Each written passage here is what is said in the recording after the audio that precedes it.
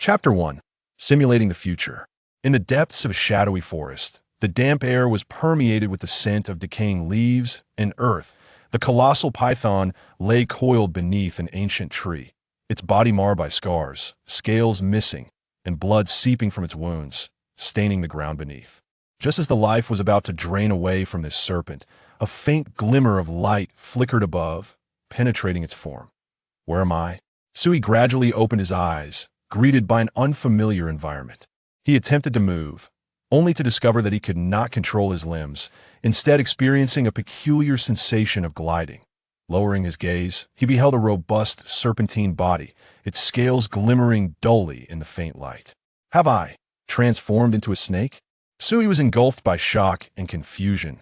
He distinctly recalled lying on his bed, scrolling through his phone, preparing for slumber.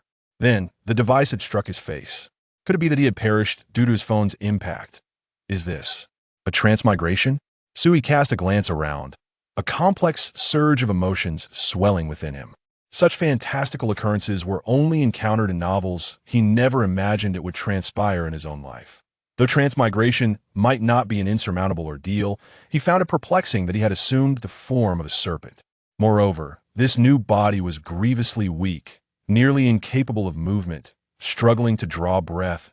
Yes, he remained ensnared in his astonishment and bewilderment. A sudden, excruciating pain pierced his head, as if countless needles were simultaneously thrust into his consciousness. With the intensifying agony, a flood of unfamiliar memories surged into his awareness. Raspy. Once he acclimated to the memories within his mind, realization dawned upon him. He was no ordinary serpent, he was a python, having cultivated for centuries, mere steps away from transforming into a true dragon. Yet, the tribulations of heaven were merciless. Just as he prepared to undergo his metamorphosis, he exerted every ounce of strength, only to be ultimately vanquished by a final bolt of divine lightning. In the end, he had perished in the process, yet his essence had seized control of this dying python. However, even after this transference, his situation had not improved. The serpent's injuries showed no signs of healing, and he could sense the deterioration of its condition. How unfortunate! He mused bitterly, not solely referring to the python, but also to himself. He had inexplicably found himself in this wretched place, transformed into a serpent on the brink of death. He attempted to struggle and move, but each motion sent waves of pain coursing through his wounds. His frail body felt as though even breathing siphoned away his vitality. Could it be that I've just transmigrated, only to meet my demise? A tide of despair surged within Suhi. Just then, a chilling voice echoed in his mind. Ding! Host life signs detected as weak. System activating automatically. System? He was taken aback. System binding in progress. Binding successful. Host, Suhi race. Python tribulation failure cultivation level. Chi training tribulation failure. Cultivation reduced to almost nothing. Current status. Severely injured life steadily fading evaluation. You are a python who has failed the tribulation. With cultivation nearly depleted, your physical form is disintegrating. Even a foundation-building minor demon could easily take your life. If recovery is not timely, you face the peril of death. Upon reading this description, a heavy weight settled in Suhi's heart. System, what functions do you possess? Sui hastily inquired inwardly. The system is a simulation life system, allowing the host to consume a certain number of simulation points to simulate future events. Current simulation points, 1 note. The host can earn 1 simulation point every 2 days, with a maximum reserve of 3 points. Hearing the system's explanation, a flicker of hope ignited within Suhi. Simulate the future? Let's try it now. Without hesitation, Suhi commanded internally, for if no miracle were to occur, he might truly perish here. System, commence simulation. Ding! Consumed 1 simulation point, beginning future simulation. As the system's prompt echoed, Suhi's consciousness seemed to be drawn into an ethereal realm. The scenery before him shifted rapidly, as if time were accelerating. Day 1, you lie in place, attempting to regain strength, but due to severe injuries, you can scarcely move. Day 2, you manage to lift your head slightly, searching for a water source. Fortunately, you discover a small stream not far away. Struggling, You crawl towards the water and drink some, feeling a slight restoration of strength. However, the pain from your wounds remains excruciating. Day 3. You continue to recuperate by the stream, trying to absorb the spiritual energy of heaven and earth to mend your body. Yet, due to your tribulation failure, your cultivation has suffered devastating losses, and the absorption of energy is exceedingly slow. You sense no significant improvement in your condition. Day 4. Hunger begins to gnaw at you, but your frail body renders you incapable of hunting. You must rely solely on the stream to sustain your life. Day 5. Your body grows increasingly weakened, and you realize that unless you find a means of healing soon, you will not be able to endure much longer. Day 6. You endeavor to seek spiritual herbs or elixirs to treat your wounds, but due to your impaired mobility, you can only search near the stream. Alas, luck does not favor you, and you fail to find any healing herbs. Day 7. Lying by the stream, your breaths grow increasingly shallow. Despite your struggle, the injuries to your body become irreparable. Ultimately, on the night of the 7th day, you succumb to your grievous wounds. Simulation complete. Sui's consciousness returned to reality, and as he gazed upon the tragic fate that awaited him, cold sweat dripped down. It appeared that barring any unforeseen events, he had but 7 days to live. Ding! Simulation complete. The host is presented with the following reward options. Please select one. Option 1. Experience points for cultivation over the next 7 days. You will receive the accumulated experience from your cultivation during the forthcoming 7 days. Although your injuries may never be fully healed, there exists the potential to slightly enhance your cultivation. Option 2. The corpse of your deceased self. You shall acquire a complete python's carcass, which you may choose to consume, thereby offering a modest restoration to your current wounds. As an additional reward, Option 3. The divine art of soul separation. You will obtain a unique spell that allows you to temporarily detach from your physical form and act in a spiritual state. Su paused for a moment, swiftly weighing the pros and cons of these 3 options in his mind. The first option was hardly worth consideration, as it would hold no value for him. As for the second option, while it promised some recovery, its effectiveness remained uncertain given the term slightly. One could surmise that the results would be minimal. After contemplating for a while, Su ultimately fixed his gaze upon the third option. His current mobility was hindered, and with the assistance of the soul separation technique, he could move freely, perhaps discovering alternative methods to restore his corporeal form. Having resolved this in his heart, Su silently declared, "I choose option 3, soul separation." The system responded promptly, "Ding, host has selected soul separation, reward has been granted." As the system's notification echoed, Su felt an enigmatic incantation emerge in his mind. Shortly thereafter, another prompt appeared. "Congratulations, host. On completing your first simulation, you have been awarded 1 simulation point." Elated by this announcement, Su was overjoyed, believing he would have to wait another 2 days for the next simulation. With the acquisition of an additional simulation point, he could utilize the newly acquired soul separation to explore his surroundings and seek out healing spiritual herbs. After slightly adjusting his position for comfort, Su immediately exclaimed, "Commence simulation." Ding. Consuming 1 simulation point. Commencing future simulation. Chapter 2. You have perished. Ding. Consuming 1 simulation point. Commencing future simulation. As the system's notification resounded, Su's consciousness was once more drawn into that ethereal realm.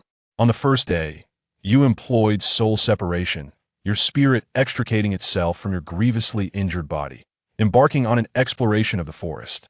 Freed from the constraints of the physical form, you swiftly discovered several healing herbs in the vicinity. Enveloping the herbs in spiritual energy, you transported them back to your corporeal self, swallowing them to marginally alleviate the worsening of your wounds.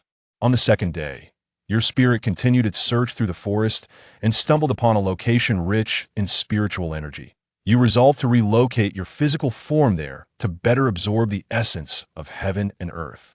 Though the process of movement proved exceedingly arduous, you dedicated an entire day to successfully transporting your body to an area abundant in spiritual energy, just a few miles away. On the 4th day, you rested in the area saturated with spiritual energy, attempting to absorb it to mend your body.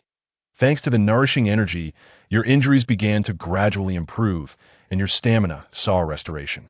You felt significantly better than before.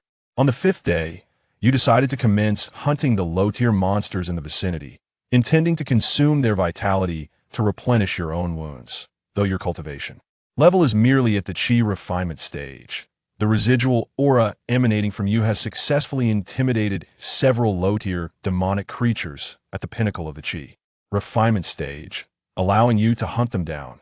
After devouring their flesh and demon cores, your cultivation begins to regain its strength in the following days. You continue to hunt low-tier demonic beasts, consuming their cores. As the accumulation of these cores progresses, your cultivation gradually restores itself to the foundation establishment level. You have successfully endured for 7 days. On the 8th day, you resolve to further explore the forest in search of additional resources to bolster your power. However, as you drag your wounded body through the underbrush, an overwhelming aura suddenly locks onto you.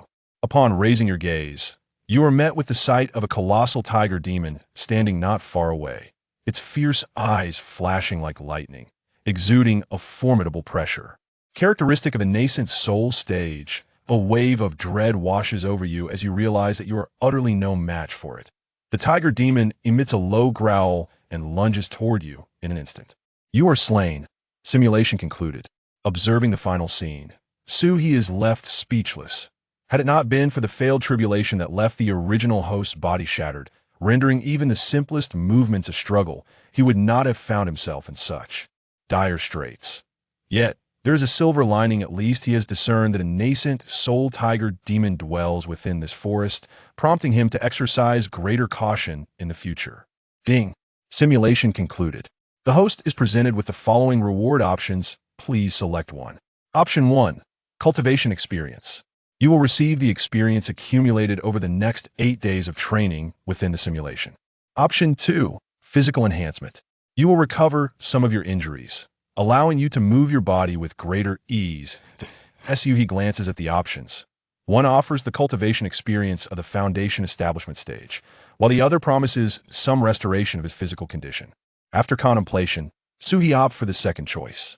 During the simulation, he spent 4 days recuperating before he could muster the strength to hunt low-tier demonic beasts. If he could restore his mobility sooner, he would gain those 4 precious days to hunt demonic creatures and replenish his losses. After all, he is focused on restoring his strength rather than ascending from the chi refinement level. Attaining the foundation establishment stage should be a mere matter of consuming several low-tier demons. The pressing concern remains the formidable tiger demon. He must elevate his cultivation to the core formation stage before the 8th day arrives, where he faces certain death upon encountering it again. The SUV takes a deep breath and silently resolves, I choose option 2, physical enhancement. With his choice made, the system's notification chimes once more. Ding! Host has selected physical enhancement. Rewards have been dispensed. In an instant, Suhi feels a warm current surge from within, swiftly spreading throughout his entire being. His previously frail body seems to be infused with newfound vitality. The pain at his wounds gradually subsides, and his muscles and bones begin to regain their strength. Suhi senses his physical form slowly but surely recovering and strengthening. In the simulation, he possessed only a rudimentary memory, rendering him incapable of precisely locating the place. However, guided by his perception of spiritual energy, after a grueling crawl, Suhi ultimately discovered the area rich in spiritual energy. Without wasting a moment, Suhi commenced absorbing the surrounding spiritual energy. With the nourishment of this energy, he felt his internal injuries healing further and his strength gradually returning. During the past 2 days, Suhi simultaneously absorbed spiritual energy to mend his wounds while venturing out to hunt low-tier demonic beasts nearby, consuming their demon cores.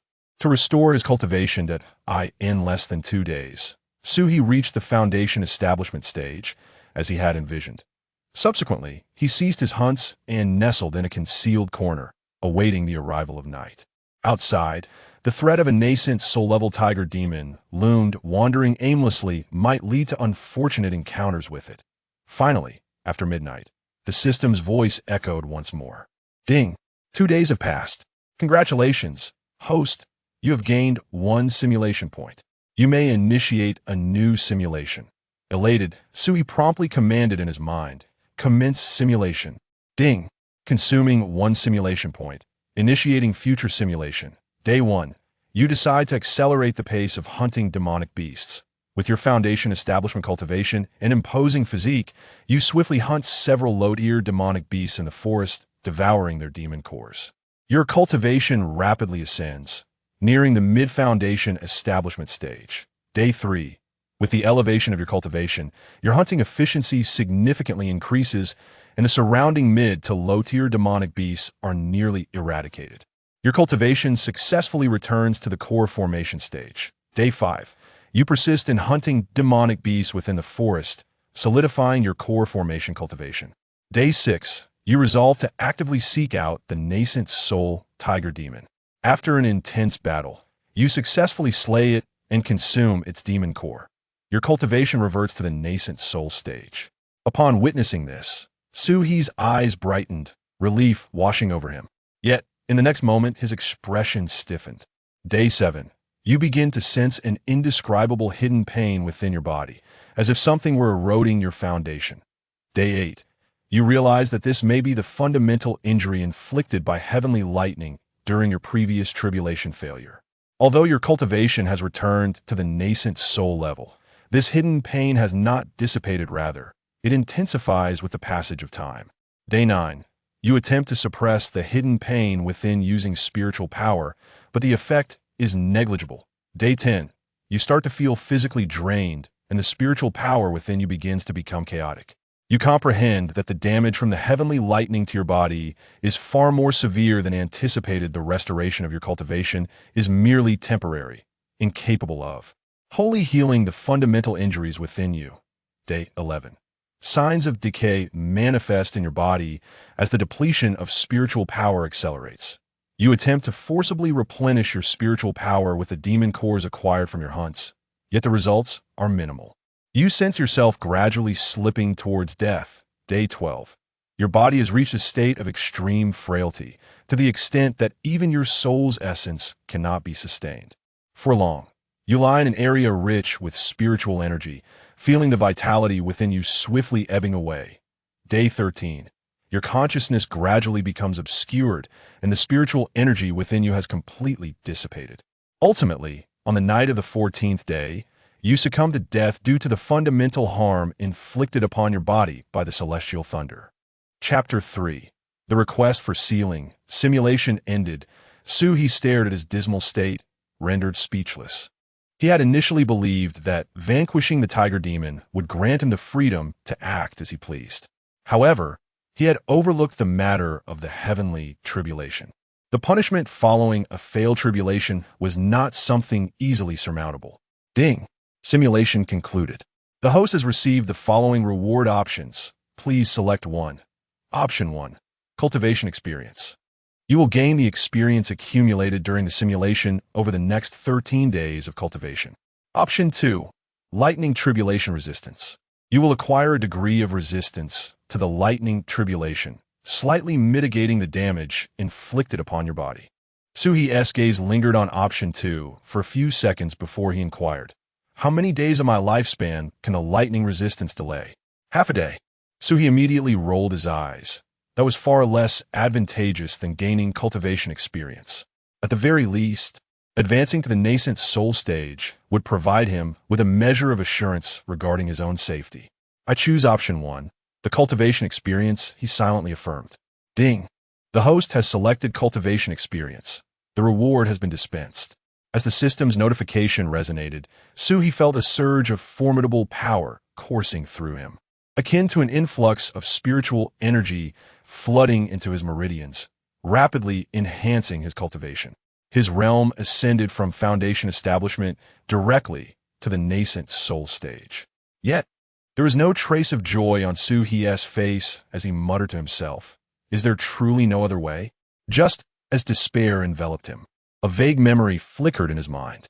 Request for sealing? Suhi's heart trembled. This was a recollection stemming from his bloodline inheritance.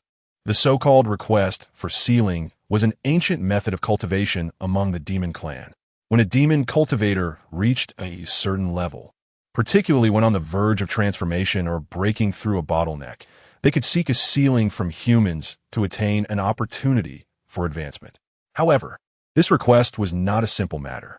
According to the memories within his bloodline, one must find a fated noble, an individual of esteemed destiny, such as a Tai Chi noble or a heavenly virtue noble. It could not be just any human. Moreover, the rarity of such fated nobles was complemented by the inherent risks involved in the sealing process.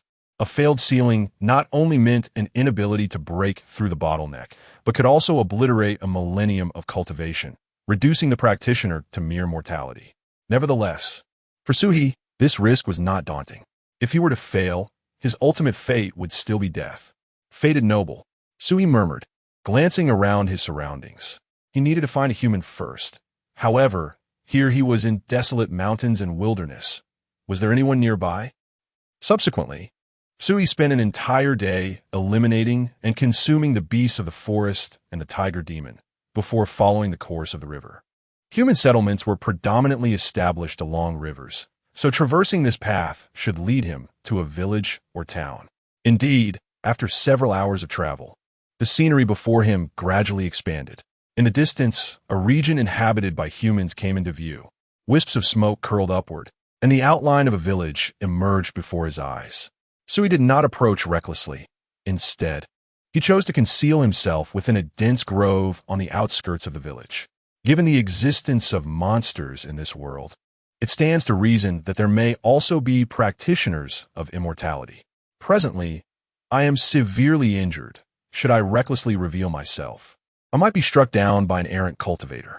After concealing myself, Suhi once again employed the soul separation technique to briefly investigate the circumstances of that village. Through this exploration, he gathered some information, some of which was rather unexpected. The villagers donned garments that starkly contrasted with modern society, clearly reflective of an ancient style. Had he indeed traversed into the past? Yet, it made sense. In contemporary society, monsters could not attain sentience. As he was on the verge of transcending tribulations, finding himself in an ancient world seemed rather normal. Following this brief investigation, Suhi retracted his spirit and resumed his vigil within the dense forest, awaiting the accumulation of simulation points. He murmured to himself, I have merely over 10 days left to live. If I were to search for the destined individual one by one, I might perish before locating that fated benefactor. Thus, he resolved to harness the system's simulated power, utilizing ample time and conditions within the simulation to seek the existence of that destined nobleman. After spending another day in the forest, he finally amassed sufficient simulation points. Beep.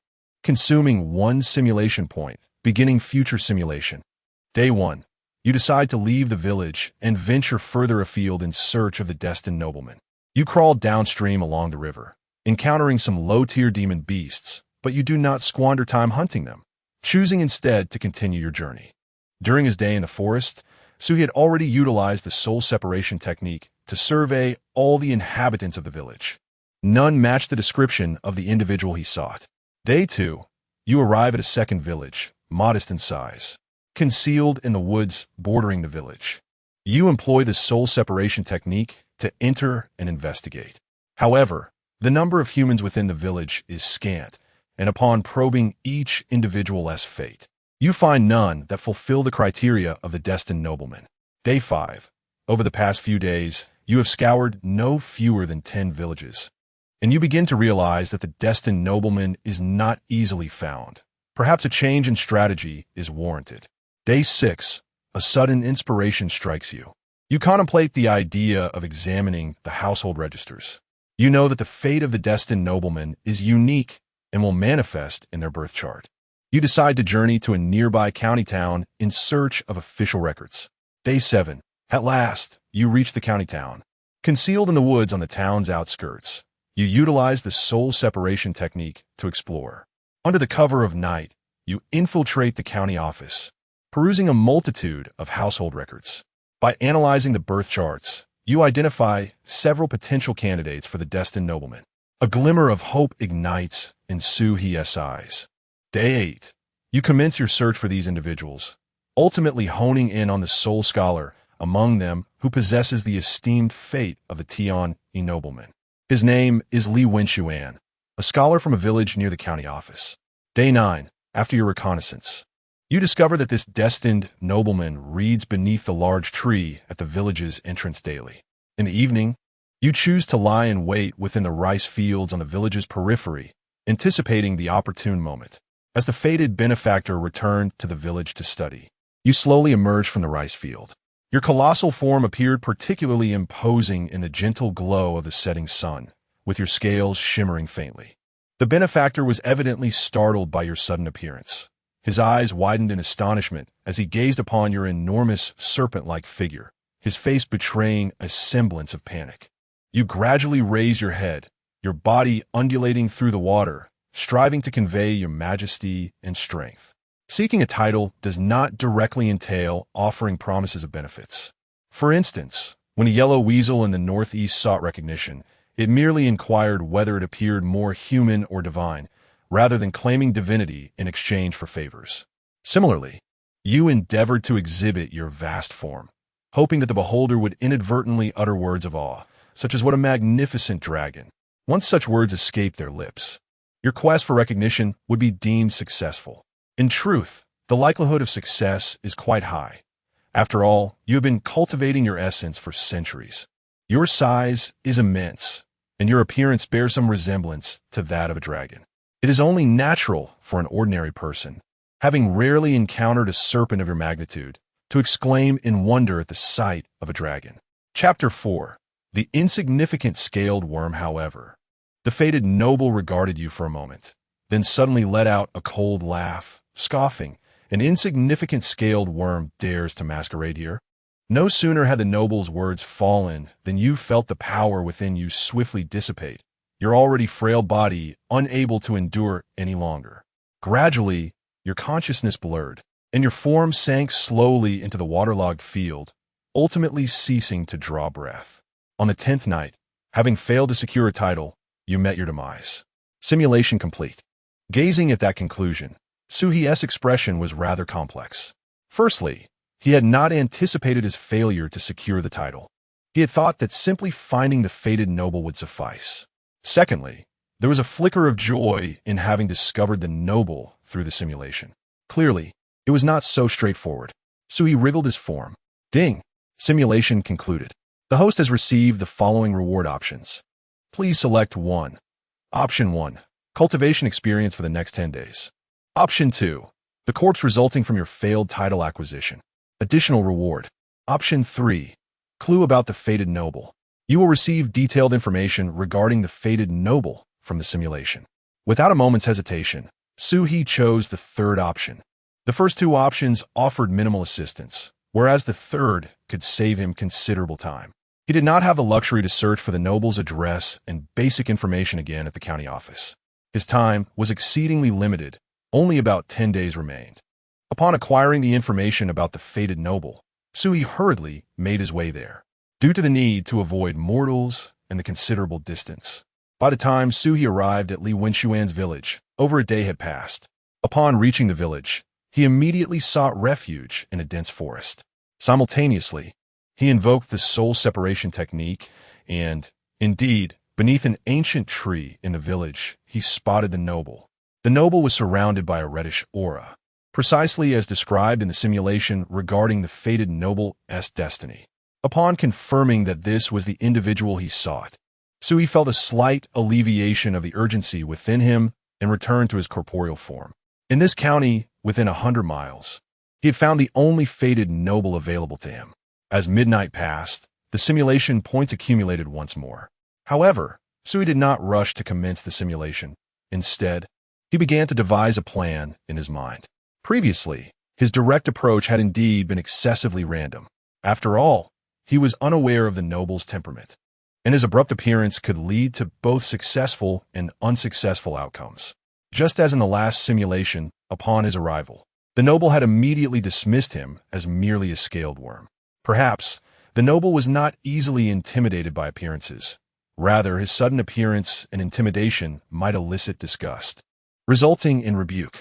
As he pondered further, a new plan gradually formed in Suhi's mind. Since a direct approach had led to failure, it would be wiser to negotiate with the noble in advance. Although the prohibition against making direct promises to others exists, It is permissible to imply or suggest indirectly. Why not enter the realm of their dreams and engage in a thorough discussion? By utilizing their own words, one can then repay them generously. Having formulated a plan, Sui finally spoke. Let us commence the simulation. Ding. Consumed 1 simulation point, beginning future simulation. As the system's prompt echoed, a notification box reappeared. Day 1. You entered the destined benefactor's dream through soul separation. In the dream, you conveyed your predicaments to him. You expressed that you were a python on the verge of transformation into a dragon. Yet you had suffered grievous injuries due to a failed tribulation and urgently needed his assistance to overcome this dire situation. You implored him to acknowledge you as a dragon when you manifested, thereby aiding you in your ascension.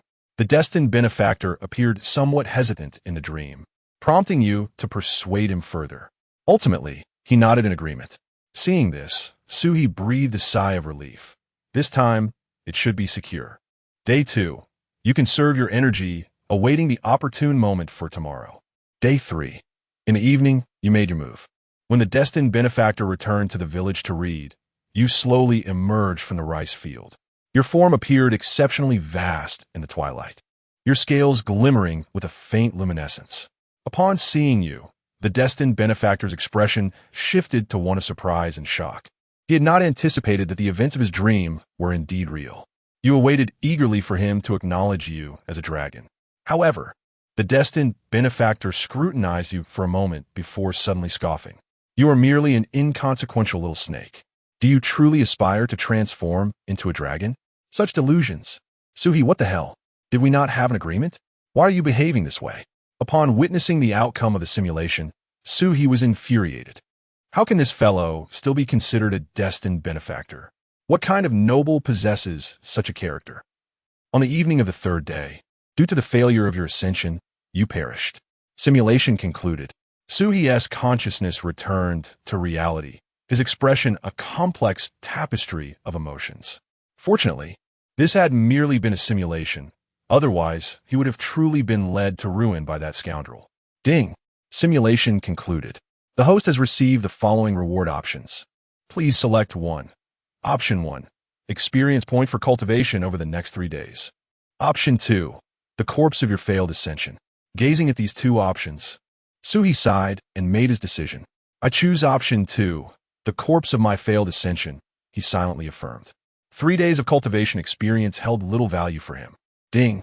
Host's choice successful. Rewards have been dispensed. As the system's notification resonated, Suhi felt the space around him subtly distort, and soon after, a massive python corpse materialized before him.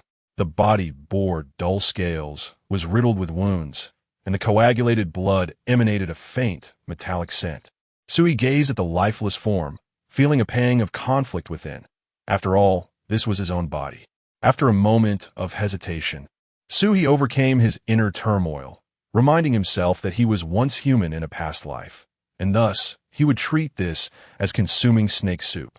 He gradually moved his body closer to the corpse, opening his mouth to grasp the scales, slowly devouring the remains bit by bit. As he consumed the final piece of the corpse, a warm current spread from his stomach, rapidly radiating throughout his entire being. It felt as though his body was infused with a formidable power, revitalizing his previously weakened meridians that had suffered from the thunder tribulation. This is the power of bloodlines? Suhi was taken aback, sensing that his bloodline within had been refined. The once muddled demonic energy became remarkably pure, faintly imbued with a trace of draconic essence. Furthermore, his body grew more resilient, the luster of his scales shining ever more brightly. He closed his eyes, intently feeling the transformations occurring within. To his astonishment, his cultivation, which had lingered at the early stage of the nascent soul, broke through its limitations at that moment, advancing directly into the mid-stage. Could it be that by consuming his own corpse, his bloodline was purified? So he mused quietly. After a brief surge of exhilaration, he regained his composure. Although his cultivation had ascended to the mid-stage of the nascent soul, the damage from the heavenly thunder within him still lingered. If he did not swiftly complete the sealing ritual, he would still be unable to escape death. Chapter 5. What on earth are you doing? Due to 2 consecutive failures, Sui dared not reveal himself and could only continue to wait in the dense forest, biding his time until his simulated points accumulated. During these 2 days, he remained vigilant, employing the soul separation technique to secretly observe Li Wenxuan. However, he gleaned little insight, as the latter appeared to be nothing more than an ordinary person. Finally, after 2 days, the simulated points were amassed once more. Sui devised a new strategy. Since a peaceful negotiation had proven ineffective, he resolved to take a more forceful approach. Having prepared himself, he inhaled deeply and silently commanded, "System, initiate simulation." Beep, consuming 1 simulation point, commencing future simulation.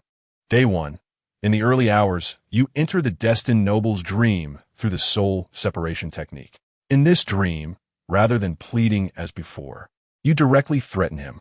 You declare yourself as a serpent on the verge of transformation into a dragon, asserting that if he does not acknowledge you as such, you shall take his life. The destined noble's face betrays terror in the dream, and he hastily acquiesces. Yet despite this, so he felt no sense of reassurance within. Day 2. As the destined noble returns to the village to study, you emerge slowly from the rice fields. Upon seeing you, the destined noble exhibits a look of horror, clearly intimidated by your formidable presence. You fixate your gaze upon him, awaiting his acknowledgement of your dragon status. To your surprise, his expression shifts abruptly. "Do you think I am unaware of the rules of acknowledgement?" The destined noble coldly retorts. "As long as I refuse to recognize you, your millennia of cultivation will come to naught. You, a mere scaled creature, dare to threaten me? How utterly laughable!" Enraged, you contemplate striking him down, yet the power within you dissipates rapidly, leaving your already weakened form unable to sustain itself. Your attempt at acknowledgement fails, leading to your demise. Staring at this outcome, Suhi felt utterly bewildered. Another death. This fellow is impervious to both soft and hard approaches. So he found himself at a loss. With no other destined nobles nearby to seek acknowledgement from, he felt fortunate that this time was merely a simulation. Otherwise, he would have exhausted all his lives. Frustration enveloped him as he reflected on the absurdity of the situation. He approached the noble with sincerity, only to be ridiculed. He threatened him, and still faced mockery. Was this man truly a jester, deriving pleasure from his demise? Shouldn't a Tion, a noble, be more amenable? Sui now harbored a newfound appreciation for the system's stipulation that simulation points could only be accumulated every 2 days. Otherwise, he would be desperate to simulate again, demanding answers from the noble. What on earth was he playing at? After a quarter of an hour, Sui managed to regain his composure. He had acted too hastily. Both simulations had been rushed. He had approached the noble without sufficient information.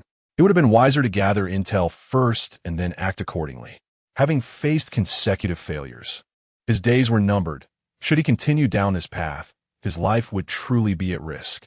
After another 2 days of waiting, the simulation points were once again ready for accumulation. Su took a deep breath and began the simulation. Ding! Consumed 1 simulation point, initiating future simulation. Day 1. Learning from the previous 2 experiences, you refrain from hastily entering his dream. Instead, you employ the soul separation technique, following closely beside him in a spectral state, observing his actions. Day 3. After 3 days of meticulous observation, you find nothing particularly remarkable about him. A sense of despondency washes over you, prompting thoughts of seeking another destined individual. Day 4. A turning point presents itself.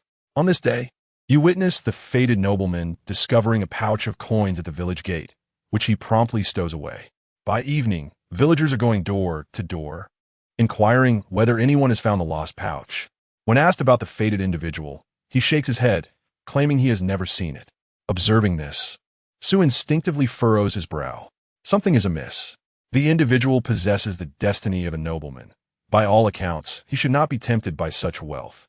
Following this revelation, in the ensuing days, you continue to scrutinize him, uncovering more of his unsavory traits. He is not only greedy, but also, at times, steals glances at the bosom of his neighbor's wife while conversing with her. Su blinks in confusion. Could it be that he is not the destined nobleman she seeks? Otherwise, why would he engage in such behavior? Upon entertaining this thought, your simulated self promptly takes action. You begin to question the accuracy of his destiny, yet your celestial vision confirms that he indeed bears the fate of a nobleman. Su is further perplexed. If he possesses such a noble fate, why did he betray you during your earlier discussions? And how could he now exhibit such avarice and lasciviousness? If he is not the destined nobleman, then seeking his favor would be futile. Day 6. The residual tribulations of thunder are wreaking havoc upon your body, and you find yourself struggling to endure. At this, Su becomes immediately anxious. There is no choice left. One must resort to desperate measures. After all, this is merely a simulation, and such an opportunity cannot be squandered. Day 7. In a bid to secure his favor, you utilize his greedy and lascivious tendencies.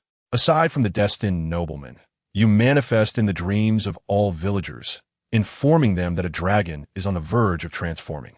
Whoever aids in this transformation will be rewarded with untold treasures. Since you do not care for the opportunity presented, let him chase after it himself. Day 8. Upon awakening, the fated nobleman hears the villagers discussing the events of their dreams from the previous night. Eagerly, he inquires to understand what has transpired. By noon, you begin to create an atmosphere. The sky darkens ominously, thick clouds gathering. The villagers, convinced of the dream's authenticity, even see the fated individual abandon his book to search within and beyond the village, hoping to be the one who aids the dragon's successful transformation. By evening, as the sun descends, the clouds above grow ever denser, and the rumble of thunder echoes ominously. You emerge slowly from the rice paddy, your colossal form radiating an extraordinary majesty beneath the twilight glow. You intentionally decelerate your movements, ensuring that the destined noble can behold you at the earliest moment. Indeed, the destined noble's eyes widen in astonishment, his face adorned with unrestrained elation. He cries out without hesitation, "The flood dragon! Is the flood dragon! Everyone look! The flood dragon has appeared." As his words resonate, you feel an immense power surging within you, transforming your previously feeble body into one of formidable strength. The villagers, witnessing this spectacle, kneel in reverence, exclaiming, "The flood dragon! Is the flood dragon!" The destined noble remains rooted in place, his countenance still reflecting sheer joy. When you suddenly lash your mighty tail with thunderous force, striking him with unparalleled might. Caught unawares, the noble is instantly obliterated by your mountainous strength, reduced to a mere puddle of flesh and blood. How dare he? Having twice brought me to my demise, does he still wish for a reprieve? Had he been a true gentleman, agreeing to terms with me, or even a genuine scoundrel yielding to my threats, I would not have been compelled to eliminate him. Yet, this individual is insufferable, treating me as a fool to be trifled with. You have successfully claimed your title, transforming into the flood dragon. The simulation has succeeded. Chapter 6. Transformation into a dragon. Has the simulation concluded? Suhi's consciousness was abruptly drawn back to reality, still somewhat bewildered. The host has achieved the simulation objective. Thus, the simulation has ended. Oh, Sui suddenly realized, as he had previously assumed, that he would have to perish each time before the simulation would conclude. This indeed imposed a slight limitation on him, preventing him from reveling in his life after fulfilling the objective. However, it was still acceptable, for he could accumulate some simulation points within 2 days. A few such opportunities were of no great consequence. What about the rewards? Suhi inquired eagerly. As his words fell, the system's prompt resounded once more. Congratulations, host, on the successful simulation. You may choose from the following reward options. Option 1. Restore the damage inflicted upon you by the tribulation. Option 2. Acquire the dragon horn post-successful sealing, which will enhance the success rate of both sealing and transformation into a dragon. Option 3. Obtain the dragon bloodline after a successful sealing, which will elevate the dragon lineage within you. Upon observing the 3 options presented, Suhi instinctively furrowed his brows. Wait, why do these differ from the previous selections? Previously, After failing his simulation and meeting his demise, he could still gain the cultivation or physical strength he had possessed prior to death. Why was there nothing of the sort this time, after a successful simulation? He had anticipated that, upon success, he could directly choose the dragon form post-sealing. At the very least, restoring his strength from the tribulation period would have sufficed. Yet, what was the meaning of these three options? Although they were not without merit, they were significantly divergent from his expectations. Seemingly sensing Su-he's dissatisfaction, the system promptly responded. Simulation does not replace reality. Rather, it serves to eliminate unforeseen obstacles that may arise on the path of growth. For crucial events such as sealing, it is highly recommended that the host undertake them personally. Upon reading the system's response, Su-he found it somewhat difficult to accept at first, but gradually came to understand. If he were to rely entirely on simulations for future events while hiding in a safe place, there would be no sense of urgency or dramatic conflict. What would readers find intriguing about that? Very well. Su-he nodded in agreement. He would select the third option. The last time he had devoured the corpse of his failed sealing, the enhancement of his bloodline had brought about significant and palpable benefits, making the third option undoubtedly the most advantageous for him. As for the first and second options, he reasoned that any injuries sustained during the sealing would naturally heal afterward, and the benefits from the second option would also be obtained post-sealing. So why choose now? Upon making his choice, Su-he felt a surge of energy emanating from the depths of his being.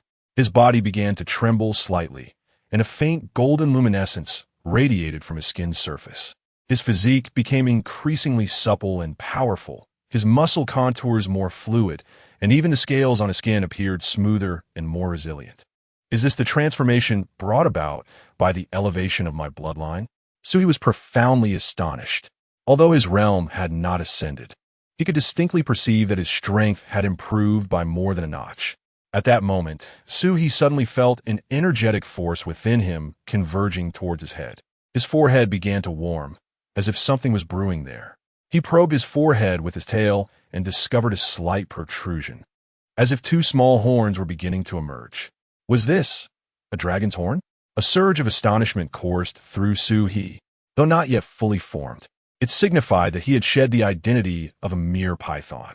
Had he confronted the tribulation in such a state back then, a success rate of 99% would have been assured. The next step was to prepare for the formal enfeefment. A glimmer of determination flashed in Su-he's gaze as he looked towards the village below. With the experience of a successful simulation, this task posed no challenge for Su-he. He would proceed methodically, replicating the successful events from the simulation. First, he would disseminate rumors in the village regarding the dragon's quest for enfeefment. As in the simulation, he deftly avoided the so-called fated nobleman. The subsequent events unfolded as anticipated. That evening, while performing the rain summoning technique, Su-he revealed his form before the gathered crowd. Likewise, the fated nobleman, as predicted, called out the name of the dragon. Su-he's enfeefment was triumphant. Amidst the torrential rain, he sprouted a pair of claws and dragon horns unique to his kind, his previous injuries fully healed, and his cultivation soared from the nascent soul stage to the transcendent ascension stage. Standing upon the clouds, Su-he reveled in showcasing his dragon form, his scales shimmering with an ethereal azure glow in the lightning, his horns towering majestically and with a gentle sweep of his claws. He summoned the winds and clouds of the heavens, thunder rumbling in response. After this exhilarating display, Su-he gazed down upon the village at the mountain's foot. The mortals were now prostrate on the ground, fixated on him, not daring to breathe. Among the crowd, the so-called fated nobleman stood out conspicuously.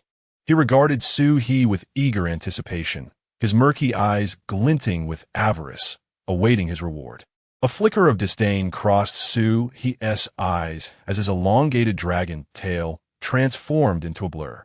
With a sharp crack, the man was flung backward, unable to utter a cry, like a severed kite, crashing into the distant muddy fields, his fate uncertain. Rather than obliterating him into pulp as in the simulation, Su-he had moderated his strength. As for the man's survival, that was contingent upon his own fortune. "Oh, dragon god, spare your wrath." The villagers, witnessing this scene, erupted into chaos. They scrambled to their feet, shoving one another in a frantic bid to flee the village. A few were so terrified that they fell, only to scramble back up with hands and feet to continue their escape. As for the others, Sui did not extend his wrath towards them, allowing them to flee unscathed. He had no desire to vent his anger upon the common folk. Sui let out a soft huff, wiping the water from his nose. His endeavor had been successful, allowing him to proceed to the next round of simulation. This particular scheme had consumed 4 days of his time, and he had accumulated 2 simulation points. He initiated the simulation. "Please confirm the simulation objective," the system inquired. After a brief moment of contemplation, Sue replied, "Let us first ascertain the safety of the surroundings. I remain somewhat unfamiliar with this world, and acquiring intelligence through simulation is of utmost importance." Beep. 1 simulation point consumed. Commencing future simulation. As the system's prompt resonated, Sue's consciousness was once again drawn into that ethereal realm. The scenery before him shifted rapidly, as though time itself were hastening its passage. Chapter 7. The Shenlong Day 1. You decide to first investigate your surroundings. You extend your consciousness, beginning to scour the area within a radius of several hundred miles. After a thorough exploration, you discover that the majority of the demonic beasts in this region possess low cultivation levels, with the strongest merely reaching the Yuanying Huashan stage. You confirm that you are the most formidable being in this vicinity, allowing yourself to feel a modicum of relief. Day 2. You continue to drift among the clouds, reveling in the freedom and power that comes with being a Jiaolong. Occasionally, you descend to the ground, consuming other demonic beasts to solidify your cultivation. Although the demon cores of these creatures no longer enhance your abilities, you still derive immense satisfaction from the act. Day 3. You begin to attempt to harness the power of the Jiaolong within you. You notice that as your cultivation level rises, your control over the elements of wind, rain, and thunder grows increasingly potent. You are even able to summon a minor thunderstorm with ease. Day 6. A sense of unease begins to creep in. Despite your assurance that you are the strongest entity in this region, an inexplicable anxiety lingers within you. You strive to identify the source of this discomfort, but your efforts yield no results. At this moment, Suhi suddenly becomes alert. The system's prompts are not without reason. Moreover, your objective is to ascertain the conditions surrounding you. If all were well, you should have successfully simulated the scenario by now, yet the simulation persists. Day 7. Your feelings of unease intensify. Just as you prepare to extend your consciousness once more, a formidable aura suddenly approaches from the south. You lift your gaze and behold a gigantic toad with a dragon's head soaring toward you. Its size dwarfs you many times over, emanating an overwhelming pressure.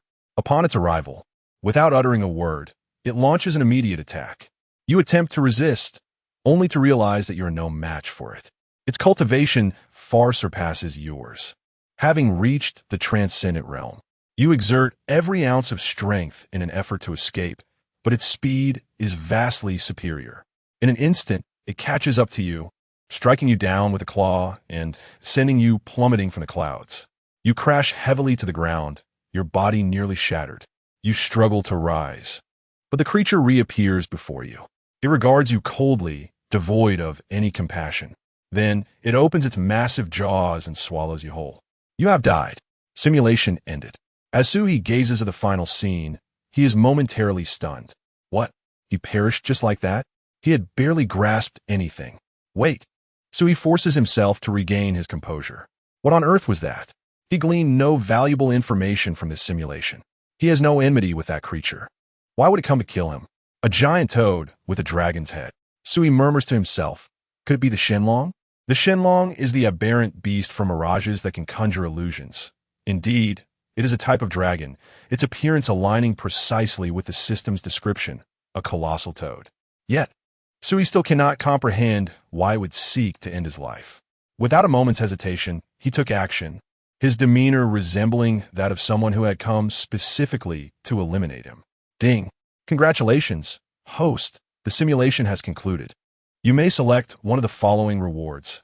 Option 1. Gain cultivation experience for the next 7 days. Option 2. Obtain the remnants of the dragon corpse swallowed by the Shenlong. No, They wouldn't even provide a complete corpse. Sui fell helpless, but ultimately chose the remnants of the dragon. The effect was not entirely negligible. After consuming it, he stabilized his recently attained ascension to a higher realm significantly.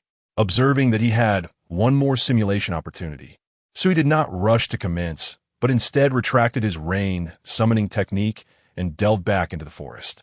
Once he found a reasonably safe cave, he entered, concealed himself, and initiated the simulation once more. Ding!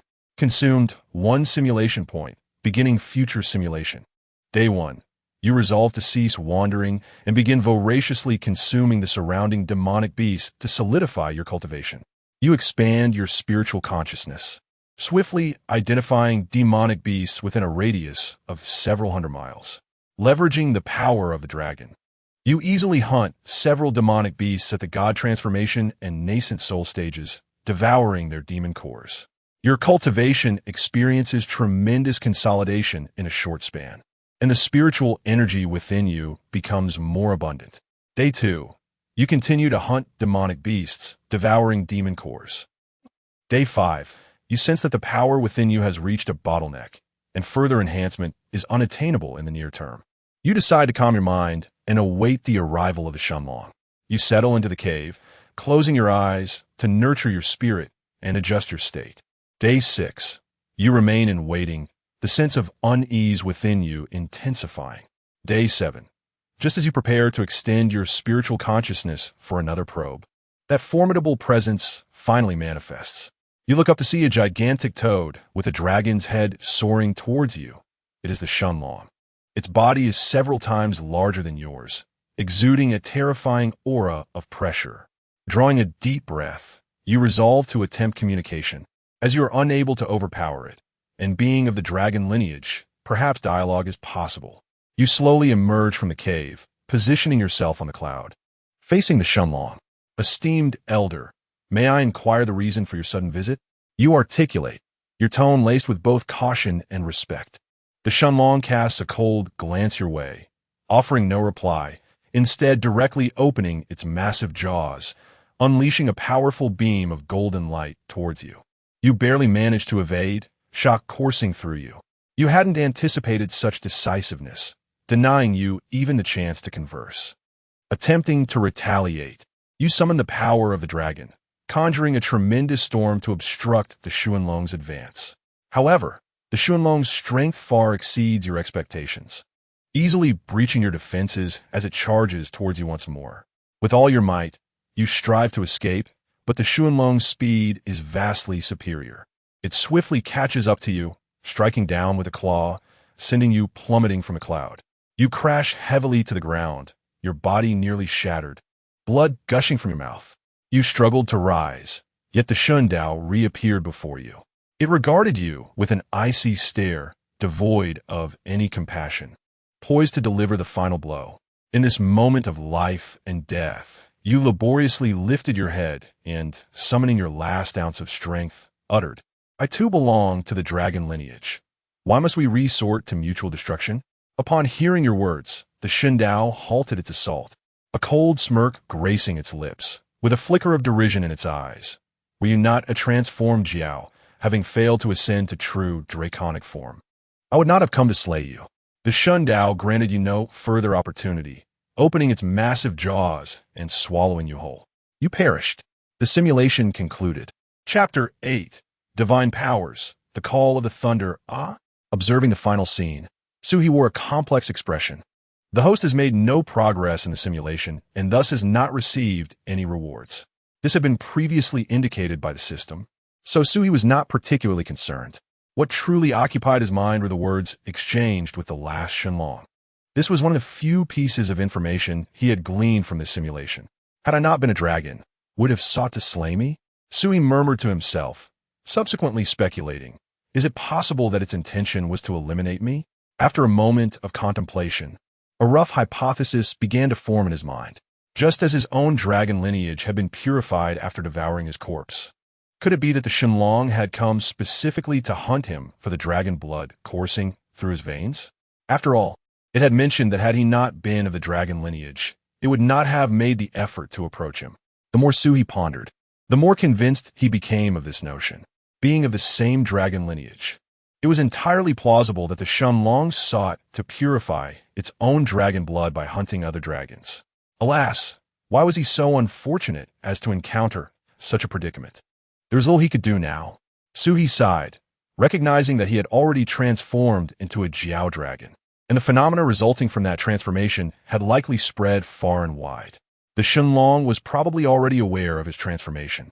Any attempts to conceal himself would be too late. A Shenlong of transcended status. Sui continued to speak in quiet contemplation, realizing he was merely at the ascension stage, a vast distance away from the realm of transcendence. No matter how fiercely he fought, he could not hope to match such an opponent. The simulation had clearly demonstrated that he was no match for the Shenlong in a direct confrontation. Thus, it seemed his only option was to flee. I cannot fight, and the other party is unwilling to communicate. My only recourse is to escape. Since the Shenlong had come from the south, he resolved to head north. However, Sui did not intend to set off immediately. Who could say whether there might be another dragon lurking in the north? If he were to run blindly into danger, would he not be delivering himself into the jaws of another predator? He needed to gather more simulation points first. Suhi felt a sense of relief, grateful for the existence of the simulation system. Otherwise, in this new world, he would be utterly lost, not even knowing how he might meet his end. The Shenlong would not arrive for another 7 days, thus he was not pressed for time. In the following 2 days, Sui sought a more concealed refuge to hide himself away. 2 days passed in the blink of an eye. Have I finally accumulated enough? Let us commence the simulation. Beneath the cave, Suhi opened his dragon eyes, shimmering with golden light. Beep. Consumed 1 simulation point, beginning future simulation. Day 1. You decide to immediately flee this area, heading northward. You unfurl your Jiao dragon form, soaring through the clouds, swiftly departing from the vicinity of the village.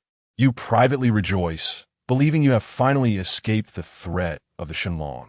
You continue your journey northward, occasionally pausing to devour some lower-tier beast to replenish your strength. Soon, you escape from hundreds of miles away. Just as you thought you had found safety, a powerful aura suddenly surged toward you from ahead. Raising your gaze, you beheld a colossal golden eagle soaring towards you. Its wings spanned several hundred feet, emanating a terrifying pressure befitting a celestial being. A sense of dread filled your heart as you realized you were no match for it. You attempted to evade, but the golden eagle was exceedingly swift, catching up to you in an instant. It let out a piercing cry and lunged at you with its claw. Despite your utmost effort to dodge, its sharp talons still grazed your body, causing blood to spurt from the wound. Not daring to linger, you immediately changed direction and fled westward. The eagle, seemingly wary of that direction, refrained from pursuing you. Sighing, Suhi drew in a sharp breath. Yet another celestial beast had appeared. Fortunately, he had simulated the situation and had not rushed northward. Nonetheless, this golden eagle's strength paled in comparison to that of the dragon he had previously encountered. Otherwise, escape would have been impossible. On the 3rd day, you continued your flight westward, silently praying not to encounter any formidable creatures again. However, fate seemed unkind. Just after covering some distance, a gigantic ape manifested before you. Its stature towered like a mountain, radiating the oppressive aura of a celestial being. A chill ran down your spine as you recognized the dire predicament you found yourself in. The giant ape roared in fury, swinging its massive fists toward you. You exerted every ounce of strength to evade, but it still managed to grasp you. A cry of agony escaped your lips as the giant ape seized a portion of your body. Blood cascaded like a waterfall. With a gaping maw, the ape devoured that half of you, chewing briefly before swallowing. The remaining half of your body bought you a moment's reprieve, and with excruciating pain, you dragged your mangled form away in desperate flight. Suhi's expression darkened further. Both the north and west were dead ends, utterly impassable. The simulation was not yet complete. There remained the east to explore, hoping for lesser threats there. On the 5th day, you dragged your broken body eastward, intent on utilizing your last vestiges of life to glean information from this region. However, as you ventured into the eastern territory, a massive python appeared before you. its serpentine form coiled like a mountain range, exuding a terrifying pressure. Despair enveloped you entirely, realizing there was no escape. The python opened its immense jaws and swallowed you whole. You met your demise. The simulation concluded. With a frustrated exhale, Sui rubbed his face with his newly grown claws. What the predicament? The four cardinal directions were besieged by celestial beasts, each eager to claim his life upon sight. There was no route of escape. How had he survived in such a perilous environment, encountering 3 celestial beings within a mere few hundred miles? Ding! The simulation has ended. The host has received the following reward options. Please select 1. Option 1. Gain cultivation experience for the next 5 days. Option 2. Obtain the remnants of the Jiaolong devoured by the Bash. Option 3. Divine ability, thunder summoning. Upon noticing the additional option 3, Sui's eyes sparkled with intrigue. Was this a reward for gathering intelligence? He promptly examined the description of thunder summoning. The content was straightforward. It allowed one to channel the power of the Jiaolong within, beckoning the thunder to descend upon a chosen target. The might of this divine ability was tremendous, capable of effortlessly obliterating a mountain. Yet, he pondered whether it would be effective against the Shenlong. So he mused himself. Ultimately, he opted for the third reward. Presently, no matter which path he chose to flee, it was a dead end. Only this reward could offer him a glimmer of hope. Chapter 9. The Art of Reintegrating Spirit and Origin. It is fortunate that this is a reward from the system. Thus, upon receiving it, Sui completely mastered the divine ability of the thunder induction. 5 days remained, equating to merely 2 simulation opportunities. Sui wore a worried expression. There were only 2 chances left for trial and error, and should he fail to carve out a sliver of hope, his demise would be certain. After the next simulation, he planned to attempt concealment, hoping to evade detection. Even if he could not remain hidden, gaining an extra day would be beneficial, as it would afford him another simulation opportunity. Ideally, if he could extend the time by 3 or 4 days, that would be even better. Before long, the 2 days swiftly elapsed.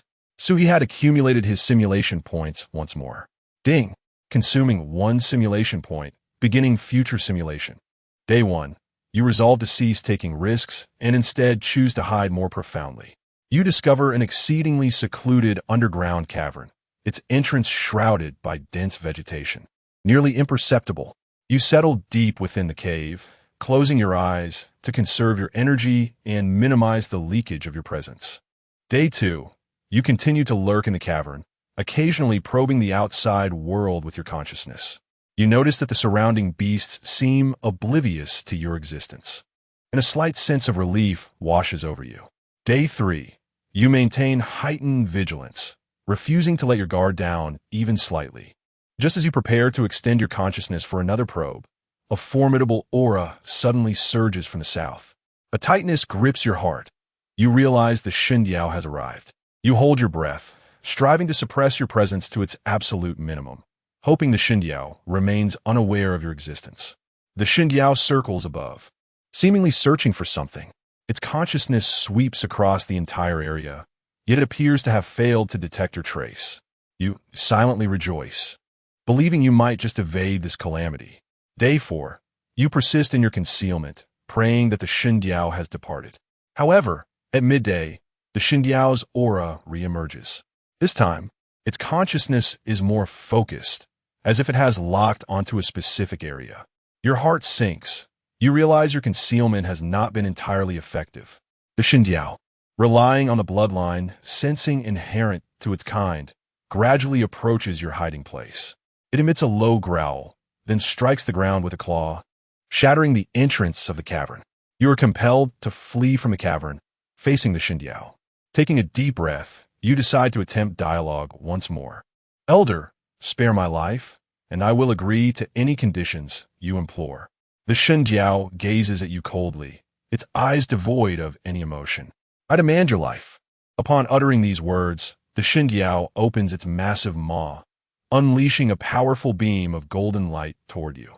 You swiftly evade, yet still feel the golden light graze your body, blood bursting forth from the wound. A sense of despair engulfs you, realizing that the other party harbors no intention of negotiation. The Shindiao offers you no respite. Its assault descends upon you like a tempest. The ferocious claws strike your form, and you feel your ribs fracture as if your very insides have been obliterated. You emitted a pained howl as an overwhelming force hurled you away, crashing heavily against the distant mountainside. In this moment of life and death, you summoned the last remnants of your strength to unleash a divine power, heavenly thunder summoning. The dragon essence within you rapidly coalesced, and the sky darkened with ominous clouds, thunder rumbling ominously. A colossal bolt of divine lightning descended from the heavens, striking directly at the Shun dragon. Clearly unprepared for such a formidable display of power, the Shun dragon attempted to evade, but the speed of the lightning was too swift, instantly striking its form. The Shun dragon emitted a tortured roar as its left arm was severed by the lightning, blood gushing forth. The bolt did not slay the creature, and a surge of alarm coursed through you, prompting a frantic desire to flee. Yet, the Shun dragon became even more ferocious. A glint of malice flickered in its eyes before it lunged toward you in an instant. You exerted every ounce of your strength to escape. But due to the vast disparity in realms, the Shun dragon swiftly caught up with you. It opened its enormous jaws and clamped down on your body. You cried out in agony as its sharp teeth rent your flesh, blood spurting forth. In a desperate struggle, you fought against the overwhelming power of the Shun dragon. But it was futile. You could not break free. The creature swallowed you whole, chewing briefly before consuming you entirely. You were dead. Simulation complete. Suhi's consciousness returned to reality, his expression tinged with resignation. The act of hiding had proven effective, granting him yet another chance at simulation. However, the efficacy of the heavenly thunder summoning left much to be desired. Although it had severed the creature's left arm, it was of little use. So he had hoped to vanquish the foe in one fell swoop. Failing to achieve that meant his demise instead. With a sigh, so he contemplated the rewards that awaited him. Ding! Simulation complete. The host may select one of the following rewards. Option 1. Cultivation experience. You will receive cultivation experience for the next 4 days, resulting in an elevation of your abilities. Option 2. The severed left arm of the Shun dragon. You will obtain the Shun dragon's left arm, which harbors powerful dragon lineage and spiritual energy. Consuming it will enhance your bloodline purity and personal cultivation. Upon seeing this, Sui's eyes brightened.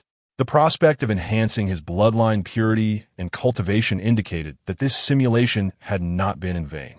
Option 3. A technique acquired from the opponent, the essence reversion technique. This method allows you to convert the opponent as primordial force, including flesh, spiritual energy, and soul, into your own cultivation.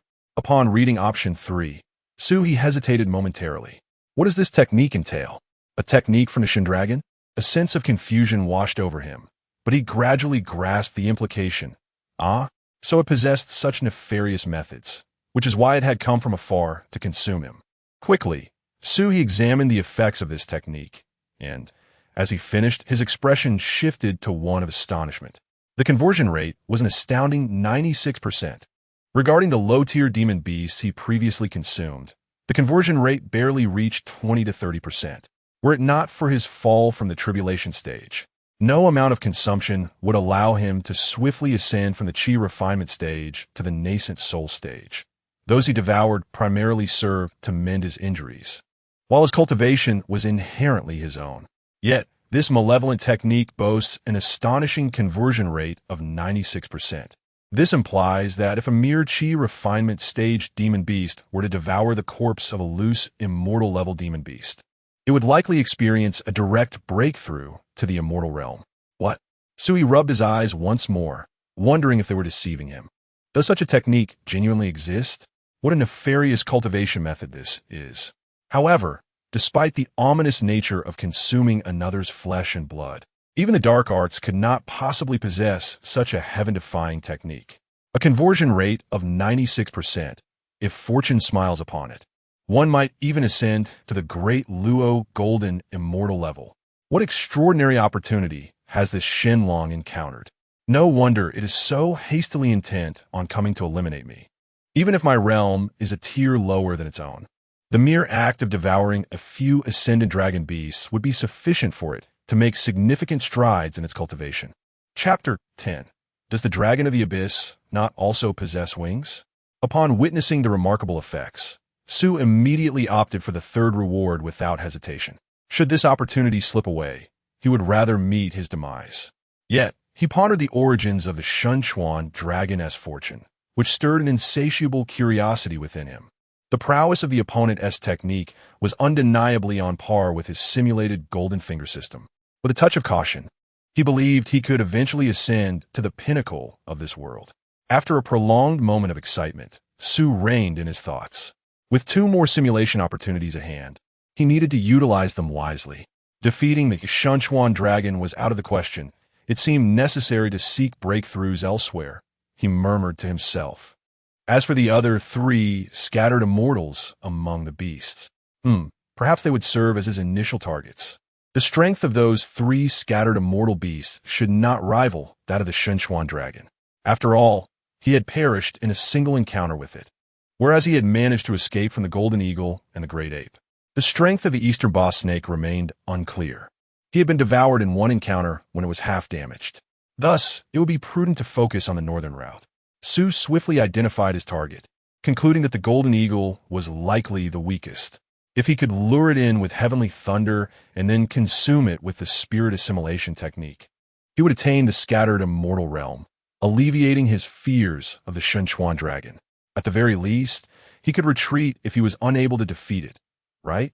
Very well, let it be so. In the following 2 days, Su followed the previous simulation route, discovering a refuge that could extend his concealment for an additional day, successfully hiding within it.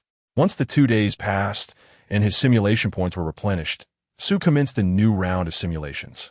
Ding! Consuming 1 simulation point, initiating future simulation. Day 1.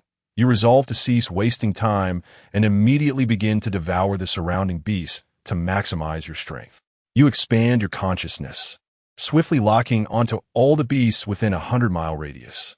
Thanks to the formidable effects of the spirit assimilation technique, within a mere day, you have consumed dozens of beasts, elevating your cultivation from the early stage of ascension to the mid-stage. You internally marvel at the astonishing power of the spirit assimilation technique.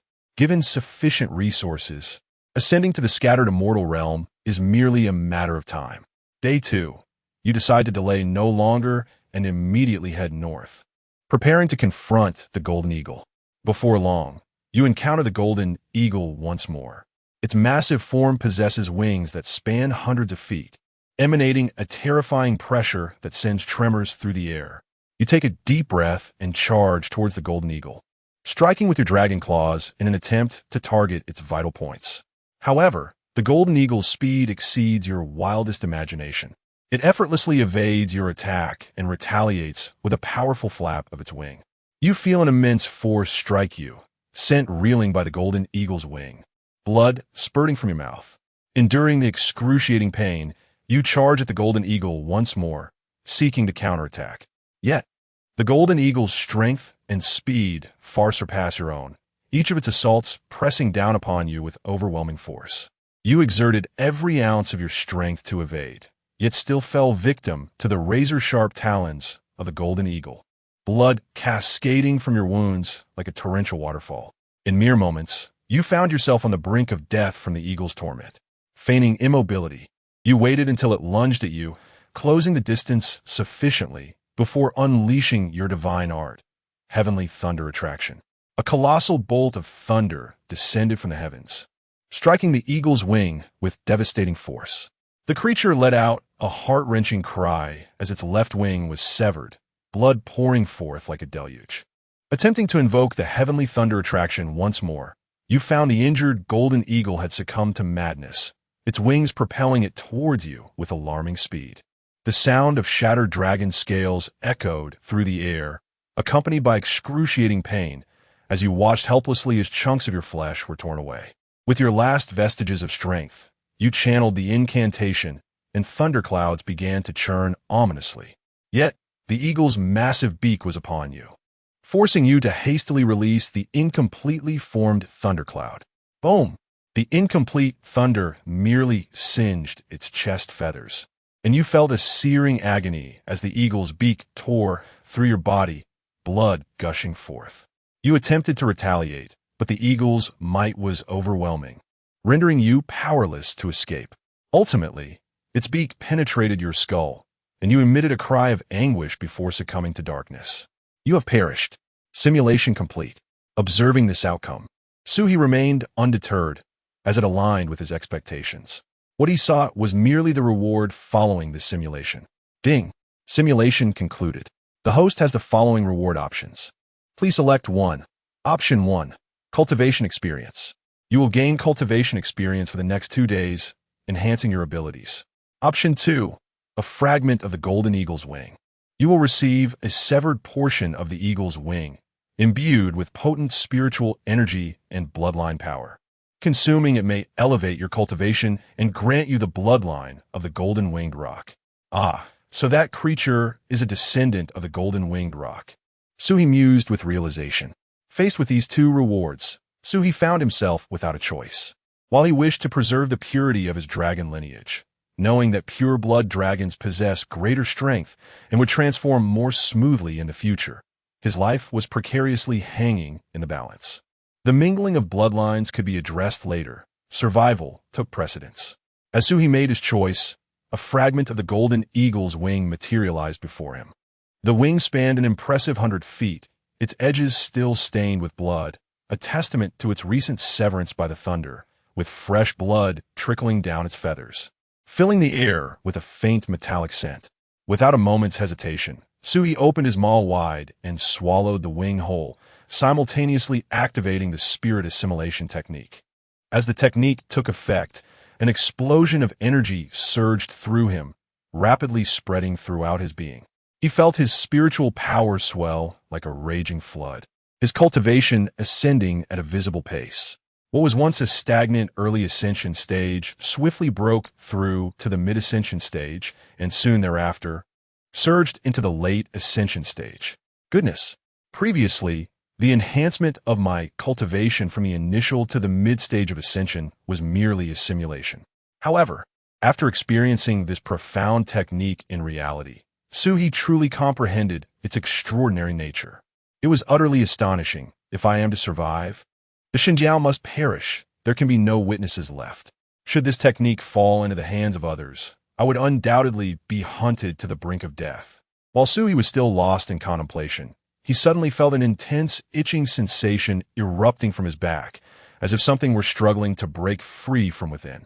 Turning to look, he beheld a faint golden glow emanating beneath his skin, suggesting that some entity was desperately attempting to escape its confines.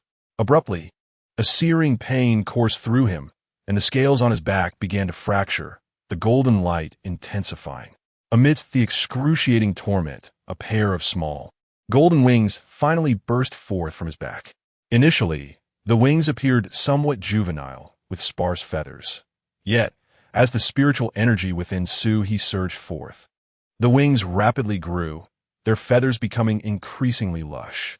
Suhi instantly recognized them as the wings of the golden eagle, manifesting the bloodline of the legendary golden-winged great punk.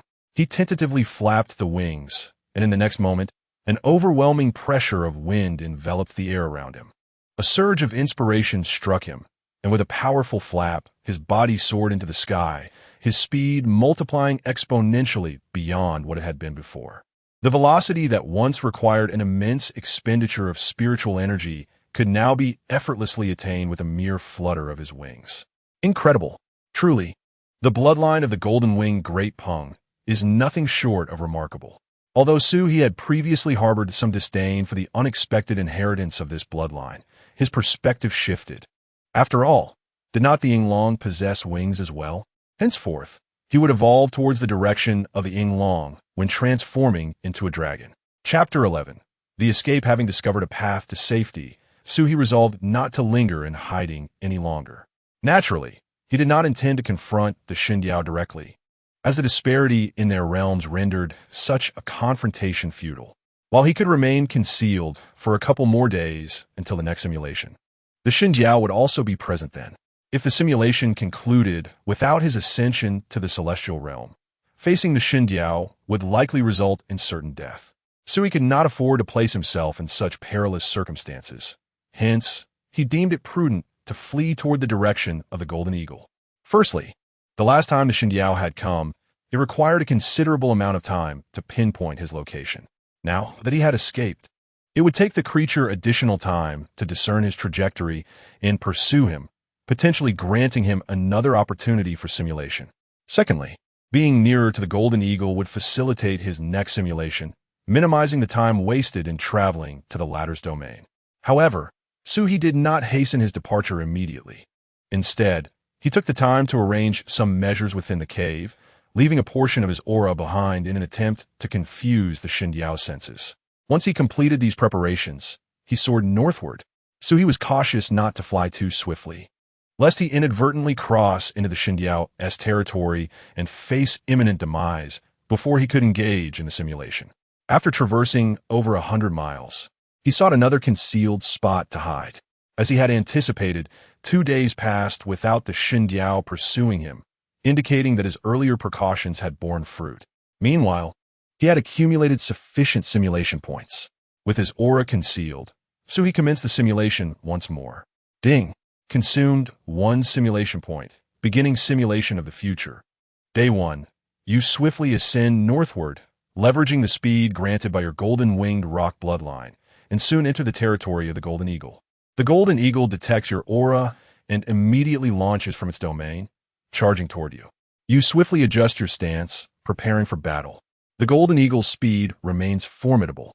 Yet this time, the golden wings upon your back allow you to evade its attacks with greater agility. A fierce aerial combat ensues between you and the Golden Eagle. Utilizing your nimble form, you narrowly evade several lethal strikes, but due to the disparity in realms, you are still struck by the Golden Eagle's wings on several occasions. Blood seeping from your wounds. Grinding your teeth, you resolve to abandon passive defense. You harness the power of your golden wings to swiftly create distance. Executing the heavenly thunder strike.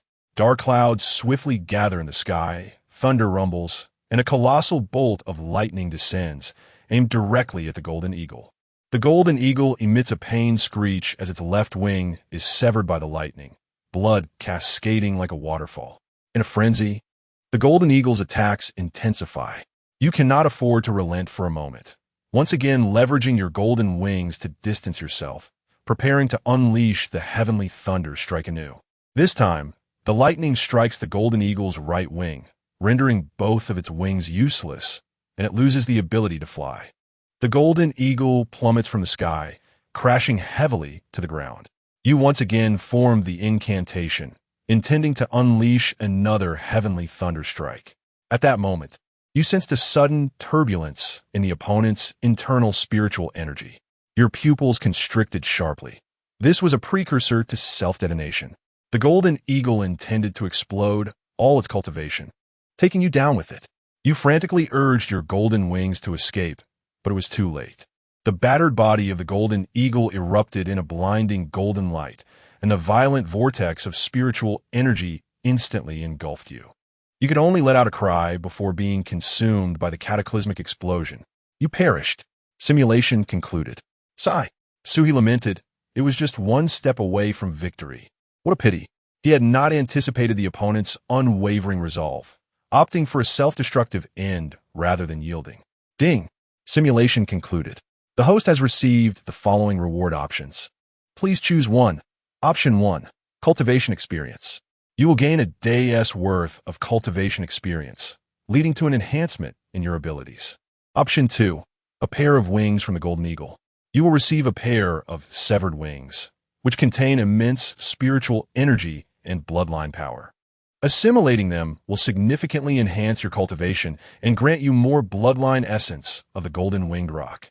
Without hesitation, Suhi chose the second option. As before, the wings of the Golden Eagle materialized from the void before him. But unlike the last time, this was a pair. Suhi immediately consumed the wings. And as they entered his body, he activated the spirit fusion reversion technique. The spiritual energy and bloodline power within the wings were swiftly absorbed. Previously at the late stage of ascension, he surged towards the pinnacle of ascension, and within mere seconds, his cultivation soared to its zenith, just a step away from the celestial realm. Simultaneously, the bloodline of the golden-winged rock in Su-He's back was rapidly refined. The once somewhat immature and feeble wings began to grow rapidly, their feathers becoming more robust, and the edges of the wings resonated with the sound of wind and thunder, as if they could tear through the void at any moment. Impressive, so he could not help but marvel. In this state, if he were to confront the golden eagle again, with a bit of caution, he should be able to defeat it, right? Su-He felt an overwhelming excitement. However, he was not impulsive enough to charge in recklessly. What if the opponent had some hidden trump card? Charging him blindly could spell his doom. To play it safe, he decided to wait for the next simulation. Yet, he realized that the Xindiao was likely closing in. 2 days had passed, and he wondered if he could endure until then. As he pondered, he flew out from his concealed cavern. Remaining hidden served little purpose. It was better to head toward the golden eagle. If the Xindiao caught up, their struggle would work to his advantage. If it did not catch up, he could seize the opportunity for the next simulation, which would likely elevate him to celestial cultivation, rendering him unafraid of the Xindiao. However, as soon as Su-He emerged from his hiding place, his expression changed abruptly. He sensed a powerful aura rapidly approaching from behind, and that aura was firmly locking onto him. Without the need for contemplation, Su-He immediately recognized the presence that lingered. He dared not delay even for a moment. Instead, he summoned the formidable power of the dragon within him and unleashed the thunderbolt summon. Dark clouds swiftly gathered in the sky, and the sound of thunder roared as a colossal lightning bolt descended, aimed directly at the Shenlong behind him. Without glancing back, Su-He wasted not a second and fled into the distance. He understood that this maneuver would inflict little harm upon the Shenlong, serving merely to hinder it momentarily. Should he linger any longer, it would lead only to his demise. Suddenly, the golden wings upon his back unfurled, and the bloodline power of the golden-winged rock erupted within him. With a vigorous flap of his wings, he soared forth like an arrow released from its bow, the tumult of wind and thunder roaring in his ears. Chapter 12. Breakthrough to the immortal realm. However, the Xindiao dragon was indeed on a vastly superior plane. Although struck by heavenly lightning, it quickly shook off its effects and swiftly pursued. So he could feel the formidable aura still tightly locked onto him. As if no matter where he fled, the Xindiao dragon would inevitably catch up. Damn it, I am not in a rush for syrup, Su-He cursed inwardly. Yet he dared not relax for a moment and continued to fly with all his might. As he flew, Su-He constantly altered his direction in an attempt to shake off the dragon's pursuit. It was during this chase that he discerned a flaw in the massive creature behind him. Its size rendered it less agile. Seizing the opportunity, Su-He quickly lowered his altitude, skimming close to the ground, utilizing the dense forest and undulating mountains to conceal his form.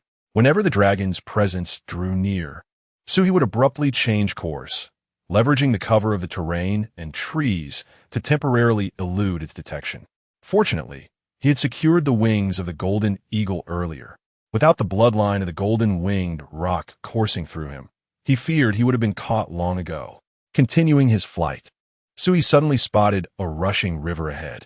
His eyes brightened, and he accelerated towards the water, then dove sharply, skimming the surface. As the dragon's aura approached once more, Su-He plunged into the water without hesitation, using the force of the current and the mist for concealment, swiftly submerging to the riverbed. He endeavored to suppress his aura as he swam quickly downstream.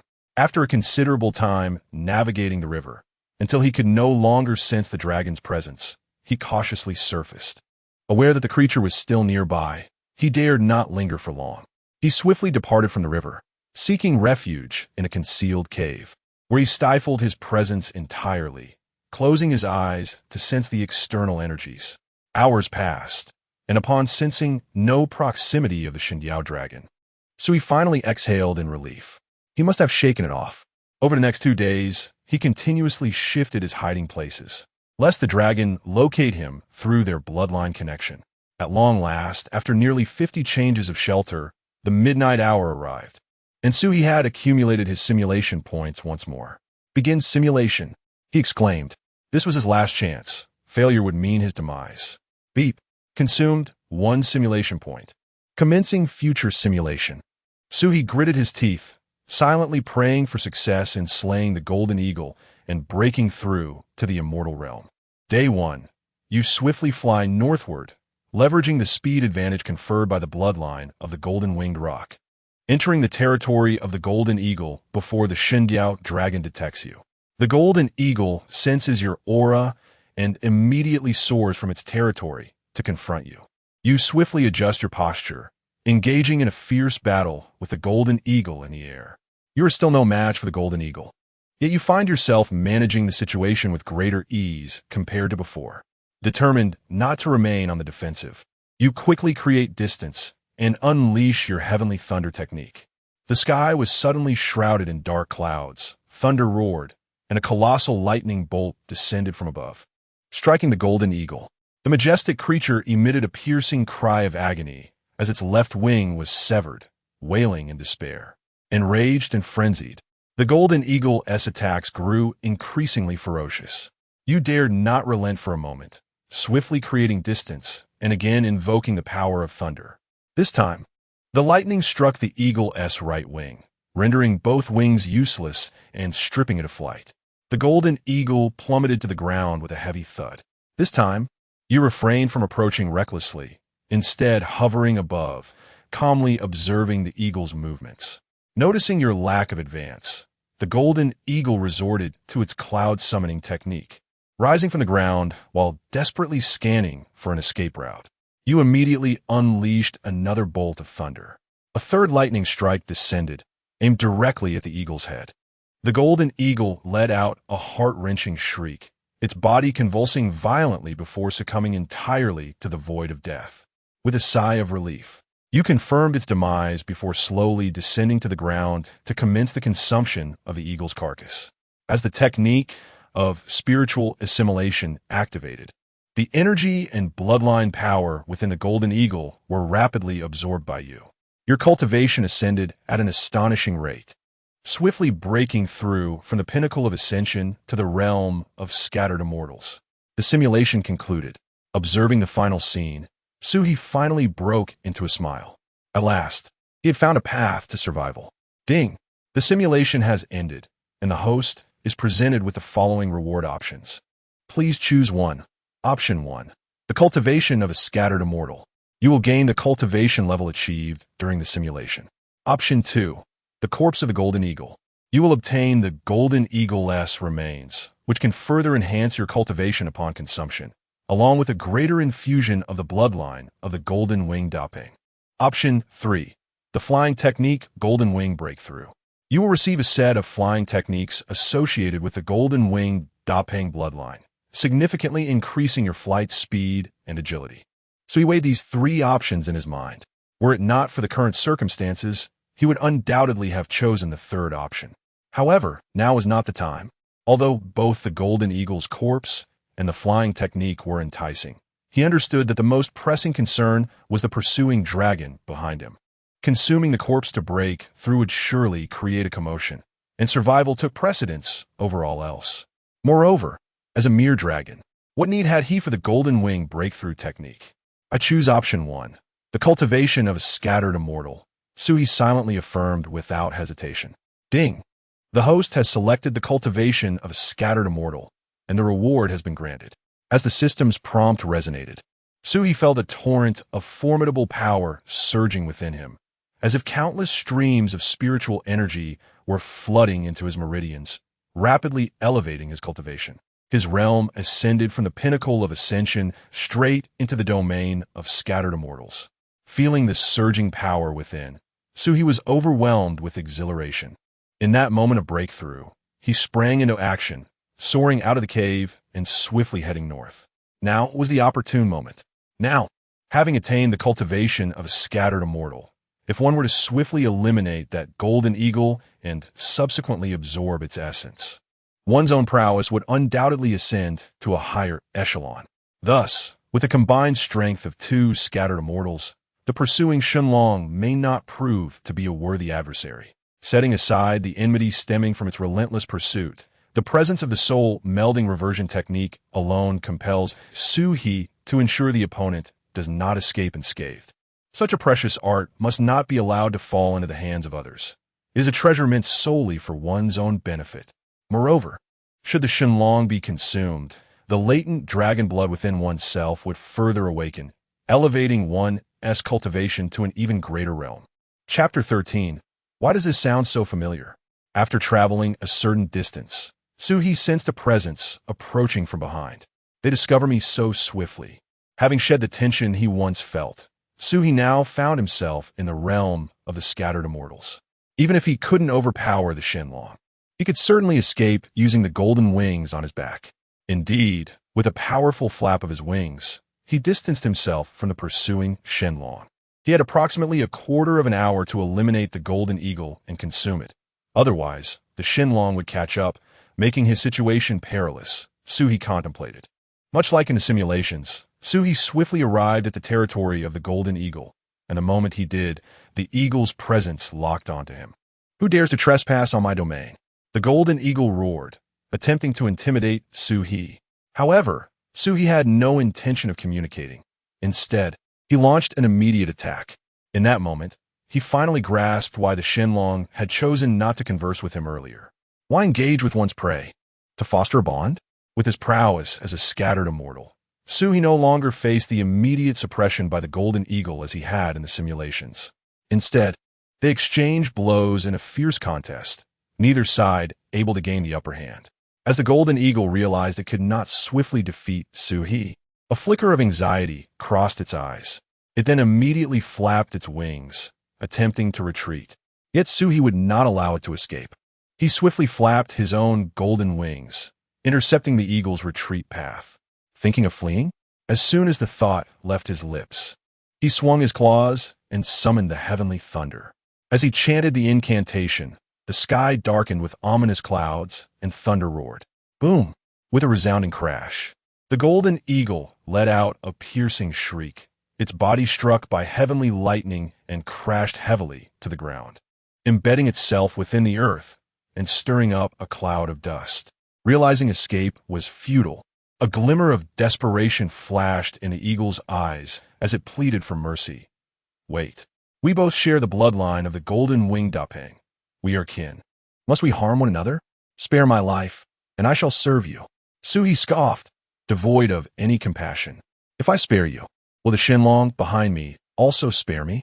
He was in dire need of the golden eagle's bloodline and cultivation to enhance his strength against the relentless pursuit of the Shenlong. Yet, why did that plea sound so familiar? Ignoring the eagle's words, Su-He raised his hand once more, the clouds roiling ominously above, the thunder deafening. A second bolt of heavenly lightning coalesced, imbued with even greater power, and struck directly towards the eagle's head. No! The golden eagle let out a desperate cry. Boom! The second bolt of heavenly lightning struck true, and the eagle's body convulsed violently before succumbing to lifelessness. Su-He wasted no time. He quickly approached, opened his massive jaws, and consumed the eagle's carcass. As he activated the spirit fusion reversion technique, all of the golden eagle's energy and spiritual essence were absorbed completely by Su-He. Su, who had just broken through to the realm of the celestial being, now ascended once more, swiftly advancing to the mid-stage of the celestial being and nearing the later stage. Meanwhile, the small golden-winged creature behind him, having devoured the golden eagle, experienced a further refinement of its bloodline from the golden-winged rock, growing even larger, with the edges of its feathers imbued with the power of wind and thunder. Finally, he was no longer in a constant state of flight for survival. Su quickly adjusted his physical condition while gazing towards the southern direction. Indeed, after a few minutes of waiting, he sensed the approaching aura of the Shundao dragon. Half a minute later, the immense body of the Shundao dragon descended slowly from the clouds, its cold, piercing eyes fixed intently on Su and the remnants of the golden eagle nearby. Observing this, a flicker of apprehension crossed the Shundao dragon's gaze. You actually killed the golden eagle? The dragon's voice was deep and chilling, laced with disbelief. It had tried several times to eliminate the golden eagle and consume it, But the eagle's bloodline from the golden-winged rock endowed it with incredible speed, allowing it to escape. How did this young man accomplish such a feat? Moreover, had he not just transcended to become a flood dragon days prior? Shouldn't his cultivation be at the ascension stage? How could he possess the cultivation of a celestial being? Su slowly lifted his head, a smile gracing his lips. Surprised, are we? A shadow flickered in the Shundao dragon's eyes as it took a deliberate step forward, its massive claw thudding heavily against the ground. At this moment, Su finally voiced his inner doubts. You have pursued me for so long, merely for my dragon bloodline? The Shundao dragon scoffed, acknowledging that initially, it was indeed after the meager dragon bloodline. However, now that Su had become a celestial being, it coveted his cultivation as well. Su narrowed his eyes. It was evident that the dragon intended to utilize the fusion and reversion technique he possessed to devour other beasts and augment its own strength. Yet, it likely did not anticipate that he had obtained its trump card from the system's rewards. Soon, he would need to extract more information from it to see if it possessed any other hidden opportunities beyond that technique. Come and take it if you dare. Su beckoned provocatively. The Shundao dragon let out a low growl, its aura erupting violently, a terrifying pressure enveloping the entire area. Though its size was immense, its movements were remarkably swift as it lunged towards Su. Prepared, Su swiftly dodged, his golden wings flapping fiercely, creating distance between him and the Shundao dragon. At the same time, he wielded his dragon claws, summoning ominous clouds in the sky, accompanied by the roar of thunder. Heavenly thunderstrike. With a commanding shout from Su, a colossal bolt of heavenly thunder descended, aimed directly at the Shundao dragon. Clearly taken aback by Su's speed, the dragon hastily contracted its form, seeking refuge within its massive shell. Boom! The heavenly thunder struck the Shundao dragon's shell, unleashing a tremendous force that caused the entire shell to tremble violently, its surface cracking instantaneously, with fissures spreading like a spider's web. The Shenlong concealed itself within its shell, emitting a pained roar, evidently reeling from a significant impact. It has learned to be cautious, Su muttered to himself. In previous simulations, he had directly severed the opponent's left arm. Now, having recognized his own celestial prowess and having vanquished the golden eagle, the creature had heightened its vigilance. Su harnessed the spiritual energy within him once more, preparing to launch a second assault, intent on depriving his adversary of any chance to breathe or retaliate. His claws swept through the air again, as ominous clouds churned overhead, accompanied by a thunderous roar. A flicker of panic crossed the Shenlong's eyes as it abruptly opened its massive maw, unleashing a resplendent dragon pearl. The pearl radiated a dazzling light, forming a barrier that intercepted the second bolt of heavenly lightning. Witnessing the interruption of his lightning strike, a glimmer of ferocity flickered in the Shenlong's gaze as it forcefully activated the dragon pearl, releasing a golden beam of light that surged menacingly towards Su. Chapter 14.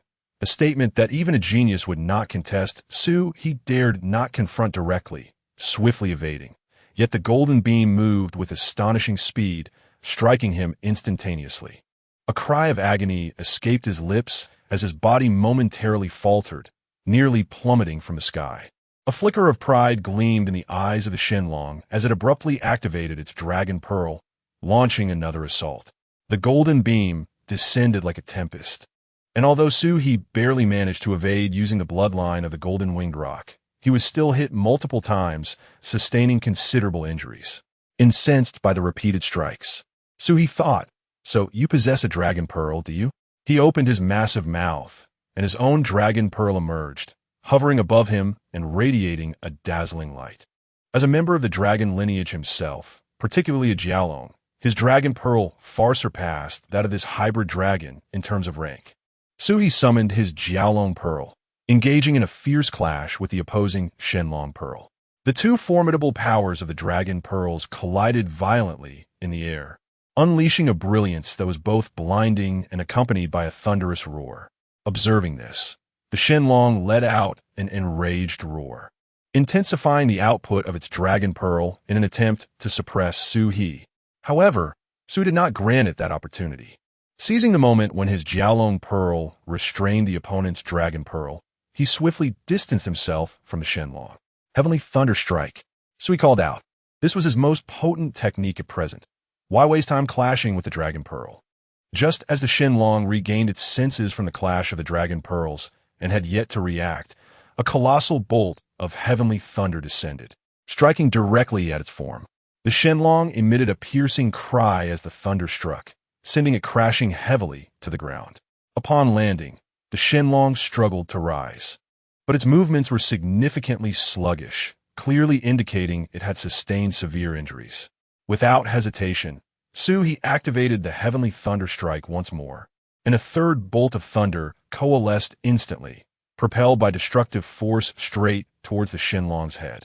However, Su evidently tempered this attack. As he still had inquiries for the Shenlong, he could not bear to deliver a fatal blow. Thus, when the heavenly thunder descended, the Shenlong was merely left bloodied and severely injured, collapsing without immediate death. Are you pursuing me? Su descended from the sky, his claw piercing into the creature's shoulder bone. With a slight exertion, the Shenlong emitted a desperate howl. The Shenlong glared fiercely at Su, conceding, "You are formidable. I accept defeat. Grant me a swift end." Yet Su was in no rush to send the Shenlong to its demise. Instead, he twisted his claws, severing one of the Shenlong's arms. The Shenlong clenched its teeth, striving to suppress any cries of pain to satisfy Su's morbid curiosity. After detaching the Shenlong's arm, Su brought it to his mouth, savoring the moment before consuming it in a few hearty bites. Then he activated the fusion spirit reversion technique, quickly absorbing the flesh, blood, and spiritual energy from the severed arm, resulting in marked progress in his cultivation and strength. Throughout this process, Su scrutinized the expression of the Shenlong, seeking to discern any weaknesses. Before its very eyes, I had demonstrated the fusion of spirit and source technique. It observed intently, and any reaction it displayed would serve as the entry point. However, even after Su had fully transformed his entire arm, the Shendong continued to glare at him with a fierce intensity, seemingly indifferent to the fact that Su had just consumed its arm. Su let out a light snort and straightforwardly inquired, "Aren't you curious why I have attained the cultivation of a loose immortal so swiftly?" Upon hearing this, the expression of the Shendong indeed shifted. It was filled with curiosity. After all, Su had previously exuded the aura of an ascendant, yet within mere days, he had transformed into a creature of the loose, immortal realm. Observing the Shendong's change, a hint of delight appeared on Su's face. "You are on the brink of death. Indulging your curiosity is not too much to ask," Su guided. The Shendong hesitated for a moment before asking, "You transitioned from a python to a dragon, which should only grant you ascended strength. How did you achieve the loose immortal state so quickly?"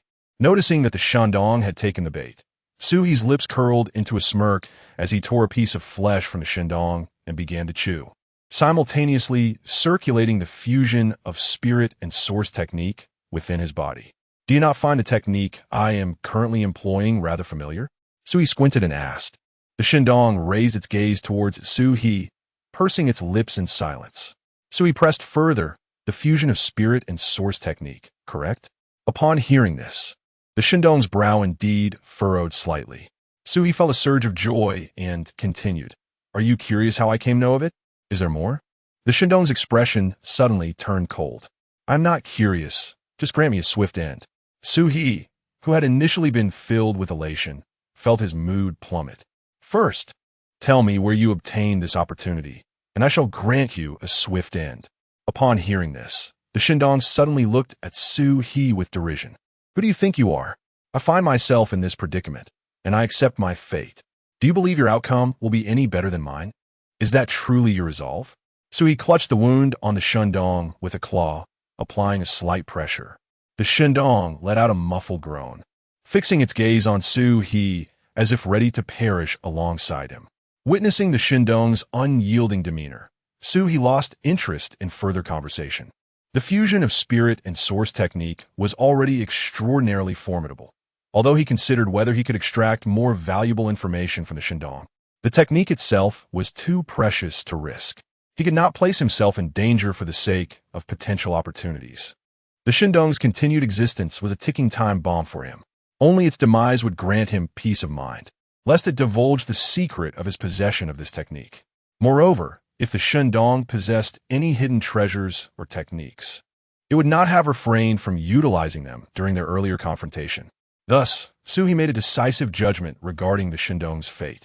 After locking eyes for several seconds, he swiftly extended his claw, pressing down on the Shindong's head, crushing it until its brain burst, leading to its complete demise. Phew! Having accomplished all of this, Su exhaled deeply, finally alleviating the impending crisis. Now, with his cultivation as a loose immortal, as long as he refrained from courting danger, few things could pose a threat to him. Perhaps he could even venture into the sea to seek out his ancestral dragon clan, requesting a role in summoning rain and weaving clouds, and thereafter relish the remainder of his draconic existence. Indeed, Su found himself somewhat in awe of his own achievements. In a mere fortnight, he had ascended from the chi refining stage to the realm of loose immortal. Such a pace of cultivation, if revealed, would surely astonish many. It would not be an exaggeration to deem him a genius. Chapter 15. Defeating the Shindragon, He stood beside the lifeless body of the Shindragon, a wave of excitement coursing through him as the moment of harvest had arrived. With a swift motion, he opened his massive jaws and consumed the corpse of the Shindragon in a few voracious bites. As the Ling Gege Yuan Ju technique activated, the flesh, spiritual energy, and bloodline power of the Shindragon were rapidly absorbed by Su He. With each mouthful, he could feel his strength surging at an astonishing rate. The Shindragon's power surpassed that of the Golden Eagle, and the energy within it was far greater than that of the previous foe. Thus, during the consumption, Sui's cultivation visibly ascended. As the last morsel of flesh was devoured, Su-He's body trembled violently, propelling his cultivation from mid-stage loose immortal directly into the late stage. Furthermore, due to the Shindragon being of the dragon lineage, the dragon blood within him was further refined, and his previously modest dragon horns became more pronounced, resembling those of a true dragon. With a flick of his wrist, Sui summoned the Shindragon pearl that had been sent flying, drawing it into his grasp. He swallowed it in a few bites, initiating its transformation. At that moment, a notification from the system resonated. Ding! Host has consumed the Shindragon pearl, acquiring the illusionary creation divine ability. Suhi paused, a rush of exhilaration flooding his heart. The Shindragon clan was renowned for its illusionary techniques, and he could scarcely believe that by consuming the dragon pearl, he had obtained such a divine power. If utilized adeptly, this ability could not only bewilder adversaries, but also yield unexpected advantages in combat. Eager to test this newfound power, Suhi waved a claw gently, and the surroundings transformed instantaneously.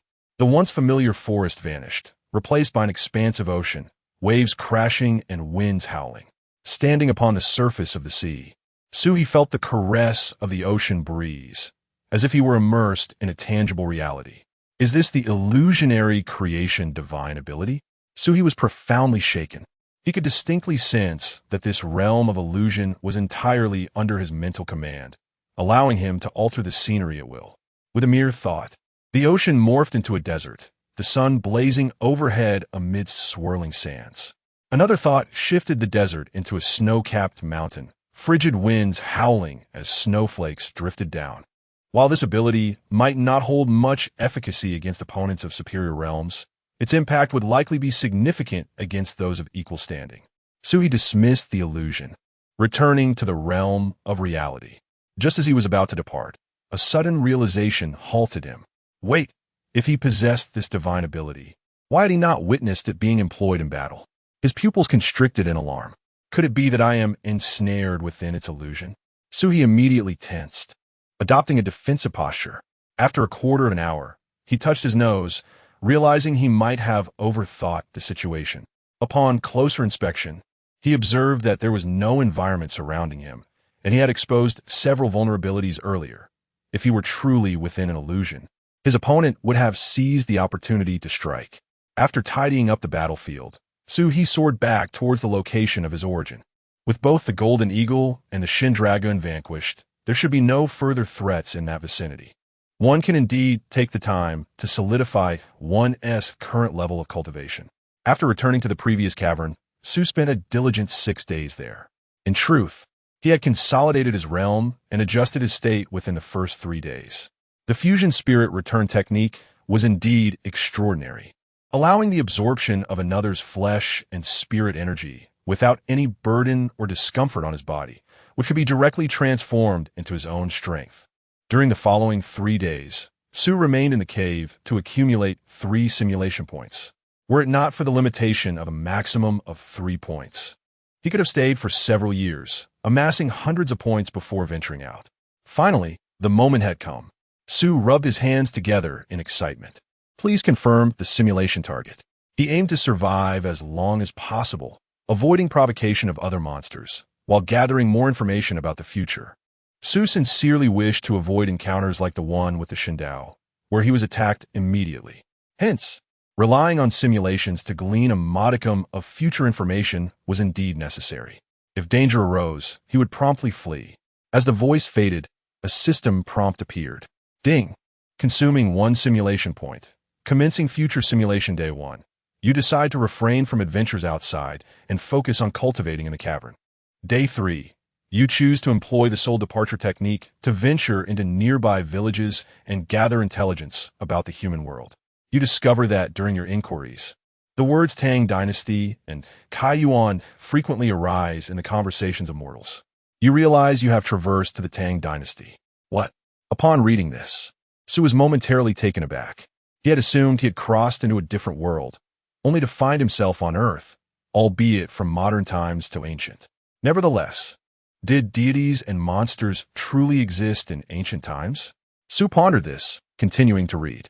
Day 5. You resolve to pay less attention to the mortal realm and dedicate yourself to cultivation. Day 6. You persist in your cultivation, feeling your internal spiritual energy becoming increasingly abundant, yet you sense that it has reached a bottleneck and cannot be enhanced further in the short term. If I were to dispatch a few loose immortal monsters, I should be able to break through to the pinnacle of loose immortals, Su mused. However, as soon as this thought crossed his mind, he felt a sense of unease. Alas, why did his thoughts resemble those of a villain? Ever since acquiring the fusion spirit return technique, he constantly contemplated devouring other monsters of similar realms to progress his cultivation. Of course, this notion was fleeting. With such rapid enhancement, who would still toil away at cultivation? There were 2 monsters on either side. Perhaps he could deal with them in the next simulation. Su continued his musings. This simulation aimed to glean future information, so he had no intention of taking risks. Nevertheless, assessing the strength of those 2 monsters, they were likely comparable to the Shindao, if not inferior, and he should have no significant issues handling them. On the 9th day, you sensed the spiritual energy between heaven and earth beginning to surge with alarming intensity, as though a formidable force was brewing. Noticing the changes in the system prompt once again, Su was instantly invigorated. On the 10th day, the world was suddenly thrown into turmoil. Initially, this tremor was exceedingly faint, akin to whispers carried from afar, nearly imperceptible. However, as time progressed, the fluctuations in spiritual energy became increasingly pronounced. By noon, the spiritual energy surged like a tidal wave, sweeping across the expanse of the cosmos. In the ebb and flow of this energy, you experienced an unprecedented power, as if the very laws of the universe had become crystal clear at that moment. Seizing this opportunity, you fully absorbed the spiritual energy, and within a mere quarter of an hour, your cultivation ascended to the pinnacle of the loose, immortal realm. Su's eyes widened in astonishment. What was happening? Had his cultivation truly broken through so swiftly? Chapter 16. The tide of spiritual energy after the passage of an hour. The spiritual energy returned to normal. Yet the concentration of spiritual energy in the air had markedly increased. Simulation ended. Suhi was momentarily bewildered, as he had failed to comprehend the events that had transpired. Ding! Simulation concluded.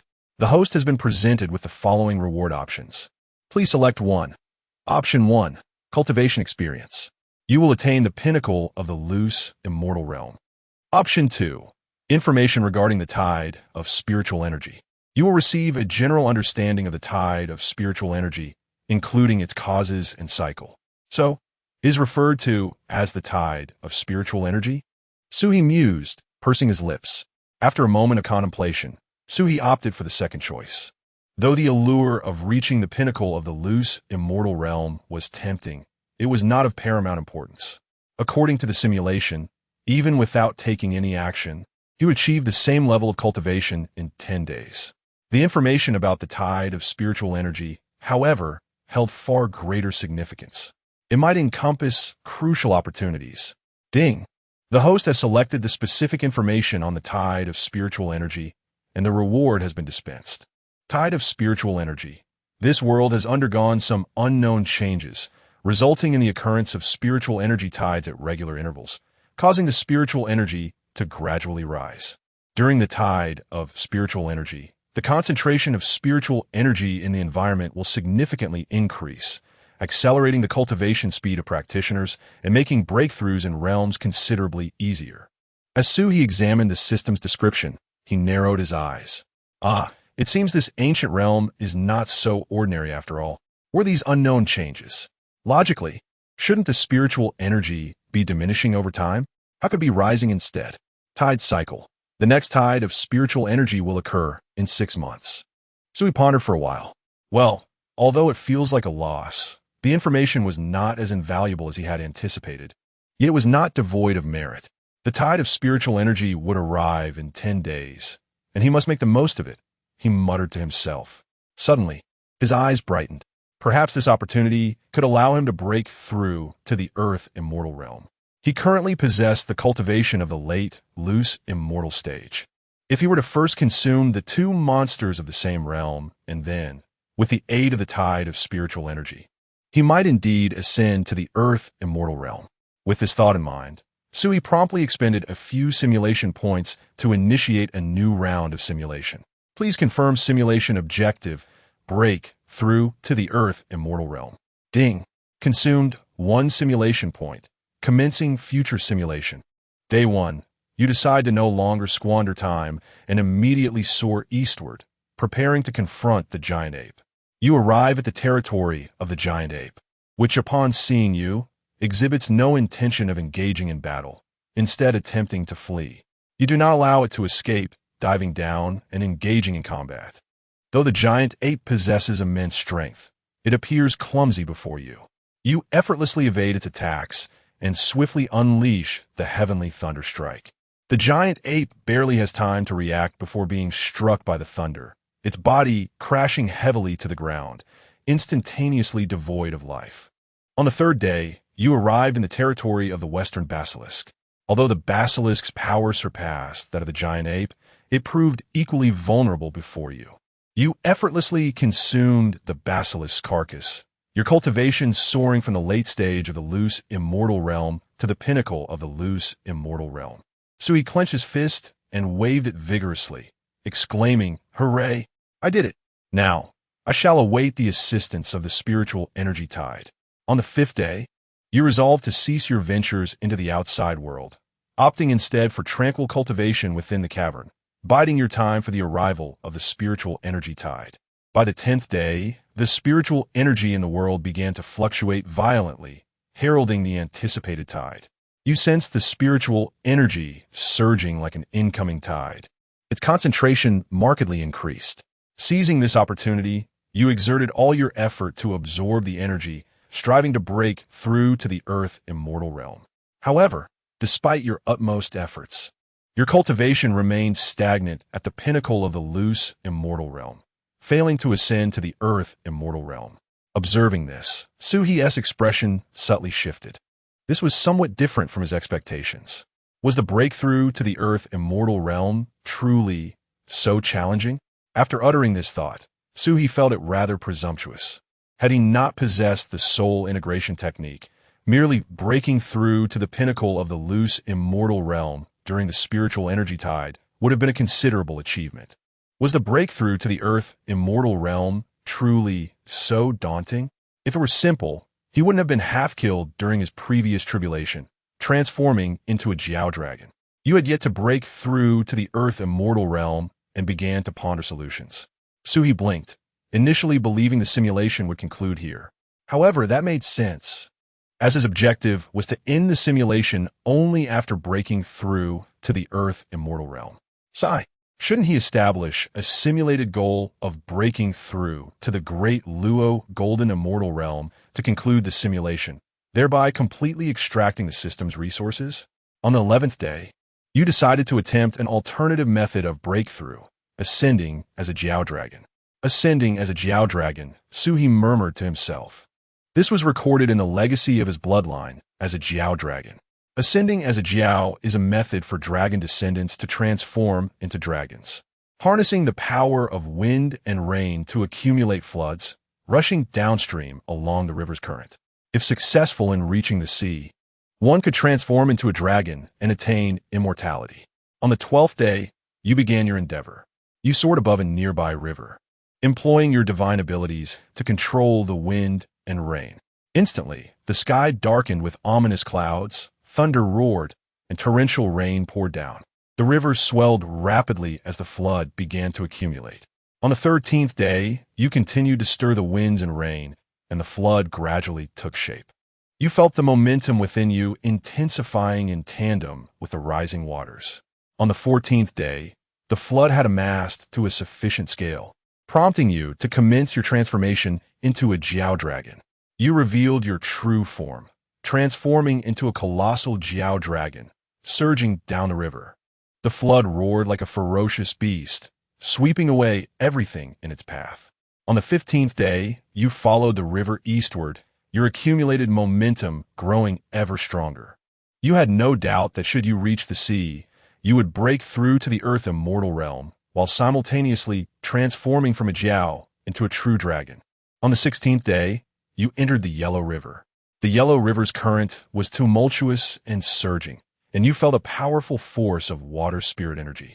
Just as you intended to harness the Yellow River's momentum to merge with the sea, a formidable presence suddenly locked onto you.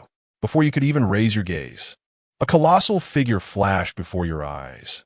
A man clad in an icy blue robe, his long hair cascading like a waterfall, and his eyes and scales shimmering with a resplendent, glass-like hue, exuding an extraordinary beauty.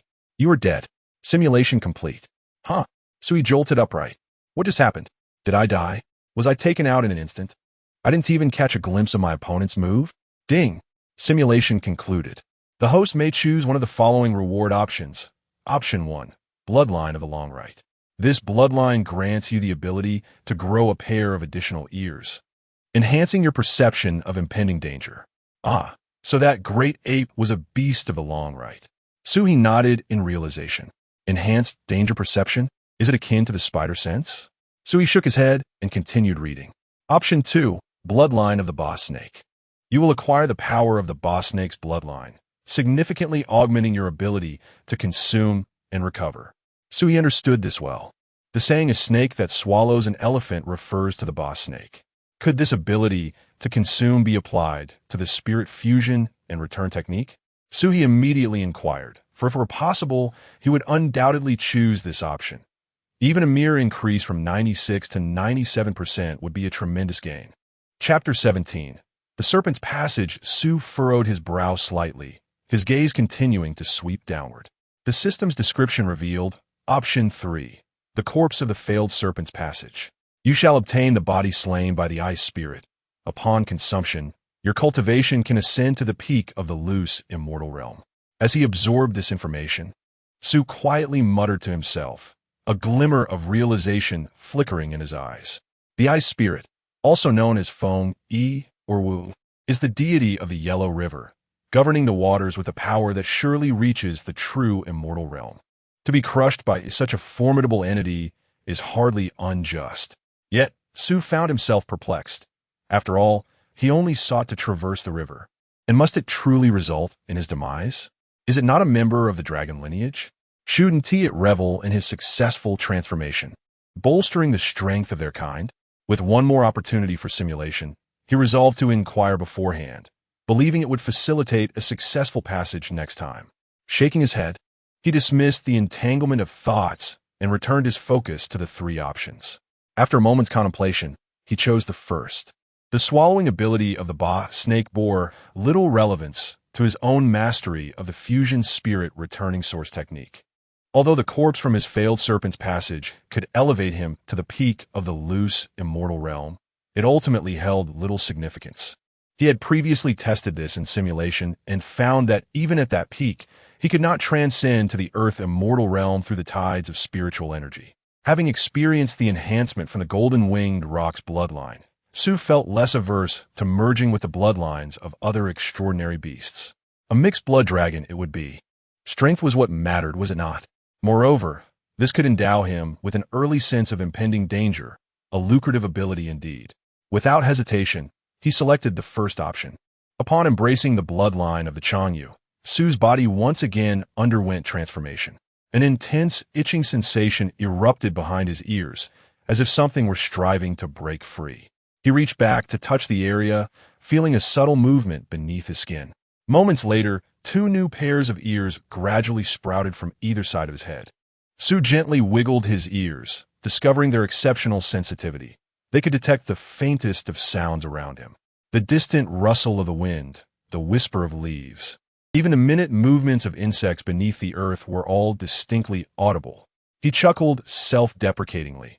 With another pair of ears, he would become a six-eared macaque. With that, Su commenced a new round of simulation. Beep. Consumed one simulation point, commencing future simulation. Day 1. You swiftly pinpoint the Changyu to the east, delivering a fatal strike and consuming it. By evening, you locate the boss snake to the west, refining its essence and experiencing a surge in cultivation to the peak of the loose, immortal realm. Day 3. You resolve to seek out the ice spirit of the Yellow River, intending to negotiate the matter of passage. Day 5. You spiral above the Yellow River, poised to reveal your true form in discourse with the ice spirit, when the bloodline of the Changyu within you suddenly trembles. A bone-chilling sense of danger enveloping your entire being. In that instant of hesitation, the river ahead surges tumultuously, roiling with a thundering roar, as if a colossal creature stirs within the depths. You focused intently and beheld a formidable crocodile dragon, its scaly armor glistening, surging upstream with an overwhelming aura of demonic energy, unmistakably possessing the prowess of an earth immortal. Before the crocodile dragon could reach the main artery of the Yellow River, it had already transformed into a hybrid form, half human, half dragon, and respectfully saluted in midair, proclaiming, "Esteemed Senior Bingy, I humbly seek passage to the sea and harbor no intention of offense. I kindly request your facilitation." Upon witnessing this, Sui felt a slight twitch at the corner of his mouth, an expression of embarrassment fleeting across his face. Had he displayed such discernment during his initial simulation, perhaps he would not have met his demise with a single slap. As the voice faded, an icy blue figure materialized out of thin air, revealing itself to be the water deity of the Yellow River, Bingy. It emitted a disdainful snort, questioning what audacity to seek my Yellow River's might. "Assist you in becoming a dragon?" As soon as the words left its mouth, Bingy casually waved its hand, and the crocodile dragon, unable to utter a cry of despair, was instantaneously shattered into countless pieces, dissolving amidst the tumultuous waves of the Yellow River. Sui's pupils constricted, a cold sweat breaking out on his back. Thankfully, he had previously exchanged for the bloodline of Changyu. Otherwise, this simulation would have been in vain once more. Yet, why did Bingy not allow anyone to traverse the Yellow River? According to his bloodline inheritance, traversing the Yellow River and the Yangtze River were the two methods with the highest success rates for becoming a dragon. With no time for further contemplation, Sui hurriedly turned to flee, fearing that Bingy might take notice of him. "You have departed from the Yellow River. Now, there are 5 days remaining until the surge of spiritual energy. Since traversing the Yellow River proved futile, you resolved to seek other waterways to reach the sea. You expanded your senses, meticulously searching the surrounding water systems, and after considerable effort, finally discovered a river leading to the East China Sea. This river flowed with great turbulence, its width ample enough to execute the dragon summoning technique. On the 9th day, you began preparations for the dragon summoning. Ascending to the rivers upstream, you invoked your powers, causing the water to rise swiftly as floodwaters began to accumulate. By the 10th day, the floods had amassed to a sufficient scale, prompting you to commence the dragon summoning. Everything proceeded smoothly. Your speed intensified, and the flood roared forth, demolishing trees and rocks along its path, as if nothing could impede your advance. However, as you were about to surge past the town, the bloodline of Chanyu within you suddenly sensed an acute feeling of danger. Looking up, you beheld an ancient stone bridge ahead, upon which hung a sword radiating a chilling light, the dragon-slaying sword. An oversight indeed. You had not scrutinized carefully, merely glancing at it. This sword is designed to prevent dragon-like creatures from wreaking havoc upon farmlands and residences, Sui muttered to himself. However, having come this far in the dragon summoning, retreating upstream was not an option. You resolved to charge through, commanding the flood to accelerate with ferocity as it surged like a colossal wave toward the stone bridge. The dragon-slaying sword, sensing the presence of the dragon, erupted with blinding brilliance. Under the onslaught of the flood, the sword could no longer withstand the pressure. Cracks appeared along its blade, and it subsequently shattered completely. A surge of elation filled your heart as you planned to rush past the bridge and continue your swift descent downstream. Just then, a powerful aura suddenly surged forth from ahead. As you raise your gaze, you behold a middle-aged man clad in a robe, standing upon the riverbank, wielding a long sword. His gaze icy and fixed upon you. Wretched beast, how dare you stir up trouble in the realm of humankind? Today, I shall act as heaven's avenger and slay you. The man thundered, his voice resonating like a deafening clap of thunder. You attempt to explain, yet he appears oblivious, and with a sudden flourish of his sword, a fierce wave of sword energy cleaves through the air in an instant. You are no more. Simulation concluded. Sui. Chapter 18. Entering the lake. No. My friend, have I offended you in any way? I merely intended to traverse the river. I had no intention of causing harm to that town. Is this truly a reason for your hostility? In the simulation, I exerted every effort to control the flood's trajectory, ensuring it did not encroach upon any farmland or residences. It was only when I struck with the slaying serpent sword that I applied a bit too much force. But that would have only resulted in the destruction of a bridge at most. As I observed the conclusion of the simulation, a sense of helplessness washed over me. It appears that this river route is no longer viable. The cultivator dispatched me with such ease. His strength must surely surpass that of an earth immortal. Yet, I remain perplexed. Logically, having ascended to the realm of a loose immortal, I should not be invincible in this domain, but I should certainly be among the elite in terms of combat prowess. It is one thing to be slain by the river god of the Yellow River, but to fall to a mere cultivator who emerged seemingly from nowhere, possessing the strength of an immortal? Is it not said that as time progresses, spiritual energy diminishes, leading us into a period of diminished magical essence? Contemplating this, I suddenly connected the earlier phenomenon of the spiritual energy tides. Could it be that these unknown changes have given rise to the tides of spiritual energy? Might it be that due to these changes, the cultivators of this era possess such formidable strength? After a brief internal struggle, I relinquished my thoughts on the matter. It was of little consequence to me for the time being. With all my simulation points exhausted, any further attempts would have to wait until 2 days hence. Furthermore, due to the failure of this river traversal, I would receive no rewards for my efforts.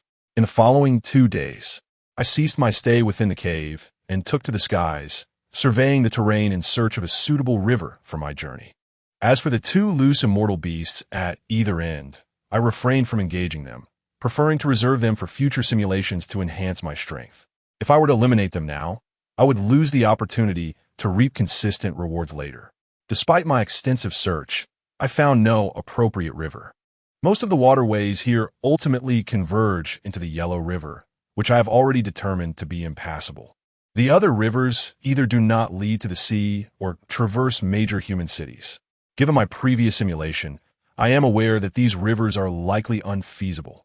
After all, That small town had a cultivator of earth immortal status who dispatched me. Larger cities may harbor even more formidable celestial immortals.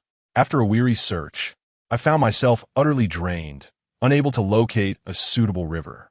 Perhaps it is time for a change in approach, I pondered. According to the inheritance within my bloodline, traversing the river does not necessitate entry into the sea.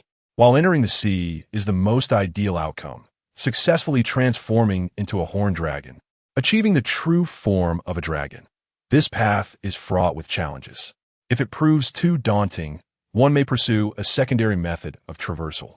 This alternative involves entering rivers, lakes, or other bodies of water. Of course, this lesser method will not yield a perfect horned dragon, but rather a lesser form, such as a coiling dragon or a twisting dragon. Nevertheless, even this lesser transformation would surpass my current form as a serpent dragon, with a lineage far purer.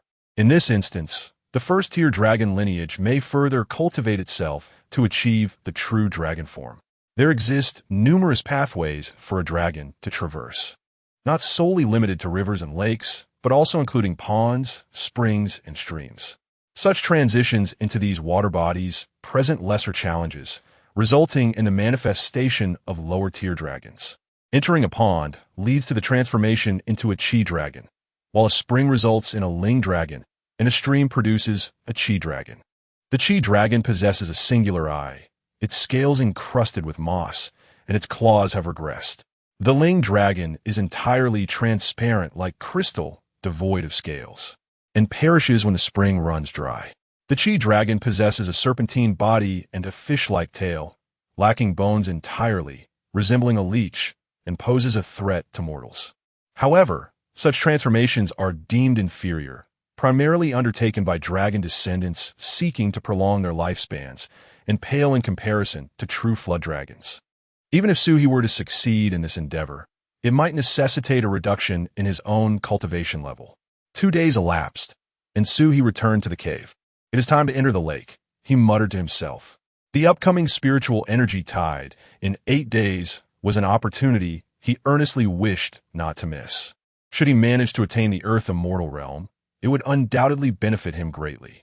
Although the Chio dragon and Pan dragon do not rival the horned dragon formed by successfully traversing the sea, they are still considerably superior to his current flood dragon.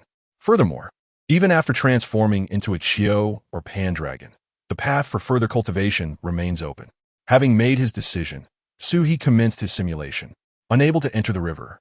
As the Yellow River's water deity forbade him from entering his territory, he resolved to seek a larger lake for his endeavor.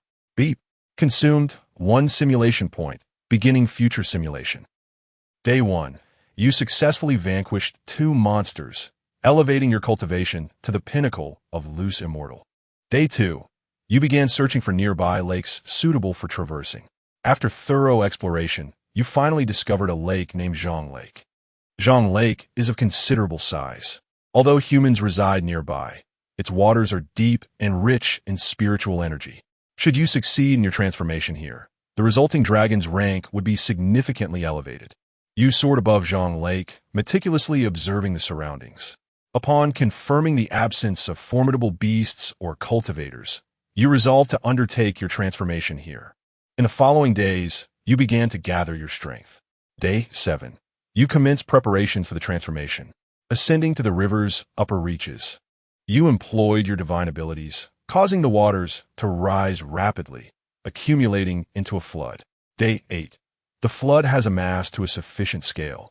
You decided to initiate your transformation. Everything proceeded smoothly as you surged through the flood, making your way into Zhang Lake, riding the momentum of the water. At the moment of your entry, your aura peaked, poised to break into the earth immortal realm. At this moment, the sky darkened with ominous clouds, a thunderstorm brewing within. Seeing this, Suhi was not surprised. The transformation is not merely about entering the sea or lake. It requires surviving the tribulation to be deemed complete. Only by withstanding the heavenly tribulation with one's physical form and subsequently overcoming it can one absorb the thunderous power from the tribulation using the dragon pearl, thereby achieving successful transformation into a dragon. As the tribulation culminated, you gazed upward, witnessing a colossal bolt of divine lightning descending from the heavens, aimed directly at you. Undaunted, you charged forward, attempting to withstand the heavenly tribulation with your flesh. Feeling the intensity of the thunder, you recognized that this was the lowest tier of the 4-9 heavenly tribulation. You felt a surge of delight within, yet unexpectedly, after enduring several heavenly tribulations, you found yourself battered and bloodied. Gritting your teeth, you brace yourself for the oncoming thunderbolts. The force of the lightning intensified, and you sensed your strength rapidly depleting, your body gradually succumbing to the overwhelming pressure. So he couldn't help but grimace, questioning whether he was truly incapable of withstanding even the most basic level of the 4-9 heavenly tribulation. This was merely the initial trial of entering the lake. If he were to venture into the sea, he would undoubtedly face at least the 6-9 heavenly tribulation. Hence, even if he managed to navigate the initial challenges without obstruction, he would still meet his demise at the hands of the lightning. As the power of the heavenly tribulation escalated to its zenith, you found yourself gravely injured, nearly at your limit. It was at this moment that the heavens and earth suddenly shifted, trembling as the tide of spiritual energy surged forth. With the arrival of this spiritual tide, it appeared that something had gone awry with the heavenly tribulation, causing the bolts of lightning to diminish significantly in strength. Seeing this, Suhi felt a wave of joy wash over him. No wonder the system had indicated that breakthroughs would become considerably easier during the tides of spiritual energy. At that moment, Suhi couldn't help but wish to slap himself. He had been so preoccupied with the thought of overcoming the initial tribulation that he had forgotten to time his breakthrough with the arrival of the spiritual tide. Had he managed to synchronize his efforts, he would not have had to endure so many lightning strikes in vain. Chapter 19. You have successfully transformed into a dragon. With the arrival of the spiritual energy tide, the ferocity of the heavenly tribulation suddenly diminished. The once tumultuous thunderstorm seemed to be subdued by an unseen force, causing the descending bolts of lightning to lose much of their potency. Seizing this opportunity, you summoned all your strength to face the impending strikes of thunder.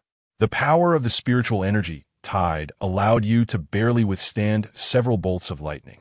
However, just as you believed you could successfully transcend the tribulation, the tide came to an end. The spiritual energy in the world returned to tranquility, yet the heavenly tribulation persisted.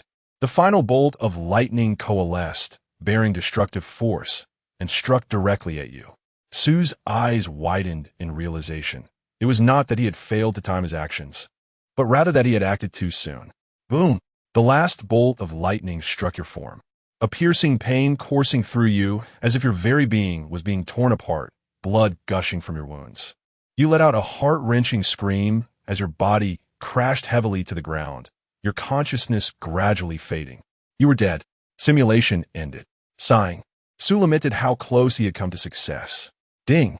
Simulation concluded. The host has the following reward options. Please select one. Option 1. Cultivation experience. Option 2. The corpse of a failed dragon. Indeed, should one survive the failed transformation into a dragon, they would become a cursed dragon. However, it was evident that Su had not withstood that final bolt of tribulation. Faced with these two options, Su did not hesitate and decisively selected the second. Ding! The host has chosen the corpse of a failed dragon. The reward has been granted. As the system's notification echoed, a colossal corpse of a cursed dragon materialized before Su. The body was marred with wounds, its scales shattered, blood congealed, exuding a faint metallic scent. Drawing from past experiences, Su felt no aversion as he consumed his own corpse. Under the influence of the spirit reversion technique, he swiftly devoured the cursed dragon's remains, resulting in a significant enhancement of his cultivation, elevating him to the pinnacle of the loose, immortal realm. With his newfound strength, he would be able to endure more bolts of lightning. If he timed his actions correctly in the next simulation, he should be able to successfully transcend the tribulation and transform into a dragon.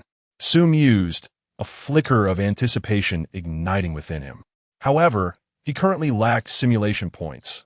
Otherwise, he would have initiated another simulation immediately. In the following 2 days, with little to occupy his time, Su ventured forth to slay and consume the two beasts, Changyu and Bash. Yet, given their significantly lower cultivation compared to his own, Su did not experience any noticeable change in his realm. The 2 days passed swiftly, and he soon amassed sufficient simulation points once more. Time to commence the simulation, Su exclaimed with a hint of excitement. Day 1. You begin preparations for the dragon transformation. Thanks to the defeat of Changyu and Bash, this time in the simulation, Su no longer needed to run between the two. Day 5. You soar to the upper reaches of the river, unleashing your abilities as the water rapidly rises and floods begin to accumulate. Day 6. You have timed everything perfectly and commenced the dragon transformation. The journey was smooth. You surged through the floodwaters, rushing into the depths of Zhang Lake. With the momentum of the water, the moment you entered the lake, your aura peaked, ready to break through to the earth immortal realm at any moment. At this instant, the sky was shrouded in dense clouds, and the tribulation was brewing within. Given the fortuitous timing and the significant enhancement of your strength, Suhi felt no excessive concern. As the heavenly tribulation descended, the first bolt of lightning struck down. Undeterred, you faced it head-on, effortlessly dissipating the force of the tribulation. The power of the tribulation gradually intensified, yet you withstood dozens of lightning strikes with your formidable physique. You sensed your internal energy rapidly depleting, but you understood that as long as you persevered a little longer, you would successfully navigate the tribulation. As the final 6 bolts of the tribulation approached, as you had calculated, the tide of spiritual energy surged once more. With the arrival of this spiritual tide, the heavenly tribulation seemed to falter, its lightning strikes considerably weakened. The last bolt of heavenly lightning coalesced, imbued with destructive force, and struck directly towards you. With all your might, you braced for this final assault. The lightning struck your body, sending a wave of excruciating pain through you, but with the aid of the spiritual tide, you successfully endured the blow. Having transcended the tribulation, you began to expel the dragon pearl from within, absorbing the residual power of the lightning from the tribulation. Your physique gradually transformed, your scales became more resilient, and your dragon horns became more pronounced. You had successfully metamorphosed into a Qiulong elated. So he was about to raise his fist in celebration when an unexpected turn of events occurred in the simulated scene. Beneath the waters where he had transformed into a dragon, a colossal shadow suddenly emerged. Before Su, he could fully comprehend the situation. A massive figure surged from the bottom of the lake, resembling a 3-legged turtle, with a horizontally protruding flesh resembling a bow. In the instant it revealed itself, it opened its enormous jaws, seemingly intent on swallowing him whole. Simulation successful, the system announced, but the display was stuck on that final image. Sui blinked, his words caught in his throat. Was this truly a successful simulation? Was he being jested with? While he had indeed transformed into a dragon, what was this last image? Could he not have been allowed to observe it for a few more seconds? Frustrated, Suhi lamented, "You might as well have let me fail the simulation. The rewards for success are hardly gratifying. If I had failed, I could have claimed my body from the tribulation and perhaps even broken through to the earth immortal realm." As expected, the system's rewards soon materialized. Ding! Simulation complete. The host has received the following reward options. Please select 1. Option 1. The Qiulong Pearl obtained after successfully transforming into a dragon. This pearl contains immense lightning power, which can enhance the success rate of future tribulations. Option 2. The Bloodline of the Qiulong. This grants you the potent power of the Qiulong's lineage, significantly boosting your strength and bestowing a pure dragon bloodline, greatly enhancing your physical constitution. Option 3. Detailed information about Zhang Lake. You will receive comprehensive intel regarding Zhang Lake, including the formidable beasts concealed within and the potential opportunities that may lie at the lake's bottom. Upon seeing the third option, Su immediately raised his middle finger in defiance. To hell with it. You want me to choose this, don't you? I refuse to comply. I'll pick the second option. So if necessary, he would simulate the scenario once more, personally scouring for the information he needed. He was not reliant on such trivial intel. After making his choice, an intense transformation overtook his body. He began to elongate, his muscles becoming more defined and exuding explosive power. The scales on his body hardened, shimmering with greater brilliance. Yet, the most striking change was in his aura. Previously, when he embodied a flood dragon, his presence, though formidable, was tinged with an otherworldly essence. Now, infused with the bloodline of a dragon, his aura became pure, subtly radiating a sense of draconic majesty. The strength of a true dragon lineage is indeed formidable. Su mused as he flexed his claws. Although this dragon bloodline did not elevate him to the realm of earth immortals, it rendered him invincible among the celestial immortals. Chapter 20. Truly hungry in the following 2 days, Suhi refrained from venturing to Zhang Lake to gather information. Without a clear understanding of that individual's strength, approaching recklessly could spell disaster. Thus, it was prudent to await the accumulation of simulation points, allowing him to use them to assess the situation discreetly. After all, there remained ample time before the imminent surge of spiritual energy, and Suhi was not particularly anxious. If he could successfully transform into a dragon during the simulation and defeat his opponent, that would be ideal. However, if that were not achievable, he could simply forego the transformation this time around. It was not a necessity. With the aid of his system's golden finger and the fusion spirit reversion technique acquired from the Shenlong, he could steadily ascend through perseverance. In due course, he would be capable of toppling not only the aquatic monster in Zhang Lake, but even the river deity of the Yellow River. As the 2 days elapsed, Suhi amassed sufficient simulation points once more. He initiated the simulation. Beep. Consuming 1 simulation point. Commencing future simulation. Day 1. Armed with the knowledge from your previous experience, you refrain from hastily pursuing transformation into a dragon. Instead, you employ the soul departure technique to investigate the vicinity of Zhang Lake. Through your inquiries, you uncover valuable information. There exists a lake deity in Zhang Lake, safeguarding the human populace that relies on its waters. You arrive at the nearby lake temple and indeed encounter a statue of the water demon that had attempted to swallow you. Upon closer inspection, you discern its true form. The entity is astonishingly a Yao. A Yao? Sui pursed his lips, recalling its mention within the bloodline heritage. The Yao, also known as the short fox or water fox, resembles a turtle and possesses 3 legs. It is a remarkably rare water demon. One might expect such a creature to be malevolent, yet it has somehow ascended to the status of a lake deity. Sui shook his head, perplexed. In the ensuing days, you persist in gathering intelligence about this entity.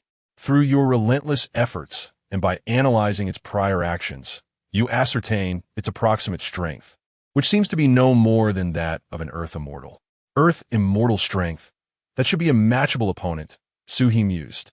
The adversary is merely a water demon, while he belongs to the dragon lineage, capable of exerting bloodline suppression to subdue it entirely.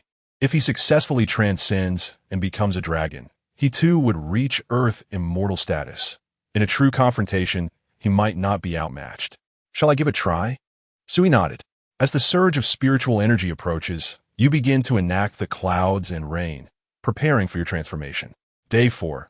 The floodwaters have accumulated to a sufficient level, and you resolve to commence the transformation. You surge into Zhang Lake, riding the torrent, your momentum peaking as the heavenly tribulation looms above.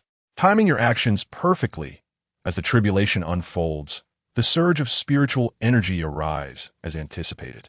With your formidable physique and the assistance of the spiritual tide, you successfully transcend. You have transformed into a Chiyo dragon. Upon witnessing his successful transformation, Sui did not lower his guard. Instead, he remained vigilant, fixating on the waters below. As expected, just like the last time, the surface of the water erupted, and the owl leapt forth, its massive maw poised to engulf him. You were prepared and successfully evaded the entity's ambush. After establishing a certain distance from your opponent, you began to seek reconciliation. Although previous attempts at peace had proven futile, Suhi was not a violent individual. If a peaceful resolution could be achieved, why resort to mutual destruction?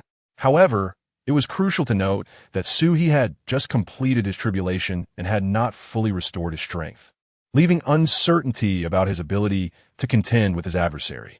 I merely borrowed your territory to complete my journey. I shall take my leave now.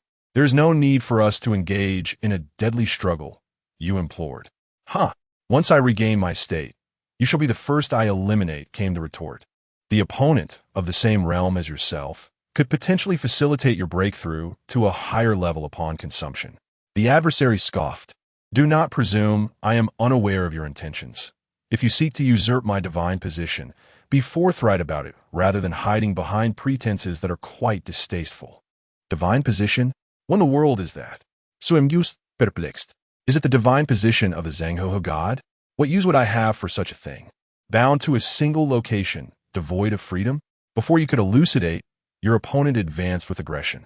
In the instant of engagement, you found yourself at a disadvantage. Suhi sighed. This outcome was inevitable. The opponent had long attained the status of an Earth immortal, while you had only just achieved your breakthrough, making it clear that your power paled in comparison. Moreover, having just weathered the heavenly tribulation, your condition was far from optimal, rendering you even less capable of overcoming your foe.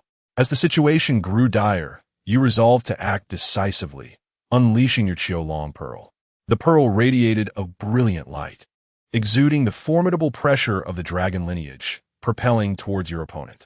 The dragon clan indeed held a certain dominion over other aquatic species, and with the assistance of the pearl, you hoped to bridge the gap in their respective realms. However, the next moment proved otherwise. With a chilling laugh, your opponent also unleashed a dragon pearl. Though not as pure as yours, its power was undiminished, stemming from a higher cultivation level. What the hell? Suhi could not contain his expletive. You, a water fox, where did you acquire a dragon pearl? Upon closer inspection, he realized that despite the creature's appearance resembling a three-legged tortoise, its scales and claws bore a striking resemblance to his own. Truly desperate, willing to consume anything, Suhi cursed, directing his ire towards the progenitors of that creature. Dragons are known for their promiscuity, capable of mating with various species and relishing in the act.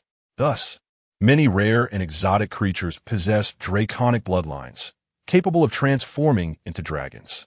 Yet, to think one would stoop so low as to mate with such an unsightly beast.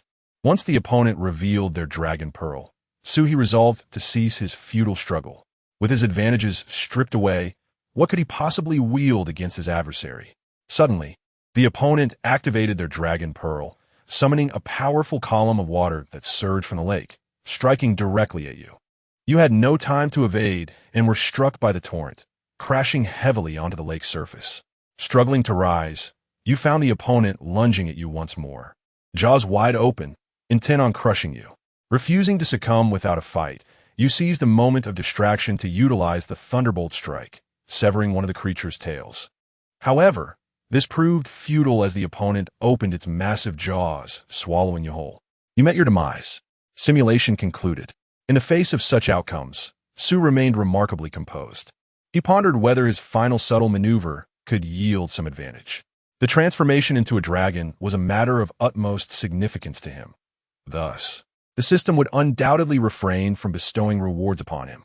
Hence, the creature he had vanquished was the sole opportunity for him to reap some benefits. Ding! Simulation concluded. The host has obtained the following reward options. Please select one. Option 1. The dragon pearl obtained after successfully transforming into a flood dragon. It carries immense power of thunder, which can enhance the success rate of transcending tribulations. Option 2. A segment of the tail of the creature you severed. Consuming it will significantly elevate your cultivation. Su clenched his fist and excitedly waved it, confirming that the outcome aligned perfectly with his expectations. Chapter 21. Breaking through to the Earth immortal. As he made his choice, a segment of a serpent's tail materialized before him. The tail was adorned with hard scales, its tip still stained with traces of fresh blood, emanating a subtle, fishy odor. Unfazed, he opened his mouth and consumed it whole. As the essence-returning technique operated, the flesh and spiritual energy within the tail were swiftly absorbed, transforming into a powerful surge of energy that flooded into his body. As he sensed the changes in his cultivation, Suhi squinted his eyes in satisfaction. Although he had yet to break through to the Earth immortal realm, he could distinctly feel that he was on the verge of touching its threshold akin to the state of successfully traversing the dragon crossing, yet not having undergone the tribulation. It felt as if he could break through to the earth immortal realm at any moment. Almost there. So he clenched his claws, resolving that next time, even without relying on the dragon crossing, he could achieve the breakthrough to the earth immortal realm solely through the tides of spiritual energy. Contemplating the shifts in his inner strength, Sui devised a new plan. Perhaps next time, he should forego the dragon crossing and directly utilize the tides of spiritual energy to ascend to the earth immortal realm, and thereafter seek out trouble in the chapter lake. After the dragon crossing and tribulation, he would be ensnared in a period of weakness. Better to seize this opportunity to glean insights into his opponent's strength, thereby informing his decision on whether to employ the spiritual energy tides to traverse to the chapter lake. Having formulated his strategy, Sui resumed his wait. 2 days passed in the blink of an eye. Ding! Consumed 1 simulation point, commencing future simulation. Day 1, this time, you refrained from hastily traversing the dragon crossing and instead recuperated within the cavern. Day 2, the tides of spiritual energy arrived as anticipated, and you exerted every effort to absorb the rising and falling energies of heaven and earth, successfully breaking through to the earth immortal realm. Just as I had envisioned. Sui grinned. Upon completing your breakthrough, you soared toward the chapter lake. Reaching the skies above the chapter lake, you began to cast spells, relentlessly bombarding the waters below. After a moment, the serpent could no longer contain itself, leaping from the lake to attack you. You miscalculated. While you had broken through to the earth immortal realm, your adversary had also utilized the tides of spiritual energy to ascend to the mid-stage of the earth immortal realm. TSK. So he could not help but click his tongue. Was it because I underwent tribulation at the chapter lake last time that it refrained from revealing its breakthrough? This time, having not broken through above the chapter lake, it too seized the opportunity of the spiritual energy tides to elevate its own realm. You immediately engaged in battle, finding yourself at a disadvantage. Well, I suppose I should seize another chance. Sui sighed, realizing your precarious position. You suddenly channeled your internal spiritual power and unleashed the heavenly thunder summoning, a massive bolt of thunder crashing down towards the serpent. The opponent raised its arm to block, but with a crack, its entire arm was severed by the thunderbolt. Seizing the moment, you advanced aggressively. However, despite its injury, the serpent did not lose its combat capability. It swiftly pivoted and lashed its tail toward you. You were unable to evade in time, and your ribcage was brutally shattered. The adversary seized the opportunity to pounce, opening its massive jaws in an attempt to devour you. In this critical moment of life and death, you summoned every last ounce of your strength, fiercely swinging your dragon claw to strike at the creature's thigh. The beast emitted a piercing scream as your sharp claws severed its limb, blood gushing forth. However, you too had reached your limit, ultimately being swallowed whole by the foe. You perished. The simulation concluded. Not too shabby, Sui mused to himself. Ding. Simulation complete. The host may choose one of the following rewards. Option 1. The severed arm and thigh of the creature. You will acquire the dismembered limb and thigh, infused with potent spiritual energy and bloodline power. Consuming them will significantly enhance your cultivation. Option 2. Partial memories of the creature. You will gain access to fragments of its memories, revealing its cultivation techniques and the secrets of the lake god position. Oh, Sui's interest was piqued by option 2. He had previously wondered why, during his tribulation at Zhang Lake, the creature had uttered such words and sought to annihilate him. He had not anticipated that the system would deliver the answer so swiftly. After contemplating the 2 options for an extended period, Sui ultimately decided upon the first choice. With only 2 days remaining until the influx of spiritual energy, and having exhausted his simulation attempts, he expressed his inner turmoil. Should he miss this opportunity to transform into a dragon during the spiritual energy tide, he might not have another chance until the following year. Without the spiritual energy tide, he had little confidence in safely traversing the calamity of transformation. His rapid ascension had been remarkable. Despite the formidable assistance of the fusion and source reversion technique in the system, his foundation remained somewhat lacking. Even if he were to break through to the earth immortal realm during the spiritual energy tide, the difficulty of the dragon transformation tribulation would escalate accordingly. Without the tide to mitigate the tribulation's intensity, he would face at least a 50% chance of failure during his transformation. Enough. I shall choose the first option. So he resolved. The information regarding the lake god position could be extracted later after subduing the creature. He reassured himself, but if I miss this spiritual energy tide, it could be several hundred days before another chance arises. Ding. The host has selected the severed arm and thigh of the creature. Rewards have been granted.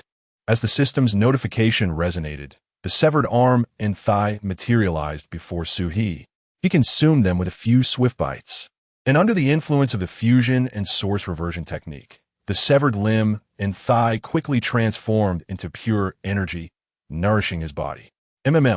Sui couldn't help but emit a sound of pleasure.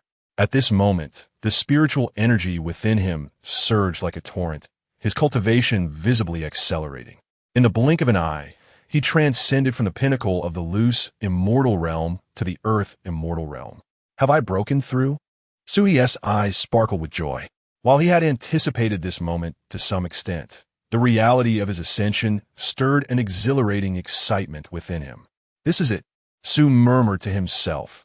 Now that I have attained the cultivation of an earth immortal, if I harness the essence of the dragon's transformation, I shall undoubtedly ascend to the mid-stage of the earth immortal realm. At that juncture, subduing that wretched creature should pose no insurmountable challenge. Previously, my inability to vanquish it was merely a consequence of its superior cultivation. Yet now, I too am an earth immortal, and with the tides of spiritual energy aiding my transformation into a dragon, what could it possibly employ against me? Naturally, I must still don the cloak of disguise. Otherwise, upon witnessing an earth immortal dragon traversing its domain, it would surely lack the patience it once had, waiting for me to weaken after undergoing tribulation before striking. It may even seize the opportunity to elevate itself to the mid-stage of the earth immortal realm amidst the spiritual energy tide during my tribulations, which would render my situation quite precarious. Chapter 22. The Decree of the Lake God in the subsequent 2 days. Sui commenced preparations for his journey to transform into a dragon.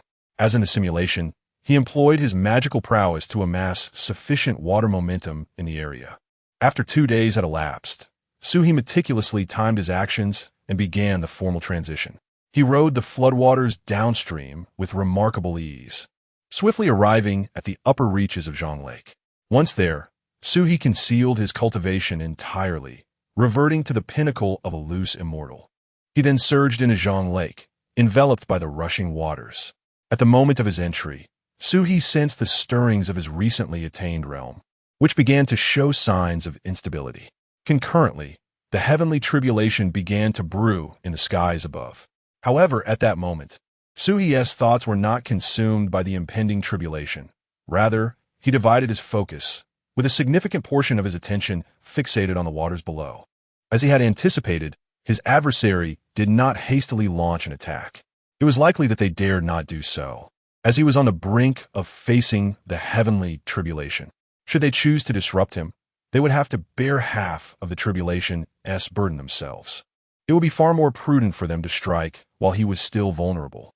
Then, the heavenly tribulation descended, with a physical form now exponentially stronger than before. Coupled with the powers inherent to the earth immortal realm, Sui found it considerably easier to withstand the onslaught, enduring over 10 bolts of tribulation lightning with relative ease. However, once the count exceeded 20, he began to struggle. His strength, now at the earth immortal level, faced an increase in the tribulation's ferocity. Gritting his teeth, he weathered several more strikes until the total reached 30. At this point, Sui was battered and nearly incapacitated. Were it not for the assistance of the spiritual energy tide, he would not have dared to undertake the transformation into a dragon. Finally, as the last few strikes approached, the spiritual energy tide arrived as anticipated, significantly diminishing the tribulation's intensity. Sui was finally able to catch his breath. After the final bolt of lightning struck, he expelled his dragon pearl to absorb the residual power of the tribulation. Once he had ingested the dragon pearl once more, his body underwent a transformation. Although the dragon horn atop his head changed little, Indeed, it seemed to retract slightly. He felt an itch in his lower abdomen and ultimately sprouted an additional pair of claws. Previously, while in his serpentine form, he had only exhibited a single pair of claws on his chest, but now he had 4, bringing him closer in appearance to a true dragon. The reduction in the size of his horn was typical. It is said that the serpentine dragon is merely the juvenile form of a true dragon, hence the horns are less pronounced.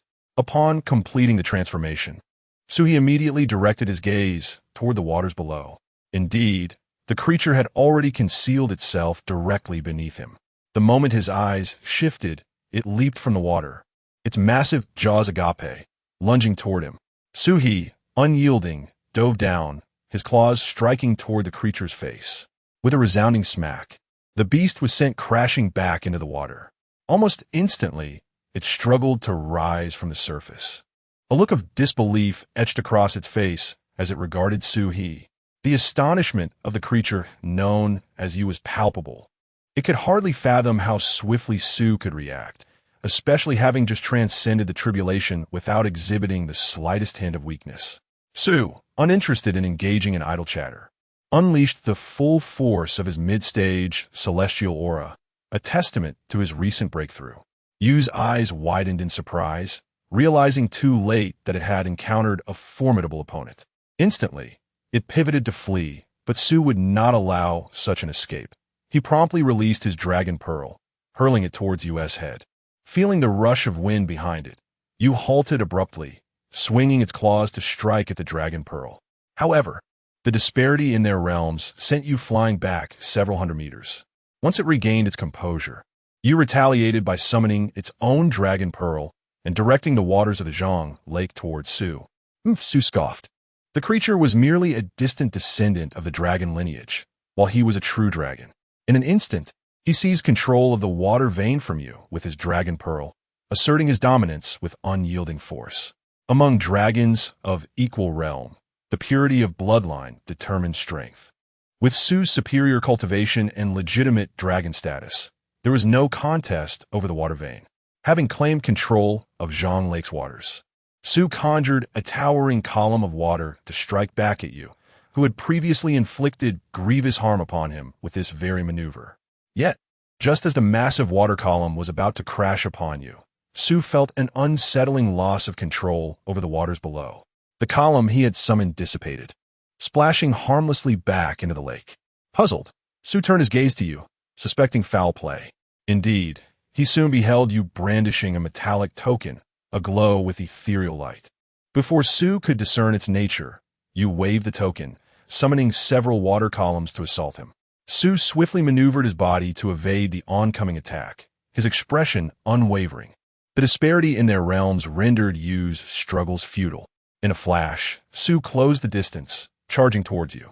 Startled, Yu hastily waved the token again, attempting to manipulate the water veins for another strike. However, Su's speed was overwhelming, and in the blink of an eye, he was upon Yu. With no choice left, Yu abandoned its control over the waters, opting instead to confront Su directly with its claws. The clash was thunderous. Two immense forces collided, generating towering waves.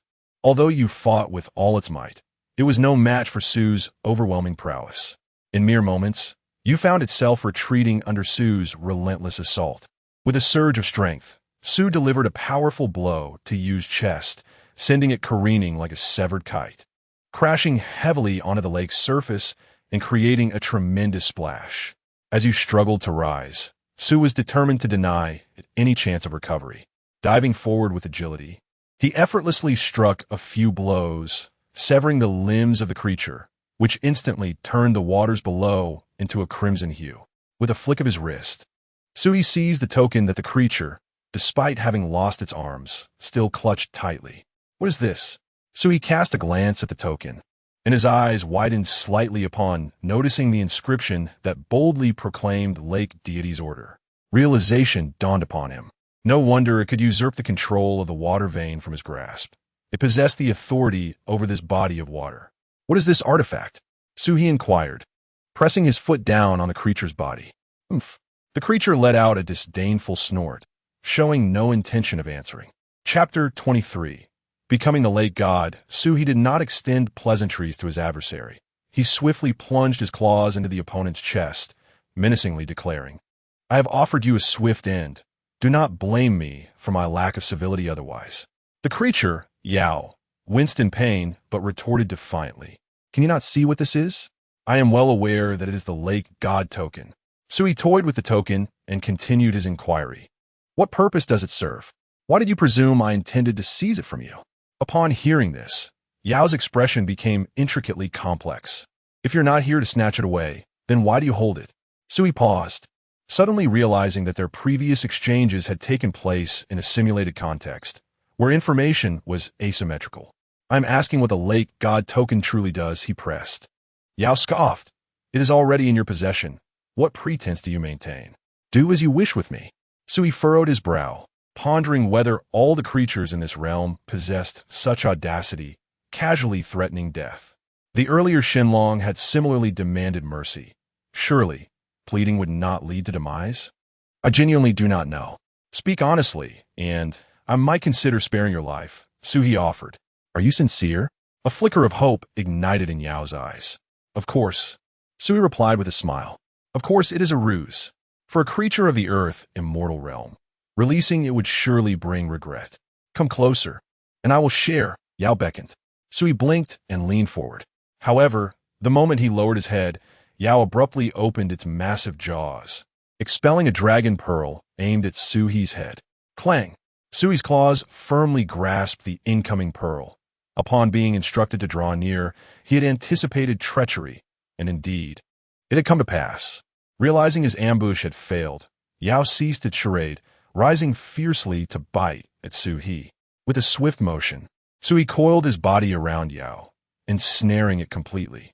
With a decisive effort, Yao coughed up blood. Observing the creature's state, Suhi understood that he would gain no valuable information from it, and thus he delivered a final, lethal strike, ending its life. As Yao perished, the surface of Zhang Lake gradually returned to tranquility. Gazing at the lifeless body, Suhi felt a twinge of complexity in his emotions. Had he known, he would have chosen information as his previous reward. He shook his head with a sigh. He had not anticipated that the creatures in this world would possess such tenacity, refusing to divulge secrets even unto death. The lake god token? Sui's gaze fell once more upon the emblem. With Yao's demise, I shall henceforth be the lake god of this Zhang Lake. As for the powers associated with this divine position, I shall ascertain them in due course. Just as Suhi was lost in contemplation, the system's notification chimed once again. Congratulations, host. Your cultivation has ascended to the Earth immortal realm, and your accumulable simulation points have increased from 3 to 5. Oh, a subtle smile graced Suhi's lips. This was indeed somewhat unexpected. Logically, as he grew stronger, shouldn't the author impose restrictions on his power or abilities? For instance, the simulation of points can change from once per point to requiring 2 days for a single simulation. How is it that not only does one refrain from self-repression, but also enhances one's own advantages? Suhi shrugged. What was there to ponder? It was rather splendid, after all. Subsequently, Suhi consumed the entire corpse of Yao and absorbed it into his being using the fusion of spirit and source technique. However, due to his successful transformation into a Jiao and being in the mid-stage of Earth Immortal, the Yao did not grant him significant enhancement, merely solidifying his foundation a tad more. Following this, Suhi did not grow complacent. Instead, he meticulously probed the Zhang Lake with his divine sense, ensuring there were no other threats within. After verifying that no creatures of greater strength lurked nearby, he peacefully immersed himself into the lake. Beneath the lake lay a dragon palace. However, it was unlikely that the Yao constructed it, for there were no soldiers or attendants within. It was utterly deserted. It seemed the Yao had vanquished the previous lake deity and seized the abode, eliminating the deity's kin in the process. Thus, he inadvertently performed a commendable deed. The palace was vast and possessed its own water-warding barrier, far superior to the cavern where Suhi had previously resided. As night fell, upon hearing the sound of accumulated simulation points, Suhi promptly arose to commence the simulation. Even though he had defeated the adversary since his arrival in this world, Sui had scarcely enjoyed a few days of tranquility. Either he was ensnared by traps leading to his demise or relentlessly pursued to his end. Were it not for the golden finger of simulation, he could not fathom how many times he would have perished. As the saying goes, prosperity breeds complacency and adversity cultivates vigilance. Sui needed to ascertain whether his stay here posed any danger. Otherwise, he wouldn't find peace in slumber. Please confirm the simulation target. Sui glanced at the lake deity token beside him and replied, "Let us examine the utility of this item."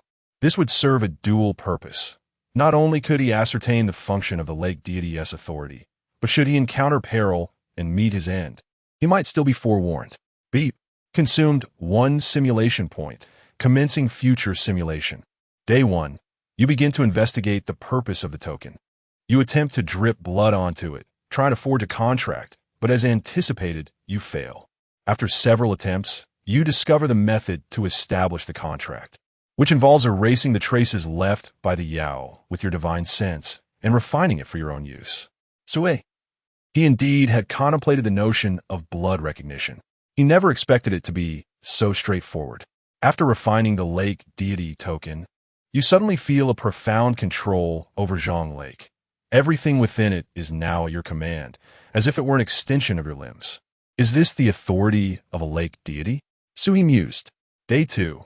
The human tribes near Zhang Lake, bearing offerings, arrive at the lakeshore to commence a ritual. Having witnessed the clash between you and the Yao the previous day, they are oblivious to the events that transpired and have come to the lakeside to pray, hoping not to incur your wrath. The ritual lasts for 3 days, and on the 3rd day, you reveal your true form. As those of the human race beheld you, they prostrated themselves in reverence, exclaiming, "Dragon King." A wave of joy surged within your heart as you informed them that the malevolent creature had been vanquished by your hand, thus establishing yourself as the deity of Zhanghu. The crowd nodded in agreement, lamenting the prior torment inflicted by the vile beast, and vowed to erect a new temple in your honor. You neither consented nor declined their proposition. On the 6th day, the former temples dedicated to the lake deity were razed, and your inaugural temple arose, bustling with joyous activity. You chose to remain unseen, cloaked in the skies, surveying the festivities with a sense of delight. That very night, as you prepared to surrender to slumber, you were suddenly roused from your repose. To your astonishment, you discovered a remarkable surge in your power. Upon meticulous examination, you discerned wisps of ethereal smoke coalescing within your being, and it became evident that your cultivation had ascended through the assimilation of this delicate vapor. Following the trail of the smoke, you found it wafting in from beyond the Dragon Palace. Chapter 24. The Lake God's offerings. You were filled with perplexity, for despite having established a protective barrier, something had managed to breach it and enter the Dragon Palace unnoticed. Following the delicate wisps of smoke, you soared out of the Dragon Palace and discovered that the ethereal tendrils emanated from the lake god temple constructed in broad daylight. Upon this realization, the truth dawned upon you. Those wisps of smoke were indeed offerings. The simulation concluded abruptly, leaving both Sue and you momentarily bewildered. You pondered, is it too much to ask for a bit more benefit? Nonetheless, Sue had grasped the significance of the lake god's position. It was evident that the offerings could enhance one's cultivation. He mused, no wonder it felt as though I were here to usurp his divine status.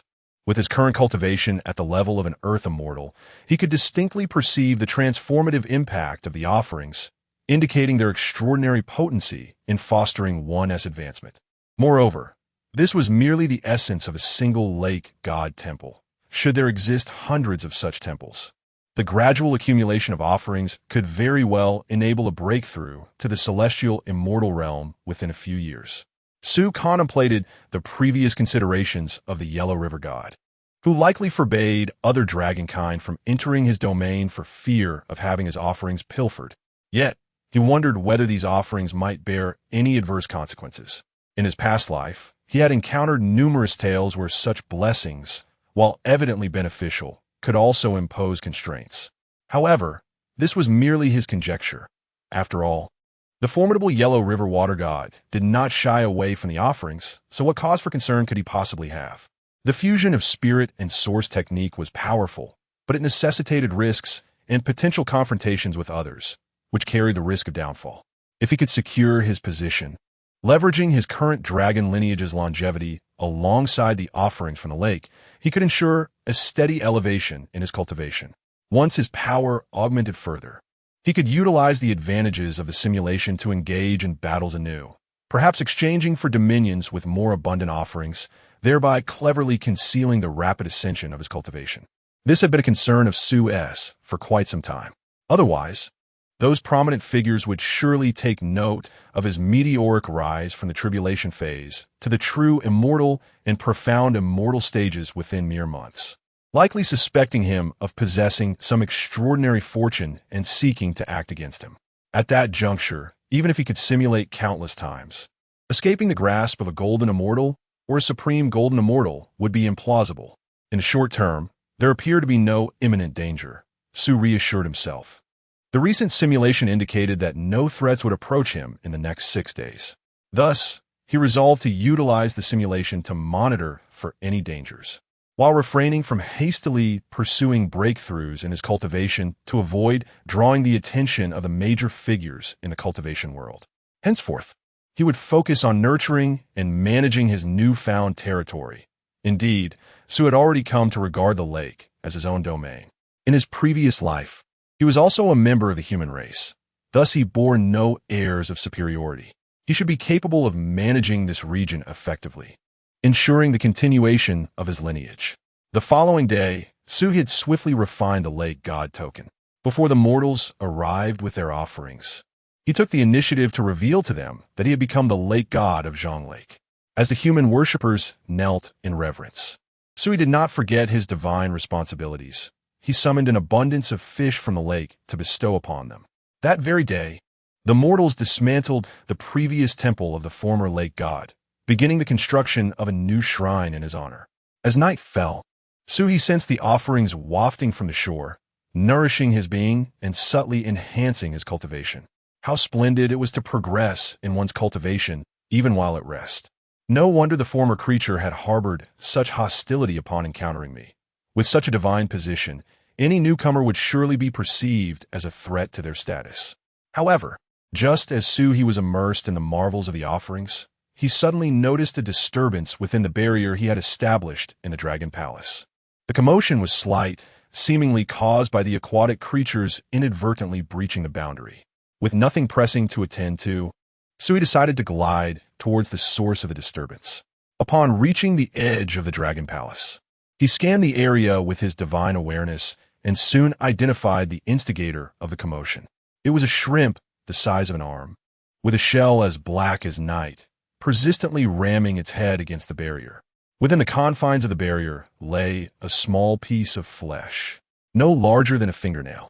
Sui discerned that this remnant was the residue left after he had devoured the previous creature the day before. The shrimp must have accidentally absorbed some of the blood spilled during the battle, leading to its unusual size. Otherwise, it would not have reached such proportions. It was likely that its craving for the remnants of the creature's flesh was a consequence of this sanguine infusion. Quite intriguing, Sui mused. Had he chosen to leave after vanquishing the creature, the remnants of blood and flesh might have given rise to numerous sentient beings. After observing for a considerable time, he noted that the shrimp continued to butt its head against the barrier, indicating it had yet to awaken its intelligence. Otherwise, it would have surrendered long ago. "You are indeed quite audacious," Sui remarked with a smile. With a wave of his hand, he opened a small aperture in the barrier, allowing the shrimp to enter.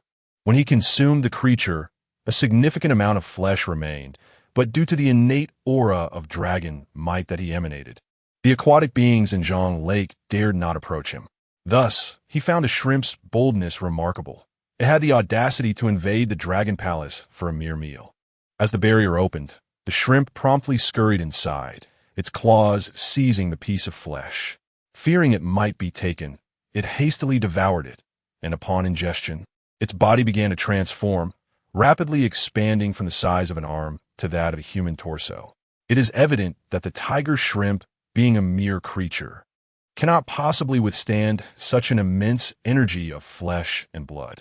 As its body grew to a considerable size, it began to crack, appearing on the verge of bursting apart. Upon witnessing this, Suhi promptly intervened, channeling his energy to stabilize the raging vital force within the creature. In a mere moment, the tiger shrimp's breath steadied, and its form stabilized to that of a human size. After digesting the remnants of the flesh within, the shrimp realized that Suhi had aided it and hurriedly bowed in gratitude. Now, possessing the strength of foundation establishment, Suhi mused, yet its intelligence remains dormant. After observing for a while, a new idea suddenly dawned upon him. Since he would be residing in this place for an extended period, and given the vast emptiness of the Dragon Palace, it would be prudent to enlighten some shrimp soldiers to assist him. As the lake god, he could not possibly attend to every matter himself. Having subordinates to handle tasks on his behalf would be quite advantageous. Chapter 25. The Water God's Foundation for Suhi. The act of bestowing enlightenment was a trivial matter. Their dragon clan had extensive experience serving as dragon kings across various aquatic realms. Naturally, the legacy included the art of enlightening aquatic beings. After all, it would be a disgrace for a dragon king to lack subordinates capable of assisting him. Without further ado, Suhi extended a finger, gathering a wisp of faint golden light at its tip. Seeing that we are fated to meet, I grant you an opportunity, he murmured softly, before directing the golden light into the brow of the tiger shrimp. At the moment the golden light entered its body, the tiger shrimp trembled violently, its previously murky eyes gradually clearing. Its form began to transform. The blackness of its shell faded, replaced by a delicate golden sheen. Although its size remained unchanged, its aura grew denser, and its cultivation advanced from the foundation establishment stage to the core formation stage. Moments later, a spark of intelligence flickered in the tiger shrimp's eyes. It then lowered its head slowly, tapping its claws against the ground, producing a crisp sound, as if paying homage to Suhi. Still unable to speak, Suhi observed curiously. The tiger shrimp promptly nodded vigorously. Unfazed, Suhi scanned the vicinity with his divine sense, collecting the scattered flesh and blood of the aquatic beasts nearby and tossing it before the tiger shrimp. This is for you. Go ahead and eat. Upon seeing the morsels, the tiger shrimp's eyes lit up and it lunged forward, swiftly devouring the offerings. However, after consuming a portion, Suhi halted its feeding. That's enough. At your current cultivation level, this is sufficient. Consuming more would lead to your demise. With Suhi's intervention, the tiger shrimp, with its numerous legs still fidgeting, attempted to inch closer to the pile of flesh, its demeanor suggesting it was on the verge of acquiring the ability to speak. I can still eat. Let me go, it pleaded. Why such insatiable greed? Suhi raised a claw, feigning an intent to take the tiger shrimp's life. At last it recoiled in fear, curling up and trembling. Very well, focus on absorbing what you've already consumed. The tiger shrimp nodded obediently, activating the aquatic cultivation technique bestowed upon it by Suhi, fully absorbing the flesh within its belly. In just half a quarter of an hour, its cultivation broke through to the nascent soul stage. Suhi gazed on with envy. Such an opportunity eluded him, while his own journey had been fraught with difficulty. Shaking his head, he turned to the tiger shrimp and said, "Well done. From this day forth, you shall be the first shrimp soldier of my dragon palace, tasked with guarding this chapter of the lake." Upon hearing this, the tiger shrimp bowed its head respectfully once more. Suhi waved his hand, signaling it to abandon formality. Since you have awakened your intelligence, you should have a name. Your shell is like gold, and your form resembles a tiger. Henceforth, you shall be called Golden Tiger. Upon receiving this name from Suhi, Golden Tiger expressed its joy exuberantly. Dancing with delight, Suhi observed Golden Tiger with satisfaction, akin to having acquired a pet. Now, go familiarize yourself with the environment of the Dragon Palace, and gather the other aquatic beings from the lake. Bring along those you deem worthy. Sui instructive. In this Grand Dragon Palace, it is implausible for there to be only Jean, who is a shrimp soldier. Upon hearing Suhi's words, Jean, who did not immediately withdraw, instead, he tilted his head, looking at Suhi with a puzzled expression. Through his spiritual perception, Suhi grasped the essence of Jean, whose confusion. Are you suggesting which aquatic beings to bring over? Suhi inquired. Jinhu nodded vigorously. Suhi pondered for a moment before responding. Simply those with commendable aptitude, distinct from other aquatic beings in physique, just as you were before you attained sentience. Oh, and if you encounter any turtles or large soft-shelled turtles, do bring them along. A dragon palace ought to have a turtle chancellor, after all. Upon hearing Suhi's words, Jinhu promptly retreated. In less than half a day, he returned with nearly 100 aquatic beings, as requested. Suhi took out the remaining flesh and blood of the remaining creatures and distributed it among the aquatic beings. Under the influence of the blood and his own spiritual infusion, most of these beings transformed into foundational stage water spirits, while those with exceptional talents ascended to the core formation stage. Among those who came under Suhi's guidance, a water turtle and a catfish both achieved the nascent soul stage. The turtle's elevation was largely due to Suhi's desire for a turtle chancellor in his dragon palace, while the catfish, being remarkably plump, reminded him of the fat catfish he had seen among the small koi. Thus he also elevated its cultivation level. With this, the foundational team of his dragon palace was established. The turtle chancellor would oversee domestic affairs, while Jinhu and the portly catfish would be responsible for the patrols and military might. Though, in truth, such displays of force were merely for show. As a mere earth immortal, relying on two nascent soul beings for protection would be tantamount to courting death. Nevertheless, with this new entourage, Suhi found his burdens considerably lightened. He dispatched his subordinates to assist the fishermen by the lake, ensuring their catches were plentiful. Concurrently, those pious souls who ventured to the lake god's temple were met by his shrimp soldiers and crab generals, who appeared in his name to fulfill their requests. At times, he would bestow divine water, curing ailments and strengthening the healthy. Within a few short days, his lake god temple within Zhang Lake had sprouted a dozen or more shrines, with fervent devotion on the rise. Great Dragon King, how majestic!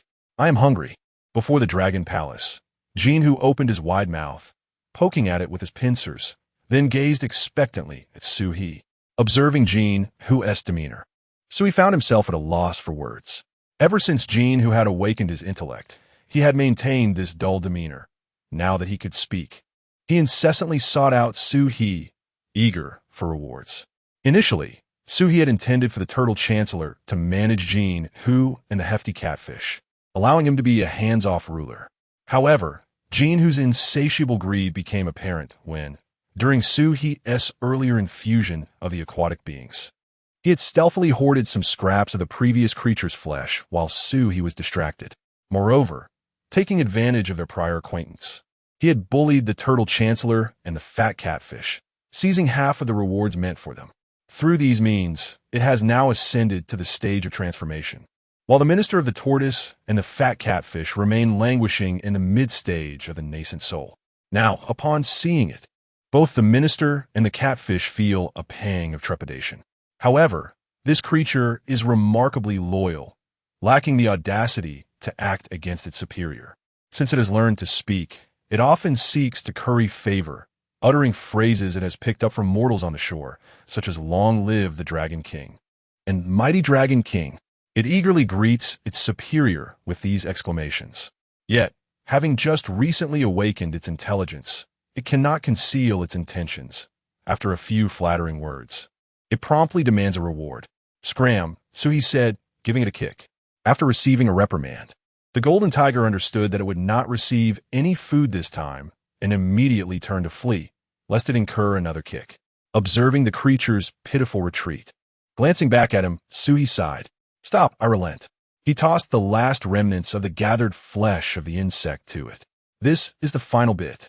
If you ask again, there will be none left. Long live the Dragon King." The golden tiger scampered back, brimming with enthusiasm. Suhi sighed, recognizing that he had taken it under his wing as his first subordinate, feeling a twinge of compassion. Otherwise, he would have cooked it long ago. "Go away." Suhi waved his hand in annoyance. Watching the golden tiger's departing figure, Suhi sighed again. He wondered if his disposition was inherent or merely a result of circumstances. Nonetheless, if it had not been for its singular desire to obtain that morsel of flesh within a barrier, he would never have discovered it. After sending the creature away, So he shifted his gaze to the system panel. Simulation points. 3. 6 days had passed since his last simulation, and he had accumulated 3 points. During the previous simulation, he had encountered a safe period spanning these 6 days. Beyond that, he could not ascertain what awaited him. Thus, this time, Sui did not intend to wait until he amassed 5 points before commencing the simulation. Instead, he aimed to confirm whether the upcoming days would be safe. Begin simulation. Please confirm simulation objective. Let us see how long I can safely reside in this chapter lake without venturing out to cause mischief. Suhi responded. Ding. Consuming 1 simulation point. Commencing future simulation. Chapter 26. Fragments of the innate spiritual treasure. Day 1. A sense of unease subtly envelopes you. Upon reading this description, Suhi felt utterly bewildered. What is this? It is merely the first day, and I'm already experiencing a vague sense of foreboding. Does this imply that by the second day, I shall meet my demise? At noon, you sense a formidable aura swiftly approaching from beyond the lake. As the presence draws near the surface of the lake, you surge forth from its depths. You gaze towards the source of the aura, revealing a middle-aged human cultivator clad in black robes, whose energy is not in the slightest inferior to your own. Isn't the lake deity a Yao? The figure mused, momentarily puzzled. However, he quickly shook his head, dismissing the thought. Never mind, it matters not. Your expression reflects confusion as you contemplate inquiring about the purpose of the stranger's arrival. Yet, before you can utter a word, the individual brandishes a sword and assails you without warning. What madness is this? So he cursed under his breath. Are the inhabitants of this world all deranged? Must they resort to violence at the slightest provocation? Cannot we engage in a calm conversation for a moment? If discourse fails, we may resort to blades. In an instant, you reveal your true form as a mighty dragon, your immense body stirring the waters of the lake, conjuring towering waves. Though the opponent wields a sword, this is your domain, enhanced by the bloodline of the dragon, allowing you to engage him in a fierce exchange. What do you intend to accomplish? After a brief struggle, you could no longer restrain your curiosity. The adversary glanced at you, uttering a cold snicker, disregarding your inquiry as he continued his assault. I have only recently ascended as the deity of this chapter lake.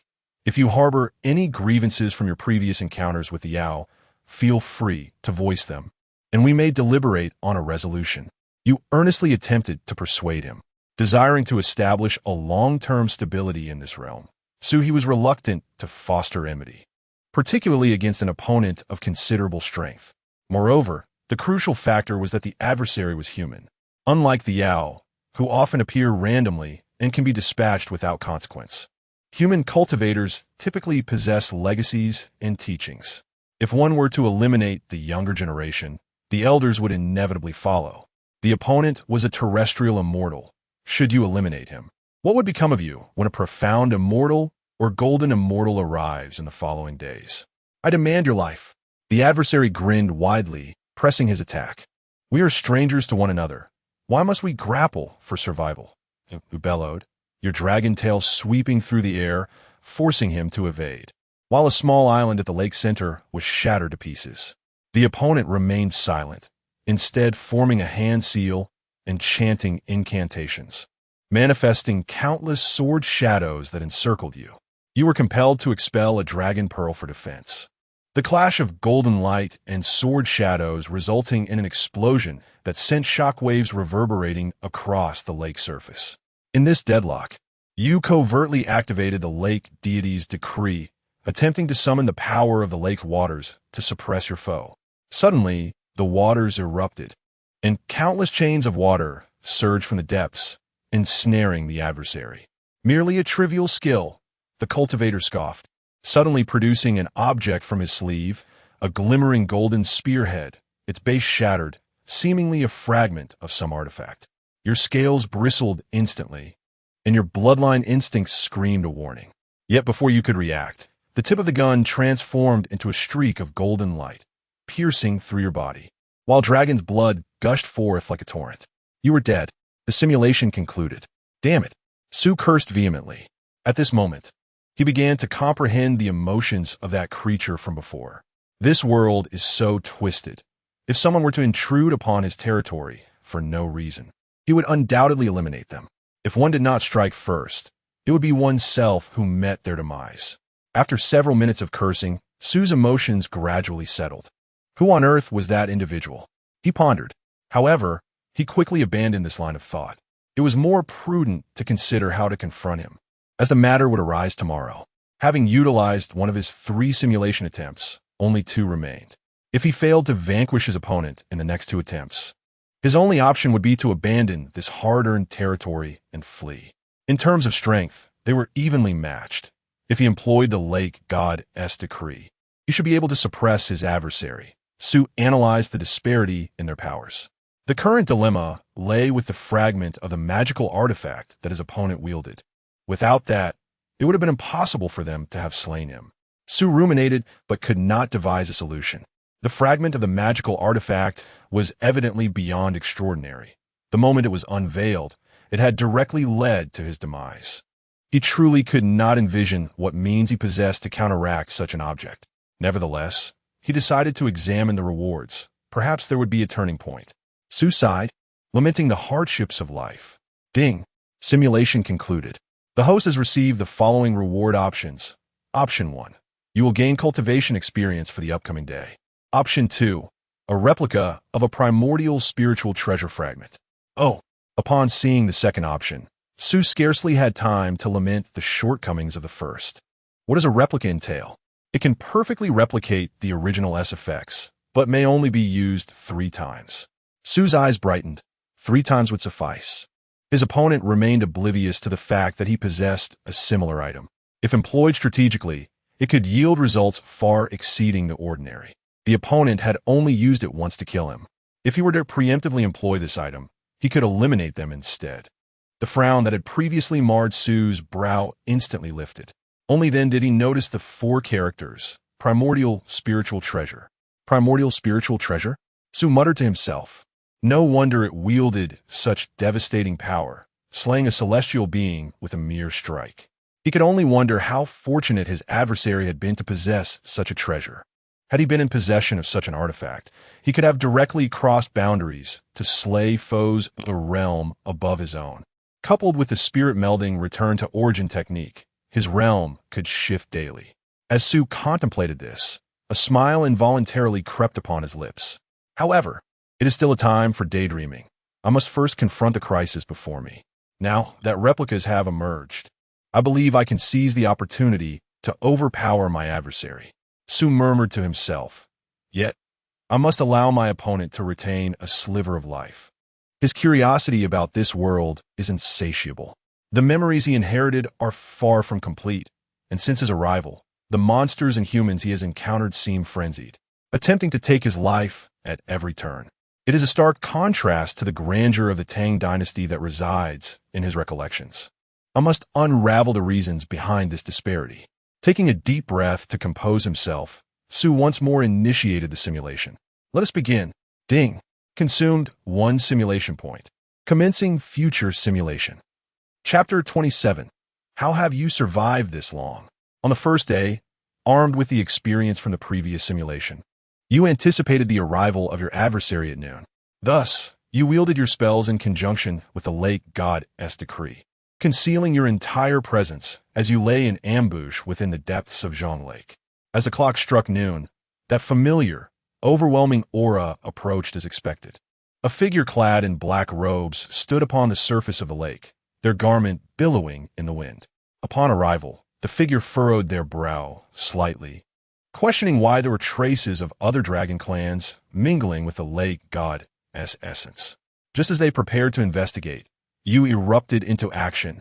Your dragon tail lashed out, conjuring a massive wave that obscured the vision of your foe, diverting their attention, while you channeled all your spiritual energy into your replicated magical artifact.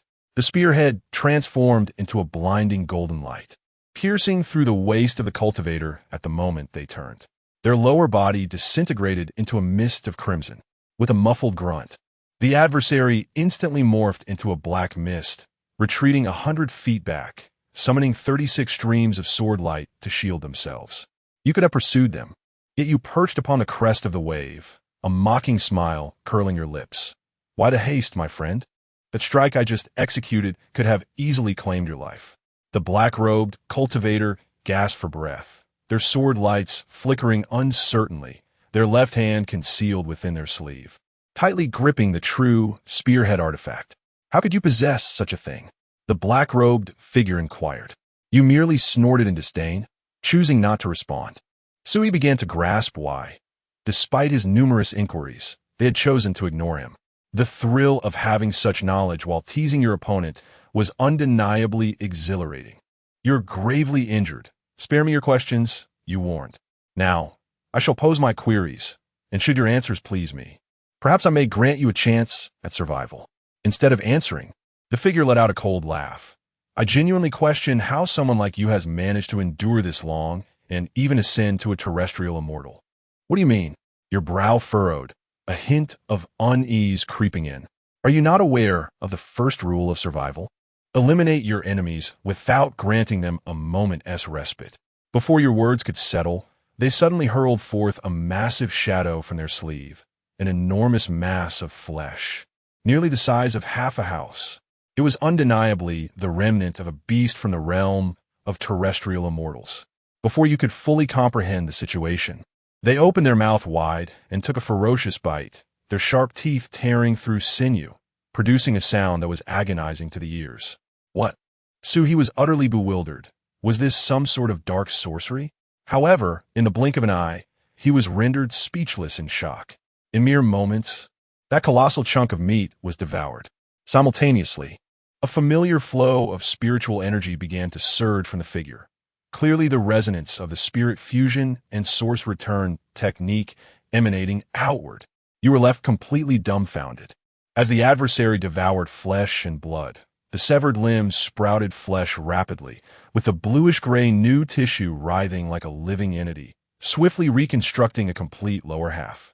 The aura of the individual transformed from a state of grievous injury to one of peak vitality. How could this be?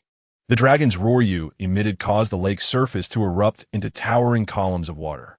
The replicated spearhead once again transformed into a beam of golden light, shooting forth, only to be met with the adversary's own spearhead, which burst forth from their sleeve. At the moment of collision between the two beams of golden light, the entire surface of the lake was pressed down by the shockwave, vaporizing several tons of water in an instant. Again, the robed practitioner cackled as they lunged forward. With a flick of their dragon tail, a massive wave surged, yet the tip of their magical weapon shattered the water barrier, aiming directly for your forehead. You had no choice but to utilize the replica once more. Upon collision, the replica's usage count was exhausted, resulting in your left forepaw exploding in a mist of blood. The adversary activated their spearhead artifact once more, leaving you with no means of defense. You are dead. The simulation concluded. Suhi sat upon the dragon throne, momentarily lost in thought. How could he possess the spirit melding return technique? He had used it so many times, and there was no way he had misperceived it. It was undoubtedly the spirit melding return technique. Moreover, its effects were identical to his own use, devouring the flesh and blood of others to augment oneself. Although Suhi had not attempted to use it for corporeal restoration, based on the technique's extraordinary effects, it should not pose significant issues. After a long period of contemplation, Sui found it difficult to accept. He had initially believed such a miraculous boon was exclusive to him in this world. The realization that others could possess it left him feeling as if he had swallowed a fly. However, it was not entirely implausible. He attempted to rationalize the situation. If the Shundao dragon could acquire it, perhaps it was obtained from some secret realm, and others had received a portion as well. Yet, even with that reasoning, Sui remained deeply unsettled. Such a treasure ought to belong solely to him. Why should anyone else possess it? He resolved to eliminate the rival, and before doing so, inquire whether anyone else was aware of this technique. Suhi was genuinely reluctant to let go of the spirit melding return technique. Its effects were so extraordinary that he sincerely did not wish for it to be misused by others. Initially, the simulation was intended to resolve his uncertainties. Yet he found himself with even more questions than before. Due to the lack of progress in this simulation, there were, of course, no rewards. Thus, Sui promptly initiated the next simulation. This time, he had been careless, failing to anticipate that the opponent also possessed the spirit melding return technique, which allowed them to recover. He resolved to try again, being cautious this time, incapacitating the opponent to prevent them from devouring flesh and blood to restore themselves, and seizing their spearhead artifact that should prevent any further surprises. This time, he was determined to extract something from their lips, so he gritted his teeth. Ding! Consumed 1 simulation point, commencing future simulation. On the first day, you resided in the dragon palace at the lake's bottom, your dragon claws unconsciously tapping against the table. The replicated spearhead rotated in your palm, refracting a cold light. You, as before, concealed your breath. At noon, the opponent arrived as anticipated. With the experience from the last encounter, you executed your attack with greater finesse, striking before they could steady themselves. The replicated artifact pierced through their waist, reducing their lower half to a mist of crimson. As they attempted to flee, you preempted their escape, using your imposing form to block their path. This time, you had learned. As they made a subtle move, your dragon claw grasped their left hand, which was tucked within their sleeve, the sharp talons piercing their meridian. My friend, do you wish to part with this hand? The opponent gazed at you in astonishment, feeling utterly exposed. With a slight increase in pressure, the bones of their forearm emitted a crackling sound, prompting them to release their grip in pain. Seizing the opportunity, you swiftly took hold of the firearm artifact. Enough, Sue exhaled in relief, confident that the opponent would not stir up further trouble. Now, answer 3 questions. As you tightened your dragon claw, the sound of bones fracturing echoed from the cultivator's left arm. First, from where did the spirit-returning source technique originate? Chapter 28. Late stage of Earth Immortal. The other party furrowed their brow, casting a cold glance at you before scoffing and turning their head aside. Are they truly that stubborn? So he found himself at a loss for words. How is it that every individual in this world possesses such audacity and unwavering spirit? You sense their disdain towards you, promptly placing your hand on their shoulder. With a firm grip, a sound akin to cracking bones echoed from their shoulder. They winced in pain, their gaze now tinged with deeper hostility. Speak or else, you threatened. The other person fixed their gaze upon your eyes for an extended moment, then, with a bemused chuckle, inquired, do you genuinely not know? What do you mean? Suhi blinked, pondering whether he should be aware of something. There seemed to be layers of meaning behind their words. Just as you were about to inquire further, they spoke again. How did you come to hold the position of lake god? Wasn't he the previous one a monstrous beast? What concern is that of yours? You replied coldly. Surprisingly, they appeared emboldened. Didn't you wish to extract information from me? Speak, and I shall provide you with the answer. Sui contemplated for a moment. After all, this was merely a simulation, and he had little to fear. You reflected briefly and proceeded to recount the process of your transformation from a flood dragon. Ah, so it was you who slayed that beast, the other remarked, rolling their eyes in irritation. Wasn't he that evident? They continued, and what of your soul integration and source return technique? Where did you acquire it? The question was accompanied by a grin, as if they found the matter utterly amusing. You pondered once more and decided to respond truthfully. I obtained it from Shenlong. You recounted the events surrounding your ascension and the defeat of the Shenlong, detailing how you acquired the technique. Ha ha! They burst into laughter, then looked at you with incredulity. You truly know nothing? So he felt bewildered. Shouldn't he have some knowledge of these matters? However, the next moment, their expression shifted dramatically to one of bitterness, as they regarded you with a complex mix of emotions.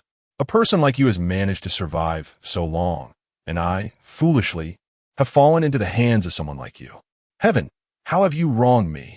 You sense their emotions spiraling out of control and intended to suppress them, urging, stop rambling. Quickly tell me the origin of your soul integration and source return technique. Before you could finish your sentence, you felt a violent surge of spiritual energy from within them. Your pupils constricted. Were they about to self-destruct? You immediately distanced yourself. Yet they continued to glare at you fiercely, a sinister grin forming on their face. I'll be waiting for you below. Hurry up and die. Don't keep me waiting. Boom. They self-destructed, leaving you with minor injuries. Simulation successful. Suhi. Damn it, I still gained nothing. and my curiosity has only been piqued further. The implication from the other party suggests that I ought to know something, doesn't it? Su pondered to himself. Could it be that the memories I inherited have deviated somehow? Yet, that does not seem plausible. For the soul fusion reversion technique was acquired from Shandong. I had no prior knowledge of it. He rubbed his eyes in distress, cursing under his breath, feeling tormented. Moreover, the words spoken by the other party mirrored those uttered by the Shandong before its demise. Both wore expressions as if they were resigned to their fate. Su vigorously rubbed his face, feeling utterly helpless against the monstrous beings of this world. Each one possessed a resolute will akin to martyrs willingly marching towards death. And despite his coercion and enticements, he could not extract a shred of information from them. Well then, let me first examine the rewards. Ding. Simulation concluded. The host has obtained the following reward options. Please select one. Option 1. The corpse of the dark-robed cultivator. You shall receive the complete body of the dark-robed cultivator, which, upon consumption, will enhance your cultivation. Option 2. Late-stage Earth Immortal cultivation. You will directly break through to the late stage of Earth Immortal. I choose Option 2. Su quickly responded after a glance. The other party was also at the mid-stage of Earth Immortal. Consuming their essence might not guarantee a breakthrough to the late stage. Furthermore, Su harbored a certain aversion to cannibalism. Upon making his choice, the scales of his dragon form began to shimmer with golden light, and a torrent of spiritual energy surged into Su, propelling him instantaneously to the late stage of Earth Immortal. As he felt the newfound strength coursing through his body, a fleeting glimmer of joy and excitement flickered in Su's eyes. However, it soon dissipated. What does it matter being at the late stage of Earth Immortal? Su sighed, shaking his head. That fellow is impervious to threats. Even if I were to slay him, he might not divulge the truth to me. Su sat in contemplation on the dragon throne for a considerable time. With his newfound cultivation, he felt less intimidated by the threats posed by the dark-robed cultivator. Yet, the truth he sought still eluded him. In the simulation, even if he had incapacitated half of the opponent's body, that individual would rather self-destruct than reveal anything to him. Thus, even with the late-stage cultivation, the ability to suppress him without resorting to ambush would prove futile, for the adversary showed no fear of death. After deep reflection, Su mused, perhaps I should try a different approach? I could feign weakness, pretend to be overpowered, and then lure him into revealing the truth. Su pursed his lips and nodded. This method should prove effective. People are most prone to exposing themselves when they are arrogant and self-assured. If the other party perceives him as an underdog on the brink of defeat, they might relax, allowing Su to cleverly extract the secrets from them. Of course, this is not guaranteed. If the individual is a sadist, content to watch their enemy perish in confusion, then this tactic would be in vain. Nonetheless, at this juncture, Su had no other recourse. Should this strategy fail as well, he would have to resort to forcibly extracting their soul. However, against a staunch will, he could not ascertain how much useful information he might glean. I hope it proves beneficial. Su sighed, gazing at the surface of the lake. As the night deepened, Su suppressed his cultivation to the initial stage of the Earth Immortal realm. Were he to remain in the mid-stage, it was likely that his adversary, in an effort to ensure success, would eliminate him without a moment's hesitation, sparing him not a single word.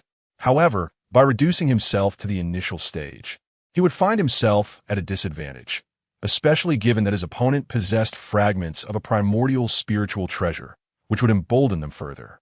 Waiting until noon, Su sensed the approach of his foe from a distance. With a deep exhale, he surged forth from the surface of the lake. Who goes there? What business do you have at Zhang Lake?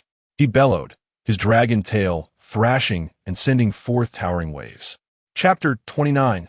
Let me die understanding. ISNT the lake deity, here merely a monstrous creature?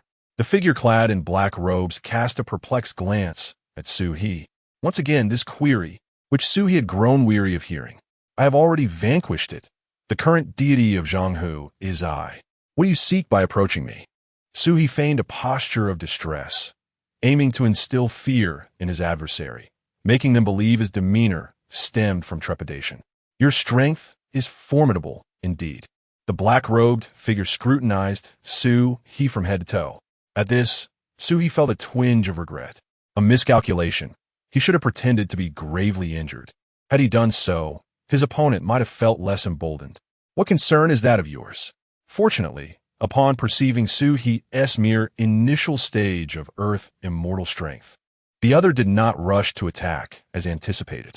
Instead, they circled around Su-He. Su-He remained tense, intently observing the adversary's movements. Should the opponent resort to employing the shard of the spearhead, even if he failed to uncover the truth, he would have to eliminate them first. Fortunately, emboldened by their superior strength, they hesitated to reveal their trump card, opting instead to unleash a flurry of techniques and spells. After exchanging numerous blows, Su-He deliberately exposed a vulnerability, allowing his opponent to pierce his body with a sword, after which he gracefully fell into the lake. With a splash, Su-He theatrically expelled a mouthful of blood. At that moment, the black-robed figure, evidently bored, raised an arm, poised to deliver a decisive blow. Wait!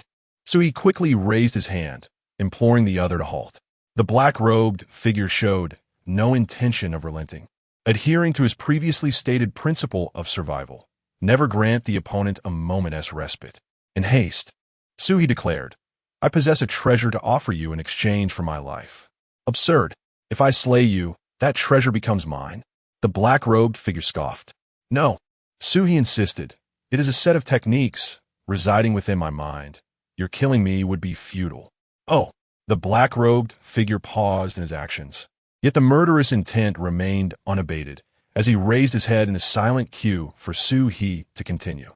Taking a deep breath, Su-He replied slowly, I acquired it from Shenlong. Get to the point. The black-robed figure's gaze sharpened, and the murderous intent flared once more. It is a technique known as the fusion of spirit and source method, capable of devouring the flesh and blood of other cultivators to enhance oneself. Su-He exclaimed, just half a month ago, I was a tribulation stage python, and now I have attained the Earth immortal fruit position. This was achieved through this very technique. Upon finishing, Su-He anxiously scrutinized his opponent's expression.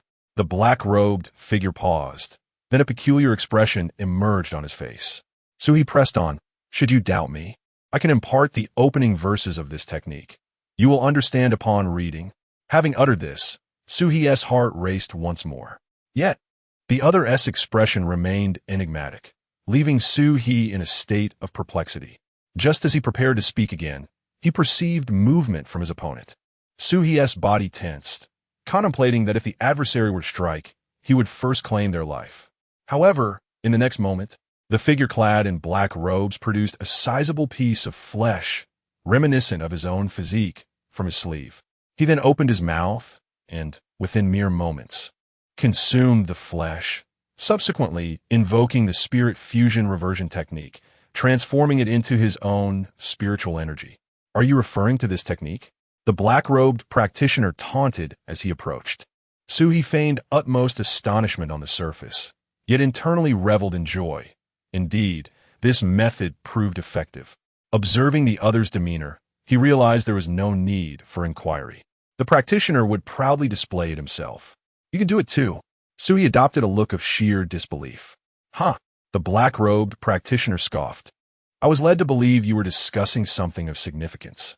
Having said that, he looked down upon Su-He with an expression of curiosity and arrogance, asking, how has someone like you managed to survive until now? What does this mean?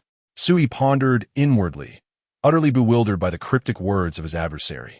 A mere fortunate fool, yet your luck is about to run out. The black-robed practitioner raised his sword, poised to end Su-He's life. Upon witnessing this, Su-He shouted, I know I cannot escape death, but I only wish to understand why. Hearing these words, the black-robed practitioner hesitated, a smile curling at the corners of his mouth. It was not an unreasonable request. It was intriguing that someone so ignorant of the circumstances had survived thus far. Very well, let me grant you this clarity. Su-He, upon hearing this, quickly concealed the existence of the simulation system and recounted his experiences with remarkable accuracy. After listening, the practitioner's expression flickered with confusion. I retract my previous statement. You are not merely fortunate, but your luck is extraordinary. What do you mean by that? Sui spat blood, feigning extreme weakness. The black-robed practitioner shook his head and replied, "Are you not aware that the spirit fusion reversion technique is practically possessed by every individual?" Suhi's eyes widened in disbelief, his breath momentarily faltering, betraying his astonishment. How could that be possible? He murmured, his shock genuine. How could it not be possible? The black-robed practitioner chuckled. Did you truly believe that heaven favored you? Such an extraordinary technique cannot be commonplace. Sui bellowed. The black-robed practitioner shrugged, smiling as he stated, "That is the reality. Enough of your curiosity. It is time for you to die." He once again lifted his sword.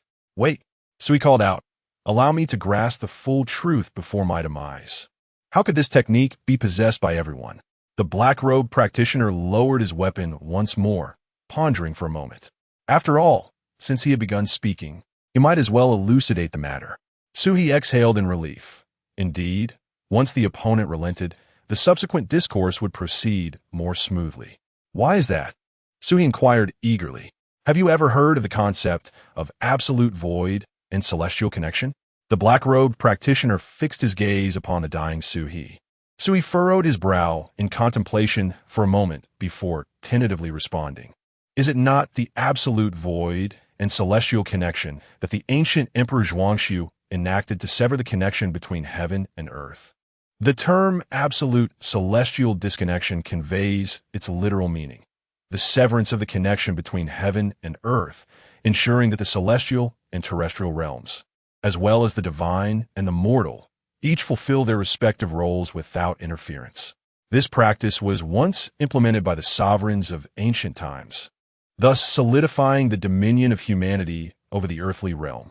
The cloaked scholar regarded Sui with a hint of curiosity, acknowledging his unexpected knowledge. Fearing exposure, Sui promptly explained, "It is merely the legacy embedded within my bloodline." The scholar accepted this explanation, reasoning that it was indeed reasonable for a dragon to possess such understanding. The scholar continued, however, "The previous instance of absolute celestial disconnection was a decree from the powerful beings of the earthly realm to prevent the heavenly court from meddling in mortal affairs. In contrast, this current absolute celestial disconnection signifies a complete severance of ties between the heavenly court and the mortal realm." Sui bit his lip, sensing that he was on the brink of uncovering a harrowing truth. Chapter 30. The Severance of Heavenly Ties. 4 years ago, this world was not as it is now. The figure cloaked in black lifted his head, lost in reminiscence. Back then, there was far less bloodshed and chaos. However, one fateful day, the celestial court abruptly severed all connections with a mortal realm. We, the disciples of this world, found ourselves unable to communicate with the ancestral masters residing in the celestial court. A few days later, an edict was issued from the heavens, declaring a complete disconnection from the mortal realm. It proclaimed that in 5 years, those whose cultivation surpassed that of the true immortal could ascend to the celestial court, while those beneath this threshold would be left to their own devices. Huh. Sui stood in stunned silence. The black-clad figure chuckled, recalling how they had shared the same incredulous expression. Sui furrowed his brow, pondering for a moment before inquiring, "But isn't self-sufficiency a good thing? We might as well consider the celestial court non-existent." The black-robed figure scoffed. "Do you think it is that simple? Is it not? Once the celestial court has entirely cut ties with the mortal world, the spiritual energy here will cease to replenish and will inevitably wither away. When the spiritual energy is completely depleted, even if you possess the cultivation level of a celestial immortal, it would be futile. You would find yourself no match for an ordinary human warrior, living no more than a century." At this revelation, Sui felt a dawning realization. Wasn't this the onset of the age of decline? So this was how the future's decline came to be. Hence, everyone was striving to cultivate fervently to secure a place in the celestial court. So he contemplated deeply. Precisely, the black-robed figure sighed. Yet in just 5 years, even the most gifted cultivator would require tens of thousands of years to transition from celestial immortal to true immortal. Hearing this, Sui began to piece together the broader truth. So, the spirit integration and source return technique was indeed promulgated by the celestial court. It provided an opportunity for those whose cultivation fell short to ascend to the heavens. Thus, this technique was universally distributed. As he spoke, Suhi's eyes brightened with realization. "You are not as foolish as you appear," the black-robed figure replied. "It all makes sense now," Suhi murmured to himself, shaking his head. He had always wondered how such a formidable technique could be possessed by both the spirit dragon and this black-robed figure. Now it was clear. He had foolishly clung to the notion that this technique was a rare treasure meant solely for him. In that moment, many of the confounding aspects that had previously eluded him began to crystallize. Why did the water fox possess dragon blood? Why did the spirit dragon and this black-clad figure exhibit such formidable resolve? Given that the spirit integration and source return technique was available to all, should he fall to his adversary, death would be the only outcome. If Suhi were to find himself at the mercy of others in the future, they would likely think the same, unwilling to believe that anyone would spare him. Ultimately, it would lead to death regardless. So it was better to face it with some dignity. As for the curses they had hurled at him in this dire environment, it was indeed concerning for one's chances of survival. They likely did not believe he could endure until the end, hence their acceptance of death at his hands, resigned to the thought that one day they too would perish at the hands of others. Could one depart this world with a sense of peace? The dark-robed practitioner smiled, exuding a faint aura of menace. "Wait." So he raised his hand once more, calling for a halt. "What do you intend to do now?" The dark-robed practitioner expressed a hint of impatience. "I have one final question. What purpose does this position of lake deity serve?" Suhi inquired, pondering the futility of clinging to such a title with a mere 5-year limit. Even if granted an additional decade of incense offerings, it would hardly guarantee an ascension to celestial status, let alone meet the heavenly court's requirement of true immortals. The dark-robed practitioner frowned slightly, acknowledging, well, there is some merit to that assertion. It is said that the heavenly court retains certain divine positions among mortals, responsible for administering rain and other public duties. Suhi nodded, understanding that maintaining mortal belief was paramount. Renowned rivers, lakes, and mountains often held a quota for divine positions. A flicker of realization crossed Suhi's eyes. Now makes sense. No wonder the ice spirit reacted so fiercely when I entered the Yellow River. It perceived me as a threat to its divine status. Even in my weakened state, it did not hesitate to eliminate me. Conversely, lesser-known bodies of water, such as this chapter lake, lacked such guarantees. Some practitioners, recognizing their own limitations, opted to take a gamble. After all, engaging in battles outside often led to certain death, whereas guarding a lesser deity offered a glimmer of hope.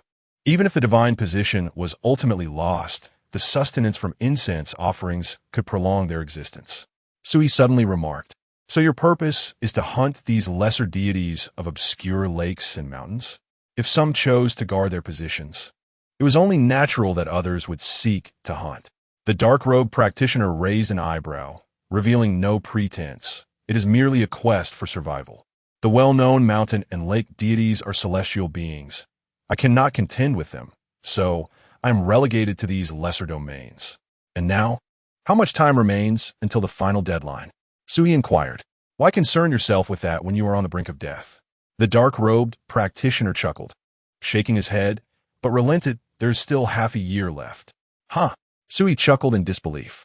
So the spiritual energy tide is orchestrated by the heavenly court to facilitate our growth in power? According to the information I've gleaned from the system, the next spiritual energy tide is precisely half a year away. The dark-robed practitioner was about to respond when his expression shifted, his skin prickling with unease. The cause was the sight of Suhi rising slowly from the lake, no longer bearing the appearance of a grievously wounded individual. "You." Before the dark-robed practitioner could finish his sentence, Suhi flung the replica of the spear in his hand. The dark-robed practitioner also drew his spear-like treasure to retaliate. However, his speed paled in comparison to Suhi's, and his realm was significantly inferior. Thus, at the moment he launched his attack, Suhi's treasure had already struck him. Boom! The lower half of the dark-robed practitioner was once again engulfed in a mist of blood. He gazed in disbelief at his own wound, then turned his gaze towards Su-he. As he was about to transform into a wisp of black mist and flee, the surface of the lake stirred immediately. A series of water chains surged from the lake, swiftly ensnaring the dark-robed cultivator's form. Su-he also flickered, appearing behind him, and directly severed the cultivator's arm, seizing the spear-like magical artifact into his grasp. "Are you attempting to trap me?" The dark-robed cultivator finally reacted, bellowing in anger. Su-he did not respond. Instead, he tightened his grip around the opponent's neck, a cruel expression crossing his face. "Considering you have unraveled so many of my confusions, let us exchange a few words before your departure." The dark-robed cultivator glared at Su-he, his countenance a mix of fury and indignation, his lips moving before he finally spat out 4 words. "Your mother is dead." "I apologize, but I do not have a mother," Su-he replied candidly, for indeed, he had no family in this world. Chapter 31. Now you're the god of Zhonghu Lake. Is there anything else you wish to say? Su-he exerted force with his claws. The black-robed cultivator opened his mouth, hesitated, and ultimately fell silent, adopting an expression of resigned defeat. Su-he smiled faintly. "Are you not cursing me to meet my demise at the hands of others in the future?" The black-robed cultivator cast a sidelong glance at Su-he. "A wretch like you might indeed survive until the end." "Thank you for the compliment," Su-he replied coolly, and with a sudden exertion of his claws. The sound of bones shattering echoed as the opponent's neck twisted at an unnatural angle, sealing his fate. Yet, after the act of killing, Su-he bore no trace of joy on his face. Damn it, how could this happen? Su-he felt himself on the brink of madness. He had envisioned a leisurely entrance into a new life of cultivation, but now it seemed like a desperate escape was in order. He had suspected that the system could not possibly be so benevolent as to refrain from restricting the powers of his golden finger. Instead, it had offered enhancements. He was merely at the Earth Immortal stage now, and to break through to the true immortal realm within half a year seemed a monumental challenge. For heaven's sake, even the likes of Sun Wukong might struggle with that.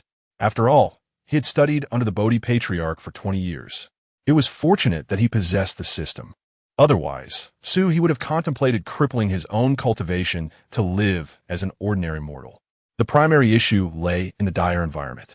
Each individual possessed a copy of the spirit merging and source returning technique, and in any encounter, only one party could emerge alive. There was no room for mercy. Even if one was willing to spare their opponent, the latter might not reciprocate. Time was of the essence.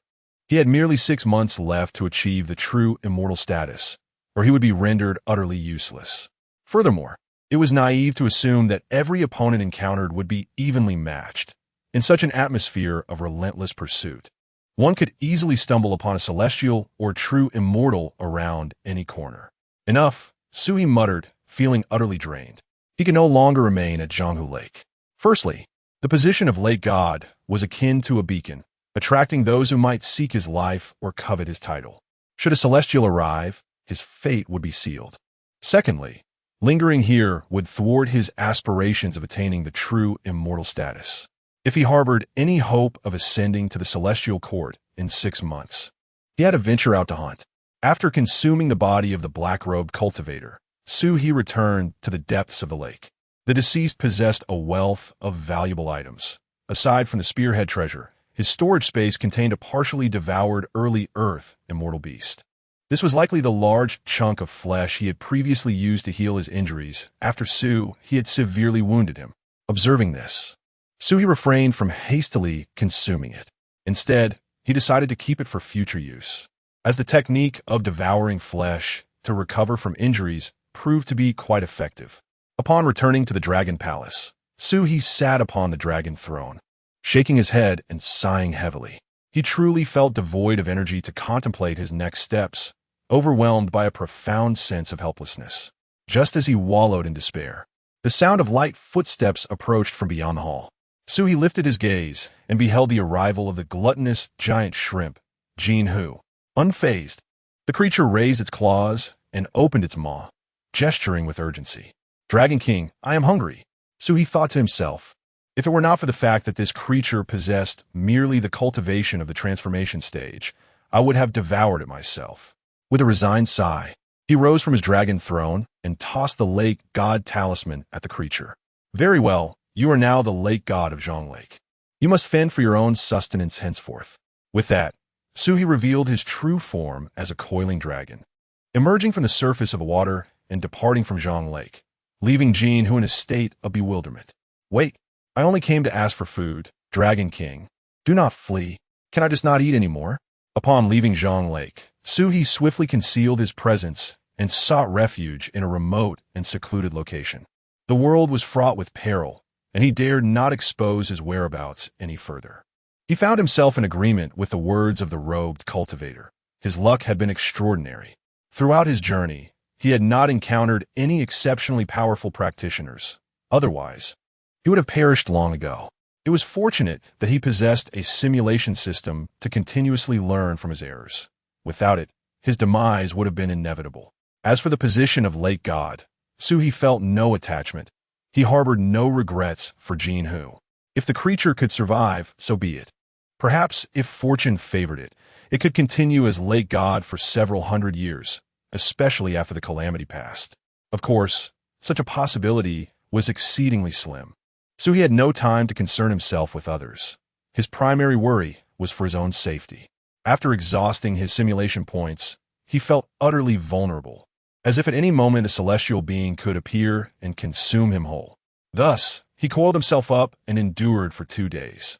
Once he had accumulated another simulation point, he promptly initiated a new simulation, aiming to ascertain the safety of his surroundings. The process was uneventful.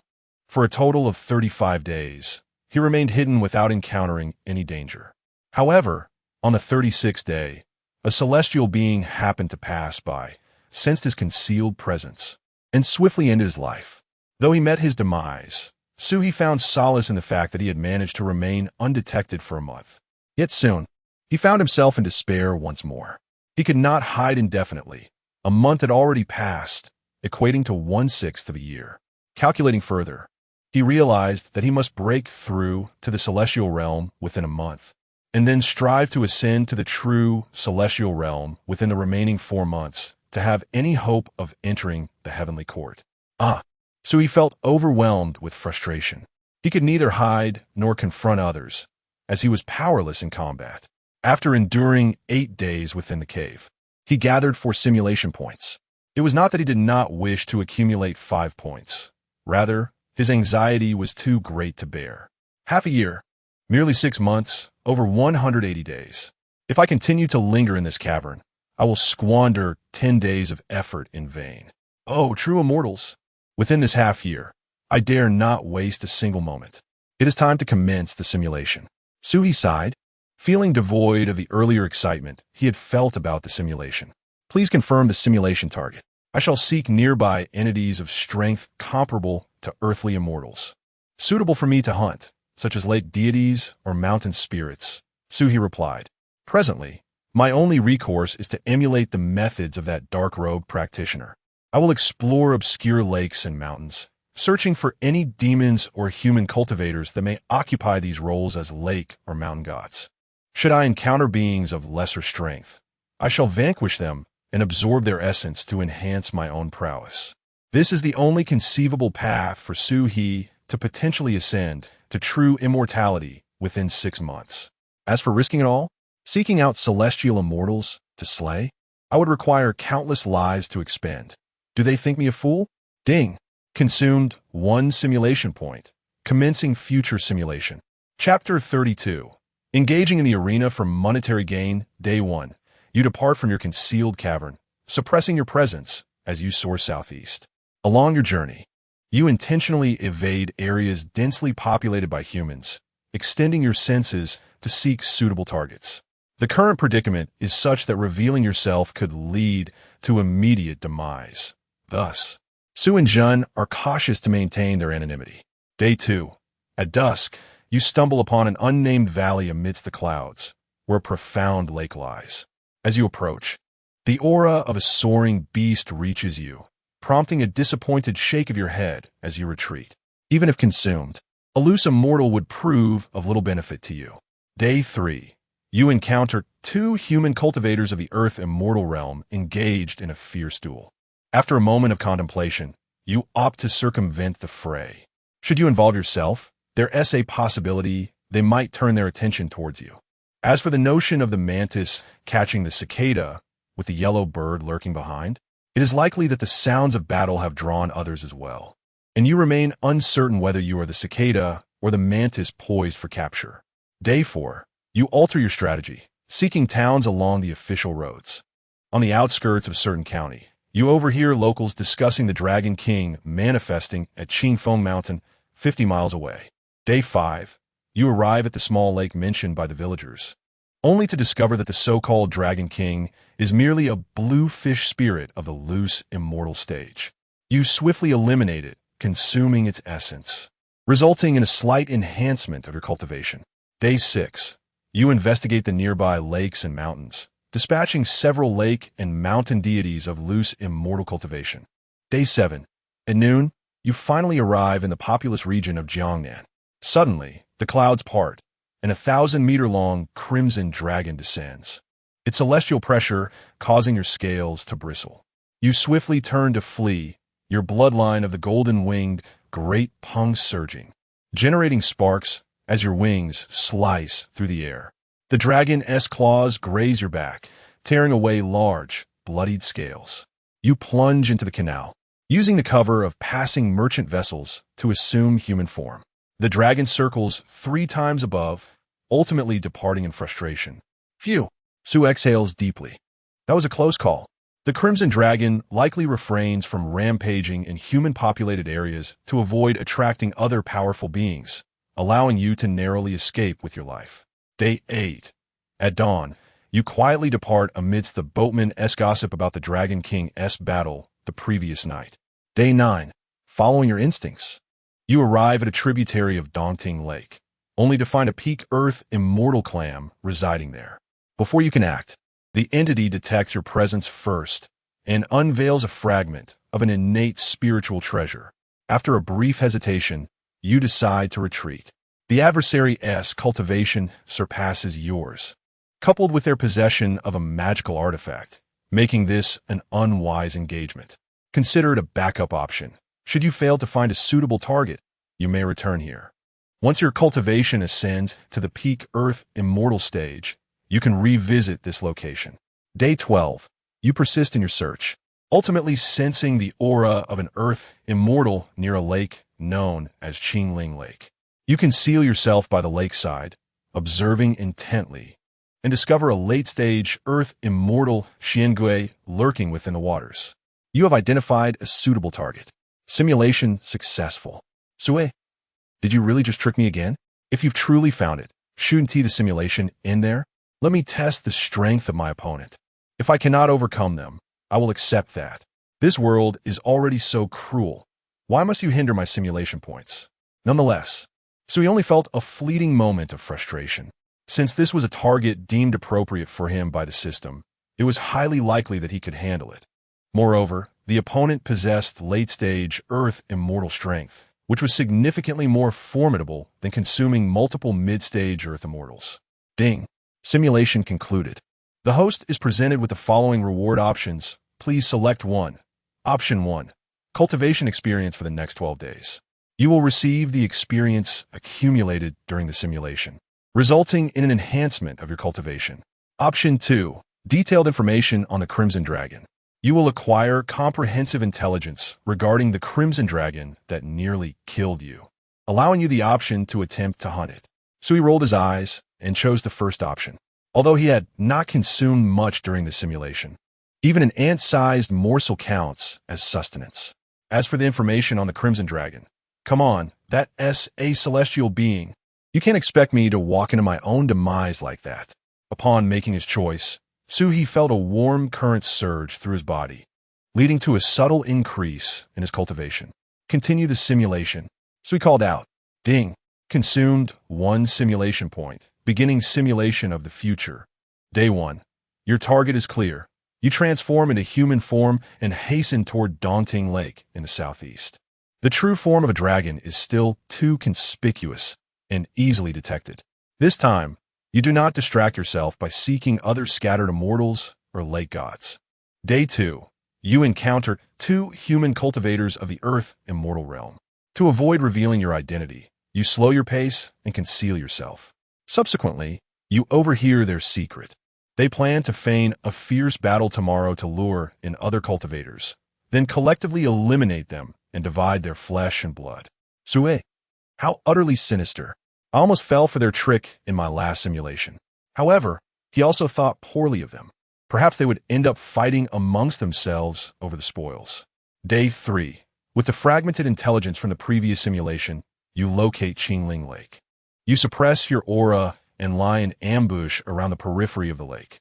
In the following days, you remain hidden, observing carefully, confirming that no traps have been set while discerning their patterns of movement. Day 7. At noon, under the brightest sunlight, ripples suddenly appear on the lake surface. The mysterious tortoise slowly surfaces, its shell covered in moss, yet marred by a grotesque old wound on its neck. It transforms into human form and approaches the temple built for it by humans at the lake's edge. This is the moment you have been waiting for.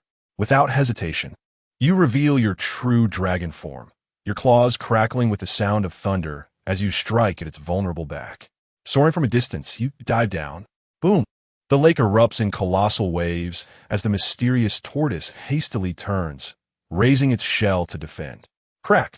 The opponent's shell was shattered, creating spiderweb-like cracks, and the subsequent shock wave generated colossal waves on the lake's surface. The ancient turtle, utilizing the force, soared backward into the water while simultaneously invoking the lake god's decree, causing the entire body of water to solidify like iron. You summoned the spearhead artifact, instantly piercing through its defenses. The ancient turtle was instantly struck with terror, pleading for mercy. Spare my life, fellow cultivator. I possess treasures to offer you. Without a moment's hesitation, Suhi launched an attack. The words of the cloaked cultivator rang true. Not a single moment of respite could be granted to the adversary. Even discussions would come only after leaving the opponent on the brink of death, with their life firmly in one's grasp. A resounding explosion echoed as the spearhead transformed into a golden light, piercing through the turtle's shell. The ancient turtle let out a heart-wrenching wail, half of its body exploding into a mist of blood. You advanced, your claw sinking into its flesh, and with a forceful grip, the ancient turtle emitted a piercing cry, blood gushing forth from the cracks in its shell. What treasures do you speak of? You inquired with a smile. Chapter 33. The old Dragon King of Dongting, like the mysterious tortoise, gazed at you with a wide grin. I know that once I utter these words, you will undoubtedly seek my demise.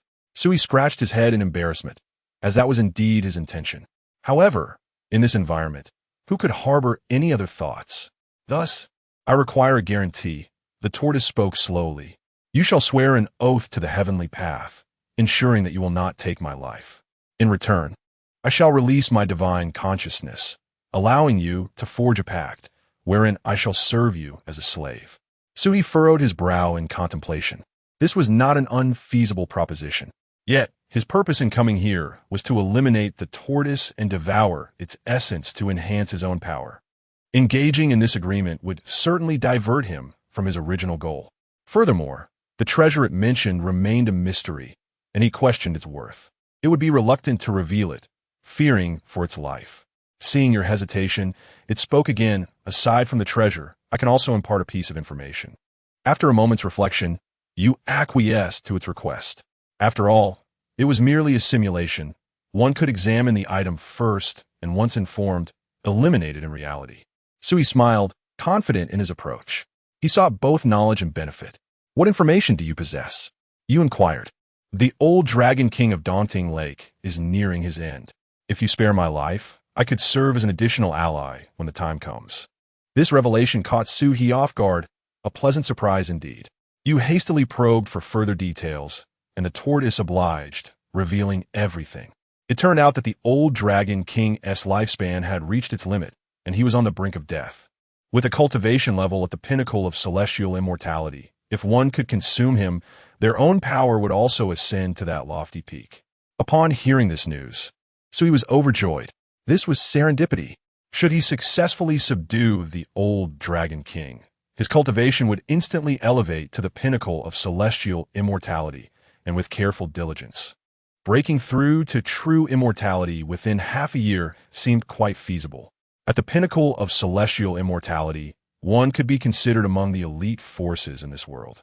There would be no need to tread so cautiously anymore. As you pondered these revelations, an alert from your bloodline surged within you once more. A glint of malice flashed in the tortoise's eyes, and suddenly, a dark light shot forth from the crevices of its shell. An object resembling a short dagger with a sharp tip emerged. "Did you truly believe I would willingly become a slave?" The tortoise roared, its essence transforming into crimson flames that surged into the dagger. That remnant weapon vibrated ominously, stirring the very essence of the world. Your pupils constricted as you hastily summoned your weapon to counter. In the instant their forces collided, both parties were violently propelled backward. Boom! A cataclysmic explosion engulfed the entire Qingling Lake, vaporizing the waters in an instant and splitting the lakebed, revealing an unfathomable chasm. You regained your balance midair, your gaze fixed intently upon the dagger, recognizing that it was no ordinary object. Otherwise, it could not have clashed so fiercely with the innate treasure fragment acquired from the dark-robed practitioner. The ancient tortoise suddenly struck its chest, expelling 3 drops of its vital blood, which dissolved entirely into the short dagger.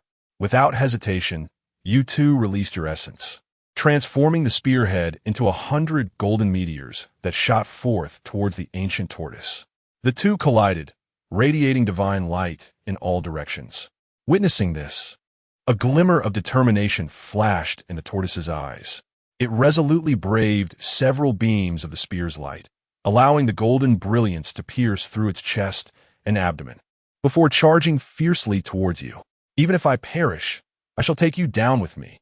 With a thunderous boom, you could only manage to expel a dragon pearl to shield your vital points, before being engulfed by the explosion. In the aftermath, your golden wings were instantly charred, your chest and abdomen nearly torn apart, as dragon blood cascaded like a waterfall. The ancient tortoise lay dead. The simulation was deemed successful. Suhi mused, "This old tortoise is relentless." His current mood was difficult to articulate. He had underestimated the tenacity of the cultivators in this world. The opponent would rather self-destruct than leave him even the slightest chance to consume it. Well, this was a lesson learned. Perhaps in the future, when faced with a dead end, he might consider a similar approach. That treasure was impressive. It would indeed be worth acquiring. Suhi reflected, recognizing that if it could contend evenly with the spearhead treasure in his possession, it must be a fragment of some innate spiritual treasure. Of course, Suhi was presently more concerned with another piece of information gleaned from the simulation. The Dragon King of Dongting Lake? He murmured to himself, the pinnacle of celestial immortality. If he could truly capture it, he would no longer need to fret over the impending calamity in 6 months. Frankly, he was eager to attempt this. Previously, he had refrained due to the meager rewards. Now that an opportunity had presented itself, if he did not seize it, who knew when he might encounter such a chance again? With the simulation allowing for continuous trial and error.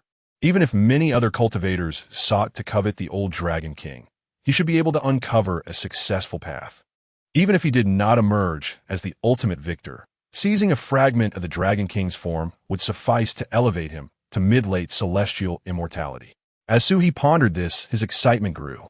It seemed that after dealing with the ancient tortoise, he would need to hasten towards Dongting Lake to seek out any opportunities. Ding! Simulation concluded. The host has acquired the following reward options. Hearing the system's prompt, Suhi quickly shifted his focus. Option 1. Experience points for cultivation over the next 7 days. You will gain the accumulated experience from the simulation, resulting in an enhancement of your cultivation. Option 2. A replica fragment of an innate spiritual treasure. Indeed, it was also an innate treasure, Suhi mused. After contemplating for a moment, he chose the second option. Although the treasure from the ancient tortoise would belong to him after its defeat, rendering the second option unnecessary, he had not devoured anything during the simulation, resulting in no significant increase in his cultivation. Therefore, overall, the second option proved more advantageous. As Suhi made his choice, a dagger, entirely black, materialized before him. With its appearance, he could finally examine its form in detail. Upon closer inspection, Sui discerned that this object resembled not a short dagger. Yet he could not identify what else it might be. Suddenly, he felt the firearm talisman in his embrace tremble violently, emitting a piercing hum. Hastily, Sui withdrew the firearm's tip, only to witness its formerly dim point now radiating a dark golden glow, harmonizing with the obsidian sheen of the short dagger. As soon as he retrieved it, both talismans soared into the air, resonating with one another. After circling a few times, they stabilized in position, responding to each other, and appeared to merge into a singular talisman. Strangely, however, there remained a gap of over 2 meters in the center of this newly formed artifact. Sui cast a glance and finally comprehended the nature of the short dagger. His talisman was the firearm's tip, while the short dagger represented the gun's grip, specifically the pointed end. The distance between them indicated the absence of a gun barrel. Could it truly be so fortuitous? Sui pondered aloud, shaking his head. He had not intended to seek out the remaining fragments of this innate spiritual treasure. Had it come to him willingly? If he were to find the gun barrel and restore it, acquiring a talisman of innate spiritual treasure caliber, then transcending a major realm to vanquish foes might not be beyond the realm of possibility. He mused, a smirk gracing his lips. Could a terrestrial immortal truly slay a celestial immortal? Might he carve a path all the way to true immortality? Chapter 34. The Tea House by Daunting Lake. In this instance, Sui found himself with yet another compelling reason to vanquish the mysterious tortoise. Given the nocturnal hour, he felt no urgency to hasten his journey. Instead, he rummaged through the storage bag he had seized from the rogue cultivator. After a thorough search, he was delighted to discover a metal rod approximately 3 meters in length. It appeared that the previous owner had contemplated fashioning a handle for the fragment of the innate spiritual treasure, yet ultimately abandoned the endeavor, perhaps due to its impracticality. However, upon pairing the metal rod with the spearhead and the replica of the spear shaft, Sui found that wielding the weapon was surprisingly effective, even enhancing his own prowess considerably. The power it wielded surpassed that of the spearhead alone, likely attributed to the addition of the spear shaft. After indulging in a few exuberant swings, he carefully stowed away the self-assembled artifact. As the simulated time progressed, he exited the cavern and set forth towards the southeast. Along the way, he encountered the 2 Earth immortal cultivators who were intent on engaging in a profit-driven duel, yet he refrained from confrontation. Although he now possessed an additional magical artifact and had bolstered his strength, he remained cautious as he lacked practical experience and feared unforeseen complications. In this perilous environment, Sui recognized the constant threat to his life. His primary objective remained the ancient tortoise residing in Qingling Lake. Eliminating this opponent, who had attained late-stage Earth immortal cultivation, would greatly benefit his own cultivation, not to mention the genuine spear shaft in its possession. The replica he wielded could only be utilized thrice, and failing to acquire the authentic version would render his painstakingly assembled treasure limited in utility. Despite the advantages conferred by his simulated experiences, Sui adhered strictly to the timeline, taking 3 days to reach Qingling Lake. As anticipated, no unexpected events transpired along the journey. Upon arriving at the lake, he immediately concealed himself. This time, he did not wait a full 7 days to strike. Rather, on the 4th day, after a day of lurking, he surged forth the moment the tortoise surfaced. With a swift thrust, the spearhead pierced its shell before the tortoise could react, staining the lake's surface with blood. Sui had indeed underestimated the potency of the spear in his grasp. With a single strike, the tortoise was on the brink of death. "Please, spare me. I possess treasures to offer you," the tortoise pleaded. However, having gleaned all pertinent information about its possessions, Sui was disinclined to entertain such futile words. With a deft twist of his wrist, the spear emitted a blinding glimmer, swiftly extinguishing its life. After extracting the spear shaft from the creature's lifeless body, Sui transformed into his true dragon form and consumed the tortoise in a few swift gulps. As he activated the spirit fusion reversion technique, he felt a surge of spiritual energy within him, sensing a gradual enhancement of his cultivation. Yet this sensation of growth was fleeting, soon waning. Sui pursed his lips, a look of regret shadowing his expression. The limitations of one's own cultivation are indeed apparent, sighed Sui. In truth, the progress made is quite remarkable. If it were any other era, a doubling of one's cultivation within a single day would surely elate anyone. Yet, the current circumstances are different, as the pressure of a 6-month deadline weighs heavily upon him, leading Sui to perceive this pace as sluggish. In order to transcend to the pinnacle of the Earth Immortal realm, he must consume several others who are likewise in the late stages of Earth Immortal, or perhaps eliminate a peak Earth Immortal and absorb their essence to achieve that elevation. As he spoke, his eyes narrowed contemplatively. Even that would not suffice. One could simply devour a celestial immortal and ascend directly to the celestial immortal realm. At this juncture, Sui's gaze involuntarily drifted towards the direction of Daunting Lake. He mused, I must consider the old Dragon King. With a tone of indifference, Sui continued, Never mind, I should leave this place. Creating such a commotion may attract unwanted attention. After meticulously packaging the remnants of the Xian turtle's flesh, he swiftly concealed his presence and fled into the distance. Upon discovering a secluded and secure cave, Sui promptly initiated a simulation. Due to the 3 days spent traveling, he was afforded an additional opportunity for simulation. Waste not, want not. The simulation concluded. His hiding place remained relatively secure, yet after a month and a half, 2 celestial immortals, whose origins were unknown, arrived in a fierce battle, inadvertently revealing his location. And then, he met his demise. A month and a half. I can still remain hidden for a while. Sui muttered to himself. Now, I possess 2 simulation points. I can venture to Daunting Lake to ascertain the situation. The news of the old Dragon King's impending demise, which he had heard from the Xian turtle, was uncertain in its authenticity. Therefore, the most prudent course of action would be to visit Daunting Lake personally and assess the circumstances. Should the Dragon King indeed face death, he could not afford to miss this opportunity. Conversely, if it were not true, he would have to seek alternative paths. Equipping himself with the genuine firearm, Sui promptly summoned the system. Initiate the simulation. Please confirm the simulation objective.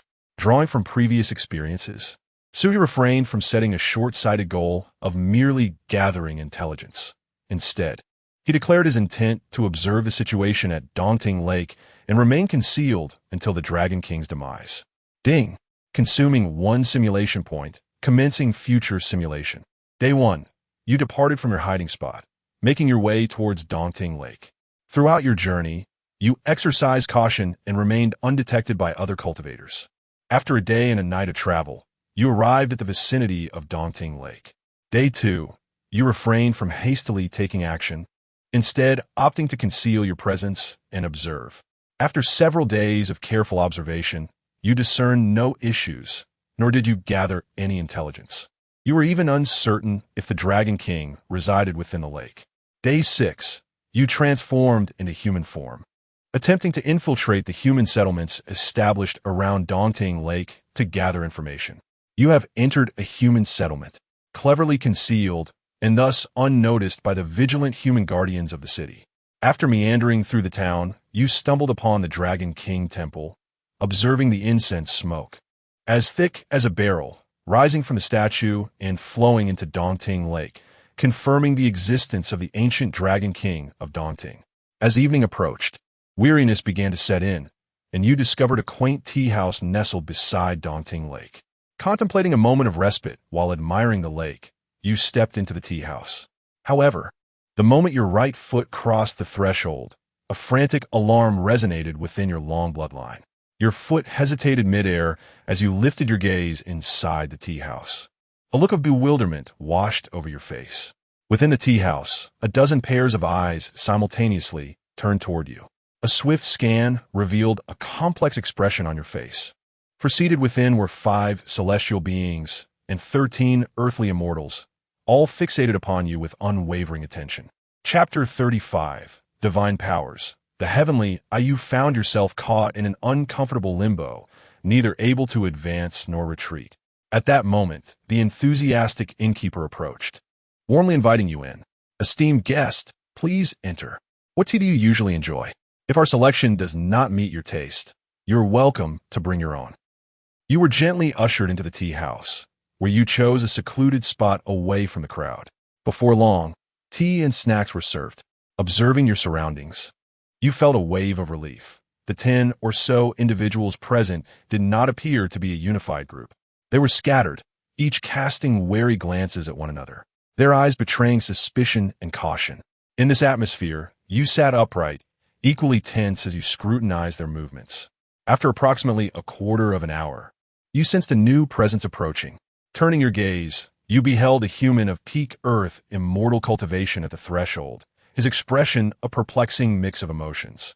In that moment, you discerned the unspoken truth. You were not alone in this predicament. With a sigh, Suhi lamented, "How did I end up in this situation? It seems we all wish to converge here." The celestial and earthly beings within the tea house harbored similar intentions, to gather intelligence. This tea house, the only one adjacent to Daunting Lake, boasted the most advantageous location, thus attracting a multitude of visitors. Initially, only a few had ventured here, but as more arrived, they were inevitably drawn into this web. In such a scenario, engaging in conflict was fraught with peril, as no one could guarantee their survival. Moreover, should a skirmish erupt, it could potentially attract other cultivators, transforming them from predators into the prey, akin to cicadas in the eyes of the mantises. After a moment's hesitation, the newcomer stepped inside, mirroring your expression as he surveyed the other patrons. This familiar scene continued until evening, where the dynamics within the tea house shifted. The number of celestial beings had risen to 8, and the earth immortal cultivators had swelled to over 20. As the sun dipped below the horizon, most patrons departed, leaving only the innkeeper and the staff exchanging cautious glances with you. Once the last rays of sunlight faded, the innkeeper could no longer contain himself and announced that the tea house would soon close. The atmosphere turned palpably tense following this declaration. After a quarter of an hour of mounting anxiety, one earth immortal cultivator could no longer bear the pressure. He rose, tossed a few coins onto the counter, and hastily exited. Almost immediately, a celestial being followed suit, discarding silver before departing in his wake. "Looks like we've been targeted," Suhi mused, a grimace crossing his face as he pondered whether to feel pity for the departing figure. With one person setting the precedent, the remaining earth immortals began to rise, casting down their coins before filtering out one after another. You too joined the exodus, promptly turning away after leaving your payment. Sui nodded thoughtfully. With 8 celestial beings present, their inevitable conflicts could result in casualties, but if they sought out individuals like you, the outcome would be decidedly in their favor. Thus, these earthly immortals are akin to fish, compelled to flee at the earliest opportunity. Upon exiting the tea house, you swiftly plunged in a daunting lake, leveraging your command over the water currents to escape a considerable distance in an instant. Naturally, Suhi dared not linger in the lake, for it was the domain of the ancient Dragon King. A brief respite in the water would suffice, but remaining too long would inevitably lead to discovery. As you distanced yourself from the tea house, you quickly emerged from the lake, racing towards a direction far removed from Daunting Lake. Surely, I can evade capture, Suhi mused. However, the next moment proved otherwise. Before you could traverse 10 miles, a figure suddenly obstructed your path. Upon closer inspection, it was one of the 8 celestial beings you had encountered in the lake. Sui exclaimed, "What rotten luck I have! You were indeed swift to escape. But it is not I who will be pursuing you," the figure remarked, revealing its true form. A humanoid ape, drenched and unmistakably a water monkey. "With so many others, why pursue me?" you queried with resignation. "Among that multitude, you alone are a mid-stage earthly immortal, the weakest among us," it grinned. Suhi retorted, "How insulting. Is this a personal attack? You would reap greater rewards by targeting those at the peak of earthly immortality."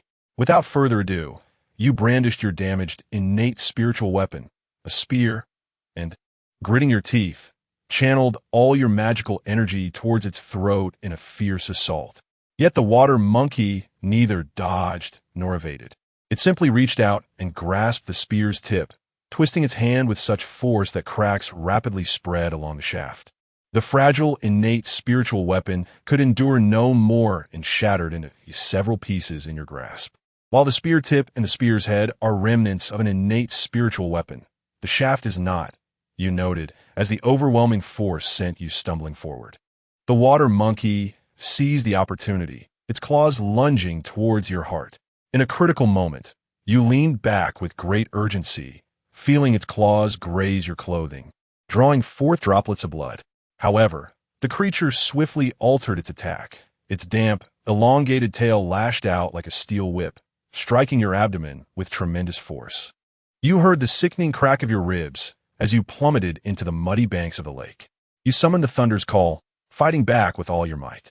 As the dust settled, only a portion of the creature's body was charred. It roared in fury and lunged at you, and in despair.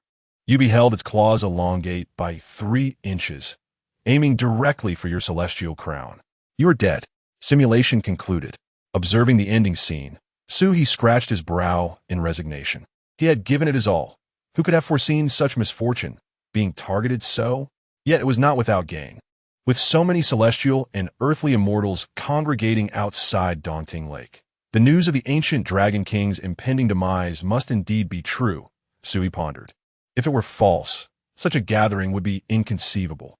It seems a visit to Daunting Lake is in order. Although he had just perished, Suhi felt little sorrow.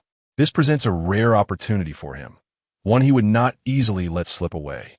The system's prompt interrupted Suhi's contemplation, redirecting his attention. Option 1. Experience points for cultivation over the next 6 days. Option 2. Divine ability, Heavenly Eye. With this ability, you can perceive the cultivation level of cultivators whose realm does not exceed yours by a significant margin. Suhi's initial reaction was one of skepticism regarding its usefulness. However, upon reviewing the detailed description, he quickly grasped the profound utility of this divine ability. Previously, he could only make rough estimations of others' cultivation levels based on their aura, such as Celestial Immortal or Earth Immortal. Yet, with this divine ability at his disposal, he would be able to accurately discern the precise cultivation level of others, such as early-stage Celestial Immortal or mid-stage Celestial Immortal. Moreover, even if someone deliberately concealed their cultivation level, he would be able to see through it effortlessly. Indeed, this is quite a commendable reward. Chapter 36. I thought all dragons were surnamed AO. With a few simulation points remaining, Su muttered to himself, "Let us continue the simulation. This time, I shall refrain from mingling at the tea house. The information from the old Dragon King should indeed be credible. It is prudent to find a secure location near Daunting Lake to lie in wait. Although my current hiding spot is relatively safe, it is too distant from the lake. If I wait until the old Dragon King meets his demise and then rush over, I may not even be able to partake in the leftovers.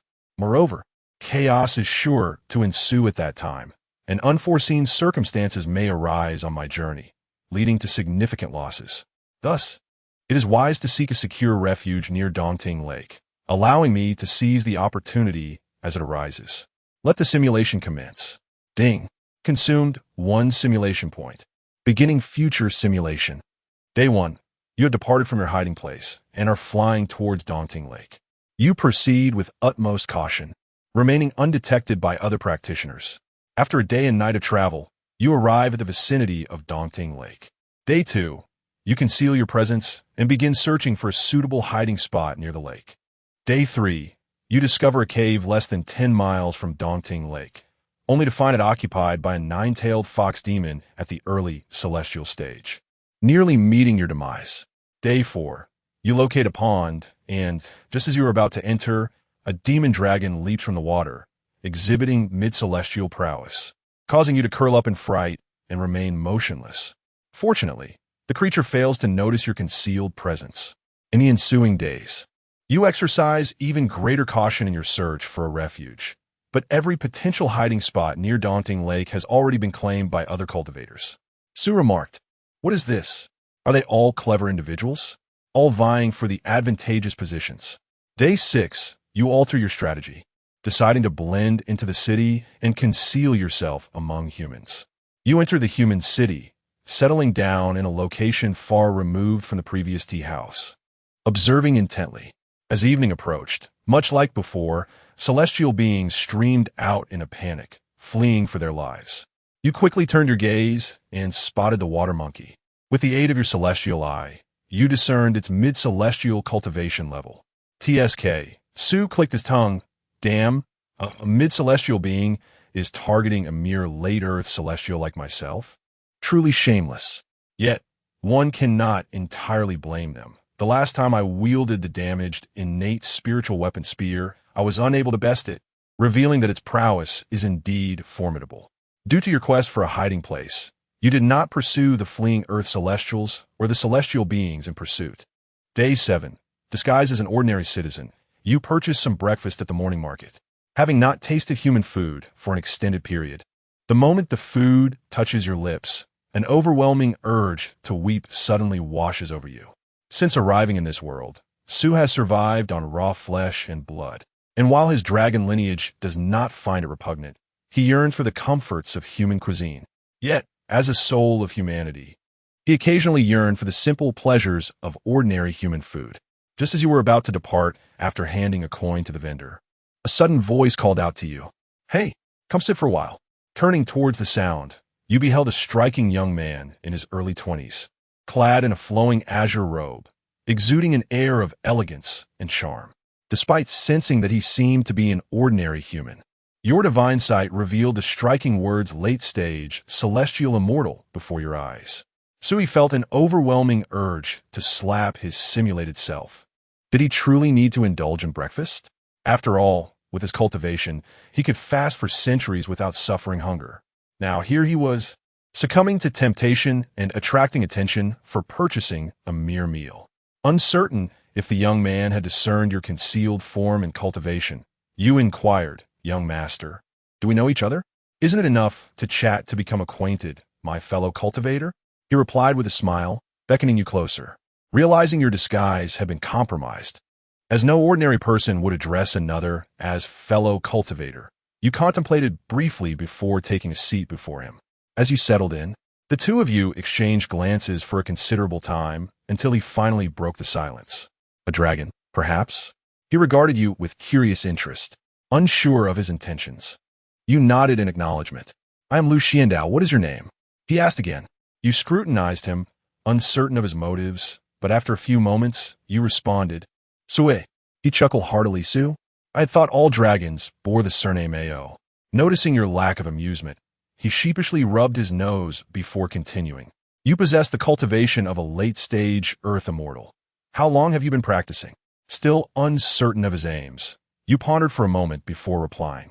"I cultivated for 200 years to reach the level of a python.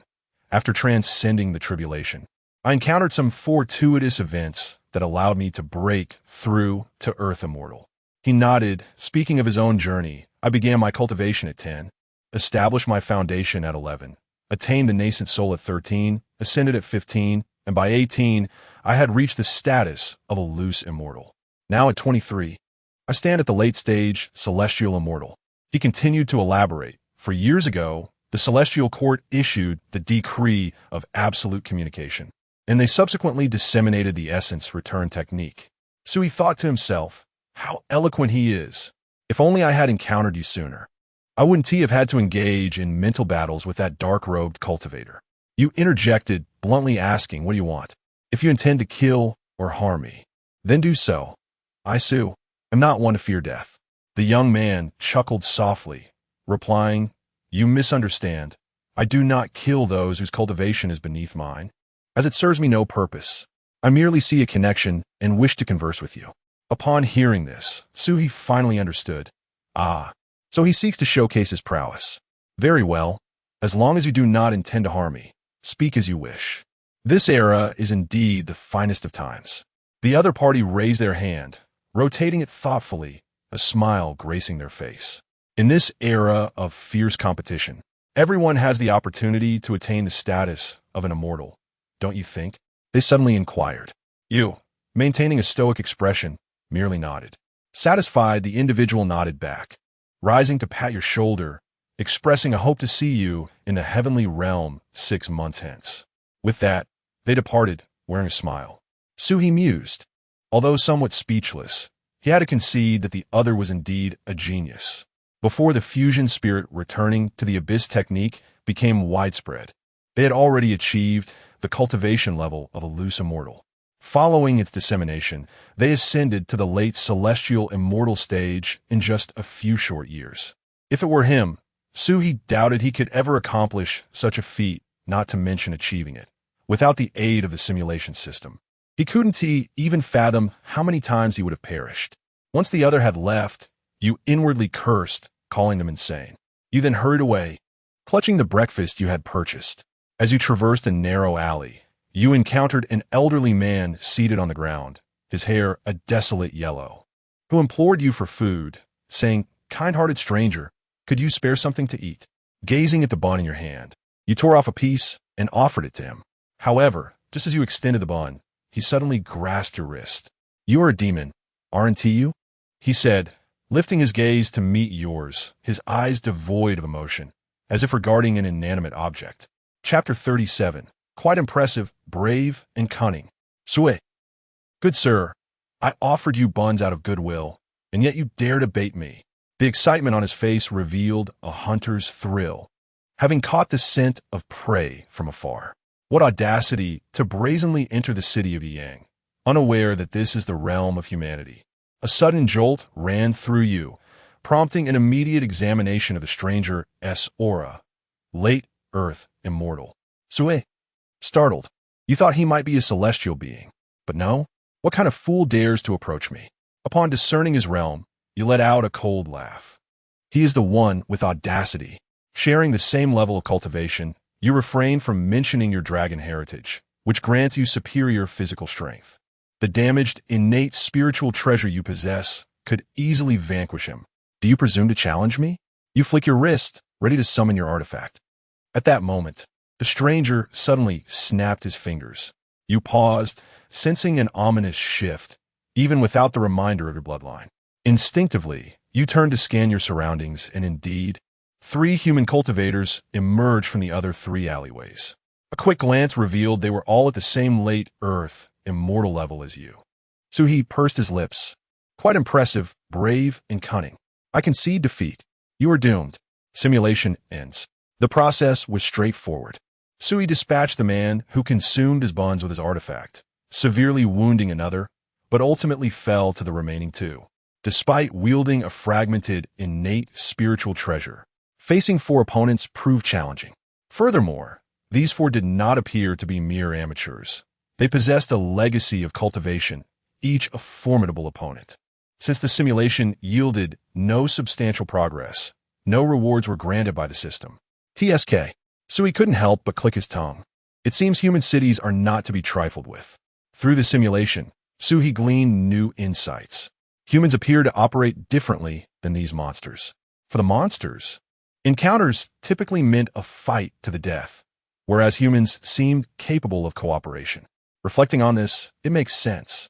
These monsters grew up isolated in the wild, with others of their kind seen as innate competitors. In contrast, humans have lineages and teachings, likely fostering bonds among their peers. Moreover, after killing one another, they might find it hard to discard their pride and consume the bodies of their own kind. This could explain why, during his journey, Suhi witnessed 2 human cultivators engaging in a duel, and why, in this simulation, the old man managed to rally 3 cultivators of the same realm. However, this cooperation appeared to be superficial.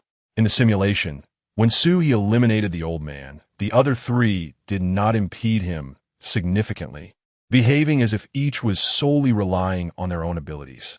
Perhaps it was merely a partnership for a shared venture. Regardless, it seems that the human city cannot remain concealed any longer. With the passing of the old Dragon King, a multitude of human cultivators has gathered, most of whom reside within those cities. If I, an outlier, were to enter and be discovered, I would undoubtedly become the target of their ire. Moreover, I have only been here for less than a day, and already 2 individuals have noticed me. One a celestial immortal, the other on par with my own level. The humans possess techniques and methods specifically designed to probe one's aura. It would be prudent to find a secluded spot in the wilderness, Su contemplated. However, all the suitable locations have already been claimed by other monsters, including several celestial immortals. Perhaps I could eliminate a peak Earth immortal and usurp their territory? At this thought, Su suddenly realized that his Earth immortal cultivation might be the weakest among them. Even the old man who had just besieged him had 3 companions. Peak Earth immortal. Su felt a surge of anxiety, clutching his spear. Surely he could prevail, right? Lacking simulation points this time, Su could not initiate a simulation immediately and could only continue to strategize within his mind. 2 days later, having accumulated enough simulation points, Su devised a plan for his next simulation. His current strength was indeed lacking, and with so many powerful beings present, it would be difficult for him to snatch victory from their grasp. It would be wise to take advantage of the large gathering of individuals to bolster his own power. Thus, Su resolved to eliminate a peak Earth immortal first, elevating his own cultivation to that level. This way, he could also extract some rewards from the system. Otherwise, if his progress remained stagnant, he would be unable to reap any benefits from the simulation. Once he reached the peak Earth immortal stage, he would reassess the situation and gauge how long the old Dragon King would last, determining whether he had sufficient time to break through to Celestial Immortal. With such a cultivation, he would have a greater chance of success. Having made his plans, Su promptly declared, "Commence simulation." Beep. Consumed 1 simulation point, initiating future simulation. Day 1. You departed from your hiding place, heading towards Daunting Lake. Cautiously, you traveled without being detected by other cultivators. After a day and night of travel, you arrived at the vicinity of Daunting Lake. Upon reaching Daunting Lake, you immediately concealed your aura. This time, Su had set his sights on the Earth Immortals at the tea house 6 days hence. At other times, he would not have had the opportunity to find so many Earth Immortals to choose from. Moreover, on that day, with so many Celestial Immortals making their moves, the commotion would surely be significant, allowing him to blend in without easily attracting attention. If he were to engage in battles with the occupying monsters elsewhere, it would not be long before well-meaning individuals intervened. Day 6. You entered the town and settled in a location distant from the tea house. As evening approached, the Earth Immortals streamed forth, just as before. You immediately unleashed your divine abilities and scanned the area. Before you lies a multitude of celestial beings and formidable creatures, and you swiftly select a humanoid ape. It is not that the opponent is weak. Their strength is rather average.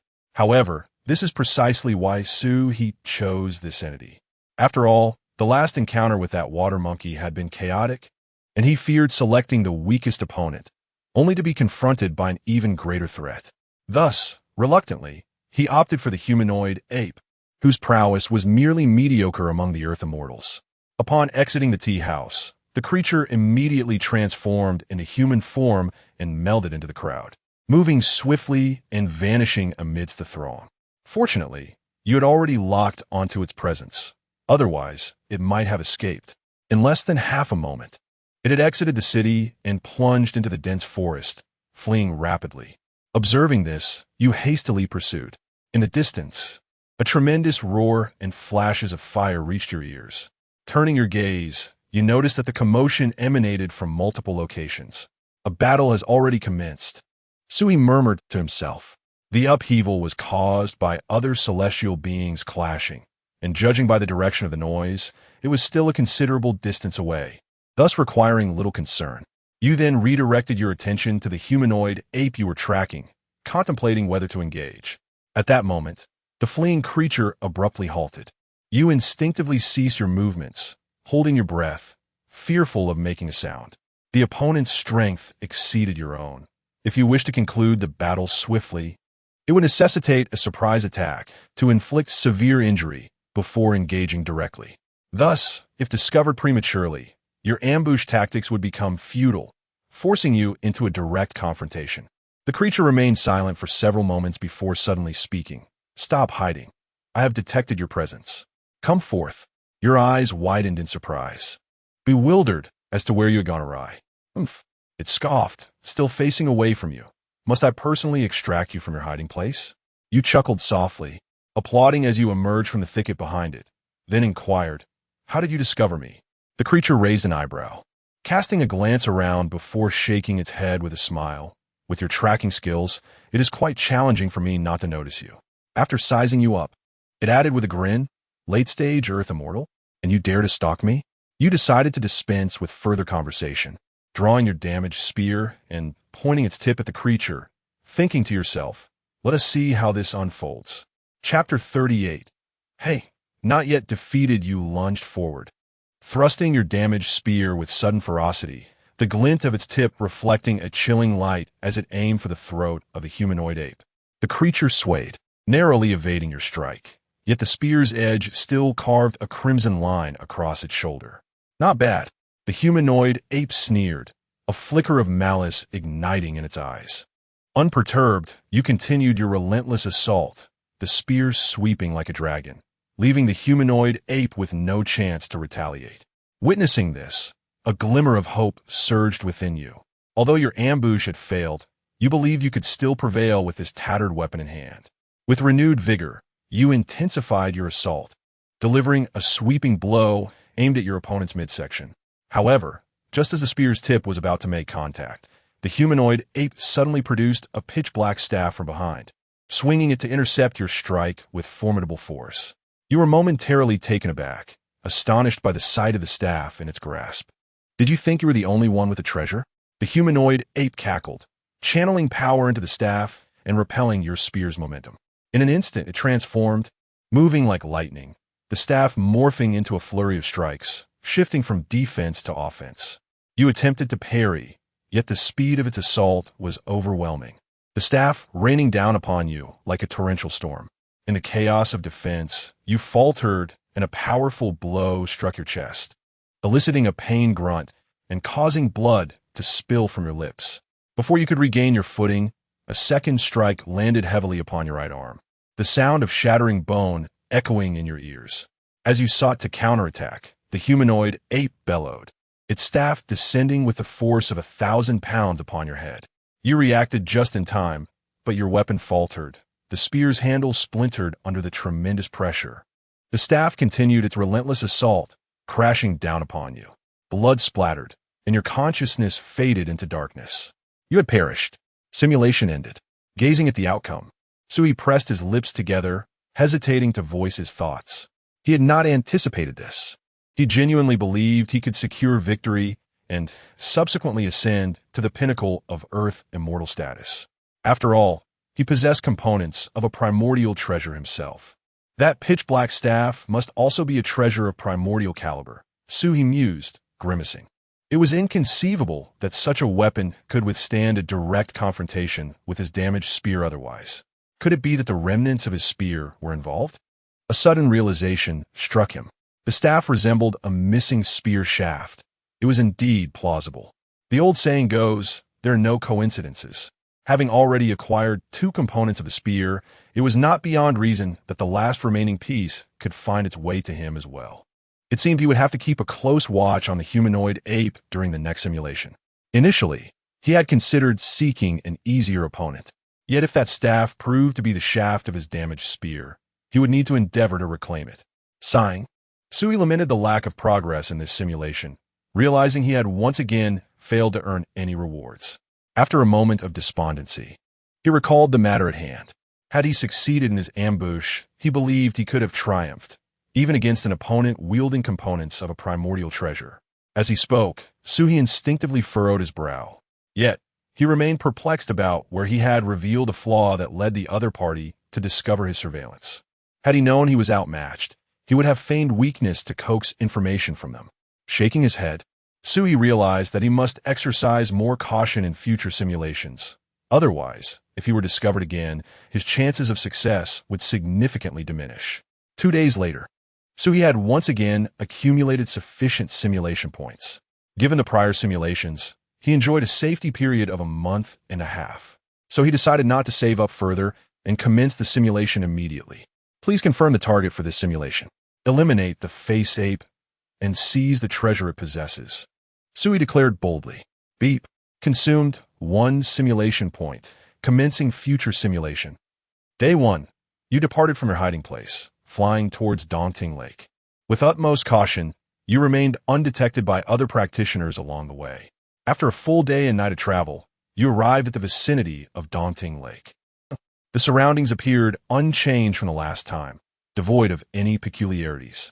On the sixth day, armed with foreknowledge of the opponent's escape route, Suhi refrained from entering the human city this time. Instead, he opted to lie in ambush along the path the adversary would take. I refuse to believe you can discover me this time. Suhi gritted his teeth. Having prepared an ambush, he would accept defeat if he were still found. Acknowledging his inferiority would be his own folly. You concealed your presence within the dense forest, poised for action. As dusk descended, you could distinctly sense the rising panic and turmoil of the celestial beings fleeing from the human city. Before long, a commotion echoed from your direction. You dared not breathe, straining your gaze towards the source of the sound.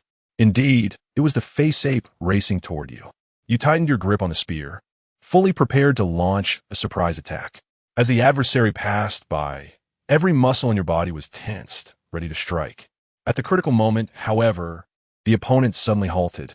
A chill ran down your spine as you observed their silhouette, sensing that they had somehow discerned your lurking presence. After a brief silence, the other party spoke. "Stop hiding. I have discovered you. Come out." Your scalp prickled, and a wave of confusion washed over you, as you could not fathom where you had faltered. However, since they had uncovered your position, there was no longer any need for concealment. Emerging from the thicket, you gazed at the figure before you, unable to suppress your curiosity. "How did you manage to detect me?" You inquired, your curiosity piqued.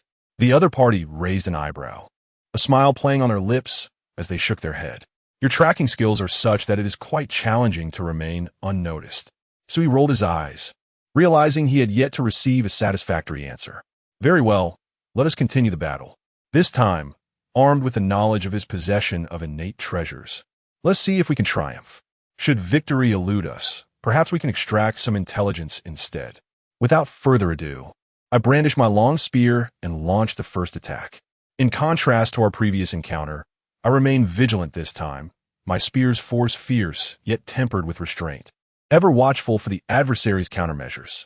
The beast, a visage of a man, and a monkey, lets out a chilling laugh, evading with an ethereal grace while drawing forth a dark, elongated staff from behind. The staff, glimmering with an ominous sheen, clashes with the spear, unleashing a dazzling display of sparks. In a flurry of exchanges, we engage in a fierce duel, trading dozens of blows in the blink of an eye. Chapter 39. The Little Arm Brat. I let you discover me. With a battered spear and the formidable physique of a dragonkin, you barely hold your ground. Yet, the ferocity of the ape-man's staff techniques intensifies, each strike imbued with the force to cleave mountains and shatter stones. You grit your teeth, enduring a blow that sends tremors through your arms, fracturing your palms. Seizing the moment, you spit out a dragon pearl, hurling it at your adversary, forcing the ape-man to retreat while you stagger backward. The ape-man lets out a sinister laugh, suddenly relinquishing his staff, which transforms into a streak of darkness, hurtling toward your heart. In a frantic attempt, you cross your spear to block, only to be overwhelmed by the immense power, causing your weapon to slip from your grasp, and a surge of blood rises in your chest. The ape-man leaps at you, one claw aimed at your heart. In a desperate counterattack, you swipe at him, but you are a fraction too slow. His sharp claws pierce through your chest, and you cough up blood, collapsing to the ground. Wait, you struggle to lift your head, blood trickling from your lips. I concede, but before I die, can you tell me how you discover my ambush? The ape-man squints, his staff pressing against your throat. What use is it to a dying man to know such things? Let me die with clarity. You cough blood, channeling your energy to sustain your shattered body. Is it the scent? Or the ape-man chuckles, saying there's no harm in revealing it to you. A flicker of hope ignites within you, and just as you prepare to speak, you notice the staff in his hand enlarging. Your brain shatters. You are dead. Simulation ends. Sue. After a moment of silence, Suhi couldn't help but curse. Damn it, that little arm brat has no sense of honor. He promised to tell me, yet he attacks without warning. Well, that has to be expected. He belongs to the sort that would rather let curiosity lead one to their demise. Now that the tables have turned, it's indeed rather uncomfortable. Once his emotions settled, Sui scratched his head vigorously, nearly tearing out his dragon-like mane. He genuinely couldn't comprehend it, while he understood being outmatched. How had that creature detected his well-concealed presence? He meticulously replayed every step in detail in his mind, finding no flaw. Could it be that the foe possessed a specialized ability to sense auras? The thought made Sui scratch his head once more. If that were the case, it would indeed spell trouble. He currently possessed 3 abilities and was acutely aware of their immense potential. If the opponent also had a means to detect auras, then the prospect of ambushing him would be nearly impossible. Engaging in a head-on confrontation was not within his capabilities either. If the final simulation fails to yield results, he would need to reconsider his approach. Sui sighed deeply. Although the ape-man wielded what might be a component of his damaged spear as a magical artifact, seizing it would necessitate defeating him first. Who knows when that old Dragon King will meet his end? If he continued to drag this out, what once was a hot dish would turn cold. 2 days later, Sui gathered his simulation points once more. He began the simulation anew, this time with a tone of weariness. Please confirm the objective of this simulation. As before, Sui sighed in response. Ding. Consumed 1 simulation point, beginning future simulation. Day 1. You left your hiding place and headed towards Dongting Lake. You proceeded with caution along the way, remaining undetected by other practitioners. After a day and night of travel, you arrived at the periphery of Dongting Lake. You concealed your presence within the dense forest, lying in wait. As dusk approached, you could distinctly sense the rising turmoil and panic among the earthly immortals fleeing from the human cities. Soon, sounds reached your ears. You dared not make a sound, directing your gaze towards the source of the noise. Indeed, it was the man-faced ape rushing towards you. Witnessing this, Sui felt no stirrings within. Unlike the previous 2 instances of tracking and ambush, where there was a flicker of anticipation, this time, he felt none at all. The opponent was so close, surely they must have noticed him by now. Should he launch a surprise attack? No. Would it truly be considered a surprise if he attacked right in their line of sight? Besides, if the opponent had already detected him, perhaps he would find himself countered instead. Just as Sui was lost in his worries, the man-faced ape halted not far in front of him. Stop hiding. I see you. Come out. The other party uttered the same words as before. As you slightly straightened up, poised to emerge, a sudden thought struck you. At this, Sui was taken aback. Huh?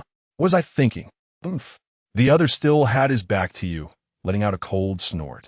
Do I need to drag you out myself? Upon hearing this, you felt a wisp of inspiration flutter in your mind, elusive and just out of reach. Sui realized this was a hint from the system. If he couldn't figure it out now, it was likely that his simulated self would be equally a loss. Huh? What is it? Sui furrowed his brow in contemplation. Should I have discovered something? He frantically turned his thoughts. It was then that the simulation shifted once more. After following me for so long, you still dare not show yourself? The other remained turned away, disdain etched on his face. At this, Sui's eyes widened suddenly, his pupils constricting. He understood. He should have realized it sooner. Damn it. He was in an ambush this time, just as he had been last time. How could he have been following this little brat? He should have noticed it last time. When he had asked how the other detected him, the response was the same as in the first simulation. Your tracking skills make it quite difficult for me not to notice you. But last time, he had clearly been lying in ambush. How could he have been following it? The corners of Sui's mouth curled upwards. Damn it, you're trying to deceive me. At last, you grasped the truth. The other had not truly discovered you, but was using words to lure out potential pursuers. You immediately concealed yourself once more to avoid exposure and detection by the other. After uttering those 3 words, the other party stood still for several seconds. As you had anticipated, it refrained from launching any attack, but instead glanced around before swiftly fleeing the scene. Observing this, Sui clenched his fists tightly, swinging one arm vigorously through the air. Damn it, I've been deceived twice in this simulation. You cursed under your breath and quickly pursued the direction in which it had escaped. Following its trail for several dozen miles, it halted once more, repeating its earlier words. Stop hiding. I have found you. Come out. I'll make you discover me. Sui shouted, raising his middle finger. Simultaneously, his simulated self mirrored the action, thrusting the long spear in his hand directly towards the adversary's heart. Chapter 40. Pinnacle of Earth Immortals. Your spear thrusts forth with sudden ferocity, aimed directly at the vulnerable back of the humanoid ape.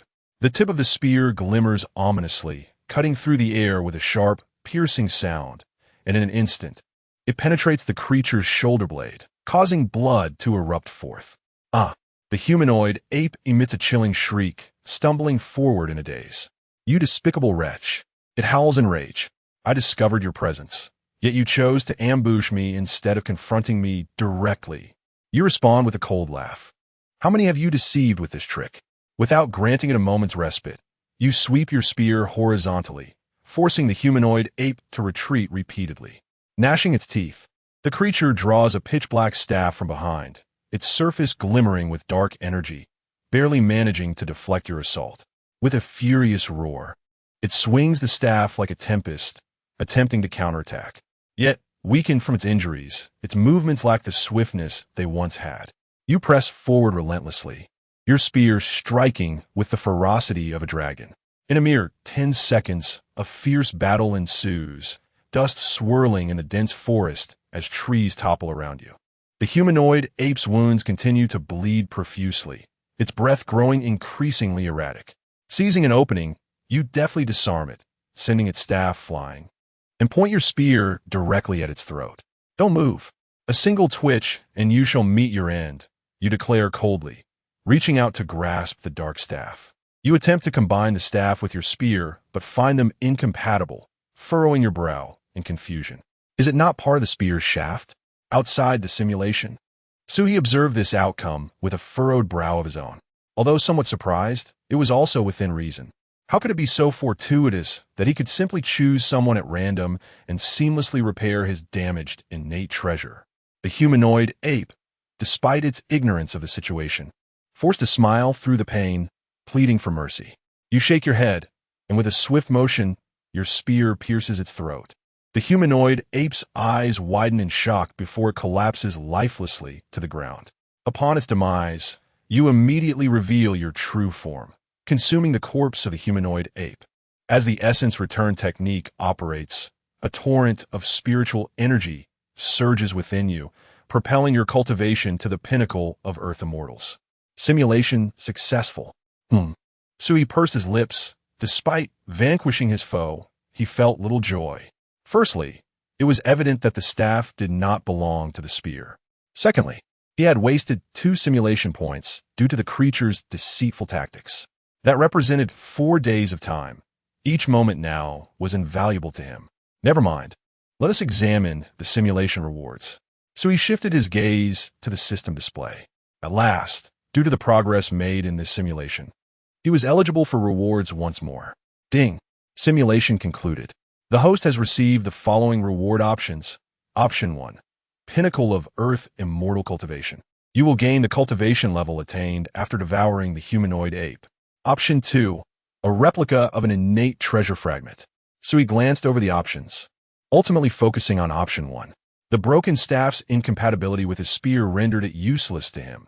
Even if it were a match, he would not choose it. The humanoid ape possesses a genuine artifact.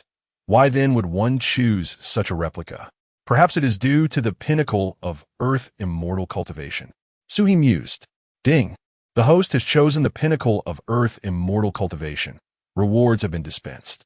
As the system's notification echoed, a torrent of turbulent spiritual energy surged within Suhi's body. The spiritual force coursing through his meridians erupted, propelling his cultivation from the late stage of Earth Immortal to its zenith in an instant. Having undergone several breakthroughs previously, Suhi experienced little reaction. In fact, he felt the speed of this advancement was rather sluggish. After a brief moment of exhilaration, he sighed deeply. Alas, through these repeated simulations and trials, he had come to comprehend the ecological niche of his current strength. There exists a vast chasm between the Earth Immortal and the Celestial Immortal. He could never be a match for those celestial beings. As for reaching the pinnacle of Earth Immortal, anyone daring to vie for a share of the old Dragon King's legacy must possess genuine prowess. Much like this humanoid ape, which held a damaged, innate spiritual treasure. Were it not for the assistance of simulation, and had he confronted it head-on, his chances of victory would have been minimal. This applies equally to other peak Earth immortals. It seems he must redirect his ambitions elsewhere, Suhi reflected. Initially, upon receiving news from the Xiangui regarding the old Dragon King of Daunting Lake, he had envisioned a path of trial and error through simulation, ultimately consuming the old Dragon King for himself. However, after enduring these recent trials, Suhi recognized that the disparity in strength could indeed be lethal. Should the old Dragon King perish, he might not even reach the core area to claim a share before being slain by others. Even if he managed to bite into the old Dragon King through simulation, it was highly probable that he would be dispatched by others in the next moment. In the chaos of battle, even mid to late stage, celestial immortals would struggle to survive for more than a few seconds. How much less could he, an Earth immortal at its peak? Hiss. Suhi inhaled sharply, shifting his thought process and strategy. Very well, I shall no longer set my sights on the old Dragon King, he declared. After all, with so many celestial immortals present, he could simply seize the opportunity amidst the turmoil to abscond with their remains. At this juncture, Suhi did not aspire to consume the old Dragon King's body in one fell swoop to ascend to the celestial immortal pinnacle. Instead, during the final moments of the chaos, being able to devour half of a celestial immortal's body to elevate himself to that realm would be quite satisfactory. If it were a mid-stage celestial immortal, all the better. Suhi twisted his dragon form and let out a long sigh, feeling somewhat helpless yet resigned. Next, he must seek out a suitable hiding place near Daunting Lake. Suhi had not forgotten his original purpose. 4 days later, Suhi had arrived at a small village less than 5 miles from Daunting Lake, specifically within a well.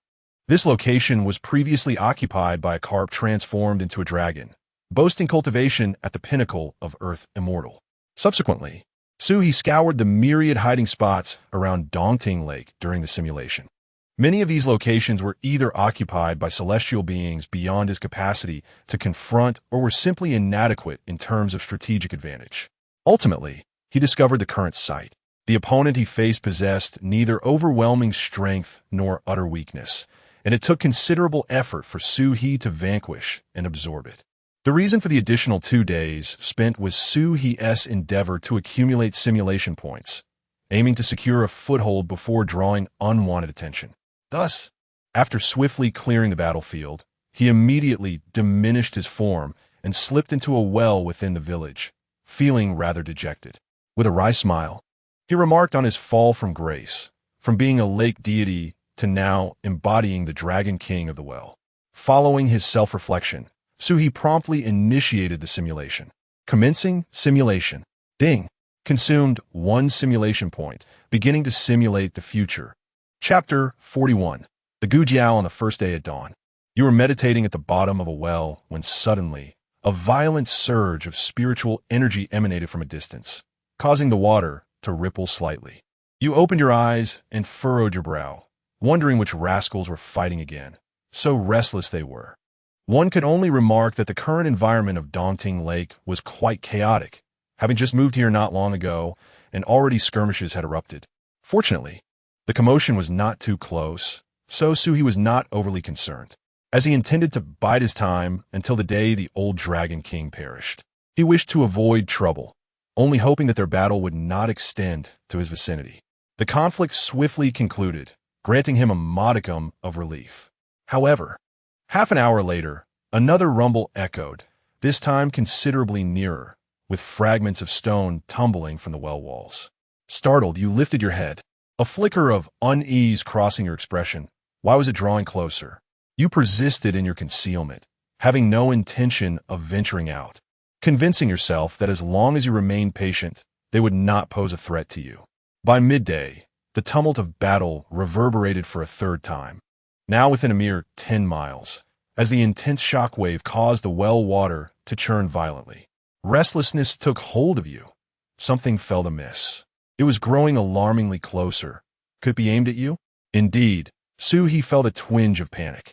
He had only engaged in battle with the fish transforming into a dragon the previous day, creating enough noise to attract nearby discerning creatures. After a moment of contemplation, he resolved, with a firm determination, that he must venture out to investigate. Concealing his aura, he transformed into a shadow, silently emerging from the well and stealthily advancing towards the source of the disturbance. He flew low, skimming the ground and utilizing the cover of trees and rocks, soon approaching the origin of the commotion. Before him lay a rocky ravine he had previously scouted, where a celestial-level clam demon resided. He had hesitated to engage it. Concealed behind a towering ancient tree, he held his breath and gazed ahead, witnessing a massive goo jiao tearing into the corpse of the clam demon. Its feathers glinted with a metallic sheen, and its talons were as sharp as hooks. Peering through his divine vision, he discerned that it was indeed at the late celestial stage. A chill coursed through him as he instinctively recoiled, realizing that this outing might not have been his wisest decision. Just as he contemplated retreating quietly, the Gu Jiao suddenly raised its head, its keen gaze sweeping the surroundings. How audacious to approach so brazenly! A shiver ran through you, and alarm bells rang in your mind. You turned to flee, but the creature's speed was unfathomable. In an instant, it was upon you, its talons striking like lightning, piercing through your chest. Agonizing pain surged as you glanced down to see the bloodied talons protruding from your torso.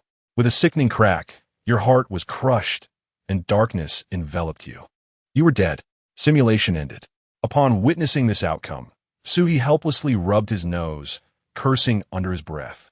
The Gu Jiao, a fearsome beast from the classic of mountains and seas. Its forepart resembled that of a fish eagle, while its hindquarters were akin to that of a fish. Well, this is not the most crucial matter. What truly matters is that this individual possesses the cultivation level of a celestial being at the peak stage. This indicates that I have no means of resistance before him. After a day, Suhi's expression turned increasingly grim. The refuge he had painstakingly found near Daunting Lake was likely to be compromised within a day. He could not possibly remain in this well any longer.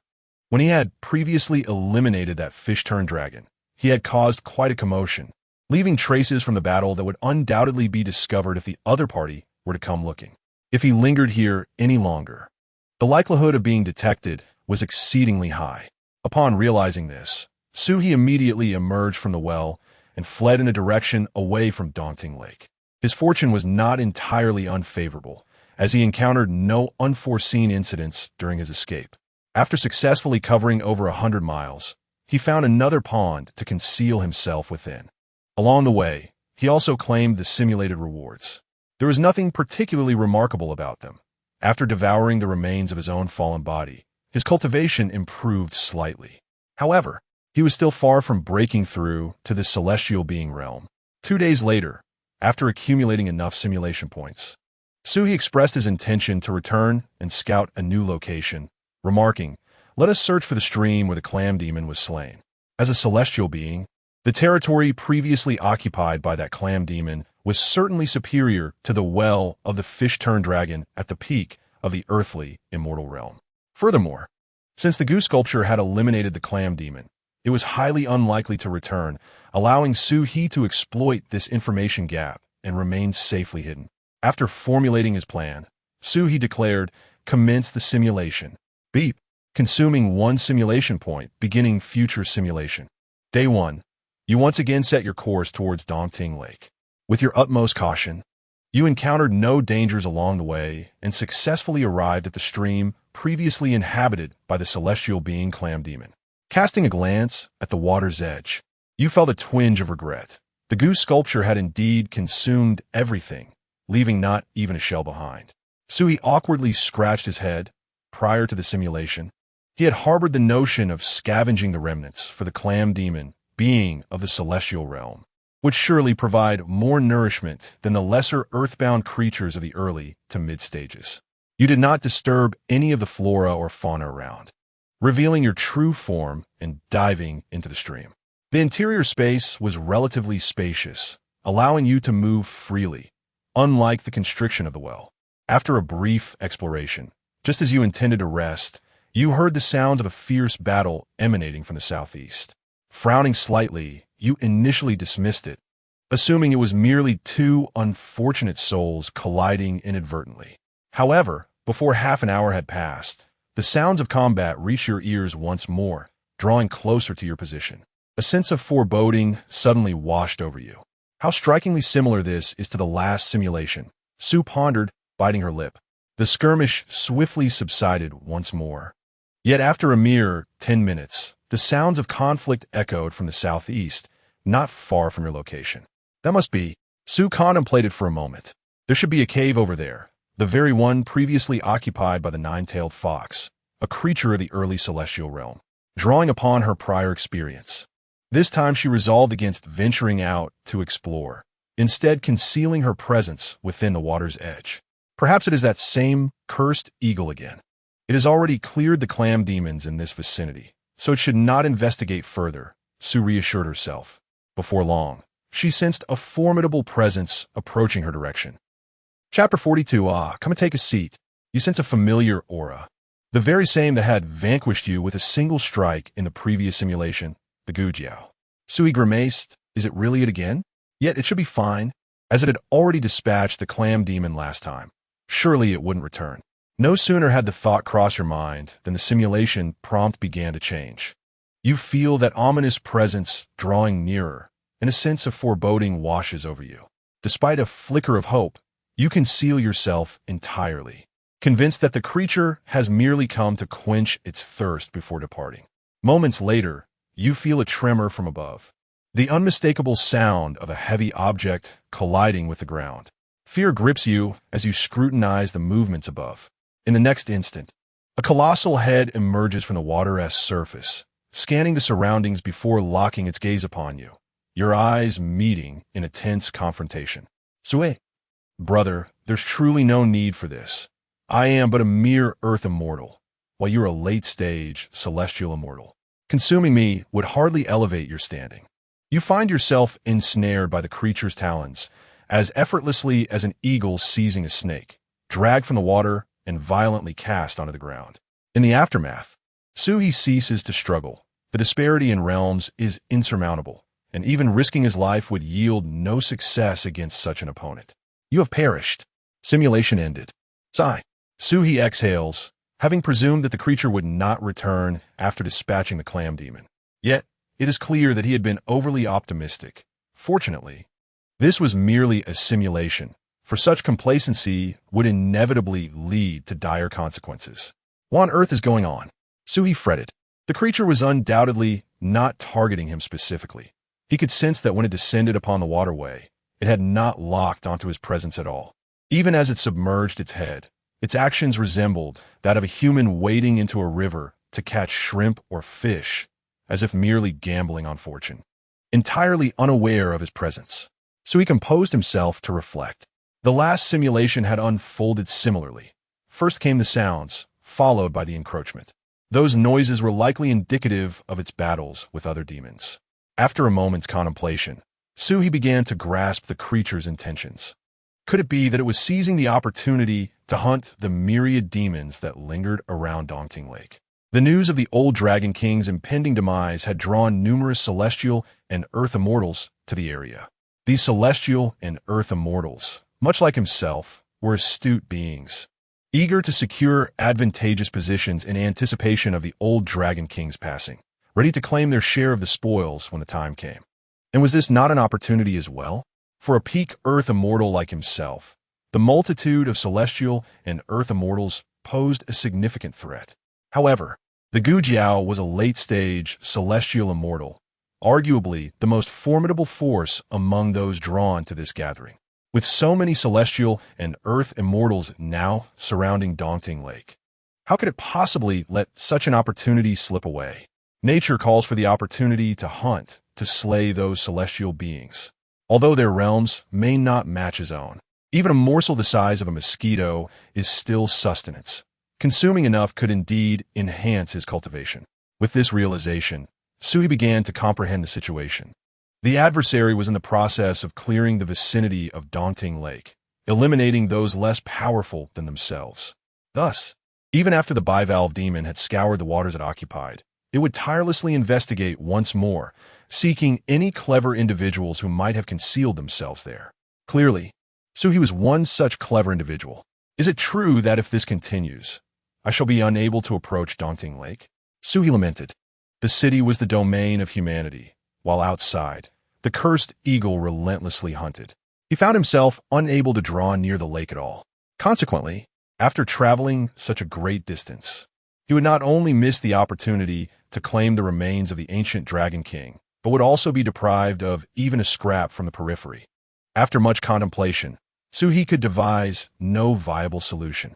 He could only endeavor to locate a territory in the next simulation that the foe might overlook. With a sigh, Suhi expressed his helplessness. 2 days later, having accumulated sufficient simulation points, Suhi wearily declared, "Let the simulation commence." The prowess of a late-stage celestial being was indeed a formidable challenge for him. Please confirm the objective of this simulation. To find a place to hide near Daunting Lake, Suhi sighed. Ding. Consuming 1 simulation point. Commencing future simulation. Day 1. You soar toward the direction of Daunting Lake, but with the prior suspicions in mind, you do not dare to approach directly. Instead, you observe from a distance. After an hour, you locate the cursed eagle, which indeed behaves as you anticipated, circling within an 800-mile radius of Daunting Lake, relentlessly searching for and hunting down those attempting to conceal themselves. The adversary systematically hunts in a clockwise manner around the lake, during which you witness numerous celestial beings escaping from its waters. You do not rush to leave, but instead scrutinize the enemy more closely. Before long, despair envelopes you. The opponent's search is meticulous. The caves and pools you previously identified as potential hiding spots have been thoroughly examined. Even places you had not discovered are unearthed and explored. Suhi's expression turned complex, gritting his teeth in frustration. The opponent left no avenues for escape. With their rigorous search methods, regardless of where he concealed himself near Daunting Lake, he might initially evade detection, yet ultimately would be found. Was there truly no way out? Suhi clutched his dragon horns in distress. He had already spent half a month at Daunting Lake and was unwilling to concede defeat. Moreover, this was the only opportunity he had to potentially break through to the celestial realm. After enduring numerous setbacks, Suhi had come to recognize his own deficiencies in strength and no longer harbored illusions of claiming the ancient Dragon King's remains. However, once the old Dragon King meets his demise, the ensuing battlefield will undoubtedly be a scene of carnage. All I need is to locate the corpse of a celestial being or a human cultivator, which would enable my ascension to the realm of celestial beings. After 3 or 4 days of searching, I have yet to find a suitable place to conceal myself. My heart heavy with despair, I reluctantly direct my gaze towards a human city. This is a desperate measure. I reason that if I remain hidden within the confines of an ordinary person's dwelling and refrain from venturing outside, the likelihood of being discovered by human cultivators would diminish. Su, holding his forehead, feels a profound sense of embarrassment. As a dignified pinnacle of the Earth immortal dragon clan, having previously resided in a well was one thing. But now I have been reduced to seeking refuge in the home of a commoner. Transforming into human form, I walked into the city. Upon entering, I quickened my pace, striving to minimize the chances of being spotted. Yet, scarcely had I taken a few steps when a somewhat familiar voice called out from beside me, "Hey, come over and sit." Chapter 43. Hoping to see you in the heavenly realm as you glance back, a familiar visage appeared before you. So he quickly recognized the individual, though he had forgotten their name. Nevertheless, the impression left by their previous encounter was quite profound. You paused momentarily before striding toward the seat occupied by the other. Before them lay a steamer basket filled with crab roe buns. Without any hesitation, you reached out and took one, indulging in its flavor. Despite the fact that the other was also a celestial being in their later stages, their lack of intellect posed no threat to you, allowing Suhi to act without reservations. The other gazed at you in astonishment, seemingly taken aback by your boldness. After a brief silence, they inquired, "Are you a Qiaolong?" You nodded affirmatively, confirming that you had recently transformed from a Jiaolong into a Qiaolong. The individual nodded in response, and introduced themselves. I am Lu Xiankong. What is your name? Suhi, you replied succinctly. Noticing they were about to speak again, you interjected. Do you think all dragonkin share the surname Ao? The other opened their mouth, momentarily speechless. A fleeting silence enveloped the atmosphere. I see you have reached the peak of Earth Immortal. How long have you practiced? Lu Xiankong asked. You met his gaze, pondering for a moment before responding. Just 3 days ago, I was still in the late Earth Immortal stage. Half a month ago, I broke through from a loose immortal to an Earth Immortal.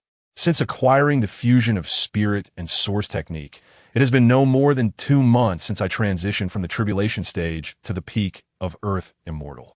Lu Xiankong appeared taken aback.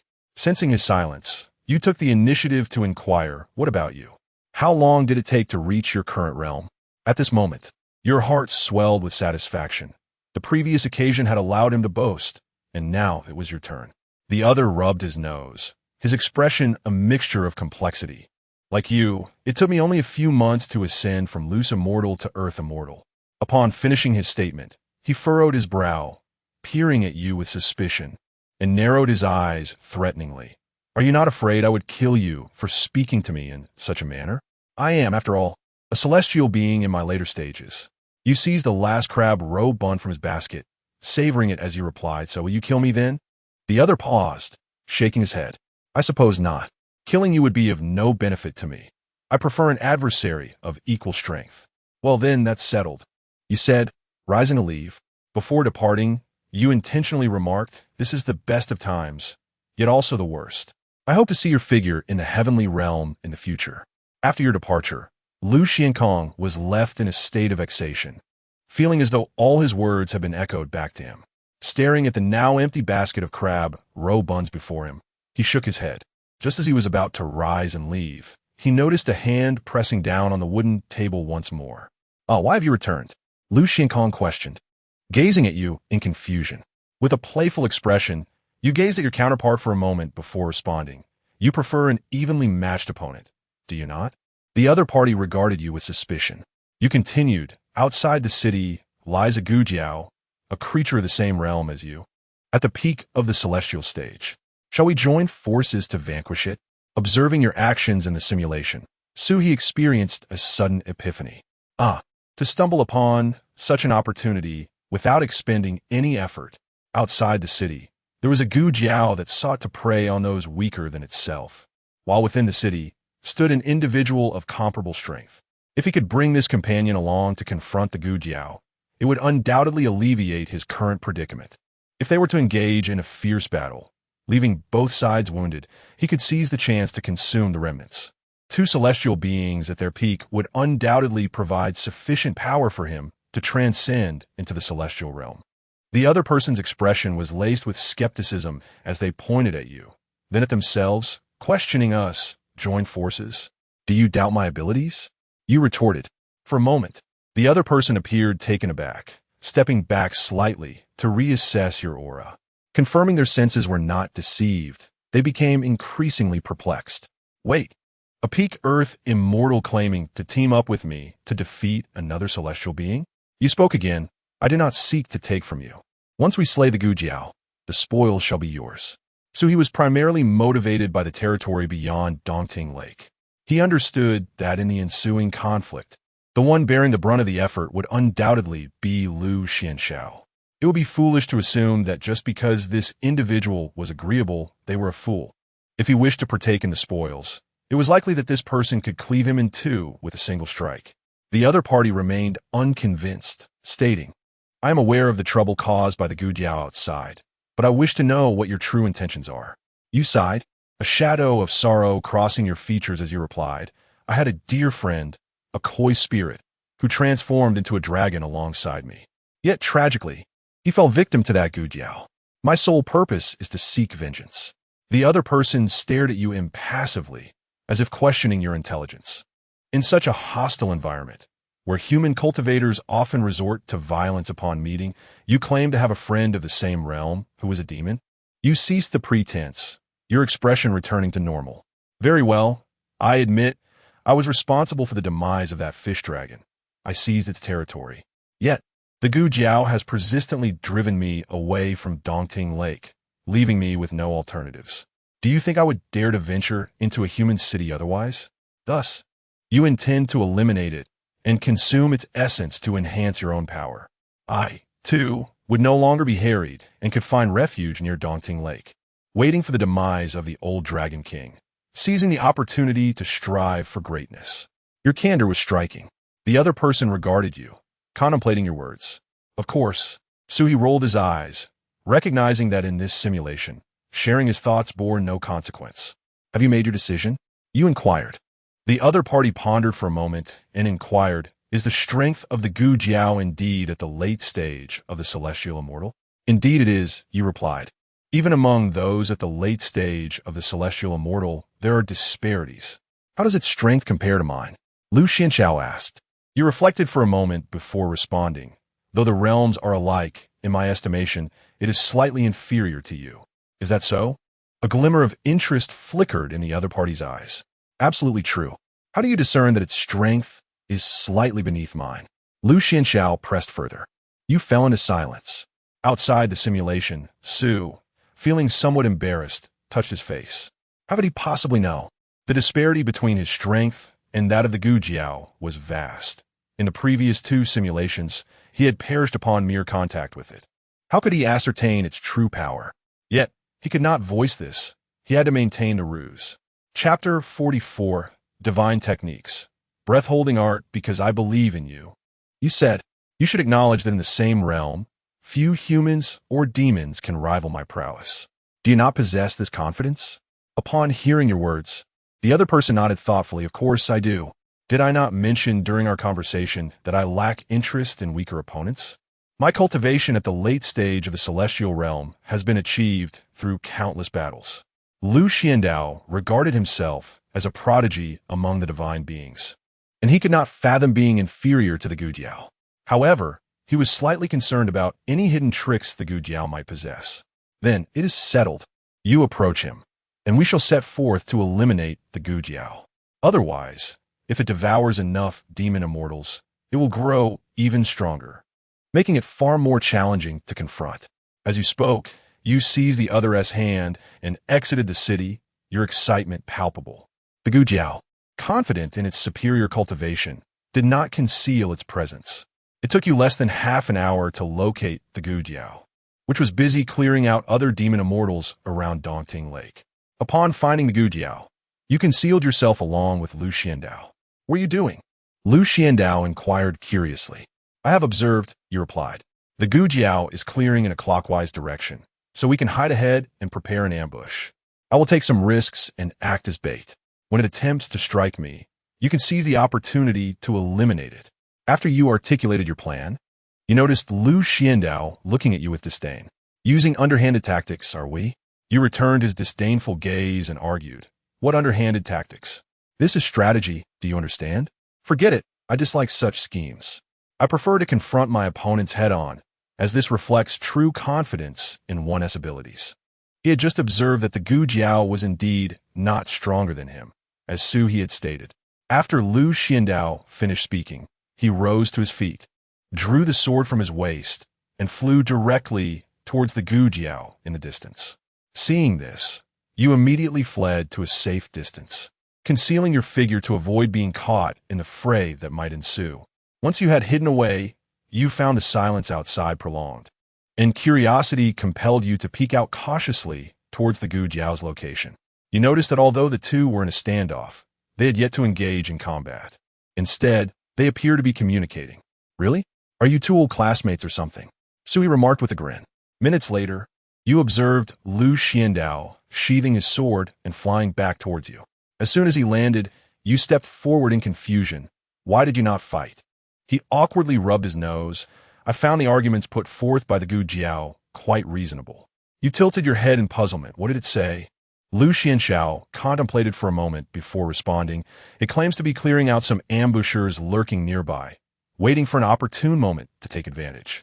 It inquired whether I wished for our major competitors to exhaust themselves in a fierce battle, only to have a nascent celestial or an earth immortal swoop in and reap the benefits. Su's expression turned impassive in an instant. To whom was this pointed? I find its reasoning quite sound, Lu Xianxiao continued. It also stated that if I were to engage in a conflict with it now, wouldn't that lead to unnecessary damage?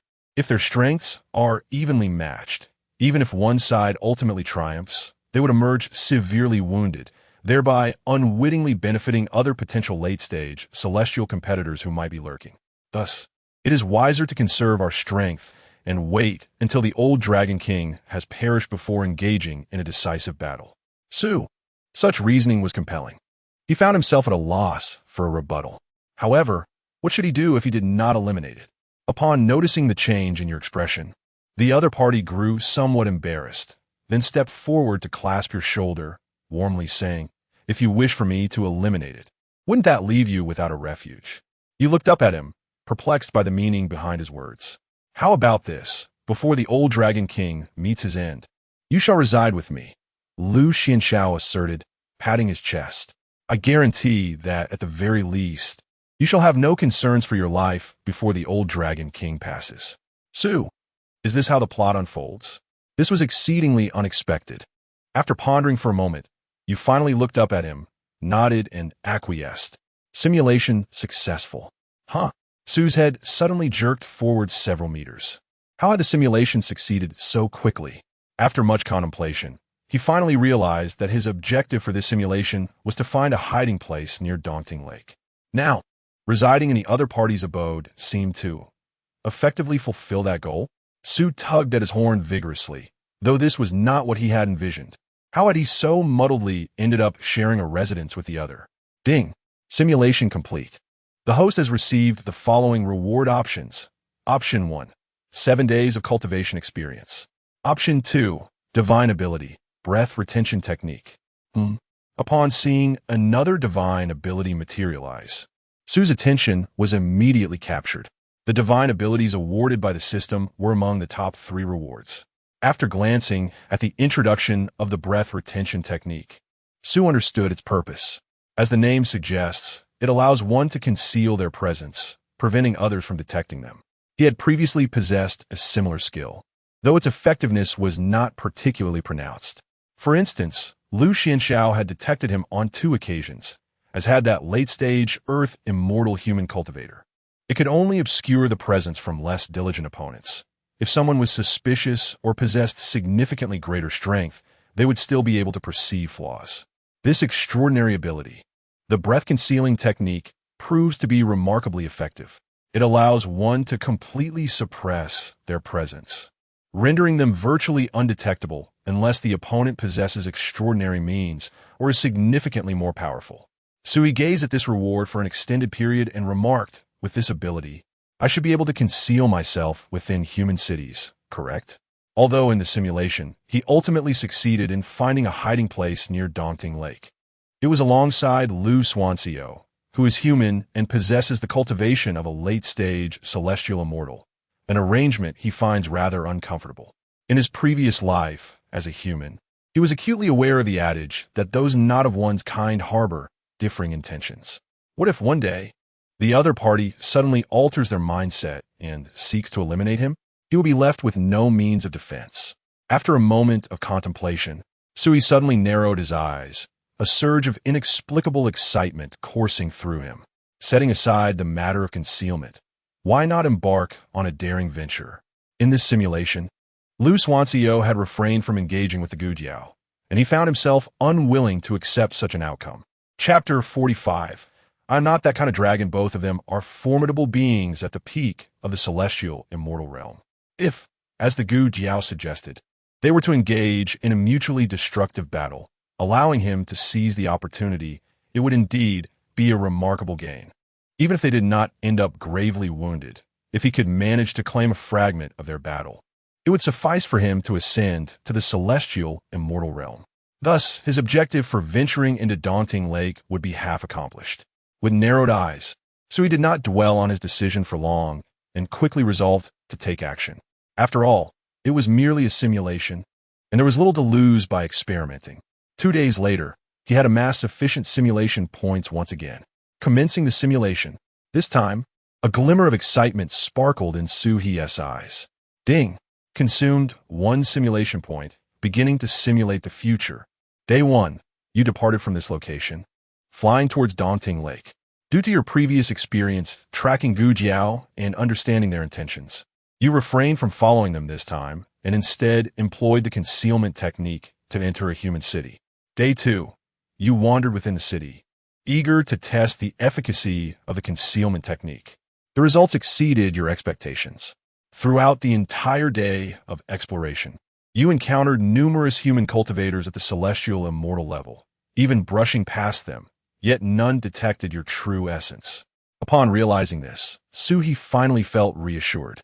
It seemed that with the concealment technique at his disposal, he could indeed conceal himself within human cities. This was splendid. Hiding in caves or water pools in the wilderness paled in comparison to the comforts of a human city with provisions aplenty. Day 3. You continued to meander, further assessing the effectiveness of the concealment technique.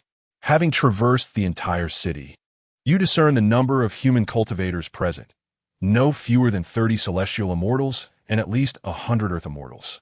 A sharp intake of breath escaped Suhi. The numbers were far greater than he had anticipated. Including the demon immortals outside the city, the total was likely to exceed 300. The scene of contention following the demise of the old Dragon King would surely be brutal. At this point, Suhi was even more resolute in his intention to scavenge the leftovers of the periphery. Initially, he had entertained a flicker of hope that if he could break through to the initial stage of the celestial immortal realm, he might be able to contest for the old Dragon King's remains. However, it now appeared far more prudent to claim the corpse of a defeated celestial immortal instead. Day 4. You commenced your search for Lu Xianxiao within the city, but it seemed as though he were deliberately evading you. From morning until evening, it was only at a food stall that you finally located him. Had he known to search for him near the food vendors from the outset, Suhi lamented in silence. Yet on the previous 2 occasions when he had encountered Lu, he had also been in the midst of dining. Was he perhaps a glutton? You approached and seated yourself directly across from him. Lu Xianxiao set down his snack, his brow furrowed in confusion. Upon seeing you, his expression shifted dramatically. You sensed a chilling aura of murderous intent emanating from him, but it dissipated almost instantaneously. How intriguing. What trickery is this? You nearly deceived me completely. The other party gazed at you with an expression of keen interest. Have you not concealed anything from him? Suhi raised an eyebrow. The introduction to this concealment technique could indeed allow one to evade the scrutiny of adversaries who had not surpassed one's own realm. Now, at the pinnacle of Earth immortals, it would logically be quite challenging for beings not at the peak of celestial immortals to discern one's true capabilities. You two are quite intrigued by me. How did you perceive my aura? You inquired. The other party chuckled. It's a secret of my sect, not to be disclosed. Divine abilities. Suhi paused. It seemed he was not the sole possessor of such mystical prowess. You possess quite the audacity. The other assessed you carefully, then asked, what brings you to me? There is a celestial immortal level late stage Gu Jiao outside, and I wish for you to eliminate it, you stated candidly. Why should I slay it? The other queried, fixing you with a penetrating gaze. You're Lu Xianxiao, correct? You began your cultivation at 10, established your foundation at 11, attained the nascent soul at 13, ascended at 15, and by 18, you had become a loose immortal. Now at 23, you were in the late stage of celestial immortals.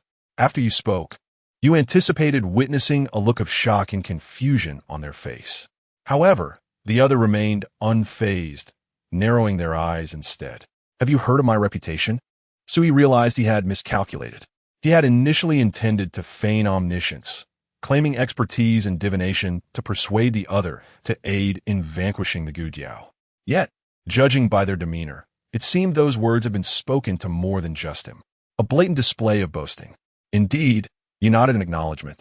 I have also heard that you're only interested in adversaries who surpass you, relishing direct confrontations and disdainful of ambushes. That is indeed the case, the other replied, crossing their arms with a sense of pride. And so I sought you out. The Gu Jiao outside possesses strength comparable to yours, being a late-stage celestial immortal. I advised, the old Dragon King has little time left. You would not wish to contend with an additional rival for the Dragon King's corpse amidst the ensuing chaos, would you? It would be far wiser to eliminate it in advance, ensuring lasting peace. Words are but vessels of thought.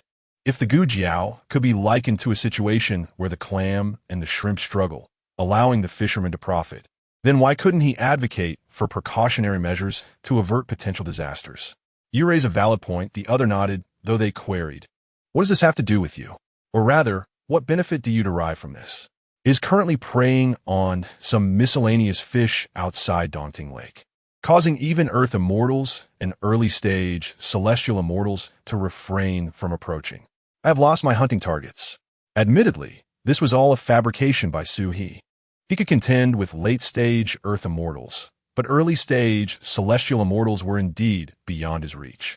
Should you eliminate it, you would absorb its essence to enhance your own strength. Meanwhile, tranquility would prevail outside, allowing me to continue hunting those demon immortals, thereby augmenting my own power. A mutually beneficial arrangement. Upon hearing your words, the other furrowed their brow in contemplation. After a moment, they lifted their gaze to meet yours. Though I suspect you are attempting to deceive me, I must concede that your arguments possess merit. Eliminating the opponent in advance would indeed diminish my competition. However, let me speak plainly from the outset. The other party rose and warned you, stating that the one who exerts the most effort shall reap the greatest rewards. If I alone were to slay the Gujiao, then do not expect to claim even a feather's worth. Given Su-He's pinnacle strength in the realm of Earth immortals, it is certain he cannot exert much force. However, Lu Xiandao fears that he might concoct an excuse to accompany him in slaying the Gujiao, seeking a share of the spoils. Thus, it is best to clarify this matter beforehand to avoid any disputes later, as he is not fond of such complications. That is only natural, you replied with a smile. I'm not such a dragon. Chapter 46. This habit is unacceptable. It must change. After persuading your companion, you swiftly departed the town, soaring towards the direction of the Gujiao. It took only a short while for you to locate the Gujiao, which was currently indulging in a feast of a newly slain celestial demon. From a distance, you and Lu Xianxiao concealed yourselves atop a cliff, observing the scene below. Are you going to engage? Lu Xianxiao turned to you and inquired. If you choose not to, do not interfere with my efforts later. Su-He was acutely aware that the term interfere implied that he should not attempt to share in the spoils. Moreover, having experienced the previous simulation, he understood that allowing Lu Xianxiao to approach alone would likely result in him being persuaded to betray his intentions. Casting a glance at him, you queried, "Do you enjoy conversing with your enemies before battle?" Lu Xianxiao regarded you with curiosity. How did you know? He relished that sensation of casually chatting with his adversary, as if engaging in mundane conversation, only to later unleash a tempestuous fury, leaving them half dead and ultimately sending them on their way amidst their desperate pleas for mercy. This process satisfied a particular aspect of his psyche and emotions. You smiled faintly, then removed the damaged tip of your spear, swiftly launching it toward the Gujiao, which was still in the throes of digesting its meal, before Lu Xianxiao could react. This habit is unacceptable. It must change, you declared, accompanied by the explosive roar of the Gujiao in the distance. Which scoundrel dares to reveal themselves? Lu Xuanxiao's eyelids flickered as he glanced at you, and then at the enraged Gujiao, hesitating to speak. In order to avoid a repeat of the previous ludicrous incident, Su-He certainly could not afford to grant Lu Xianxiao the opportunity to communicate with the Gujiao. It was better to strike first. Ideally, they would engage in a fierce battle, allowing him to reap the benefits. Seeing your sudden action, Lu Xianxiao frowned, but with the arrow already loosed, he hesitated no longer. In a flash, he transformed into a streak of azure light, dashing toward the Gujiao. Infuriated by your spear tip, the Gujiao began searching for its assailant. Suddenly, it caught sight of a fierce sword energy hurtling toward it, and with a thunderous roar, it spread its wings, summoning a violent wind to counter the attack. Seeking death. The piercing cry of the Gujiao shattered the heavens, its claws sharp as hooks, aiming directly for Lu Xuanxiao's throat. Observing this, you promptly concealed yourself to avoid being caught in the tumult of the battle between two late-stage celestial beings. Lu Xianxiao scoffed coldly. twisting his sword with a flash of cold light, managing to carve a deep gash on the Gujiao's claw. The creature recoiled in pain, momentarily slowing its assault, and Lu Xianxiao seized the opportunity to advance, his swordplay flowing like water, each strike aimed precisely at the Gujiao's vital points. To your surprise, Sui had expected Lu Xianxiao, being of the same late-stage celestial realm, to be evenly matched with the Gujiao. However, it became evident that after only a few exchanges, the Gujiao was clearly at a disadvantage. No wonder he was so confident. He truly possessed remarkable skill. His swordsmanship was executed with exquisite finesse. Lu Xuanxiao's technique surpassed your expectations. His form danced like a wisp of smoke, the sword light flickering like lightning. Though the Gujiao was fierce, it was consistently forced into retreat. The Gujiao attempted to retaliate, releasing a noxious mist, only to have it cleaved asunder by Lu Xuanxiao's sword. "I overestimated you," Lu Xianxiao remarked with a disdainful tone, as the sword in his hand erupted with blinding golden light. He thrust it forth, like a meteor plummeting to the earth, aimed directly at the heart of the Gujiao. The Gujiao, in a frantic attempt to evade, was nonetheless pierced through the shoulder by the sword's energy, blood gushing forth. It roared in fury, its demonic aura swelling as it prepared for a final struggle.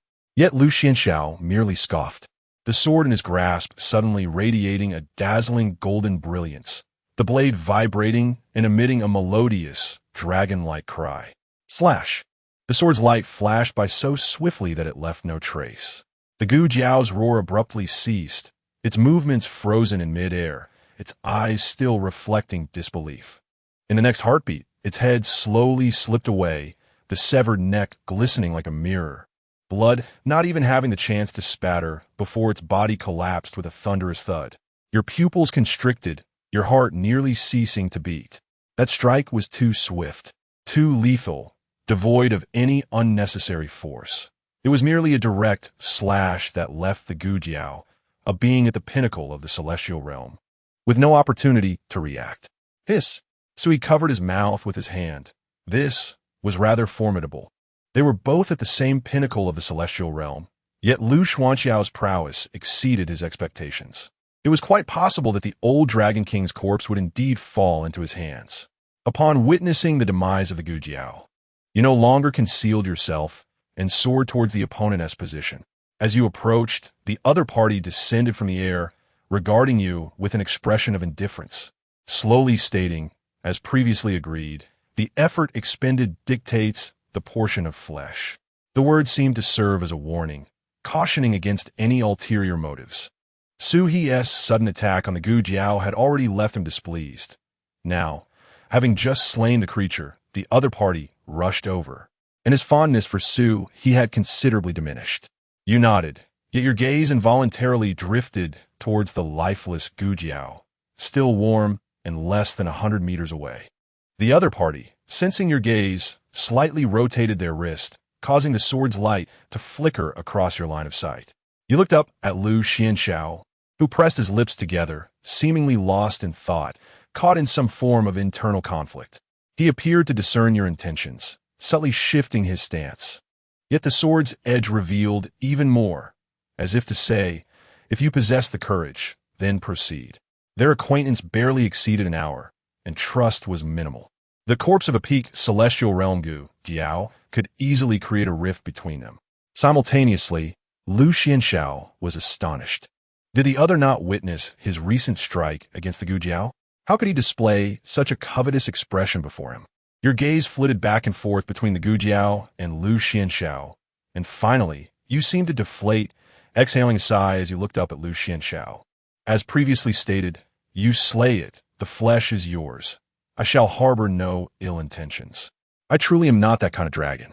Seeing your response, Lu Xianxiao nodded with slight satisfaction and sheathed the sword he had been holding. At the very moment when Lu Xianyun sheathed his sword, a glimmer of resolve flashed in your eyes. The true form of the dragon suddenly manifested, its golden wings unfurling as it transformed into a fleeting shadow. Lunging towards the head of the Gujiao, Lu Xuanyun's pupils constricted sharply. His right hand had just left the hilt, and he had yet to re-grasp it firmly. You opened your dragon mouth wide, instantly swallowing the Gu Jiao's head into your belly.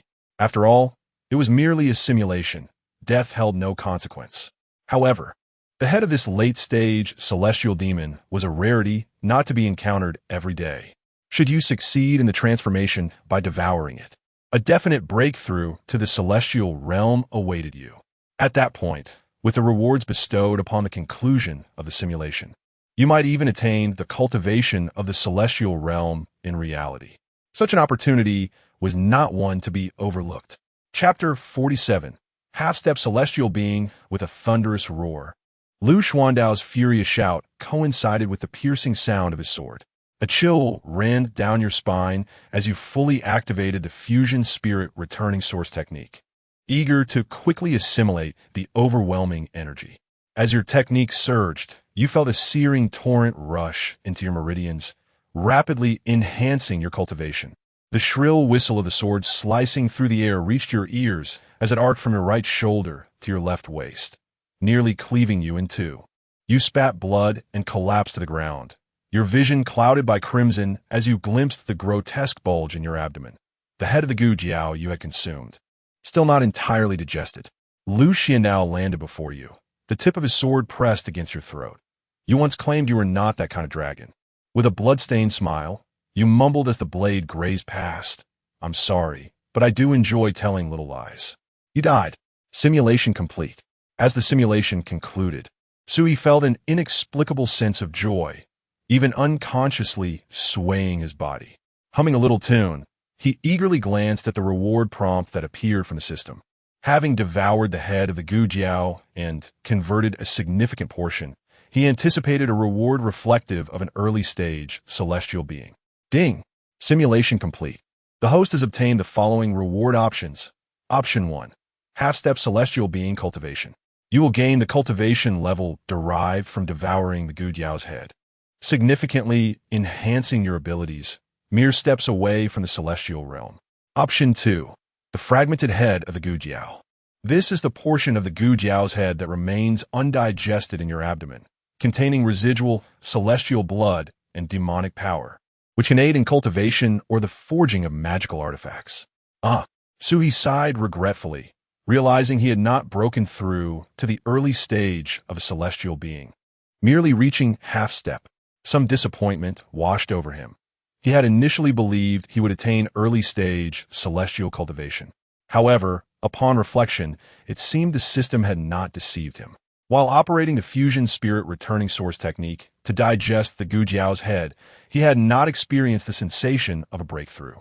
If only Lu Xiandao had reacted a moment slower, he mused, perhaps he would have attained the celestial realm.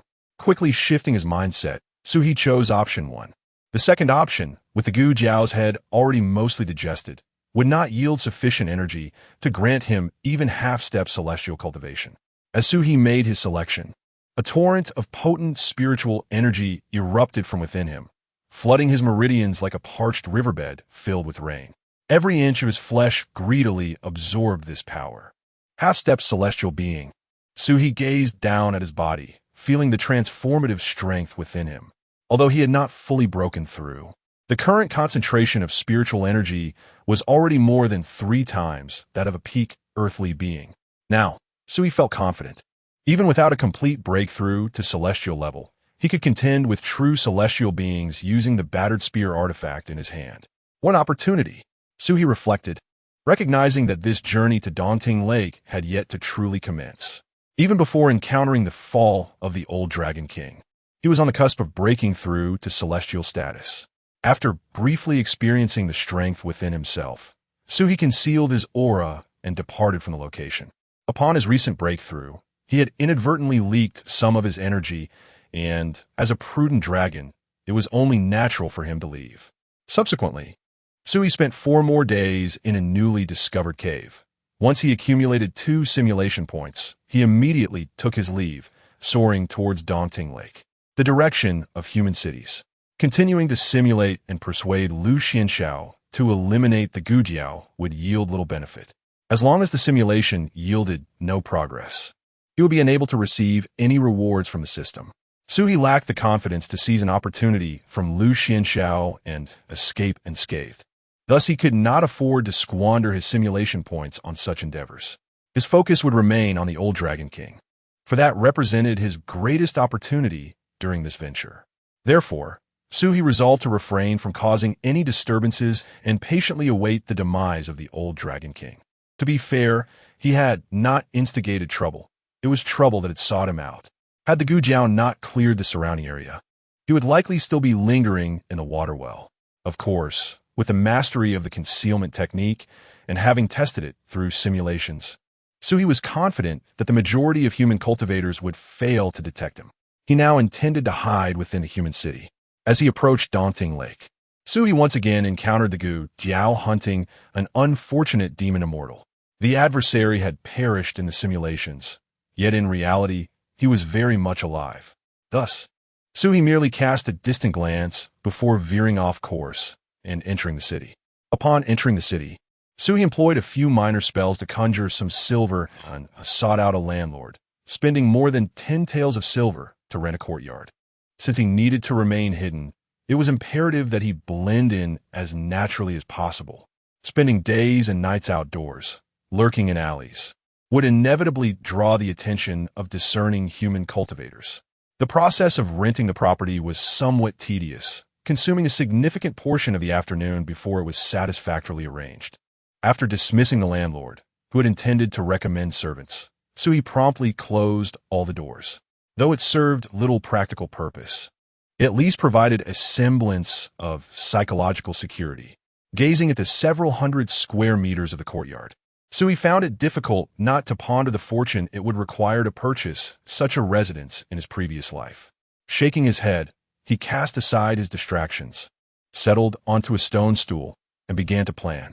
Now that he had achieved his objective of finding a place to hide, it was time to redirect his focus towards the old Dragon King.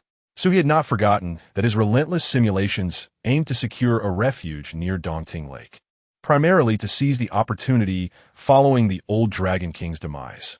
Although he had attained the cultivation level of a half-step celestial immortal, Suhi's ambitions remained unchanged.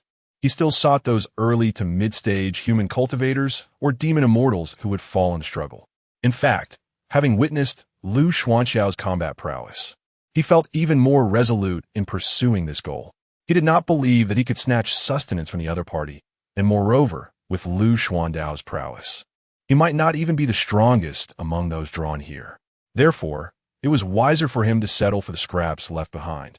Thus, the objective of the upcoming simulation was to ascertain the precise moment of the old Dragon King's demise, as well as to evaluate whether his hiding place was adequately secure. Su muttered to himself. For the first simulation, Su had no expectations of gaining much. Acquiring some insights into the future would suffice. With such knowledge, he could make necessary adjustments and plans for potential occurrences. After mentally reviewing his strategy, Su finally spoke, commenced the simulation. Ding! Consumed 1 simulation point, beginning future simulation. Chapter 48. The Demise of the Old Dragon King. Day 1. You remain secluded, meditating in your courtyard, honing your breath to its utmost refinement. Occasionally, the consciousness of a powerful celestial being sweeps across your abode, yet your breath concealment technique allows you to evade detection effortlessly. Day 2. You continue your concealment, noting the conspicuous increase in the number of practitioners within the city.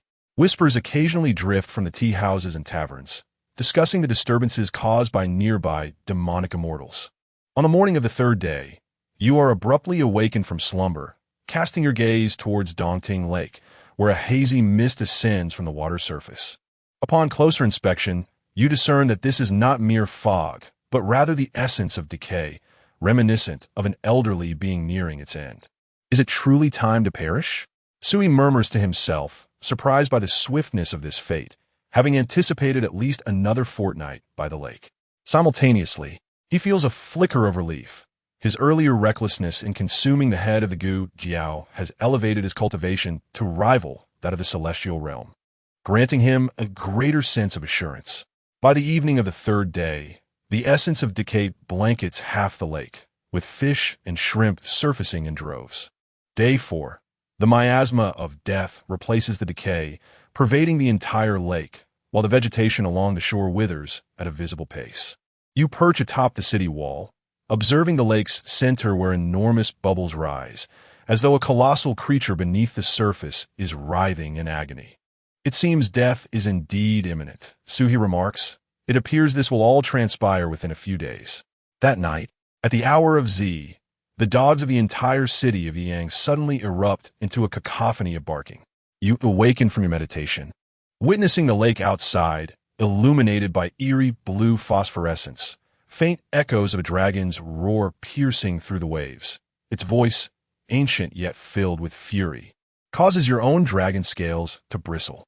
You remain awake throughout the night until dawn breaks. Suddenly, you sense a shift, looking skyward to see a mass of dark clouds gathering. Initially just a small patch of shadow above the lake, in the blink of an eye, the clouds swell like a tempestuous sea, layering upon one another, obscuring the sky. Having previously navigated through tribulations, you instantly recognize these as the clouds of a thunder tribulation, exclaiming in disbelief, "Not dead? Is this an attempt to transcend tribulation?" Wait.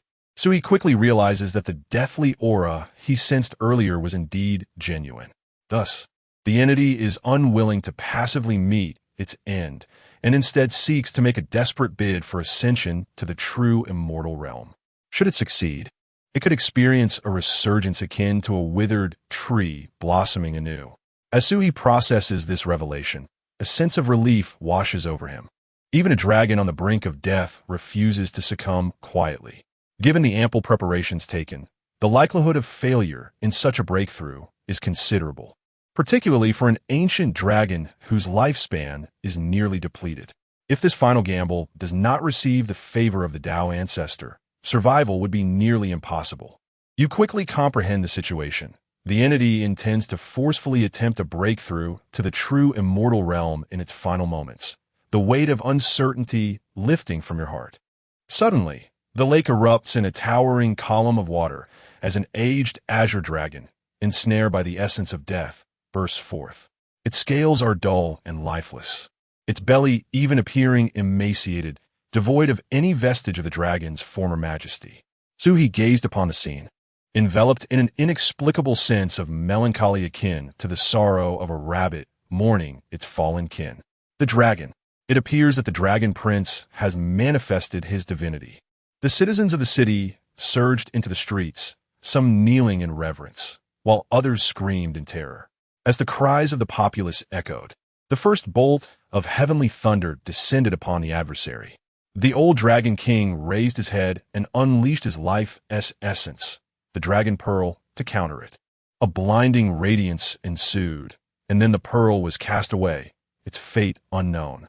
With a furrowed brow, Sui noted that the initial thunder tribulation had compelled the use of the dragon pearl, indicating an inability to endure. For their dragon race, the dragon pearl was akin to a trump card, a treasure reserved for dire moments. The adversary's immediate reliance on it signified a lack of confidence in its ability to withstand the heavenly tribulation. The second bolt of thunder swiftly followed, as it swung its tail to shatter the lightning. Yet the residual force overturned it, plunging it into the lake and stirring monstrous waves.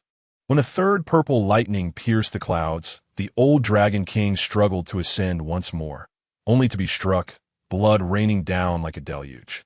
The fourth bolt descended without granting a moment's respite, cleaving a horrific gash along its spine, exposing its quivering innards. The fifth bolt, one could scarcely whisper its name, as it seemed destined to conclude this tragic tale. This pillar of lightning was several times thicker than the preceding four, and upon impact, the old dragon king emitted a heart-wrenching wail, its horns shattering at the roots. Its form stiffened momentarily in the air before plummeting like a withered branch towards the lake's surface, the splashes arising tinged with crimson. One could palpably sense the vitality of the old dragon king swiftly waning, while a profound silence enveloped the entirety of Dongting Lake. Thus, the prelude had concluded, and what lay ahead was the true spectacle. Although not within the confines of simulation, Suhi felt an involuntary tension begin to mount.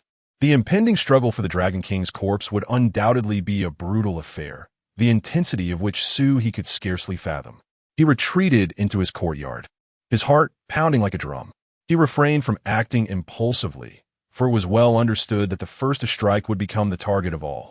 The expanse above daunting lake lay shrouded in silence. The lifeless form of the old Dragon King floated serenely at the lake's heart, akin to a ripe fruit beckoning to be plucked.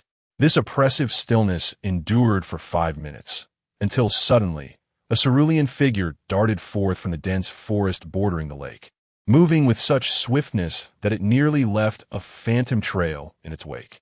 Upon closer inspection, it revealed itself to be a blue serpent. As Suhi activated his heavenly perception, he discerned it was at the pinnacle of the earth immortal realm. Rather than scoffing at this revelation, Suhi gasped in astonishment. The creature's speed surpassed even that of his own when utilizing the golden wings by a remarkable 30%. It seemed intent on seizing a share of the spoils. Suhi mused, shaking his head in contemplation. Though its velocity was impressive, Suhi remained skeptical. The constraints of realm loomed over them. Despite being swifter, it did not necessarily surpass the strength of those at the mid to late stages of the celestial immortal realm. Yet he understood. These demon immortals were not graced with the same fortune as he to repeatedly simulate and retry. Their current prowess was likely a result of perilous struggles, and thus, faced with such an opportunity, they would not shy away in fear. However, in the next moment, before you could comprehend the situation, a surge of sword energy erupted from the depths of the lake, slicing through the sky like a silver moon. The azure serpent momentarily faltered, subsequently cleaving into two, plummeting into the water, which was instantly stained crimson. Are there yet more formidable foes? Following the trajectory of the sword energy, you beheld a rotund old man, clutching a wine jug surging forth from beneath the surface. Upon surfacing, he wasted no time and swiftly darted towards the corpse of the old Dragon King.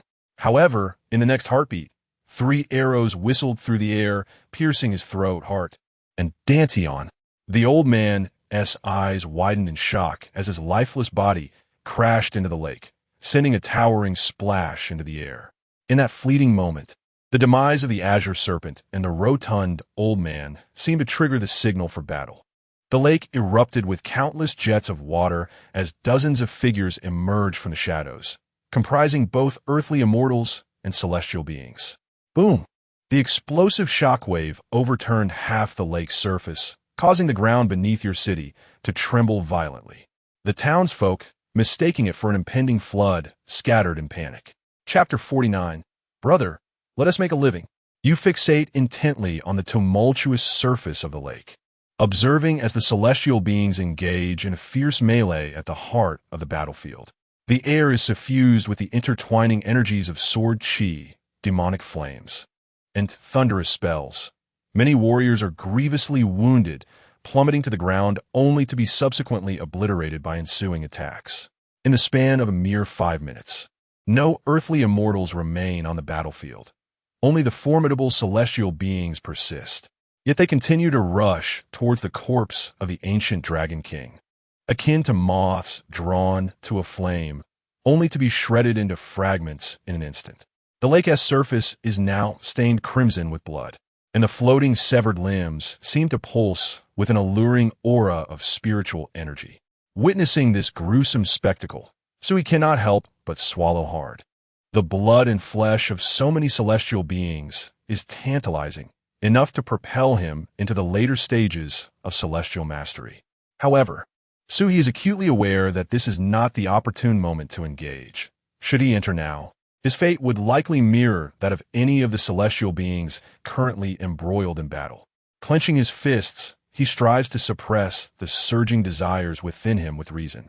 The number of severed limbs and dismembered arms on the lake's surface continues to multiply, and he observes several exceptionally powerful celestial warriors surviving on the battlefield, their cultivation levels surging from the initial to the mid-celestial stage, with faint indications of further advancement.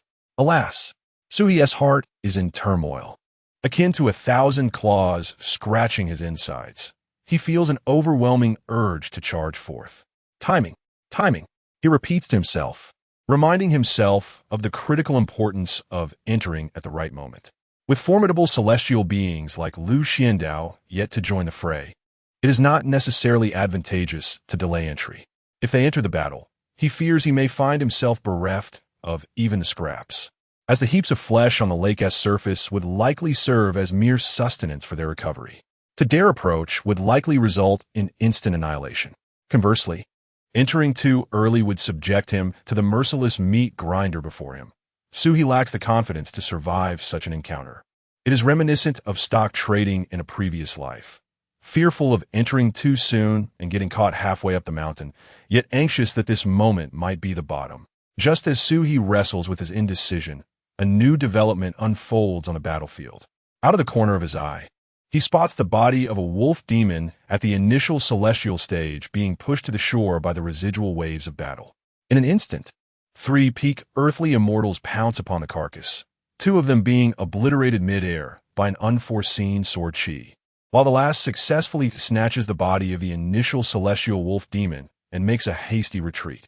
Such occurrences are not isolated, but are occurring sporadically around the battlefield.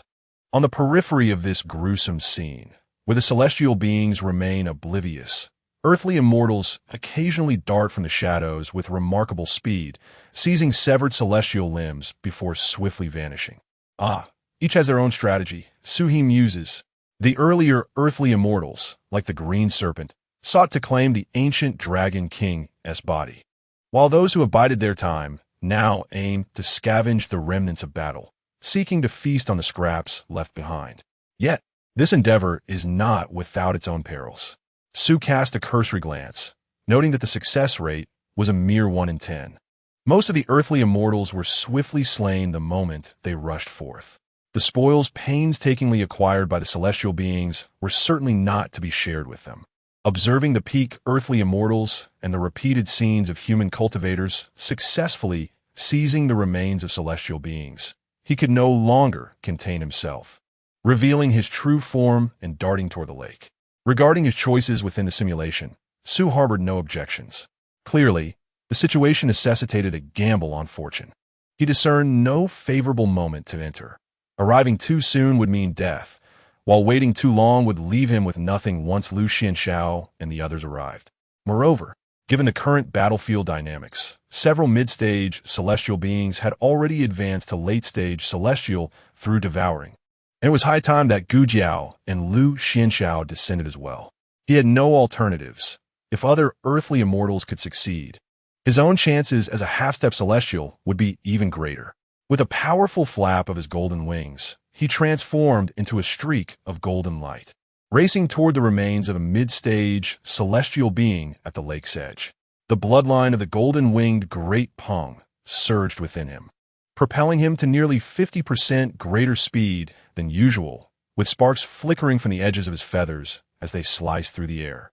However, just as he was about to close in on the remains, a brilliant blade of light suddenly cleaved toward him from an angle. In a panic, he raised a spear to block, resulting in a resounding clang that shattered his grip and left a deep gash on the spear shaft. "You vermin!" The attacking celestial being bellowed, their blade striking with the ferocity of a tempest, aware that lingering on this battlefield would only serve to his detriment.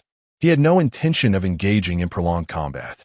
After deflecting the opponent's attack with all his might, he immediately lunged toward the celestial remains that lay tantalizingly close.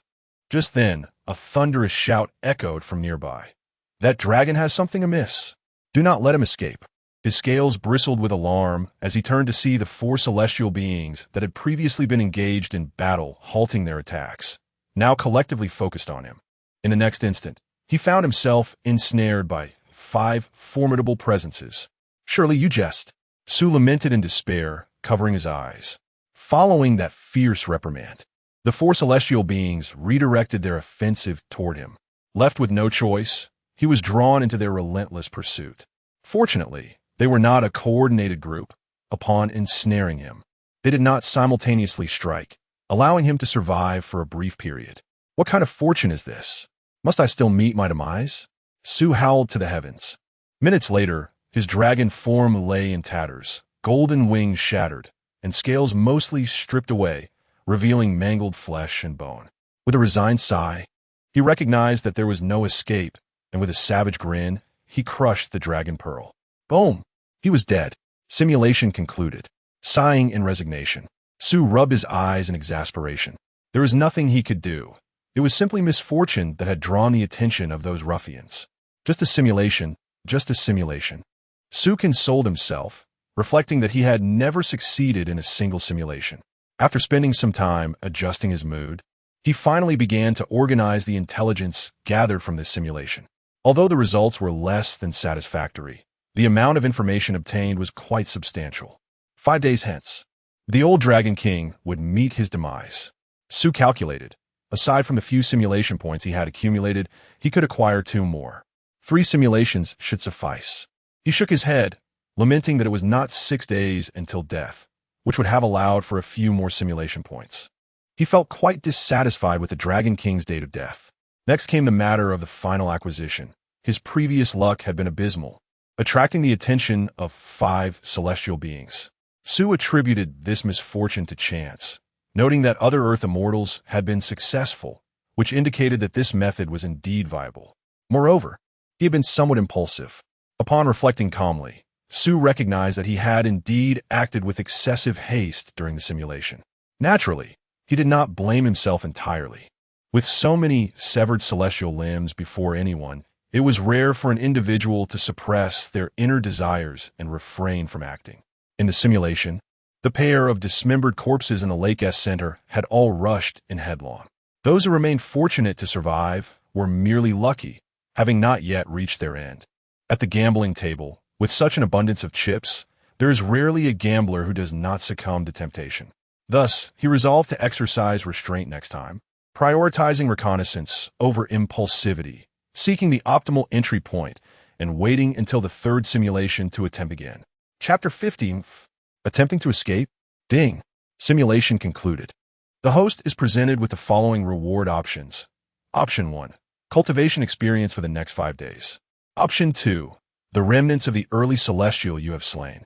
Consuming it will allow your cultivation to break through to the early celestial realm. Without hesitation, Suhi promptly made his choice, and his cultivation swiftly ascended to the celestial realm. After selecting his reward, Suhi spoke once more, commenced the simulation. Please confirm the objective of your simulation. To identify the most opportune moment to consume the remnants and subsequently escape. Suhi cleverly sought to leverage the system to pinpoint an appropriate entry time. The simulation would automatically conclude once it was successfully completed. Thus, Suhi reasoned that if he failed to discern a suitable moment during the simulation and the system halted based on his predetermined goal, it would indicate that the time was indeed ripe for him to make his move. However, he considered that it was inconsequential. He intended to find the right moment regardless. Ding. Consuming 1 simulation point. Initiating simulation of the future. Day 1. Foreknowledge of the Dragon King's demise instills no urgency within you. You calmly meditate in a courtyard, even finding time to purchase breakfast outside. Day 3. Morning. The lake's surface, shrouded in a gray mist, mirrors the previous simulation's atmosphere. Day 3. Evening. A pall of dusk envelopes half the lake. Fish and shrimp float belly up, and the vegetation along the shore withers. Day 4. A miasma of death hangs over the entire lake. Bubbles continuously rise from the center, faintly echoing the anguished groans of the old Dragon King. Day 5. Dawn. Dark clouds loom overhead as the thunderous tribulation descends. The old Dragon King struggles to ascend, but under the 5th bolt of heavenly lightning, his horn shatters, plunging him into the lake, life rapidly dissipating. After a moment of silence on the lake's surface, battle erupts.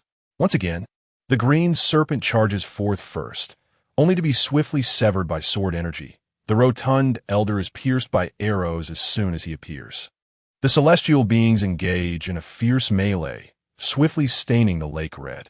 So he scrutinized the simulation before him, eager to glean further insights. With the prior experience and established goal, this time you remain resolute, refraining from impulsive action. The simulation progressed, soon arriving at the moment for Su He to intervene. Once more, The peak Earth celestials lurking around daunting lake recklessly launched their attacks, yielding a success rate of less than 10%, just as before. Since this endeavor was not about seizing flesh, you exhibited remarkable patience.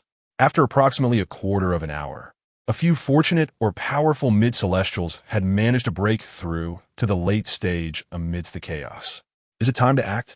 You ponder, casting your gaze elsewhere in search of the late celestial powerhouses who remained hidden, merely observing. Now, with so many celestials perished at the lake's center, should they refrain from engaging, allowing the battle to persist? Who knows what kind of late-stage celestial might emerge? At that point, it would be uncertain who would slay whom. As your words faded, a familiar aura suddenly approached from afar. The blood mist on the lake's surface was violently torn apart by a gust of tempestuous wind, casting a shadow over the battlefield. The Gu Jiao descended from the sky, and upon its arrival, the fierce winds it generated cleaved the lake waters, creating a chasm 10 zhang deep. Two early celestial beings engaged in combat were taken by surprise, their screams cut short as their wings were shredded, reducing them to mere fragments. At long last, the Gu Jiao sneered, having waited for this group of insignificant fish to tire themselves out. With its claws, it seized the head of an escaping celestial being, the distinct crack of bone echoing as its talons pierced through, draining the essence of life entirely. The emergence of the Gu Jiao shattered the equilibrium of the battlefield. The few late celestial beings who had been born from the chaos and were still fighting exchanged glances and quickly reached a consensus, turning to confront the Gu Jiao. Having just broken through, their power paled in comparison to those who were already established late celestial beings. Yet banding together was indeed a wise decision, commented Su He, noting that he would have acted similarly. Trivial skills. The Gu Jiao snarled, sweeping its claws to unleash 3 streaks of black light that intercepted the assault from the late celestial beings. Impressive strength, Su He mused, leaning back. Although those late celestial beings were newly ascended, they were still genuine late celestial beings. The Gu Jiao's ability to withstand multiple assaults without succumbing spoke volumes of its extraordinary prowess. Su He squinted in contemplation. Doesn't that mean Lu Xuanqiao's strength must be even greater? With the Gu Jiao's entrance, the late celestial beings who had been lurking in the shadows could no longer contain themselves and rushed into the fray. In less than half a minute, those mid-stage celestial beings who had been slaughtering on the lake's surface were extinguished. Observing this, the remaining celestial beings disregarded the contest over the old Dragon King's corpse and employed their escape techniques in a desperate bid for survival. At that moment, a human cultivator clad in gray robes, amidst battling another late celestial being, withdrew one hand to form seals, chanting incantations rapidly. In the next instant, the spiritual energy of heaven and earth surged wildly, manifesting in countless chains that ensnared those celestial beings attempting to flee. You wish to escape? These are the very fuel for their impending battle, and they must not be allowed to slip away. Moreover, should fortune favor the survivor, they would become sustenance. Thus they could not be permitted to escape. Many late celestial beings shared the same sentiment as the gray-robed cultivator, and they acted to forcibly detain those mid-stage celestial beings and demon cultivators seeking to flee.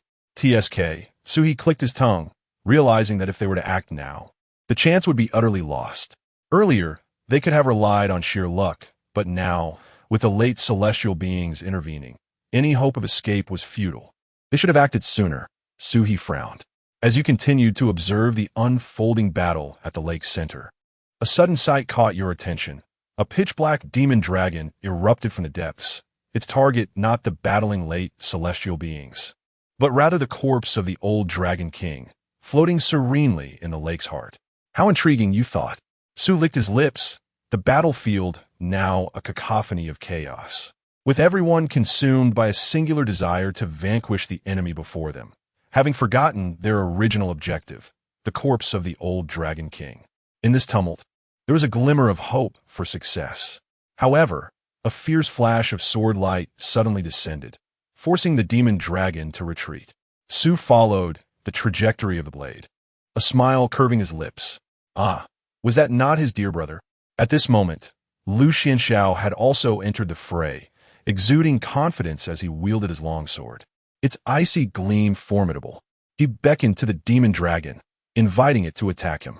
Although Lu Xianxiao ultimately delivered the final blow, he remained untrustworthy in Su's eyes, leaving Su with no ill feelings towards him. The demon dragon roared in fury, yet dared not confront Lu Xianxiao's brilliance directly, opting instead for a temporary withdrawal. Lu Xianxiao was among the last few to join the ranks of the late-stage celestial immortals, as few others had followed him into battle. At this moment, the intensity of the conflict surpassed Su's expectations, transforming the skies over Dongting Lake into a veritable battlefield of slaughter. The clashes among the late-stage celestial immortals stirred the very fabric of creation, the heavens and earth alike darkening in response. The lake was ravaged by violent spells, revealing its parched bed, which in the blink of an eye was quickly replaced by new attacks that carved out enormous chasms thousands of feet deep. In their world, as the principal realm, they possessed sufficient standing, governed by the laws of the heavenly Tao. Had this been any ordinary minor world, such an assembly of celestial immortals engaging in mutual combat would have likely sunk it, shattering its world barrier. Just as Su was thoroughly engrossed, nearly forgetting the purpose of his simulation, a notification from the system abruptly appeared. Simulation failed. Chapter 51. Who is biting my foot? Looking at the abruptly halted simulation screen, Sui found himself engulfed in confusion. What could it be? Blinking, he directed his gaze back to the text on the prompt. Simulation failure? What does that mean? Sui inquired. Throughout his journey, he had encountered only two outcomes: simulation end and simulation success. This notion of simulation failure was entirely new to him. In its literal sense, simulation failure indicates that the objective you set has not been achieved, nor have you received any rewards. Sui paused, reflecting on the goal he had established prior to commencing the simulation, to identify the most opportune moment to consume the remnants of the celestial being and make a swift escape. Squinting, Sui murmured to himself, "So, does the simulation failure imply that I failed to find it? No, it cannot be that simple." Furrowing his brow, he delved into contemplation. Initially, he had indeed set this goal out of cunning, hoping the system would assist him in pinpointing the most suitable moment. Yet, it was evident that the system did not permit him to exploit this loophole. However, it was not that the goal itself was flawed, leading to the simulation failure. In its literal interpretation, He reasoned, failure means I did not discover a favorable moment for entry.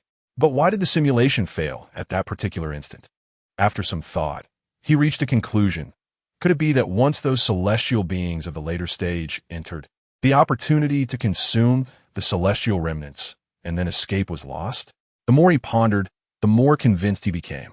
He had witnessed firsthand the scenes of combat involving those later stage celestial beings. Weaker ones barely lasted 3 minutes on the battlefield, and those in the mid-stage who had intended to flee could not escape. How could he, with his initial stage celestial cultivation, hope to seize an opportunity amidst such chaos? Having come to this realization, He let out a resigned sigh. He had exhausted both opportunities for simulation and still had not identified a suitable moment for entry. Yet, it was not entirely without merit. At least he learned that he must act before Lu Xianxiao made his entrance. Since the simulation failed moments after Lu Xianxiao's arrival, it indicated that there had indeed been a successful opportunity prior to that. Otherwise, according to the goal he had set, the simulation would have ended even before it began. Biting his lip, he continued to ponder, yet he still could not discern a suitable moment for entry. Was it still a matter of luck? Scratching his head, he lamented that if given the chance, he truly did not wish to rely on luck, as it was far too nebulous. With only 2 opportunities, could he truly depend on chance? He felt a wave of despondency wash over him. Amidst this inner turmoil and hesitation, 2 days swiftly passed. Ultimately, he made a decision. With only 2 chances remaining, he was unwilling to rely on luck. He needed to take a more proactive approach. If that proved unfeasible, then this opportunity would have to be relinquished. Gritting his teeth, he resolved that he had already attained the celestial realm, and his previous objective had been accomplished. There was no need to gamble recklessly. After adequately preparing himself psychologically, Su finally spoke. Commence the simulation. Please confirm the objective of this simulation. To consume the remains of the celestial being and successfully escape. Ding. Consuming one simulation point. Commencing future simulation. Day 1. The lake's surface, shrouded in a familiar gray mist, mirrored the atmosphere of previous simulations. Day 2. The twilight enveloped half the lake. Fish and shrimp floated belly up, while the vegetation along the shore withered. Dawn of Day 3. Dark clouds loomed ominously as thunderous tribulations descended. The old Dragon King struggled to ascend, but under the fifth bolt of heavenly lightning, his horn shattered, and he plummeted into the lake, vitality swiftly dissipating. Following the fall of the old Dragon King, the lake fell into profound silence. 5 minutes later, the azure serpent would strike first. Su muttered to himself. Time ticked away. The oppressive stillness of the lake grew heavier. You fixed your gaze upon the floating corpse of the old Dragon King, your heart pounding like a war drum. Just as the critical 5-minute mark approached, you suddenly moved. Your golden wings unfurled, transforming into a blinding beam of light aimed at the lake's center. However, midway through your flight, a brilliant sword light unexpectedly cleaved from the side. With a piercing sound, your form was severed in midair, blood gushing like rain.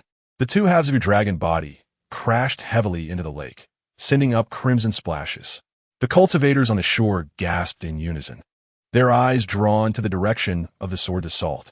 In that void, a rotund, old man slowly materialized, yet his expression was one of evident shock, as if to convey to everyone that he was not the one responsible for that strike. However, the gleaming sword in his hand betrayed him. In his moment of bewilderment, he was swiftly pierced through the throat by 3 arrows. A chaotic melee erupted, sword energy intertwining with demonic flames. At this moment, you dared to extend your consciousness outward, probing the surroundings. Indeed, it was all a meticulously orchestrated performance by Su. That severed body was not genuine, but rather an illusion conjured by the powers of the Mirage Dragon. In fact, it was his first application since acquiring those abilities. However, Su was also gambling, trusting that in such a tense environment, those celestial beings keenly eyeing the old Dragon King's corpse would not notice that his bisected form was merely a phantasm. Clearly, his gamble paid off. Knowing the position of the rotund old man in advance, he created an illusion of a sword light, forcibly drawing him into the drama he had crafted, thus lending it a semblance of authenticity and redirecting attention towards himself, significantly alleviating his peril. The ensuing battle would also help Su mitigate relative risks. Even if some individuals or demons sensed something amiss, the skirmish had already commenced, and they would likely refrain from delving too deeply into their suspicions. Alas, the rotund old man was pitiful. In his final moments, he could not comprehend how, despite not having struck, that sword had come from nowhere. Of course, some might find fortune. For instance, the azure serpent, upon witnessing its fate, would likely no longer possess the courage to emerge. The battle overhead escalated, and countless severed limbs plummeted from the sky.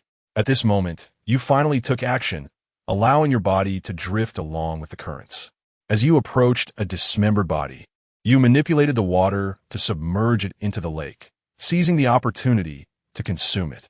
Within a mere quarter of an hour, your abdomen was already filled with the remnants of nearly 3 initial-stage celestial beings.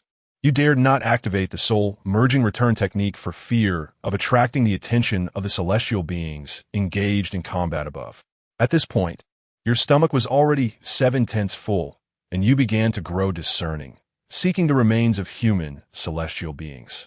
The physique of humans is considerably smaller compared to that of the demonic celestial beings, yet their cultivation is concentrated within that diminutive form. If you wish to consume more, you naturally had to select them.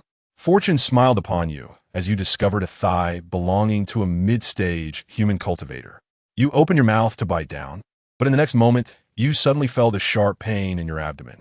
Suhiya, Chapter 52. Are you clever as well? You thought you were experiencing an illusion as you bit into the thigh of the human carcass before you. Yet at the same moment, a sharp pain surged through your hind paw. Suhi was bewildered, believing he had forged some connection with the thigh. Just as you hesitated, another wave of excruciating pain shot through your hind leg, accompanied by a force tugging at your claw. You turned to see a familiar visage, the face of a celestial ape in its nascent stage, currently gnawing at your paw and pulling with fervor. Upon noticing your movement, the other celestial ape halted its actions and gazed at you. For a moment, you exchanged glances, each of you taken aback. Suedimarkt. You're clever as well? He had not anticipated that the other could resort to feigning death and then stealthily indulging a meal. However, reflecting upon the previous encounter where the opponent had utilized deceitful tactics to lure others, the stratagem of feigning death was not entirely surprising. Such a cautious being, fearful for its life, would surely not engage in combat with those celestial beings. In the early stages of celestial cultivation, Suhi mused to himself. Observing the system's description, there had indeed been some progress in cultivation. The last time they met, the opponent was merely at the pinnacle of the earthly realm. At the moment of your shared gaze, both bodies instinctively tensed, scales and fur bristling as if startled like a frightened cat. Suhi was at a loss for words. Encountering the other in such circumstances was unexpected. He pondered whether this opportunity for simulation would be squandered. The other clenched its fists, preparing to summon its magical artifact to determine the victor. Noticing this, you forcibly suppressed your instinctive urge to retaliate, extending your claws to signal the other to remain still, and squeezed out a few words through your teeth. We mean no harm to each other. You gestured upwards with your claw, indicating the celestial beings locked in fierce battle above. The celestial ape's pupils narrowed, its throat convulsing, and eventually it nodded slowly, though it still held its staff across its chest, not fully relinquishing its guard. They were, after all, mere scavengers, having come to partake in the spoils. There was no need for conflict at this juncture. The remnants of so many celestial beings provided ample sustenance for both. You let out a long sigh, the tension in your heart finally easing. How could one with such disposition, hesitant to seize opportunities and engage in direct confrontation, ever aspire to ascend to the ranks of true immortals? So he shook his head, holding the other in contempt, as they had nearly frightened him to death just moments prior. Upon reaching a mutual understanding, you continued to manipulate the currents of water, propelling yourself towards the area dense with the remains of mid-stage celestial beings. The celestial ape followed stealthily, and you cast a sidelong glance at it, choosing not to utter a word. Since neither had engaged in combat from the outset, it was unlikely that a confrontation would arise now, unless the other possessed a penchant for folly, seeking to divert the attention of the celestial beings locked in mortal combat above. Thus, Suhi felt a measure of reassurance regarding the current situation with the other. Soon, you beheld a pair of legs belonging to an unknown creature, exuding an aura characteristic of a mid-stage celestial. Instantly, you felt a surge of excitement and glided towards it. Upon noticing your approach, the other entity also drifted towards the mid-stage celestial legs. A flicker of displeasure crossed your eyes, yet the circumstances left you unable to express your anger. Those legs had been severed, and it was evident that the other was intent on devouring one while consuming the other. You quickly floated near the legs, opened your mouth, and bit down, simultaneously casting a glance towards the humanoid ape to gauge its proximity. If it lacked speed, you could claim both legs for yourself. However, to your dismay, the creature was not slow and had already arrived near the other leg, aiming for the ankle as well. You glared at it, but soon realized something was amiss. Despite your prolonged effort to swallow, the leg in your mouth remained lodged, as if obstructed by some unseen force. Confusion flickered in your mind, and you bit down hard, pulling outward, yet still found it immovable.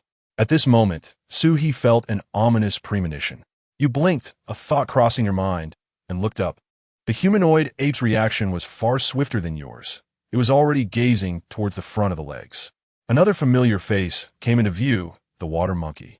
Suhi held his forehead, momentarily at a loss for words. What a coincidence, my friend, to encounter you here.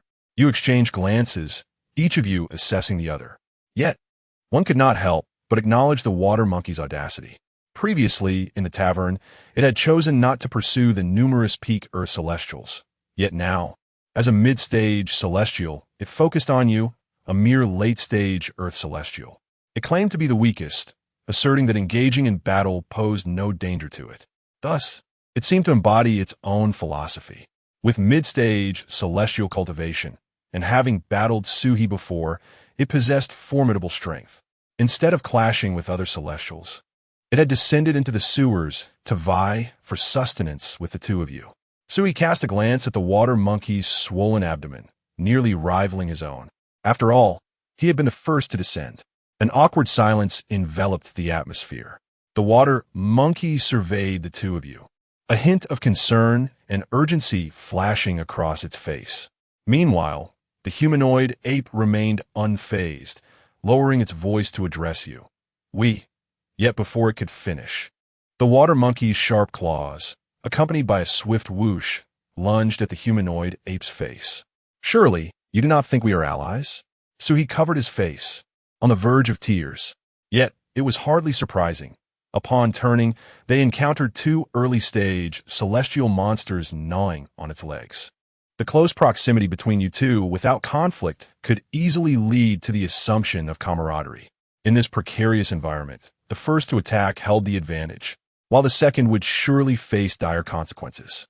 At the outset, Suhi and the humanoid ape nearly lost control and engaged in a skirmish. The humanoid ape hastily raised a dark staff to block, the jarring sound of metal clashing resonating underwater, causing the surrounding currents to surge violently. As you observed the water monkey distracted by the humanoid ape, you intended to seize the opportunity to flee, only to witness its damp, elongated tail sweeping towards you like a steel whip. You summoned the full force of your dragon tail, colliding fiercely with the water monkey's appendage. A resounding boom echoed as the two tremendous forces created a shockwave that sent walls of water soaring hundreds of meters high, simultaneously drawing the attention of the celestial beings engaged in battle above. A sharp sword aura suddenly sliced through the water's surface, cleaving a vacuum beneath you. As you all looked up, you beheld dozens of celestial figures hovering above, their murderous intent fixated upon the three of you. Taking a deep breath, you spoke, "Please continue your affairs, and pretend you have not seen us." Chapter 53. The waters of the well do not interfere with the river. You have perished. Simulation concluded. Regarding this outcome, Suhi felt no surprise. The trio of gluttonous mice had been discovered. If they could still escape, it would render the celestial beings above, who fought desperately, utterly incompetent. Sighing, Suhi reflected on how this unforeseen event had not been within his realm of anticipation. With the multitude of celestial beings involved, the number of unforeseen circumstances was simply too great for him to predict all. Beep. Simulation concluded. The host has received the following reward options. A prompt from the system appeared, drawing Suhi's attention back. The presence of rewards indicated that he had advanced in the simulation. He mused, so, playing dead is indeed a viable strategy, isn't it? Option 1. The battered remains of your corpse, which, when consumed, can slightly enhance your cultivation. Having been eliminated so swiftly, Suhi had not even had the chance to exhaust the remnants within him, leaving his remains still at the early celestial realm. Option 2. The essence of a human-faced ape and the water monkey. You can sense their locations through their essences. Suhi raised an eyebrow. What does this imply? Should I use this reward to evade the two of them? After a moment as contemplation, he thought it prudent to locate them in advance, to convey that he bore no ill intent, and that the three of them could avoid conflict and cooperate as fellow thieves. With 2 days remaining, Suhi felt no urgency to make a hasty decision. 1 day later, as in the simulation, a layer of hazy mist enveloped Daunting Lake. Another day passed. The mist transformed into a heavy, suffocating aura of death. This was his final opportunity for simulation. Listening to the anguished wails of the old Dragon King from the lake's depths, Suhi murmured to himself, this time, it must succeed, otherwise, he would have to depart. He could not gamble with his singular life on a venture that had proven unsuccessful in simulation. It was time to commence the simulation. Taking a deep breath, Suhi steeled himself. Please confirm the objective of this simulation. As before, beep, consuming 1 simulation point, commencing simulation of the future. Day 1, At dawn, before the old Dragon King begins his tribulation, you exit the city, armed with the essences of the human-faced ape and the water monkey. Embarking on your search, the outside world is currently fraught with danger, as various demon and celestial beings lurk along the banks of Daunting Lake. However, employing your skill of breath concealment, you successfully evade detection. You locate the human-faced ape on a rocky outcrop several miles from the shore. Upon seeing you, the creature instinctively prepares to strike. But you warn it that if it does not wish to attract the attention of the hundreds of celestial beings currently gathered at Daunting Lake, it should cease its actions. Startled by your words, the human-faced ape refrains from attacking. You promptly reveal its intention to feign death and steal sustenance, causing the creature to display shock. You clarify that you are well-versed in the art of deduction, assuring it that you will not be its enemy the following day, and that the waters of the well shall not interfere with the river. The other party pondered for a moment before acquiescing. So he was not surprised by this reaction. After all, they were all mere mice. If they could be satiated, why resort to mutual slaughter? Upon receiving the agreement, you promptly departed, seeking the hiding place of the water monkey. After 2 days of contemplation, Suhi opted to approach them ahead of time to discuss a proposed plan. Firstly, the impending battle on the lake would be fierce, with various spiritual energies spilling forth and spells unleashed chaotically. Relying on the 2 auras from the other party might not suffice to sense them amidst such turmoil. Secondly, since they could feign death just as he could, it was evident they possessed a similar aura-concealing technique. In a scenario where they fully employed this technique, he might not detect them at all. This was the final day. Should a repeat of the previous simulation occur, he would indeed lose his opportunity. Of course, Suhi's approach carried certain drawbacks. There was the risk that the duo, lacking martial ethics, might expose him while he was the first to feign death, leading to him being besieged by others. However, this possibility was minimal, as they too wished to remain hidden. Should they reveal themselves, they would be exposed and could no longer play the role of mice, which would benefit them not at all. Therefore, if they were to act reasonably and rationally, they would likely agree to his proposal. A temporary truce seemed feasible. After all, the myriad remnants of celestial beings in the lake would surely suffice for the 3 of them to feast upon. Conversely, turning against each other would yield no advantage and could even lead to their own demise. Moreover, this was merely a simulation, even in failure. The repercussions for Suhi would be minimal, at worst resulting in the loss of a final opportunity to advance to the mid-stage of celestial beings. You successfully located the water monkey, who had buried itself at an entrance to Daunting Lake. Utilizing the argument you had employed with the man-faced ape, you effectively persuaded the other party. With all preparations in place, you returned to the city. At dawn, dark clouds loomed ominously as the tribulation descended.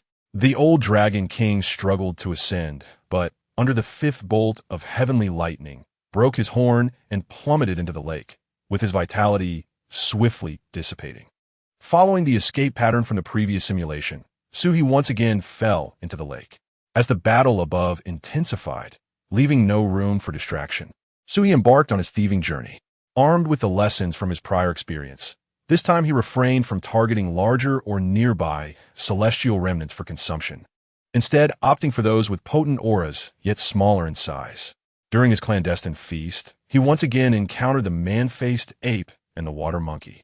After a shared glance, they resumed their act of feigning death, turning away to attend to their own affairs. Indeed, your gamble proved correct. So he mused, recognizing that the other 2 harbored no intent to disrupt. His thieving endeavor progressed smoothly, his belly now filled with various celestial remnants, pieced together to form a substantial portion of a mid-stage celestial body. Once fully consumed, he would be poised to break through from the initial to the mid-stage. Suhi smiled with satisfaction. If all goes well, this journey to Daunting Lake could indeed be a bountiful return. After filling your abdomen with the remnants, you continued to float on the lake's surface, feigning death, while skillfully maneuvering the currents to push yourself towards the center of the riverbank. This would ultimately save you some distance when it came time to flee. You were not in a hurry to leave, fully aware that this was not the most opportune moment. Suhi understood that the ideal time would be when the Gu Jiao made its entrance. for then the attention of the crowd would be drawn away, presenting the perfect opportunity for escape. Alternatively, when a humanoid ape and the water monkey diverted everyone's focus during their own escape, you could make your exit from a different direction. However, during your second simulation, you observed the arrival of Lu Xianxiao, yet did not witness their escape. It remained unclear whether they had another means to depart from the lake center or if they intended to linger, waiting for a better opportunity. At last, amidst the fierce battle at the lake's center, the presence of the fourth late stage celestial being descended upon the surface. Finally, you had waited for this chaotic struggle to reach its peak. The instant it opened its mouth, your form transformed into a streak of golden light, swiftly shooting away from Dongting Lake. Chapter 54. The Escape Talisman. You have successfully escaped. Simulation successful. Sui's eyes instantly sparkled with excitement. He had thought he would fail once again due to some unforeseen circumstance, unwilling to risk his life for the remnants of celestial beings. After all, those cunning authors often delight in orchestrating such unexpected twists, don't they? Success. Sui vigorously swung his fists, filled with the remnants of celestial beings, which would be sufficient for him to ascend to the mid-stage of the celestial realm. Although this diverged from his original goal of consuming the old Dragon King's corpse, he had been uncertain about his own strength and status at that time. After nearly a month, he had broken through to the mid-stage of the celestial realm, allowing him ample time to reach the true celestial stage within the stipulated time frame. Ding. Simulation concluded. The host has received the following reward options. Suhi's eyes gleamed once more, having momentarily forgotten about the rewards following a successful simulation. Though they paled in comparison to the benefits gained during the simulation, one could never have too many rewards. Option 1. You will acquire all the remnants of celestial beings consumed during the simulation. Upon consumption, your cultivation will advance to the mid-stage of the celestial realm. Upon seeing this reward, Suhi's eyes widened slightly. He was nearly compelled to make a choice. If he selected this option, he wouldn't need to take any risks tomorrow. Of course, he could also choose it and then return for a double portion the next day. Sui continued to peruse the rewards. Option 2. Technique. The Great Luo Mirage Technique. This will aid you in better harnessing the bloodline of the Mirage Dragon within you, enabling you to temporarily confuse most opponents whose realms do not exceed yours by a major boundary. Sui raised an eyebrow. This was the first time he had encountered a technique among the system's rewards. He found himself quite tempted by this second option. Since acquiring the bloodline of the Mirage Dragon, he had seldom utilized it, primarily because he lacked proficiency in illusionary magic.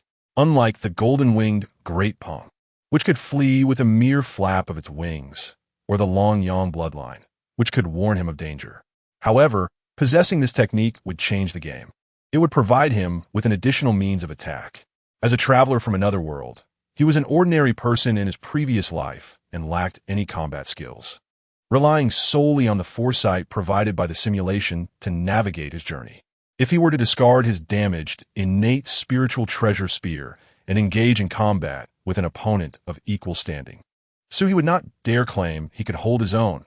After all, the adversary had survived in this harsh illusion for over 4 years, enduring countless battles and emerging alive.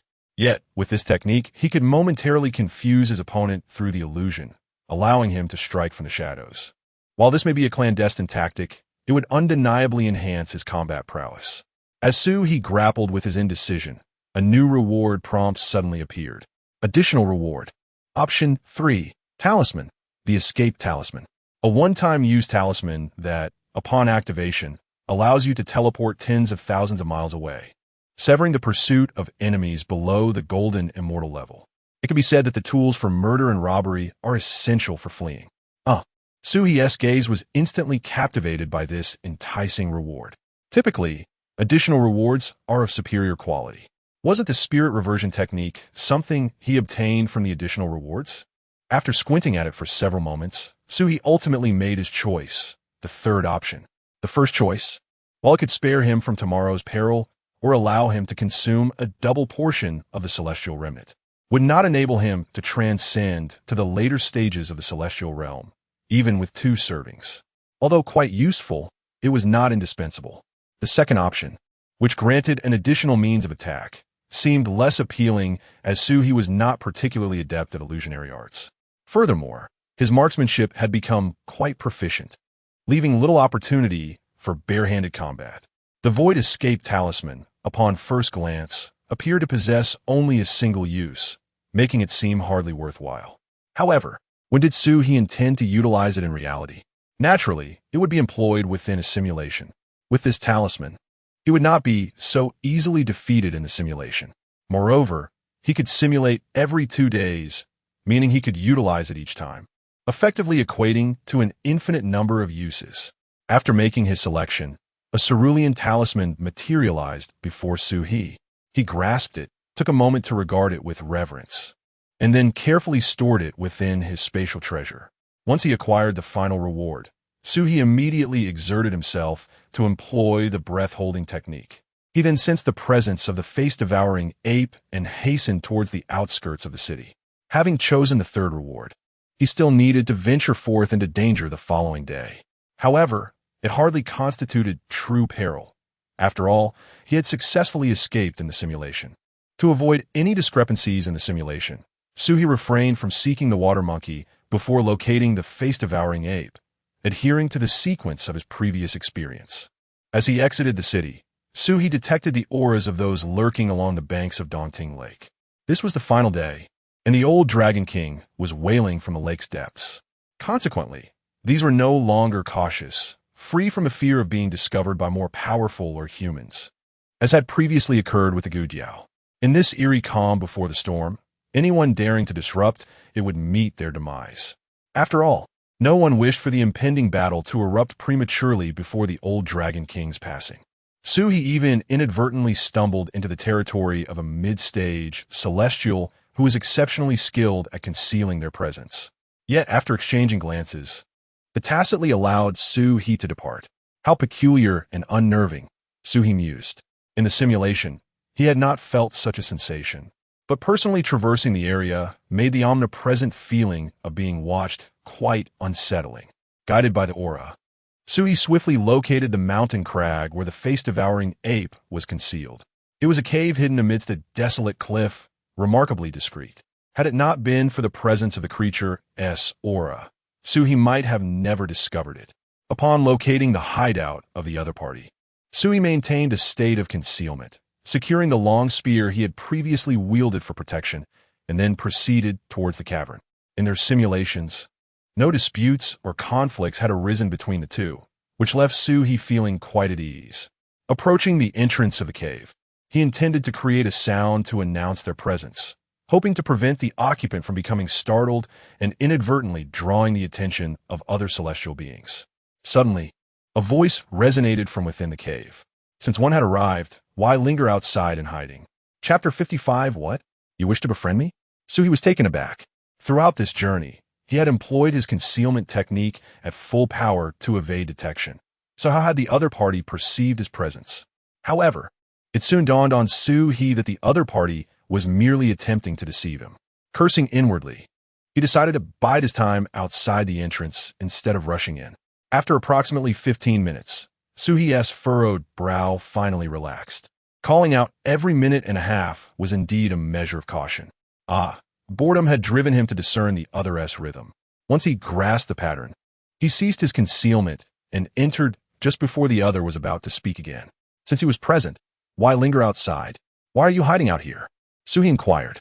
At the moment his voice echoed, the man-faced ape within the cave shuddered, swiftly brandishing its staff and adopting a defensive stance as it regarded Suhi. Do not be alarmed, Suhi said, gesturing downward with his hand. There are people everywhere outside. Are you truly certain you wish to engage me in combat? Just like in the simulation, the man-faced ape recognized that initiating a battle would attract the attention of the other celestial beings overhead, leading to their swift demise. Yet, it maintained its guard against Suhi, pointing its staff at him and warily demanding, "Who are you? What do you want here?" The ability of the intruder to silently approach his hiding place indicated a skill set beyond his comprehension, compelling him to proceed with caution. "I am Suhi, a dragon of the deep," he declared, spreading his arms to convey his lack of malevolence as he approached. "As for my purpose here, That depends on what you intend to do tomorrow. The man-faced ape's pupils constricted, yet it remained silent. You plan to feign death. And while those celestial beings engage in battle above, you will sneak below to gorge yourself, correct? Suhi remarked, wearing an expression that suggested he had seen through the creature's intentions. The grotesque visage of the man-faced ape, resembling a human face, twitched involuntarily, beads of sweat forming on its brow. You speak nonsense. Its voice rose sharply, the creature visibly tense, its throat constricting as it grappled with the revelation that its secret plan had been uncovered. Hush! Sui placed a finger to his lips, then gestured toward the outside. Keep your voice down. It wouldn't be wise to attract the attention of the other demons and celestial beings. The man-faced ape finally grasped the situation, covering its mouth, though the hair on the back of its neck remained bristled. Observing its reaction, Suhi felt a sense of satisfaction. The thrill of feigning superiority was exhilarating, almost addictive. Do not fret, Suhi reassured, once again pressing his hand down in a calming gesture. Our objectives align. Upon hearing this, the tension in the man-faced ape's expression eased slightly. I am well versed in the art of divination, Suhi continued. I have foreseen that tomorrow, as we partake in the remnants of corpses in the lake, we may cross paths and engage in a fierce conflict, drawing the attention of those celestial beings above and ultimately leading to our demise. Thus, I came to remind you, lest you react impulsively upon seeing me. The ears of the man-faced ape twitched slightly, and its taut shoulder muscles relaxed somewhat, yet the stick it held remained poised for an immediate strike. The method of deduction? It murmured, its voice still tinged with a lingering hoarseness, though it had grown more steady than before. Suhi chuckled lightly. Why don't I share with you that trick you often employ to deceive your pursuers? That maneuver has surely claimed many lives, has it not? The nostrils of the man-faced ape flared as it fixed its gaze on Suhi, a hint of wariness creeping into its eyes. Such a method of deduction is indeed terrifying. To have one's entire information and intentions deduced without even revealing one's face is a formidable capability. If it wished to harm him, he would have perished long ago, wouldn't he? A smile played upon Suhi's lips, realizing that the other party had begun to trust him. If you dare to play any tricks, I assure you, your demise shall be most unpleasant, the man-faced ape warned, striving to maintain its dignity. Rest assured, our goals are aligned. Suhi shrugged. Survival necessitates cooperation, does it not? At this, the man-faced ape's bristled fur finally settled. Once the explanation was concluded, a brief silence enveloped them, creating an awkward atmosphere. Suhi pursed his lips and ventured, May I take a look at your enchanted stick? I have a damaged gun barrel that might pair well with it. Although the previous simulation revealed that the two items were not from the same artifact, there was still a possibility they could complement each other. The man-faced ape rolled its eyes in response. Why don't you just give me your gun barrel, and I will install it for you? I have no intention of stealing your belongings. Suhi shrugged once more, redirecting the conversation. When did you develop this penchant for deceiving others? Since arriving in this world, he had yet to engage in meaningful conversation with anyone. Of course, Lu Xianxiao did not count. He was the sort who wouldn't harm himself upon seeing his own reflection, clearly possessing some issues. Upon hearing this, the man-faced ape fell into reminiscence. When it was still a wandering immortal, it had nearly fallen victim to this very trick, narrowly escaping with its life, which is when it first employed such a ruse. Its efficacy was remarkable, and it had since become indispensable. Mind your own business. Once you are done, be on your way, it snapped. Sui nodded, but did not leave immediately, continuing, over these past few years. Living in a world where it's either you die or I live, what has it felt like? To be honest, Suhi, having experienced less than a few months of this, felt somewhat exhausted. Thus, he found himself speaking more, seeking an outlet for his frustrations. This sentiment evidently struck a chord within the man-faced ape, whose expression momentarily faltered as it instinctively sighed. Sometimes I ponder whether it would have been better had I perished earlier, thus avoiding this torment. The pervasive sense of being ambushed and hunted the moment I step outside is utterly despairing. After speaking, the man-faced ape suddenly felt something amiss. narrowing its eyes as it scrutinized Su-He with a cold smirk. "What this? Are you attempting to befriend me?" Su smiled faintly. Deciding it was best to let it go, he feared the possibility of being betrayed from behind, having not engaged in conversation for far too long. After speaking, he turned and made his way toward the cave entrance, recalling that there was also a mid-stage water monkey with similar intentions as theirs, advising not to act aggressively upon their encounter. With a dismissive gesture over his shoulder, Su departed the cave. Following the essence of the water monkey, he successfully located it at the riverway leading to the lake. The process unfolded smoothly, akin to his interaction with the face-devouring ape. He conveyed his purpose and mentioned that he had deduced their meeting through divination, which persuaded the water monkey. Unlike the face-devouring ape, the water monkey, possibly due to being in a slightly higher realm or other factors, exhibited a less intense reaction. It even expressed interest in engaging in casual conversation with Su. However, after previously venting to the face-devouring ape, Su lacked the desire for further dialogue. He exchanged a few brief words before departing the riverway and returning to his residence in the city. Taking a deep breath, Su raised his gaze toward the dawn sky. It was time to commence. Chapter 56. What a grand plan, what a magnificent scene this is, far more spectacular than my tribulation to ascend to the earth immortal realm. Su mused as he observed the old dragon king steadfastly enduring the heavenly tribulation. The previous encounters were mere simulations, and witnessing it firsthand bore a distinct difference.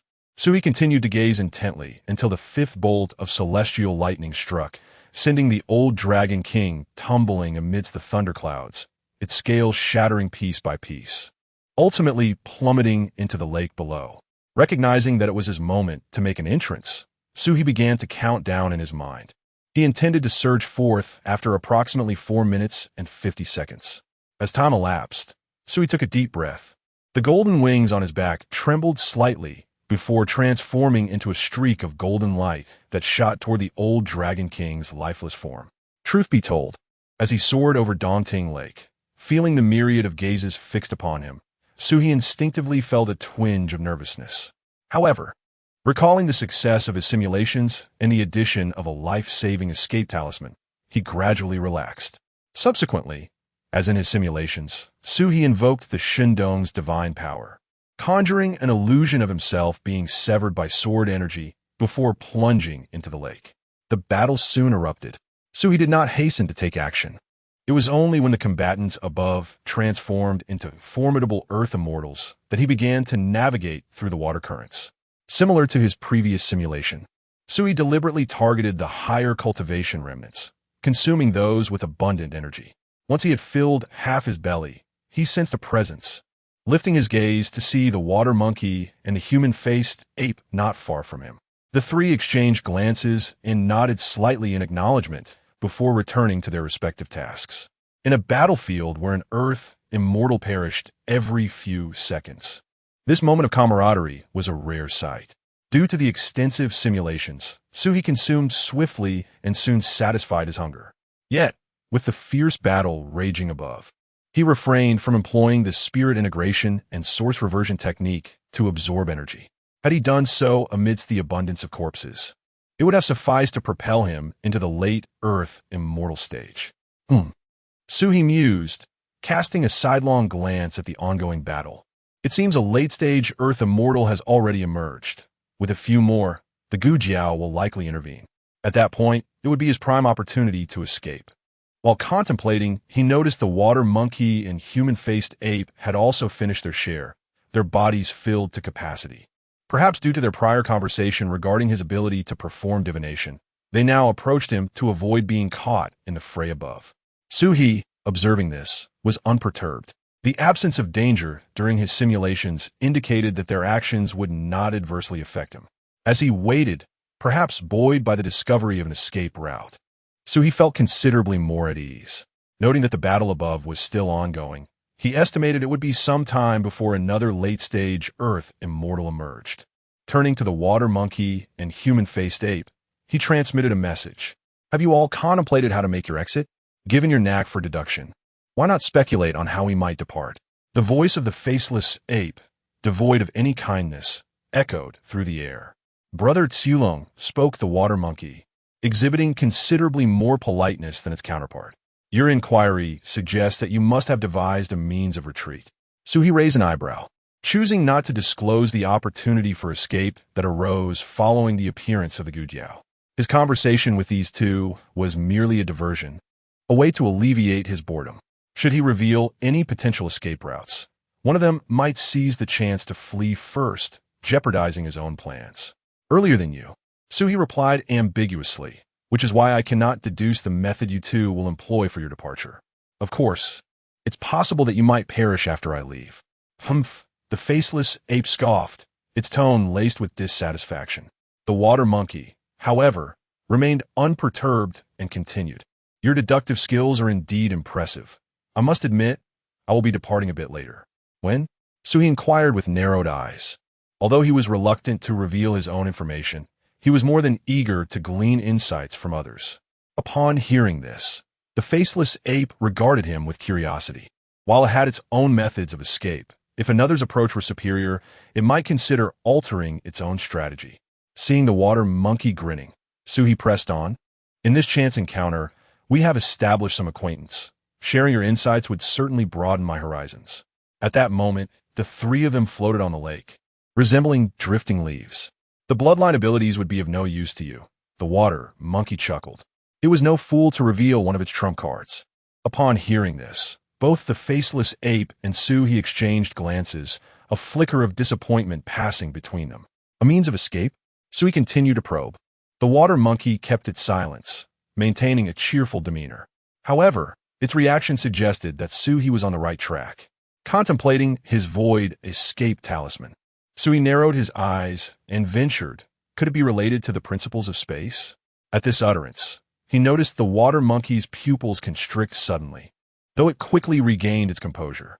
Suhi silently acknowledged this revelation. Sensing the growing wariness from the water monkey, he decided to refrain from further questioning. Yet, it was the previously silent, faceless ape that spoke next. The principles of space, you say? Then why have you not yet made your departure? Indeed. So he turned his gaze back to the water monkey. If it felt confident in its ability to escape, then its powers were likely akin to his void escape talisman, enabling it to shift itself away. Even if it could only traverse a few hundred miles, that would suffice for it to flee the battlefield of Dongting Lake. As both Suhi and the faceless ape fixed their attention on the water monkey, the latter began to squirm under their scrutiny but remained silent, closing its eyes in feigned indifference. Suhi, witnessing this, felt at a loss. If the creature was unwilling to speak, he could not force the issue. Do not claim that he was incapable of defeating his opponent. Even if he were, the current environment and circumstances would render him unable to take action. However, just as Suhi continued to estimate how long it would be before the Gujiao made its entrance, the face ape spoke once more. Your pretense of playing dead among us is not merely about these remnants of flesh, is it? Upon hearing this, Suhi nearly rose from the surface of the lake in astonishment. The face ape now fixed its gaze intently upon him, asserting that the remnants within your belly are merely an appetizer, while the lifeless body of the ancient Dragon King is your ultimate objective. At the pinnacle of the mid-stage celestial immortal, consuming those reserves inside you would suffice to propel you into the late-stage celestial immortal. At that juncture, all you need do is seize any part of the ancient Dragon King's remains from your equally advanced adversaries to awaken your bloodline's divine abilities and extricate yourself, correct? What a splendid plan indeed. Chapter 57. Truly insane. Upon the conclusion of the human-faced ape's words, the water monkey's eyes snapped open, a glimmer of cold light flickering within its pupils. It did not attempt to defend itself, but rather, with its mouth full of sharp, tiny teeth, retorted, "Why do you presume such things about me, brother ape? Is this truly what you believe? If not, why would you entertain such thoughts?" The human-faced ape let out a cold laugh, stating, "I lack your capabilities. When the opportune moment arises, I shall take my leave." While the two exchanged barbs, Suhi pondered deeply. He cast a fleeting glance at the water monkey, furrowing his brow as he studied it. Previously, this creature had pursued him, a late-stage earth immortal, solely for its own safety. Now, it was engaging in stealthy antics alongside him, Would a being so cautious truly dare to seize the corpse of the old Dragon King? Soon, Sui found himself dismissing this notion. No, if it had been that vigilant all along, it likely would not have cultivated to the mid-stage of celestial immortal. It was more probable that it was typically very careful, but could be ruthless when faced with opportunity. Of course, this was of no concern to him. Observing that the number of late-stage celestial immortals on the battlefield had reached 4, Sui focused his mind. He planned to bring forth the Gu Eagle and exploit the situation to make his escape. Just as he concentrated on the myriad of energies in the air, his body suddenly stiffened. A thought flashed into his mind, rapidly spreading thereafter. The system's reward of the Void Escape Talisman.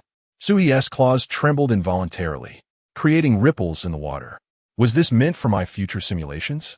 After enduring numerous simulations, Sui had garnered some understanding of the system's rewards. They typically proved useful at critical moments. For instance, the spirit unification technique had undoubtedly saved him from an early demise at the hands of the Mirage Dragon. Similarly, the replica of the spearhead had enabled him to contend with that rogued cultivator. Thus, was the additional reward of the Void Escape Talisman intended for his future simulations? Or perhaps, so he turned his gaze toward the water monkey. Or could it be that if he continued to feign death and lay low, he might have the chance to acquire the old Dragon King's corpse? Once this thought entered his mind, it began to spiral uncontrollably. Calm down. Sui urged himself internally, striving for rationality. However, that thought persisted, swirling relentlessly in his mind. Analyze it. Sui forced himself to regain composure. If I follow the course of events, as in the simulations, I am certain I can escape successfully, thus preserving the use of the Void Escape Talisman for future simulations. Yet if I remain here, it is highly probable that once those late-stage celestial immortals engage, I will find myself unable to flee, ultimately lacking the strength to claim the old Dragon King's corpse, leading to the waste of the talisman and a hasty retreat. This seemed a rational analysis, yet Sui overturned it in the next moment. However, Sui licked his lips. What if I truly obtained the old Dragon King's corpse? That would be the pinnacle of celestial immortal power. Desires incessantly burgeoned within his heart, and Sui could sense he was teetering on the brink of losing control. Yet, he found himself unwilling to rein in the burgeoning cravings, yearning instead for their continued expansion.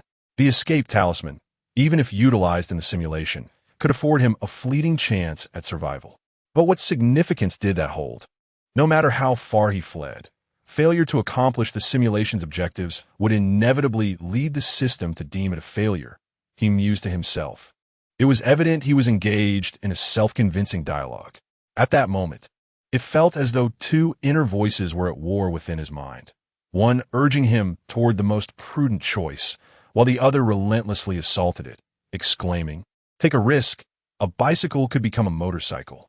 As Sui grappled with his turmoil, an all-too-familiar presence descended upon the lake's surface. Time was of the essence, and the moment for him to make a decision had arrived. His heart raced violently within his chest, the aura of the Gu Eagle hovering like a sword above him, compelling him to act. Damn it, Sui cursed, uncertain whether he was condemning the system or lamenting the ill-timed demise of the old Dragon King, which had deprived him of another simulation opportunity, leaving him cornered into making a choice.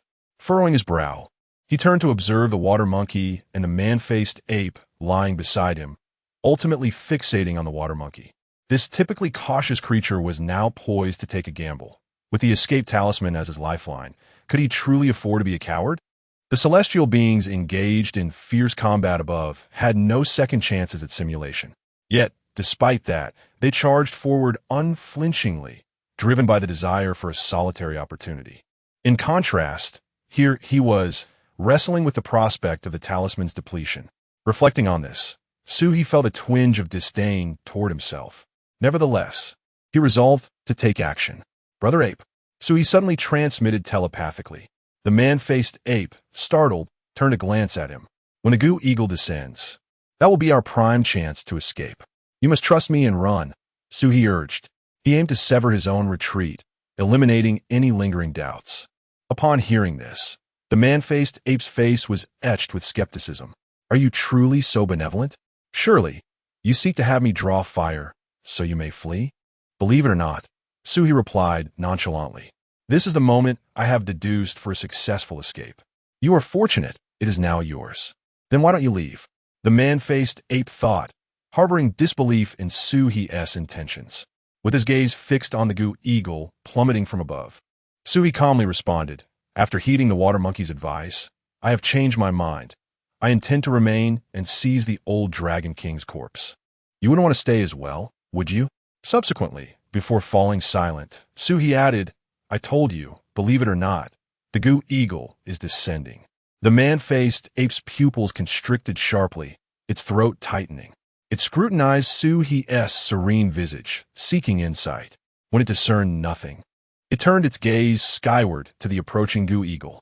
Truly, madness had taken hold.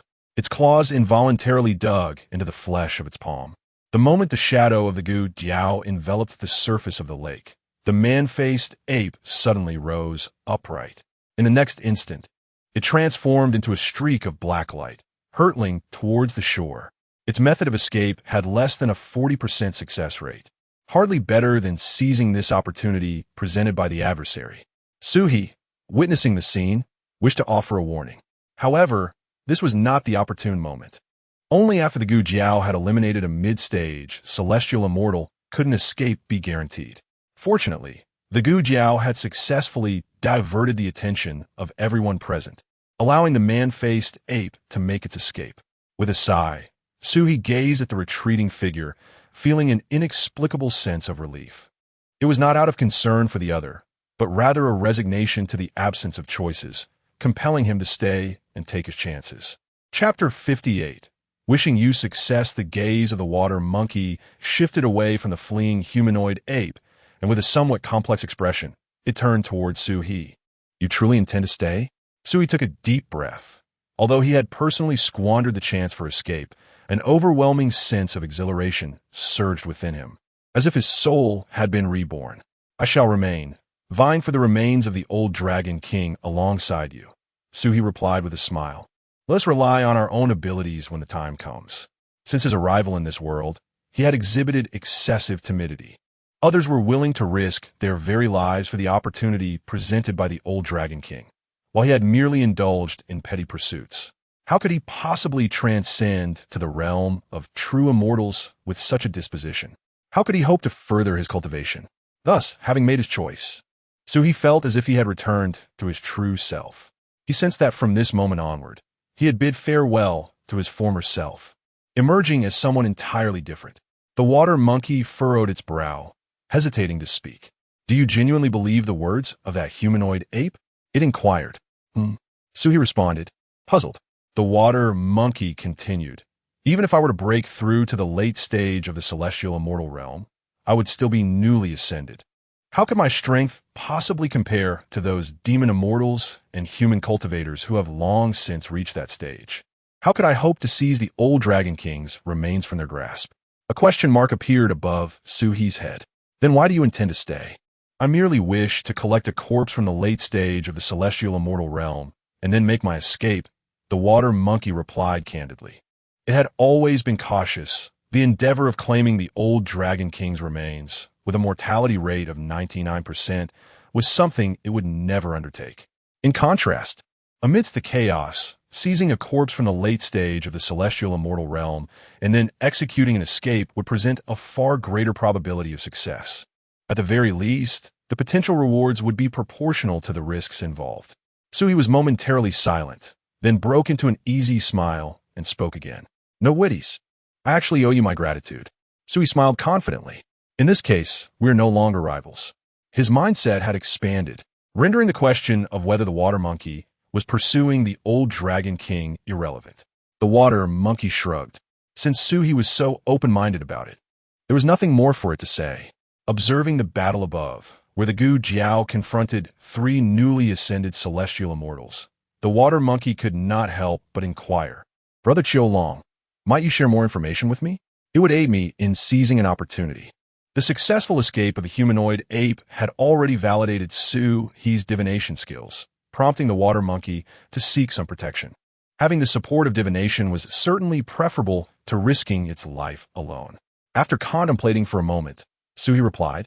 A black dragon will attempt to seize the old Dragon King's remains. At that time, a human cultivator wielding a sword will intervene. Keep an eye on him. His strength is formidable. When he dispatches a certain celestial immortal, you may seize the moment to claim the remains and then escape. There was no conflict of interest between them, so Suhi was more than willing to lend a hand. Who knew, perhaps in the future, should he find himself in dire straits, he might rely on this favor to seek assistance. Certainly, if one's heart harbors a touch of malevolence, one may indeed entertain nefarious thoughts, leveraging the trust placed in their predictive prowess by others to gain personal advantage. Ultimately, it is a surefire means of profit. After listening to Suhi's words, the water monkey nodded thoughtfully. As anticipated, once the goose sculpture made its move, the remaining celestial beings in the late stages promptly joined the fray. The water monkey remained intently focused on the battle above, awaiting the opportune moment. Soon enough, as Suhi had predicted, a dark-scaled, demonic dragon surged forth from the lake's depths, its claws tearing through the surface as it lunged towards the corpse of the old Dragon King. The water monkey's heart raced, instinctively clenching its claws, and swiftly casting its gaze around. In a flash, a dazzling sword light descended, forcing the black dragon to halt its advance. Unable to suppress its astonishment, the water monkey glanced at Suhi, marveling at the impressive degree of foresight displayed. The black dragon, aware of the mounting ire from the remaining celestials, let out a furious roar. With a sweeping tail, it conjured towering waves, plunging back into the depths as it charged once more towards the old Dragon King's remains. Yet, before it could reach halfway, it was driven back to the surface by Lu Xuanxiao's sword light. Dare to impede me again, the black dragon growled, its voice a chilling rasp. I shall ensure your demise. Its scales bristled, and dark lightning crackled across its body, a manifestation of its innate divine ability. The Nine Nether Thunder. Such a power could compel even the pinnacle of celestial beings to retreat. Unperturbed, Lu Xianxiao maintained his composure, forming seals with his left hand while his right hand sword erupted with radiant azure light. The clash of black lightning and azure sword energy unleashed a shockwave that carved a vast depression into the lake's surface. As the brilliance faded, Lu Xianxiao stood resolute, his robes billowing, while the black dragon bore a gaping wound the size of a bowl in its chest, its blood raining down. Still formidable, Suhi remarked, impressed. In a swift motion, Lu Xianxiao advanced again, the sword's tip radiating blinding light as it pierced the black dragon's throat. The colossal dragon body crashed down, sending waves that rocked Suhi and the water monkey afloat on the lake. Witnessing the black dragon's demise, the water monkeys first stood on end. It hastily glanced upwards, observing the celestials re-engaging in battle, while Lu Xianxiao turned to intercept another cultivator attempting to approach the Dragon King's corpse. Without a moment's hesitation, the water monkey summoned all its energy, harnessing its bloodline's affinity for water, transforming into a blurred shadow that swiftly darted to the side of the black dragoness body. With sharp claws piercing into the flesh of the demonic dragon, it finally felt at ease, knowing it could employ its divine ability to transport the prize away. Channeling its bloodline power, the water monkey began to fade, simultaneously sending a final message to Suhi. Thank you, Brother Qiulong. I shall take my leave now. Wishing you success. May we meet again by fate. As the words fell, the expression of the water monkey abruptly changed. With a flicker of its peripheral vision, it turned to behold a terrifying and fierce sword energy cleaving a ravine of 100 zhong, advancing menacingly towards it. A crisp sound of severance echoed through the air. At the moment the water monkey's body was cleaved into two segments, its bloodline divine ability was successfully invoked, allowing it to transport the corpse of the black dragon out of this realm. Suhi, witnessing this scene, dared not move an inch. The radiant sword light had undoubtedly been cast by Lu Xianxiao. He was all too familiar with Lu's methods of attack, having experienced similar assaults himself. One could only wonder if the creature would survive. Though its body had been severed in twain, it bore with it a plethora of celestial remnants, along with a late-stage celestial dragon. If it managed not to perish immediately, survival was plausible. Yet it was uncertain. If Suhi was not mistaken, the severance appeared to have been executed vertically. Let's wish it success. Chapter 59. Deceived El Xianxiao clicked his tongue, his expression clearly one of discontent. After much effort in vanquishing the black dragon, it had been stolen away.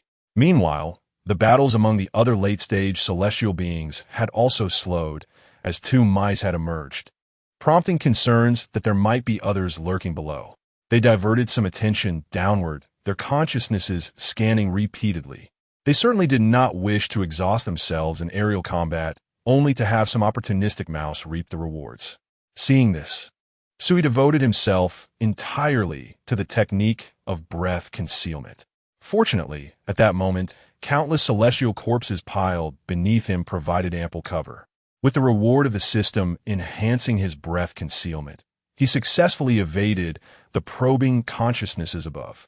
Just when Sui thought he could slip through unnoticed, the sky's goo sculpture suddenly emitted a sharp screech, its wings unfurling violently, unleashing 3 streams of dark gale from its claws, sweeping across the lake's surface.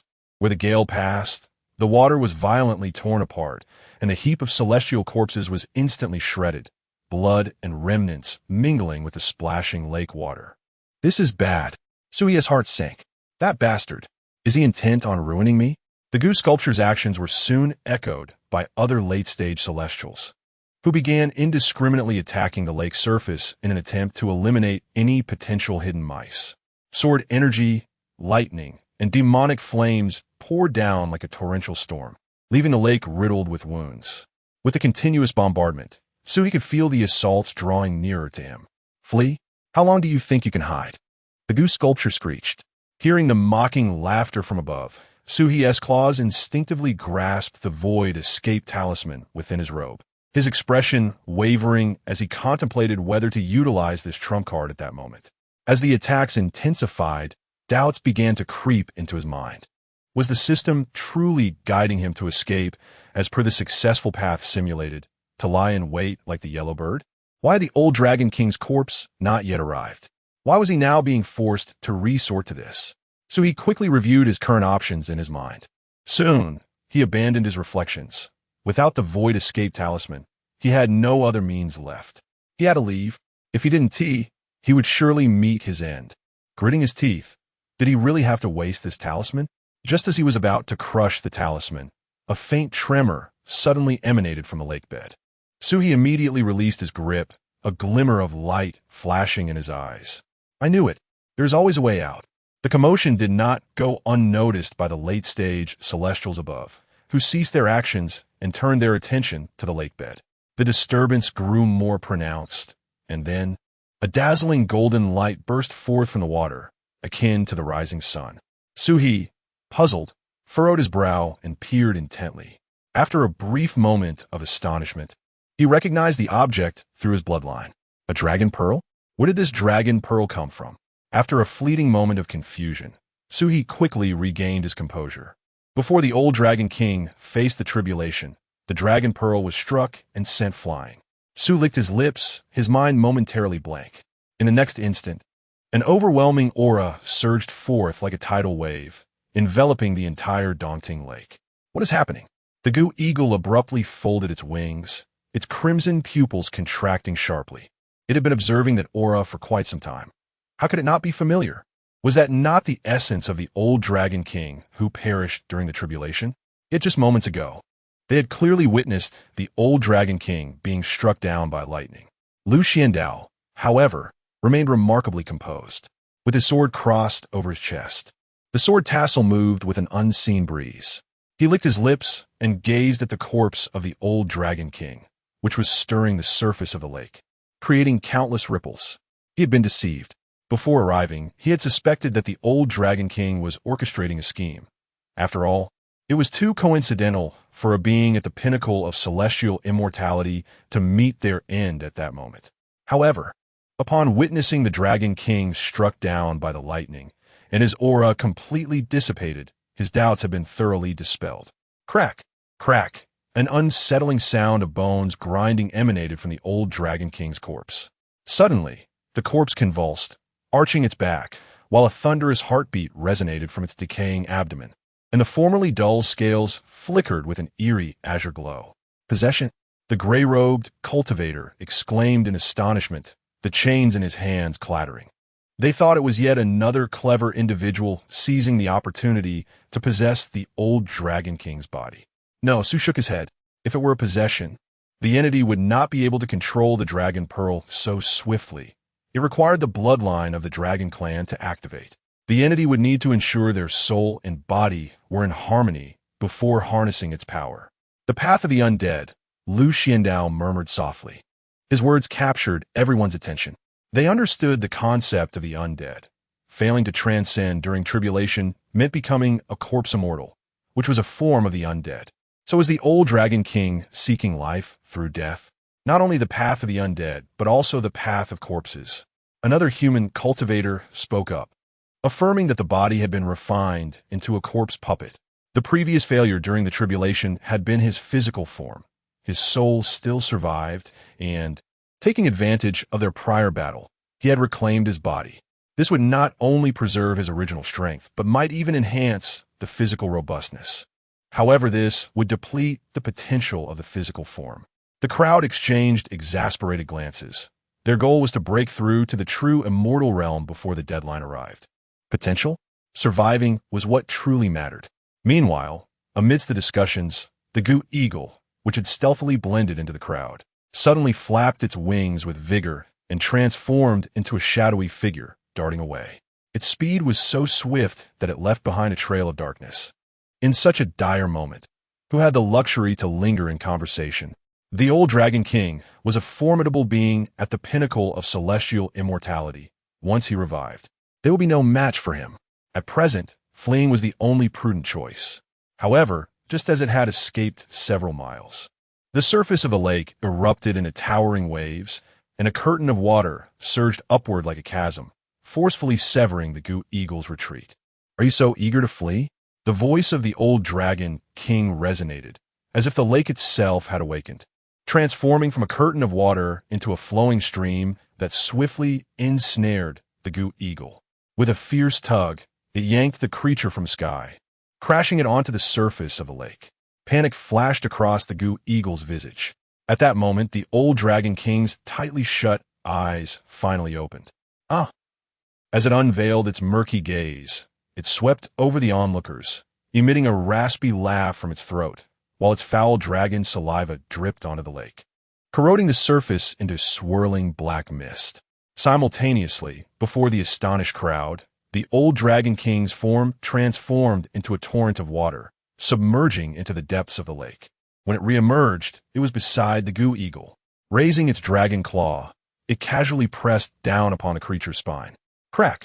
The sound of shattering bones resonated clearly, and the Goot Eagle's pupils dilated in terror as blood gushed from its 7 orifices. An oppressive silence enveloped the scene. Ah, everyone has arrived. After effortlessly dispatching the Goot Eagle, the old Dragon King slowly lifted its grotesque head, its decayed whiskers writhing like venomous serpents. Since you have come, the old Dragon King bared its gaping maw, revealing uneven fangs, its rotting tongue slithering through its jagged teeth. None shall depart. With these words, a suffocating pressure surged like a tsunami, engulfing the entirety of Dongting Lake, as if they were instantaneously trapped within. It had taken an extensive period to orchestrate this moment.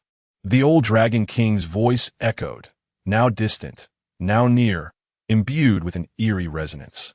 Its avaricious gaze swept over the assembly without restraint, and with a lascivious lick of its tongue, it cackled.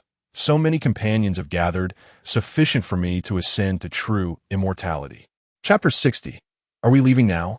Observing the old Dragon King, whose decayed form radiated an aura of death as it effortlessly dispatched the Gujiao, Su He, despite his previous naivety, began to grasp the gravity of the situation. It dawned on him that he may have misinterpreted the system's intentions. The system likely did not intend for him to remain, especially now that the old Dragon King had been resurrected. His 10 lives would be no match for its wrath. In light of this realization, Su He dared not reveal his presence, even suppressing his heartbeat to the brink of cessation. He manipulated the currents of water to propel himself toward the shore. Although he could have directly employed the void escape talisman, he hesitated, yearning to attempt an escape unaided. If all else failed, he could always resort to this last resort. He could not bear the thought of squandering it. The very idea of self-destruction gnawed at him. It would be fine. With so many late-stage celestials present, along with numerous remnants of celestials to obscure him, surely he would remain unnoticed, so he reassured himself. However, in the next instant, the water beneath him surged violently. An invisible current ensnared his body, thrusting him abruptly from the water's surface, leaving him suspended in midair. "Are we leaving now?" The old Dragon King swallowed the last morsel of the gujiao, and then turned its gaze towards Su He, its voice grating like nails on a chalkboard. Daunting Lake was its territory. Thus, it had detected the 3 rodents lurking on the water's surface from the very beginning. Yet, with only 2 early-stage celestials and 1 mid-stage celestial, it had not deemed them a significant threat. However, as the others fled, leaving only a solitary early-stage celestial daring to remain and attempt to seize its remains, such audacity compelled its attention. Suddenly thrust from the water, Su-hee's body stiffened, and from the corner of his eye, he caught sight of dozens of piercing gazes directed at him. He managed a dry chuckle, feeling embarrassed to meet the eyes of the late-stage celestials. Each of these celestials wore peculiar expressions, bemused by the audacity of a mere early-stage celestial who had dared to hide until now. Yet soon enough, their focus shifted back to the old Dragon King. The presence of a thieving rodent had become secondary. The paramount concern was the old Dragon King itself. If they failed to eliminate this threat, they would be the next to perish. So he wisely retreated to the side, his fingers grasping the void escape talisman tightly. Should any unforeseen circumstances arise, he would shatter the talisman and flee. Above Daunting Lake, dark clouds loomed ominously, and flashes of lightning flickered. The 10 or so late-stage celestials hovered in the air, exchanging knowing glances before strategically dispersing to encircle the old Dragon King. After all, it was merely a peak-stage celestial. With their numbers, they should easily overpower it if they attack collectively.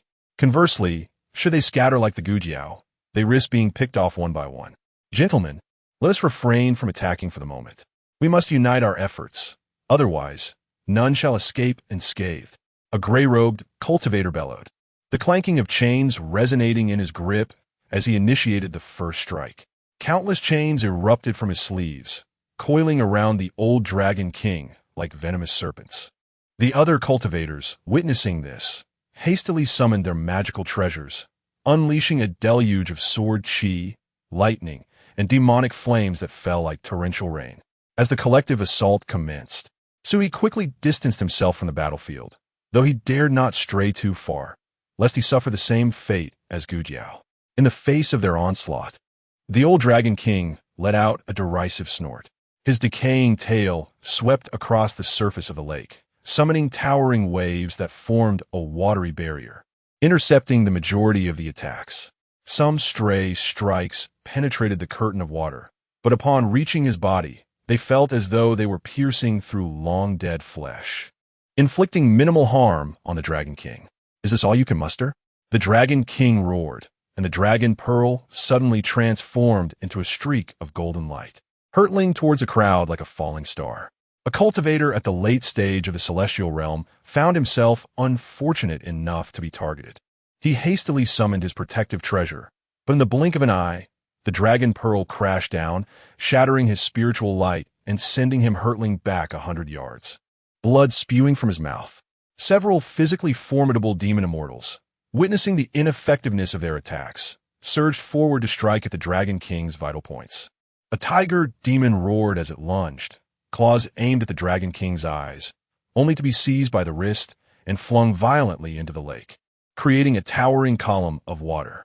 Simultaneously, the Dragon Pearl returned with even greater speed, striking the assailants back and forcing the remaining 2 demon immortals to retreat.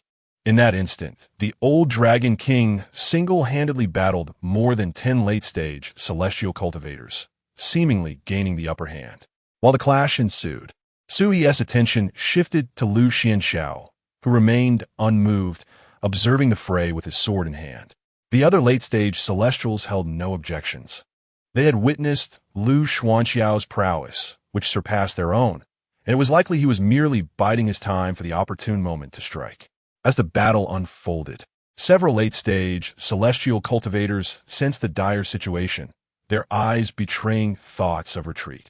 Among them, a gray-robed elder was the first to succumb to his instincts. He abruptly formed a seal and transformed into a streak of azure light, soaring towards the heavens.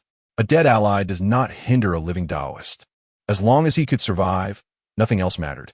He hoped the others could hold the Dragon King at bay just long enough for him to escape. Damn it, the gray-robed cultivator cursed, brandishing his chains. With the elder leading the way, the two demon immortals who had previously shown signs of retreat swiftly followed suit, employing their own escape techniques in different directions. But in the next moment, the Dragon King let out a cacophonous laugh. Oh, you wish to flee? Like the earlier ambush on Gu Jiao, his massive form suddenly dispersed like water, seamlessly merging with the depths of Dongting Lake. The onlookers made no move to intervene. They had no desire to sacrifice themselves on his behalf. The gray-robed elder, having barely flown 30 miles, was suddenly met with a violent waterspout. The Dragon King's figure coalesced from within, his claws piercing through the elder's chest with the swiftness of lightning. Simultaneously, the two demon immortals, who had attempted to escape from different directions, found their legs ensnared by the lake's waters, swiftly dragged down into the abyss below. Moments later, the surface of the lake merely rippled with a few crimson bubbles before falling into an eerie silence. Witnessing this, the onlookers felt a heightened sense of trepidation towards the old Dragon King's formidable abilities. The authority of the lake god of Dongting Lake, perhaps? Suhi mused, as he had once held the title of lake god himself, thus possessing a modicum of understanding regarding such powers. After a brief contemplation, Suhi recalled something and lowered his gaze, subsequently surveying the surroundings. They found themselves at the very heart of Dongting Lake, surrounded entirely by water, with the adversary being the lake god. Under the aegis of the lake goddess decree, their combat prowess would undoubtedly be augmented by at least 30%. It was evident that they were waging battle on foreign territory. No wonder a coalition of several late-stage Celestials was rendered powerless against their opponent. Moreover, should they wish to flee, the vast expanse of Dongting Lake posed a significant challenge. Without immediate escape, the adversary could easily pursue them, wielding the dominion of the lake god over its waters. In this precarious situation, they found themselves ensnared, unable to fight back or to flee. Contemplating this, Suhi felt a sense of calm wash over him. There was no need for haste. His turn had yet to come. While Suhi remained composed, the late-stage Celestials were in a state of frantic desperation. Having already been at a disadvantage, the loss of 3 formidable warriors left them in utter disarray. However, witnessing the demise of those 3, they dared not scatter in panic. Their expressions were grim, yet no one was bold enough to act rashly. Suddenly, a hearty laughter pierced the heavy atmosphere. Is it merely an old loach that warrants such trepidation from you all? Lu Xiandao declared, stepping forth with his sword. I shall take on this challenge. Chapter 61. Has the time for one's own decision arrived? The gaze of the crowd was immediately drawn to Lu Xianxiao, who had stepped forward. Prior to the emergence of the old Dragon King, they had already witnessed Lu Xuanxiao's prowess and had even contemplated uniting with others to eliminate him first, lest he reap the rewards in the end. Not only them, but even the old Dragon King, as previously playful demeanor, turned serious upon encountering Lu Xianxiao. Lu Xianxiao did not make an immediate move. Instead, he meticulously observed the old Dragon King's actions. He was confident, yet not arrogantly so. His previous remarks about the opponent being an old mudfish were merely intended to bolster the confidence of his comrades, not an indication that he believed he could effortlessly defeat him. In strategy, one may disdain the enemy, yet in tactics, one must regard them with utmost seriousness. The old Dragon King recognized Lu Xuanxiao's extraordinary nature, hence refrained from making the first move, opting instead to engage in a standoff. However, he soon sensed a hint of foreboding.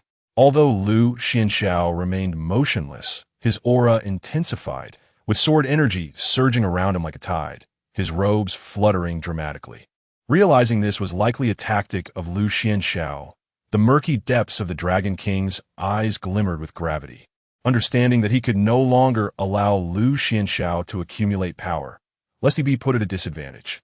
"Embrace your fate," the old Dragon King roared, his decaying form suddenly thrashing, causing the lake to boil and sending countless water arrows hurtling towards Lu Xianxiao. Simultaneously, his dragon claws glinted with a sinister light as he approached like a specter. Lu Xianxiao did not attempt to block with his sword. Instead, he merely scoffed, causing the water arrows to dissipate into mist. Subsequently, with a deft twist of his sword, the sword energy surged forth like a rainbow, accurately meeting the old Dragon King's claws. The resounding clash of metal reverberated across the lake's surface as the moment of impact erupted in a dazzling brilliance. In this exchange, it was difficult to discern who held the upper hand. The old Dragon King pressed on with his offensive, his tail whipping violently to conjure towering waves in an attempt to engulf Lu Xianxiao in the water.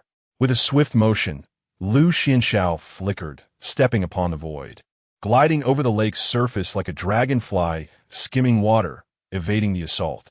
He countered with a sword strike, the sword energy transforming into dozens of azure streaks, striking towards the old Dragon King from various angles. The old Dragon King snorted coldly, summoning the dragon pearl back to hover above him, forming a golden shield that deflected all the sword energy.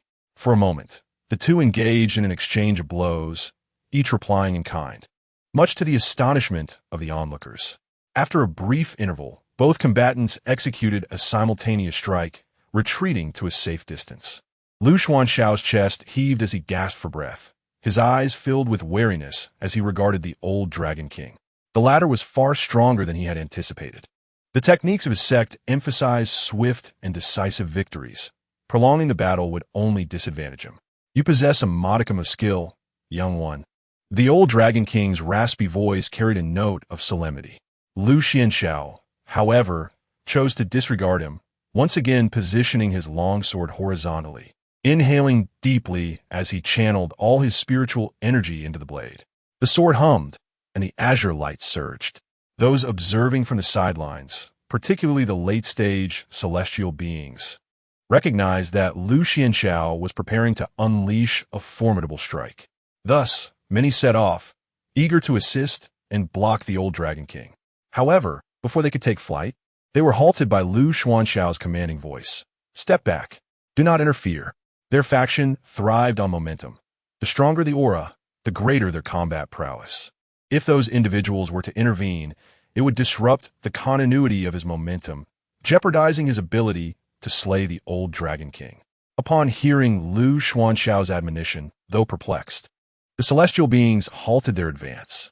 The old Dragon King, recognizing the intent in Lu Xianxiao's demeanor, understood that he was preparing to unleash a formidable attack. The dragon pearl soared once more, attempting to interrupt Lu Xianxiao's buildup of power. Observing this, Lu Xianxiao remained unfazed.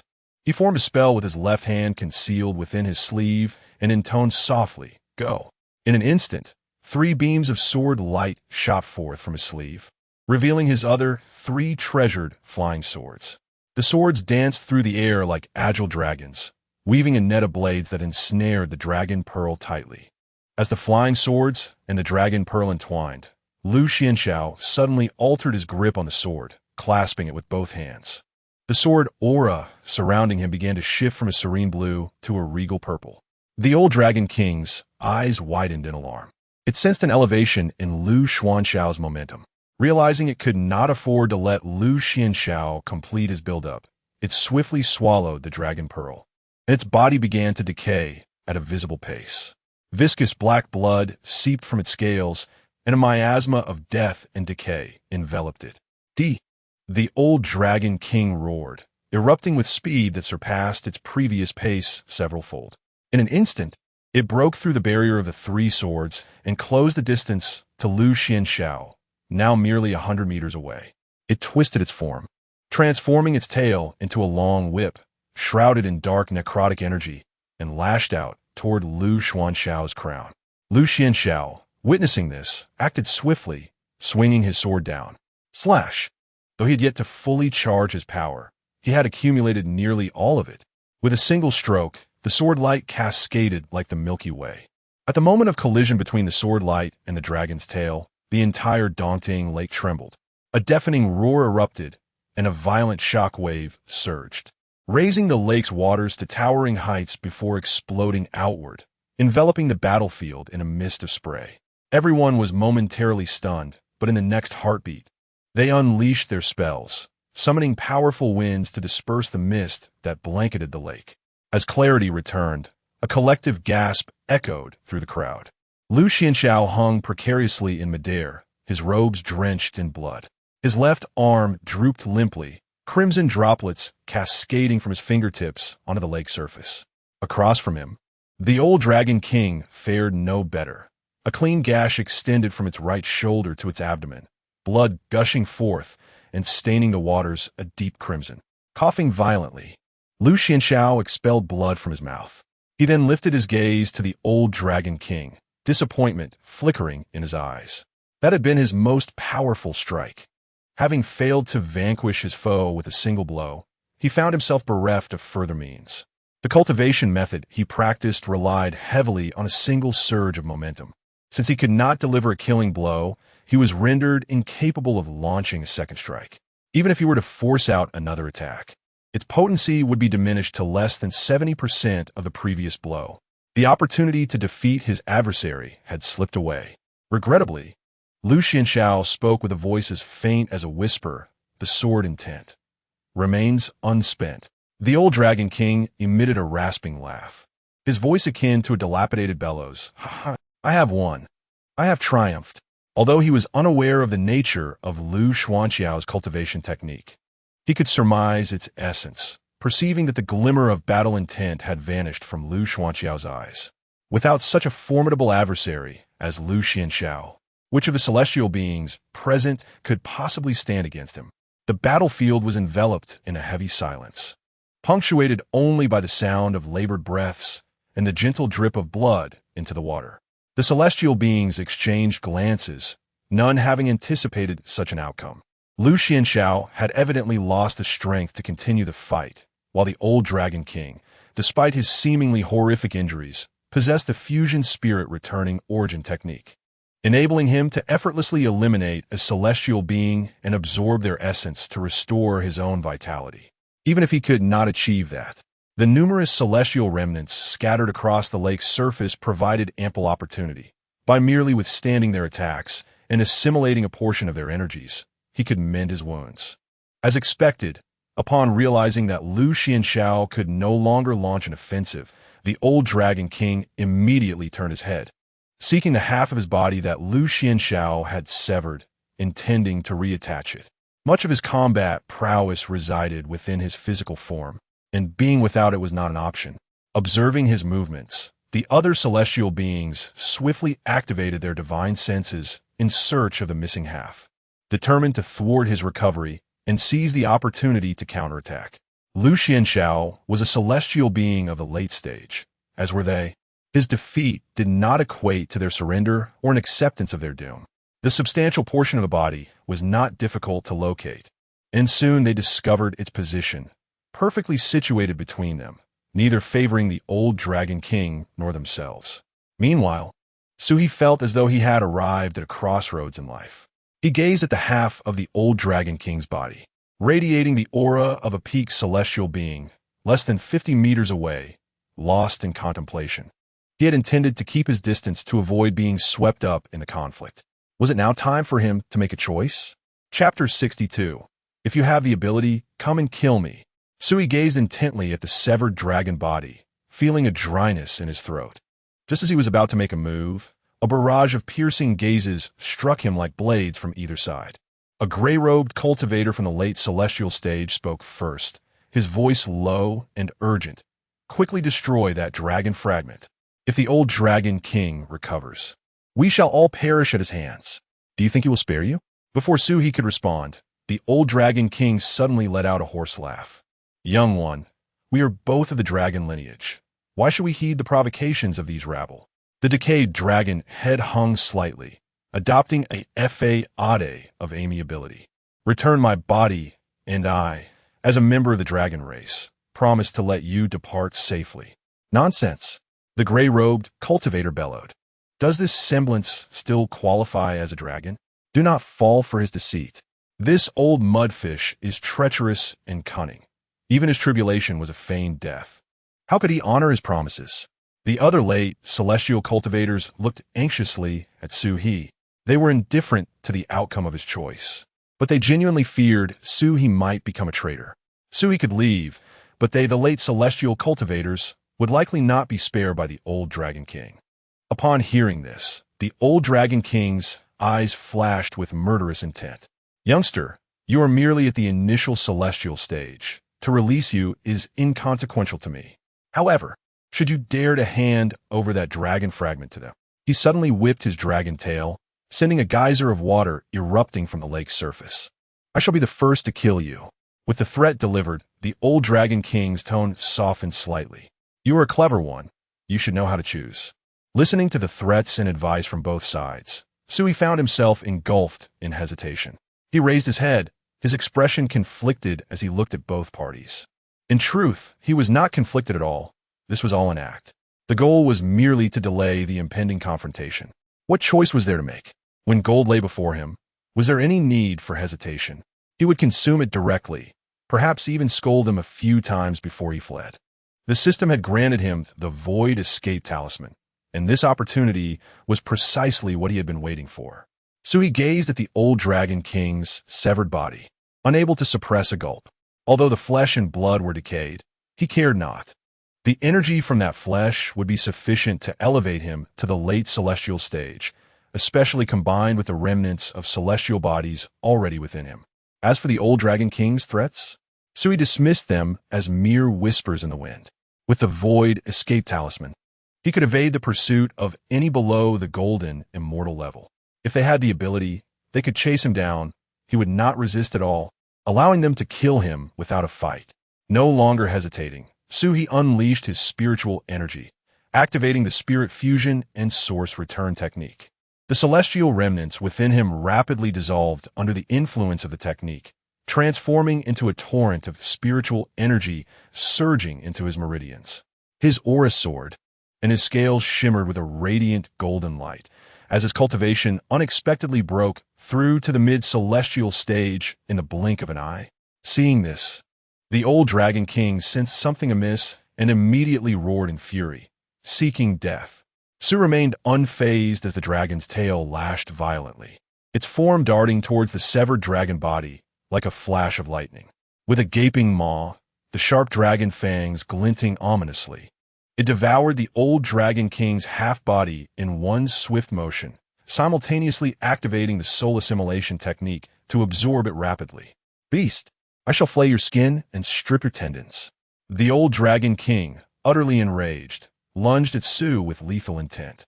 Su, however, displayed no hint of concern, his claws reaching into his robes to grasp the Void Escape Talisman, and he defiantly raised his middle finger towards the old Dragon King. Am I to fear you? If you possess the skill, come and kill me. Though the meaning of Su's gesture eluded the old Dragon King, he recognized it as a blatant insult. The dragon pearl erupted from his mouth, enveloped in golden light, hurtling towards Su.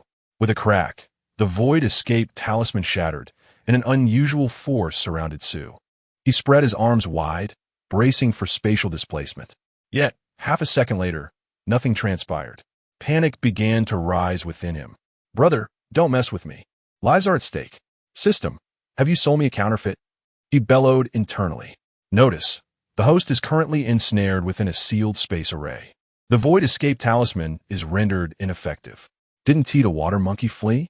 Notice, the array was a contingency set by the old Dragon King, activated upon his resurrection. Su thought, do you even have a mother? Apologies, I do not have a mother. Hearing this, Su was both furious and amused. In the blink of an eye, the old Dragon King's pearl crashed down before Su. Surrounded by blinding golden light, he was suddenly overwhelmed by a sense of helplessness. The bravado and excitement he had earlier vanished, leaving him resigned to the possibility of death. Just as the dragon pearl was about to strike Su, a sharp beam of sword light cleaved through the air, precisely striking the pearl. Clang!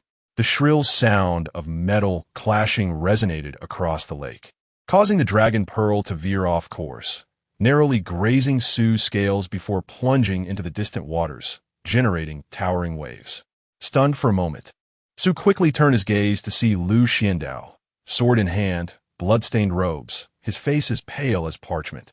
That sword strike had evidently come from him. "What are you dawdling for? Move!" Lu Xiandao urged with a smile, clearly impressed by Su's earlier defiance, even at the cost of his own injury. Not one to be foolish, Su immediately propelled himself towards the other late-stage celestial beings, while rapidly digesting the piece of the old Dragon King's body within him. With a breakthrough to the late-stage celestial realm, hope flickered anew. The other late-stage celestials, now responsive, saw the gray-robed cultivator strike first. Chains coiling like a serpent around the old Dragon King as he shouted, "Take advantage of its weakened state. Everyone, attack. Hold nothing back. It's either it perishes, or we do." The celestial beings unleashed their treasures, spells intertwining to form a net that pushed the old Dragon King back several yards. The old Dragon King roared in fury, but having lost half his body, his strength significantly diminished, rendering him unable to retaliate effectively. Lu Xianxiao refrained from joining the assault, instead landing beside Su He, his longsword propped firmly to maintain his stance as he gasped, "You are indeed audacious, daring to consume even its corpse. And that last strike, why did you not evade?"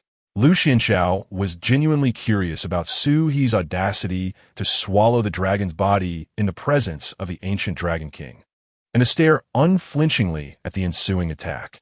He had no doubt that had he not unleashed that previous strike, Su He would have found his own means to endure. Su He let out a dry chuckle, for he felt no fear. Why was he unafraid? He smiled but offered no reply. He could hardly confess that he believed he would not be struck. While the celestial beings of the late stage were preoccupied with the Dragon King, Su He had already fully digested and absorbed the severed limb, allowing his cultivation to ascend from the mid to late stage of the celestial realm. Now, what should he do? Su He licked his lips, gazing at the chaos unfolding in the distance, feeling genuinely perplexed. Chapter 63. Do you really think I am incapable? Su He gazed at the ongoing battle, inhaling deeply as he retrieved a spear from his spatial treasure, preparing to charge forth. He could not simply stand idly by, doing nothing. He had no other choice but to fight for a glimmer of hope. However, just as he was about to make his move, he was halted by Lu Xianxiao beside him. "Wait," Lu Xianxiao cautioned. "What is it?" "Suequidi passive. Do not intervene." Although the old Dragon King is injured, collectively there is still no match for him. You have just offended the old Dragon King. If you approach now, he will undoubtedly seek your life first, Lu Xianxiao warned. "Sueblint samwet increides. How can you be so certain they are not opponents? The old Dragon King is gravely wounded, and with over a dozen late-stage celestials, I believe the odds are evenly matched." Without hesitation, Lu Xianxiao replied, "If I cannot defeat them, how could they prevail?" Su He, upon hearing this, gave a thumbs up. That is a sound and well-reasoned deduction. Alas, had I completed my build-up earlier, perhaps I could have slain the old Dragon King, Lu Xianxiao mused, observing the fierce battle unfolding. Just as Sui nodded and prepared to speak, a sudden change rippled through the battlefield. Despite having lost half of its body, the old Dragon King, relying on its peak celestial cultivation and formidable physique, continued to engage fiercely without falling behind. The two factions clashed tumultuously, unleashing violent spells and attacks that sent towering waves crashing upon the lake surface. Just when they believed they could gradually wear down the old Dragon King, it suddenly erupted with a deafening dragon roar, and from its decayed scales burst forth a blinding crimson light. "This is bad. It is burning its lifespan," exclaimed the gray-robed cultivator, his face paling as the chains in his hand rattled.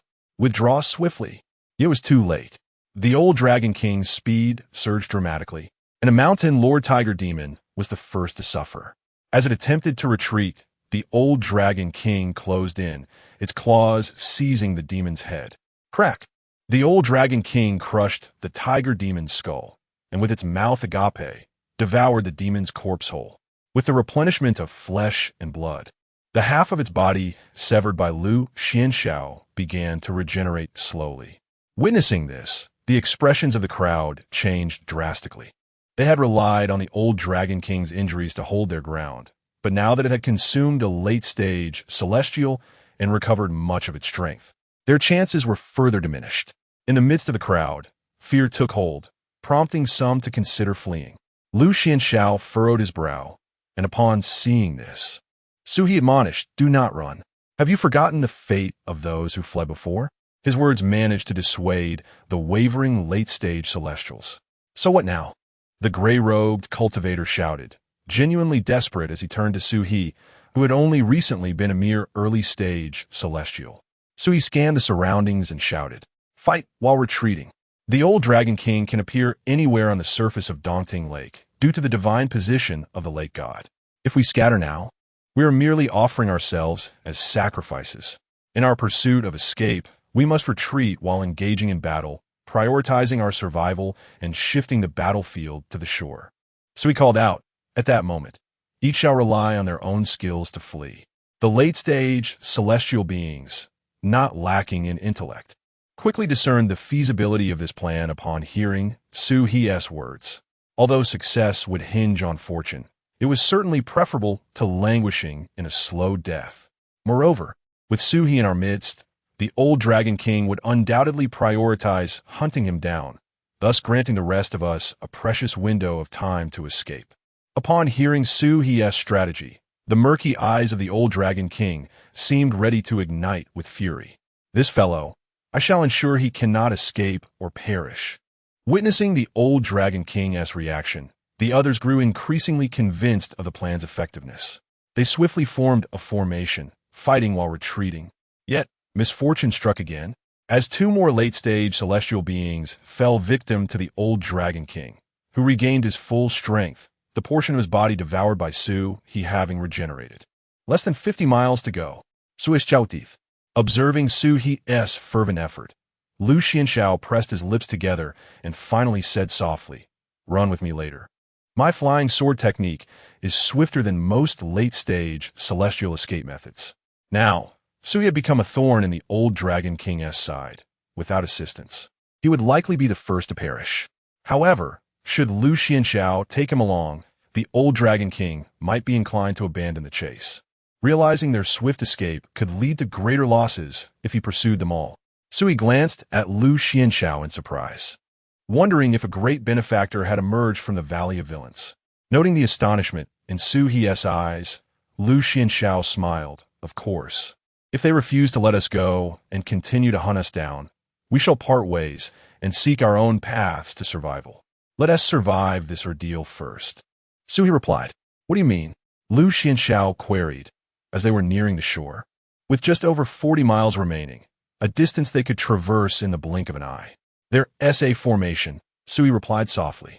Indeed, as Su He's words fell, a hoarse, maniacal laughter erupted from behind them. The old Dragon King had struck the water's surface with its claws, causing the entire Dongting Lake to illuminate with golden patterns. Water curtains rose abruptly, forming a semicircular dome that enveloped the group. "Did you truly believe you could escape?" The old Dragon King cackled. The expressions of the group turned to horror as they instinctively looked towards Su He. At that moment, the old Dragon King fixed its gaze on Su He, extending a claw and pointing it. "This little dragon shall be the last. Slowly, piece by piece, I will devour you before your very eyes."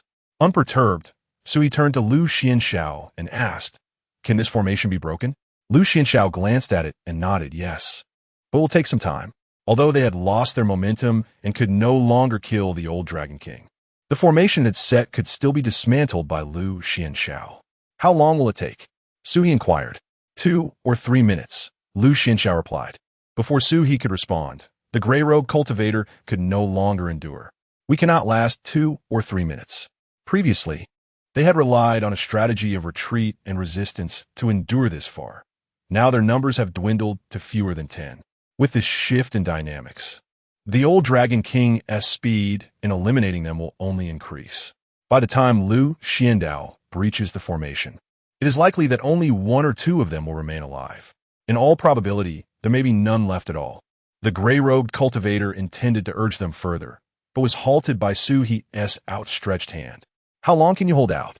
The gray-robed cultivator hesitated, uncertain of the situation, but after exchanging glances with the other late-stage celestial immortals, they reached a consensus. At most a minute and a half. If it exceeds that, we will be defeated. Upon hearing this, Su He chuckled softly. Well then, what do you mean? The gray-robed cultivator asked, perplexed. Leave the remaining minute and a half to me. To you? This time, not only the others, but even the old Dragon King furrowed his brow. You, a mere fledgling who has just broken through to the late-stage celestial immortal realm. What makes you think you can hold out for a minute and a half? The previous late-stage celestial immortals were all vanquished by the old Dragon King in a single strike. Observing their reactions, Su He smiled lightly. Then with a sweep of his golden wings, soared into the sky to confront the old Dragon King. If I lacked the necessary skills and trump cards, would I dare to remain here alone at this juncture? Chapter 64. Forgive me, I have no kin in this world. Su He extended his hand, gesturing for the crowd to take refuge behind him. With a powerful flap of his wings, he ascended slowly, confronting the old Dragon King from distance.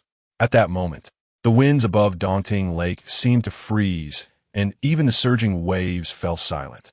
The old Dragon King's murky eyes narrowed as he fixed his gaze intently on Su He, who he had expected would flee in panic, but was instead bold enough to stand his ground. Su He did not rush to attack. Instead, he retrieved the damaged spear from his spatial artifact. He gazed down at the spear, then decisively disassembled it, leaving only the spearhead floating in his palm. Brother Lu. So he turned to the grounded Lu Xiandao, who was gathering his strength, and smiled. Weren't you just asking why I do not evade its attacks? Why I am unafraid? Lu Xiandao looked up in confusion, curiosity evident in his eyes. Su He lightly tapped the spearhead with his fingertip, and it instantly transformed into a streak of luminous light, gracefully swirling around him like a silver dragon. Now I shall reveal it to you, so observe closely. As he spoke, Su He's aura began to shift. His realm plummeted suddenly from the late stage of celestial immortal, and within the blink of an eye, he reached the stage of scatter immortal, ultimately transforming into a mere mortal under the scrutiny of the onlookers. His presence exuded no trace of aura or spiritual energy, replaced instead by an inscrutable depth of restraint. Witnessing this, the old Dragon King's expression finally changed. It lowered its form instinctively, tightening its body as its decayed claws slightly unfurled, poised to respond to Su He's impending surge. The Dragon King discerned that Su He's aura was not a mere decline in realm, but rather an extreme form of restraint, a precursor to the compression of all his power to its utmost limit. Moreover, the spearhead in his grasp seemed far from ordinary. It appeared to be a fragment of some innate spiritual treasure, prompting the Dragon King to approach with caution. The two parties remained locked in a standoff for nearly 10 seconds. Below, the late-stage celestial immortals could no longer withstand the psychological pressure. A gray-robed cultivator stepped forward and shouted, "Let us make our move." Su He slowly turned, casting a cold glance at the gray-robed cultivator who had just spoken. Silence. At Su He's rebuke, the gray-robed cultivator instinctively shrank back, feeling a sense of trepidation. This maneuver relies on timing. Should we act rashly, it might backfire, rendering us incapable of vanquishing the foe. Su He's tone was resolute, and for a moment, no one dared to utter a word. Yet, it was somewhat unjust for the late-stage celestial immortals. They had just been reprimanded for attempting to assist Lu Xiandao and were now chastised anew. Upon hearing this, the old Dragon King's decayed whiskers trembled slightly, a flicker of apprehension flashing in its murky eyes. It had just witnessed Lu Xiandao's poised swordplay, and Su He's demeanor now mirrored that of Lu Xiandao at that moment. The Dragon King dared not underestimate the situation. Tightening its claws as a wave of lifeless energy surged around it, coalescing into a layer of dark shield upon its surface. After a brief moment, the old Dragon King noticed Lu Xiandao's rising momentum and furrowed its brow. Time was not on its side. If this stalemate continued, it would not bode well for it. Just moments ago, Lu Xiandao had failed to slay it, and this twisting dragon's maneuver was unlikely to claim its life immediately. The old Dragon King trembled, poised to strike. Suddenly, Suhi turned to the celestial beings at the late stage and exclaimed, "Do you possess any remnants of late-stage celestial beings?" The celestial beings exchanged glances, and then a demon celestial stepped forward, declaring, "I have half a carcass of the tongue snake." Though it was a trump card for recovery, the urgency of the moment outweighed all else. "What do you need it for?" the demon celestial asked anxiously. Suhi furrowed his brow. The old creature was still hesitating, and he could feel himself on the verge of collapse. His strategy relied on striking after his opponent. Initiating the attack would deliver power, but also expose vulnerabilities that the old Dragon King would surely exploit. At that moment, "You must protect me, allowing me to consume that carcass to restore my injuries. Otherwise, we shall perish together." "Absolutely. We are all in this together," the celestial beings echoed in unison. Fearful that if they did not act swiftly, Suhi would lose faith in them, leading to their demise in Daunting Lake. "Very well," Suhi replied, turning his anxious gaze towards the old Dragon King, as if reproaching it for its delay. Observing Suhi's reaction, the old Dragon King's contemplation deepened. It fixated on the spearhead that danced around Suhi, each glimmer of silver tightening its brow further. Time ticked away, and the old Dragon King's agitation grew. Suddenly, Lu Xuanxiao's sword aura surged once more, prompting the old Dragon King to finally lose restraint. "Enough of this charade," it roared, lunging toward Suhi. Yet at that moment, Suhi raised his hand and shouted, "Stop." The old Dragon King's assault halted abruptly as it turned to Suhi with a tense gaze. Suhi twisted his wrist, retracting the spearhead into his palm, then let it drop from the air. All eyes were now fixed upon him. As Suhi descended, the previously chastised gray-robed cultivator nervously licked his lips and inquired, "What is happening?" Suhi rubbed his nose, glanced at them, and then at the old Dragon King. "I have exceeded my mission. I delayed for 2 minutes. The rest is up to you." Upon hearing this, an eerie silence enveloped the scene. The old Dragon King's pupils constricted, fury igniting in its eyes. It suddenly realized that Suhi had been toying with it. Suhi had anticipated this reaction and promptly declared, "I'm sorry, but I have no relatives in this world." "You little wretch." The old Dragon King's rotting beard quivered violently, erupting in a thunderous roar before its massive form lunged toward Suhi. Witnessing the old Dragon King's response, the late-stage celestial beings sprang into action. "Block it," the gray-robed cultivator commanded, as chains ensnared the dragon's claws. The other late-stage celestials joined in, deploying various techniques to momentarily halt the old Dragon King's assault. Observing their struggle, Suhi swiftly reduced his form once more, ready to escape the moment Lu Xianxiao breached the formation, having undoubtedly offended the other party. Suhi was acutely aware that he would be the primary target of their pursuit. Yet, his recent actions had been unavoidable. Without a ploy, his companions would surely meet their demise. "You truly possess remarkable skill," remarked Lu Xianxiao with a light chuckle. To deceive the old Dragon King is no small feat. Suhi humbly smiled, attributing his cunning to lessons learned from a friend. "I was nearly taken in by your ruse," Lu Xianxiao confessed, believing that Suhi genuinely had a hidden ace. Suhi nodded with a smile, remaining silent. What hidden card could he possibly possess? Hadn't they observed his strategies and abilities long enough to discern the truth? Did they truly expect him to single-handedly confront the old Dragon King? Moments later, Lu Xianxiao's serious voice broke the silence. "Are you prepared?" Chapter 65, Brotherhood in Heart. "I am ready, Captain," Suhi responded, his small golden wings quivering rapidly behind him, a surge of pressure emanating from his back. Lu Xianxiao cast a puzzled glance at Suhi, uncertain why he referred to him as captain, but it mattered little. At this moment, he had gathered his strength to shatter the formation. Lu Xianxiao slightly closed his eyes, and the sword aura around him surged violently, countless streams of azure light erupting from within, tearing the surrounding space asunder, creating intricate black fissures. "Break!" he exclaimed, his long sword crashing down with ferocity. The sword light cascaded like a galactic waterfall, transforming into a brilliant azure ribbon that spanned heaven and earth. With a thunderous roar, the water curtain of the formation above them emitted a piercing sound of shattering, the formation's patterns collapsing in succession like a web engulfed in flames. At that moment, the formation appeared as fragile as glass, beginning to crack from the sword mark, ultimately collapsing with a resounding crash, the vast water curtain cascading down like a torrential rain. Upon hearing the commotion, those late-stage Celestials who had been engaged in battle with the old Dragon King immediately ceased their attacks, transforming into dozens of streaks of light, fleeing in various directions. Naturally, it was Lu Xianxiao and Su He who reacted the quickest.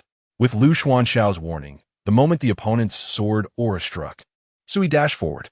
Although Lu Xianxiao was a fraction slower, as he had mentioned, his sword-drawing technique was considerably swifter, allowing him to catch up with Su He.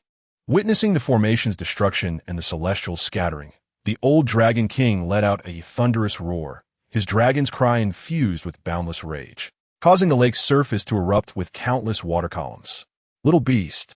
The old Dragon King's hoarse growl reverberated, his gaze fixed intensely on Su He's fleeing figure. "Unless I extract your soul and refine your essence today, I shall not be worthy of being a dragon." Seeing this, the other late-stage Celestials felt a sense of relief. Indeed, Su He had drawn the old Dragon King's ire away from them, significantly increasing their chances of escape. With his golden wings fully activated, Su He could still hear the increasingly close sound of breaking air behind him. "Stay calm," Su He advised without turning back. "I have just broken through to the late stage of Celestial, and with these golden wings augmenting me, you have enough time to slay 3 late-stage Celestials of considerable depth before you can catch me. Stay calm, you say?" The old Dragon King's eyes appeared as if they would spew flames. If it weren't for Su He's interference, none of these late-stage Celestials would have escaped. He himself could have seized the opportunity to break through to the true immortal realm. Now, that beautiful dream had turned to dust. Such deep-seated enmity. How could he possibly let Su He slip away easily? As Su He was about to escape the bounds of Dongting Lake, the old Dragon King's form suddenly transformed into a stream of water, rejoining the surging waves of the lake. Simultaneously, a vortex erupted on the lake's surface before Su He. A chill ran down Su He's spine. The golden wings flared as he attempted to ascend. Yet in the next moment, the old Dragon King's massive form erupted from the lake, followed by a powerful dragon tail that whipped through the air like a long whip, producing a piercing shriek as it lashed towards Su He with ferocity. "I want you dead." Su He's pupils constricted, and in a moment of urgency, he mirrored the action, swinging his own tail to meet the impending attack. Boom! 2 dragon tails collided midair, accompanied by a thunderous explosion and a mist of blood that enveloped the surroundings. With a splatter, the blood mist erupted, and Su He's lower half was brutally pulverized, leaving only the top half of his dragon body to be hurled away like a rag. Cough, cough. Su He struggled to surface, blood mixed with internal fragments gushing from his mouth. This was a grave miscalculation.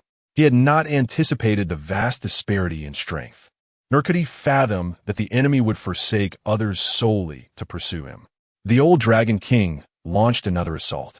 Despite his grievous injuries, Su He forced himself to stand, summoning the tip of his spear. As he beheld the approaching onslaught, a grim expression crossed his face. He was uncertain if he could withstand the foe's second strike. If all else failed, perhaps he could take the enemy down with him in a self-destructive act, denying them the satisfaction of victory. Meanwhile, Lu Xianxiao, who had managed to escape some distance away, frequently glanced back, his expression fraught with conflict as he watched Su He intercepted by the old Dragon King. Logically, his best course of action would have been to seize the opportunity to flee. Yet, guilt gnawed at him. Without Su, they would likely still be trapped in Dongting Lake, unable to escape, ultimately falling prey to the old Dragon King. Unlike the other human cultivators and those demon immortals, he had genuinely entered a prestigious sect, learning the virtues of upholding justice and aiding the weak. He did not subscribe to the chaotic ethos of life and death that currently prevailed. After a brief internal struggle, Lu Xianxiao made his choice. Had he ever acted with hesitation? Furthermore, Suhi had just referred to him as captain, likely a nod to their previous promise of escape. By calling him that, Suhi hoped to evoke the image of a reliable captain, guiding him away from the tumultuous waters of Daunting Lake. Suddenly halting, Lu Xianxiao pivoted his sword, carving a fierce arc through the sky. Return, as Suhi, half submerged in a pool of blood, prepared to ignite his essence and fight for his life. He caught a glimpse of a sword light streaking across the heavens like a shooting star, cleaving the old Dragon King into the lake. Busybody, the old Dragon King rose, unfazed by the strike, initially willing to let Suhi go, but now seething with vengeance. Today, I shall end you both. Ignoring the threat, Lu Xianxiao flashed to Suhi's side, with one hand forming a seal and the other grasping Suhi's battered form. He commanded, "Go." Channeling the full force of the flying sword summoning technique, the two transformed into a streak of light, racing towards the shore. Suhi, gritting his teeth against excruciating pain, felt his mangled dragon body cradled in Lu Xianxiao's arms, blood dripping continuously as he maneuvered the spear to fend off the relentless pursuit of the old Dragon King. "Thank you," Suhi uttered weakly. His lower half had been reduced to mist. In his current state, he would surely have perished without Lu Xianxiao's timely intervention. "No need for thanks. But why did you return?" Suhi asked, inquiring breathlessly. Lu Xianxiao's lips curled into a faint smile, his eyes glinting with an inscrutable meaning. "Is it so wrong to find you agreeable?" Suhi coughed up blood, yet couldn't suppress a chuckle. Truly a benevolent soul emerged from the valley of villains. This fellow was indeed no ordinary person. Setting aside the simulation, he had only met Lu Xianxiao once before. Yet he dared to risk his own safety to rescue him. A true brother. "You do not forsake me, and I shall certainly not forsake you." Suhi grasped Lu Xianxiao's arm with a claw, declaring, "You are a good person, and I shall remember this, repaying your kindness in due time." Without a backward glance, Lu Xianxiao continued on his path, urging, "Enough of this talk. Let us first escape this peril." So he cast a quick glance back, observing the rapidly approaching figure of the enraged old Dragon King, his expression grave. "If they truly catch up, then you must let go of me and flee alone." "Do not speak such disheartening words," Lu Xianxiao encouraged. "We are nearly at the shore. Once we leave Daunting Lake, it may not be able to pursue us. We shall escape together." No sooner had he spoken than Lu Xianxiao felt an unsettling emptiness in the grip he had on Suhi. "What?" He looked down, only to find that Suhi had vanished from beneath him, replaced by the frenzied, roaring old Dragon King drawing ever closer. Chapter 66. I truly did not mean to. Above the vast sky, a boundless forest billowed like azure waves, while a bloody dragon coiled unsteadily within, its scales peeling away, its breath chaotic. Dark red dragon blood dripped like ink, staining the verdant leaves below. Suhi wore a peculiar expression, the corners of his mouth curving upwards. Yet he forcibly suppressed the urge to smile. Having narrowly escaped death, he felt a genuine relief at having fled from Daunting Lake. Yet, he felt it inappropriate to express joy, as if he owed an apology to Lu Xianxiao. "I truly did not intend for this." Suhi managed a smile more grotesque than tears, but soon, laughter erupted uncontrollably from him. "Ha! He genuinely had not meant for it to happen." The Void Escape Talisman had not activated for so long that he had entirely forgotten its existence. Who could have anticipated that the moment he escaped the lake's surface, the talisman would spring to life? He and T even had the chance to bid farewell to Lu Xianxiao. "I genuinely did not mean to, Brother Lu. When next we meet, please do not resort to violence." Suhi pressed his lips together, striving to suppress his mirth. If he truly wished to flee, he would not have uttered those words. He held sincere intentions. Otherwise, he would not have suggested that if escape was impossible, Lu Xianxiao could simply let him go. "It's all right. It's all right." Suhi consoled himself. Without this burden, he should be able to move faster, evading the pursuit of the old Dragon King. At this moment, he had no choice but to find solace in such thoughts, for he was unaware of his own location and could not return to rescue Lu Xianxiao. First and foremost, he needed to preserve his own life. Suhi immediately stifled his aura. The dragon's blood ceased to flow, and he forcefully cauterized the wounds on his scales with a burst of dragon flame, gritting his teeth in pain. Yet he dared not delay, fearing that some celestial being might be drawn by the scent of blood.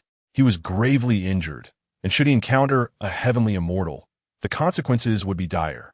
Once he completed his makeshift treatment, Suhi shrank down to the width of an arm and plunged deep into the dense forest. Navigating through layers of shadows cast by trees, he eventually discovered a secluded stream, drifting downstream for several hours until he found refuge in a hidden underground cavern. Exhausted, Suhi collapsed onto a cold stone slab, having lost a portion of his tail. He prioritized stopping the bleeding to prevent further deterioration of his condition. His body had been shattered by the old Dragon King, and with no other flesh to replenish himself, it was imperative to stabilize his injuries and survive. More than 10 hours later, 2 days have passed. Congratulations to the host for gaining a point of simulation points. Upon hearing the system's notification, Suhi finally opened his tightly shut eyes. This was what he had been waiting for. Although he had managed to suppress his injuries, they were severe enough to cause his realm to plummet from the late stage of celestial immortal to the mid-stage. Of course, this was only temporary. As long as he consumed several early or mid-stage celestial immortals, he could restore his injuries and regain his previous cultivation. He would no longer have to endure the arduous task of seeking out late-stage celestial immortals for a duel.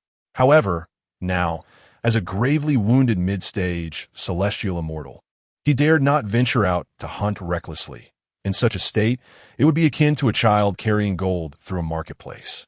Do not speak of whether it might attract other mid-stage celestial beings. Even some early-stage celestial beings would likely be unable to resist the urge to take action upon encountering this. Fortunately, I can rely on the rewards from simulation to linger here until my injuries are fully healed. Let us commence the simulation. Please confirm the target for this simulation. Having learned from my previous experience with the mysterious tortoise, Suhi would not allow the system to deceive him again. Search the vicinity for celestial beings that could aid in my recovery, devour them to heal, then assess the surroundings and gather information. Ding. Consumed 1 simulation point. Initiating future simulation. Day 1. You employ the techniques of breath concealment and soul departure to explore the area for potential demon immortals or human cultivators. After several days of effort, you ascertain that you are currently situated in the heart of Sichuan and Chongqing. Additionally, you confirm the presence of some demon immortals nearby. 1. A shadow charm at the pinnacle of earthly immortals, located less than 100 miles away, and another. An injured early-stage celestial thunder beast lurking in the swamp. Thankfully, upon realizing this, Suhi felt a measure of relief. To break through to true immortality, both humans and demons are scouring the land for any possible opportunities. He was concerned that there might be no substantial demon immortals nearby, or that only lowly scattered celestial beings existed, for even if he were to devour them, it would provide little assistance in healing his injuries. Day 4, you decide to target the weakest shadow charm first. The shadow charm, a rare creature formed from the shadows of places rich in yin energy, generally cannot cultivate to become immortal. Its current existence as an earthly immortal is likely a boon from the current environment, though it could also be a curse. Under the cover of night, you stealthily approach the graveyard where the shadow charm resides. The opponent proves no match for you. After devouring it, you find yourself slightly rejuvenated. The primary objective remains the injured early-stage Thunder Beast. Suhi intended to consume the shadow charm merely to increase his chances of success. Day 5. You take up position at the swamp's edge, employing the illusion of a Shenlong to conjure a miraculous healing herb. The Thunder Beast falls for your ruse, and as it peeks out, you swiftly pierce its skull with your spear, watching it struggle on the ground. With your newfound experience, you ensure its complete demise by penetrating its head, heart, and meridians with your spear before finally revealing yourself and swallowing it whole. This devouring restores your dragon tail completely, stabilizing your cultivation at mid-stage celestial. An early-stage celestial being is simply inadequate. Suhi mused aloud as he observed the simulation. His form had returned, yet his cultivation had not fully recovered to the later stage. 2 more mid-stage celestial beings should suffice. With the backing of my spear and my inherent late-stage celestial prowess, I should manage without issue. In the following 2 days, you scour the vicinity but find no additional celestial beings. This aligned with Suhi's expectations. Celestial beings represent the pinnacle of combat power in this world, and it is unlikely that he would encounter many at once. Day 7. Just as you prepare to leave this place in search of further opportunities, you suddenly sense 2 waves of late-stage celestial pressure sweeping from the north. You have come to realize that in your current injured state, you are no match for them, and thus, you restrain your aura, allowing your opponent to escape unscathed. On the 8th day, even stranger occurrences unfolded as 5 mid-stage celestial beings hurriedly ventured northward. Seizing the opportunity, you eliminated a solitary mid-stage human cultivator among them. However, you failed to extract any valuable information from your adversary before they self-destructed, and you swiftly dealt with them. After consuming their essence, your injuries were substantially healed. On the 9th day, unable to contain your curiosity, you trailed yet another group of celestial beings heading north. After flying 300 miles, you suddenly beheld the heavens and earth in disarray, revealing an ancient stone gate soaring into the clouds before you. The simulation was successful. Ding! The simulation has concluded, and the host is presented with the following reward options. Option 1. You will receive the 3 targets you eliminated during the simulation. Upon consumption, your cultivation will be restored significantly. Option 2. Basic information about the Xianyuan ruins. You will acquire essential details regarding the ruins discovered during the simulation. Gazing at the second option, Su narrowed his eyes, a playful expression gracing his features. Could it be that this was yet another trap devised by some nefarious individual to deceive and ensnare the unwary? Chapter 67. I am as agile as a monkey, having traversed this world for such an extended period and endured countless beatings. Sui now felt as spry as a monkey.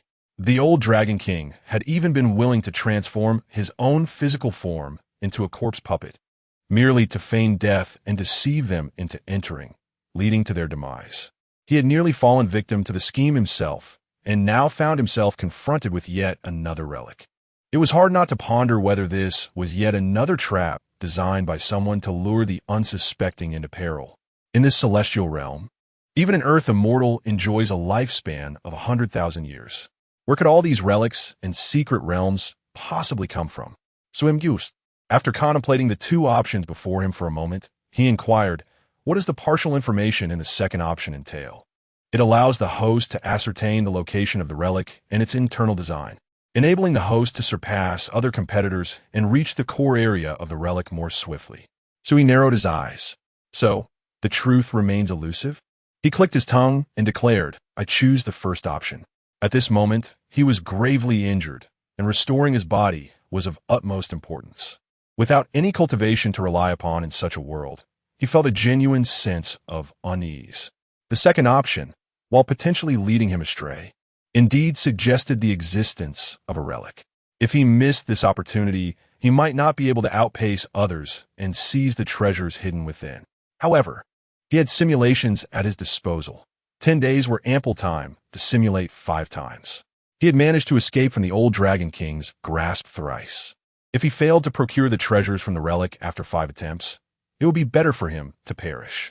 After making his choice, the specter, the thunder beast, and the corpse of the mid-stage celestial human cultivator appeared before Suhi. He consumed the 3 corpses and activated the spirit fusion reversion technique. Soon, he felt a warm current spreading from his lower abdomen throughout his body, while his shattered tail began to visibly regenerate. Minutes later, Sui slowly opened his eyes and exhaled deeply. Phew, just 1 more mid-stage celestial, and I can restore my strength to the late stage, he remarked. At this point, the urgency and anxiety within him had considerably diminished. His injuries had largely healed, and with his myriad divine abilities and treasures, he felt untroubled even in the presence of a late-stage celestial. Of course, while he was unafraid, He still needed to eliminate a mid-stage celestial in the next simulation to elevate his cultivation to the late stage. The late-stage celestial was already the pinnacle in this realm where true immortals reign supreme. He could afford to act with greater confidence. 2 days later, after accumulating sufficient simulation points, he prepared to commence the simulation. Sitting upon a large azure stone, he declared, "Let the simulation begin. Please confirm the objective of this simulation. Let us avoid unnecessary risks. First, verify whether the relic is a trap. If it is, I shall eliminate the orchestrator and claim the benefits for myself." Beep. Consuming 1 simulation point. Initiating future simulation. Day 1. You conceal your presence and venture forth, slaying the thunder beast in the marsh, allowing your injuries to mend slightly. Suhi chose to spare the shadowy creature this time, for its celestial cultivation was of little consequence to him, now that he had reached the late stages of the celestial realm. The following day, he journeyed northward, yet, lacking a clear direction, he failed to locate the ruins from his previous visit. Sui mused, it seems the second option holds significance after all. Aware that many celestials resided in this vicinity, he refrained from broadening his search so as not to reveal his presence prematurely. As a celestial himself, he could have expanded his divine sense to scour the area, but such an approach would be too conspicuous, potentially attracting unwanted attention before he could find anything. He returned to his previous location and waited for several days. During this time, he infiltrated a human city to gather information related to the ruins. Concealing his aura, he entered a tea house and gleaned tidbits of news from several scattered celestials among the humans. The human realm remained relatively peaceful, with little conflict erupting within the cities, making it an ideal place for intelligence gathering. It appeared that the ruins were associated with a sect known as the Xian Yuan sect, reputed to have been an ancient cultivation school that vanished after a great conflict with a rival force. Xian Yuan sect. Sui murmured to himself. On the 5th day, he sensed 2 late-stage celestials soaring overhead. Quickly concealing his presence, he followed them. After traveling 600 miles, he once again encountered the towering stone gate. The gate seemed to stand in the void, almost as if it had sprouted in mid-air, resembling a mirage from afar. Apart from this solitary stone gate, no other structures were present, suggesting that it might lead to some extraordinary place. What a sight to behold, Suhi remarked. Had he not experienced the near-fatal pursuit by the old Dragon King, he might have been convinced by the scene before him. Nevertheless, doubt gnawed at his mind. Although he could discern no flaws, something felt amiss. On the 6th day, having confirmed the location of the stone gate, he returned to the path leading to it. Concealed in the shadows, he successfully eliminated a mid-stage celestial beast. Consuming it restored his injuries and elevated his cultivation back to the late stages of the celestial realm. Steady now, Suhi smiled gently. On the 7th day, the stone gate began to tremble slightly, and the space around it resonated with fluctuations, indicating that it was on the verge of opening. He did not rush, instead observing the other competitors hidden nearby. 4 late-stage celestials, 16 mid-stage, and over 40 early-stage celestials. What a rather modest gathering, Sui commented, having witnessed the chaotic battles at Dongting Lake. Making this assembly of fewer than 100 celestials seem insignificant. Among the 4 late-stage celestials, 2 appeared to be allied. Sui narrowed his lips. He had accompanied those 2, and although they feigned ignorance of one another now, they could not deceive him. One should consider contingency plans, such as suddenly turning against one's allies during a standoff. However, Suhi remains unfazed. His primary objective in this simulation is to ascertain the authenticity of the relic.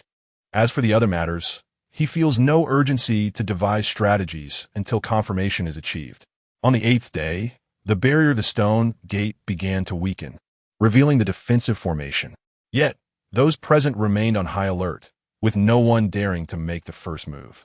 The spatial fluctuations surrounding the stone gate intensified, and with a crack, the formation encountered issues, fissures manifesting upon it. At last, someone could no longer restrain themselves.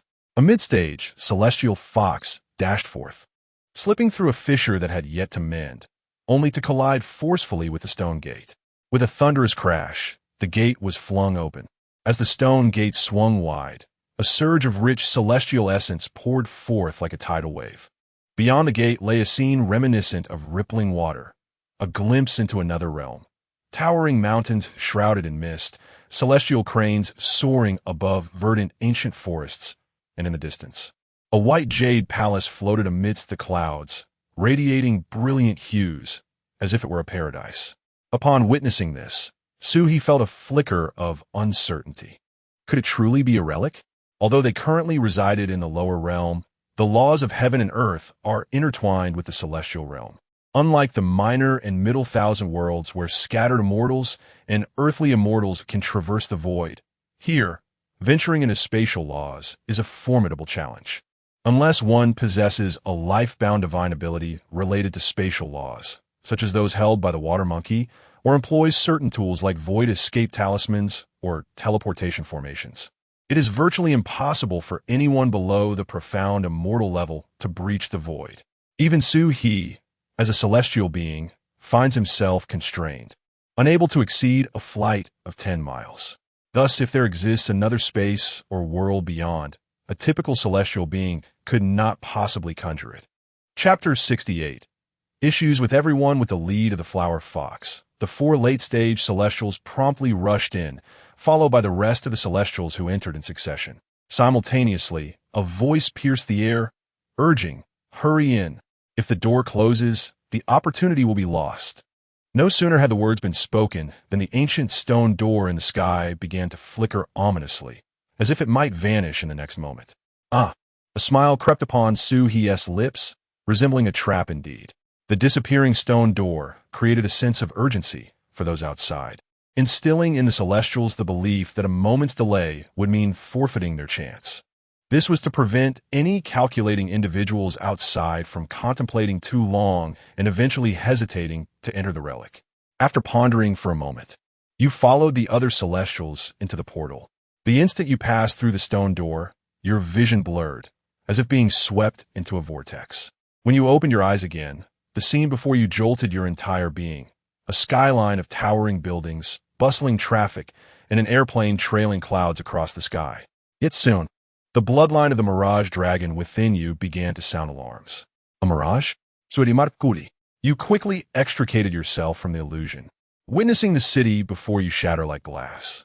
As your senses returned, you found yourself back in the desolate expanse within the stone door, surrounded by a thick mist.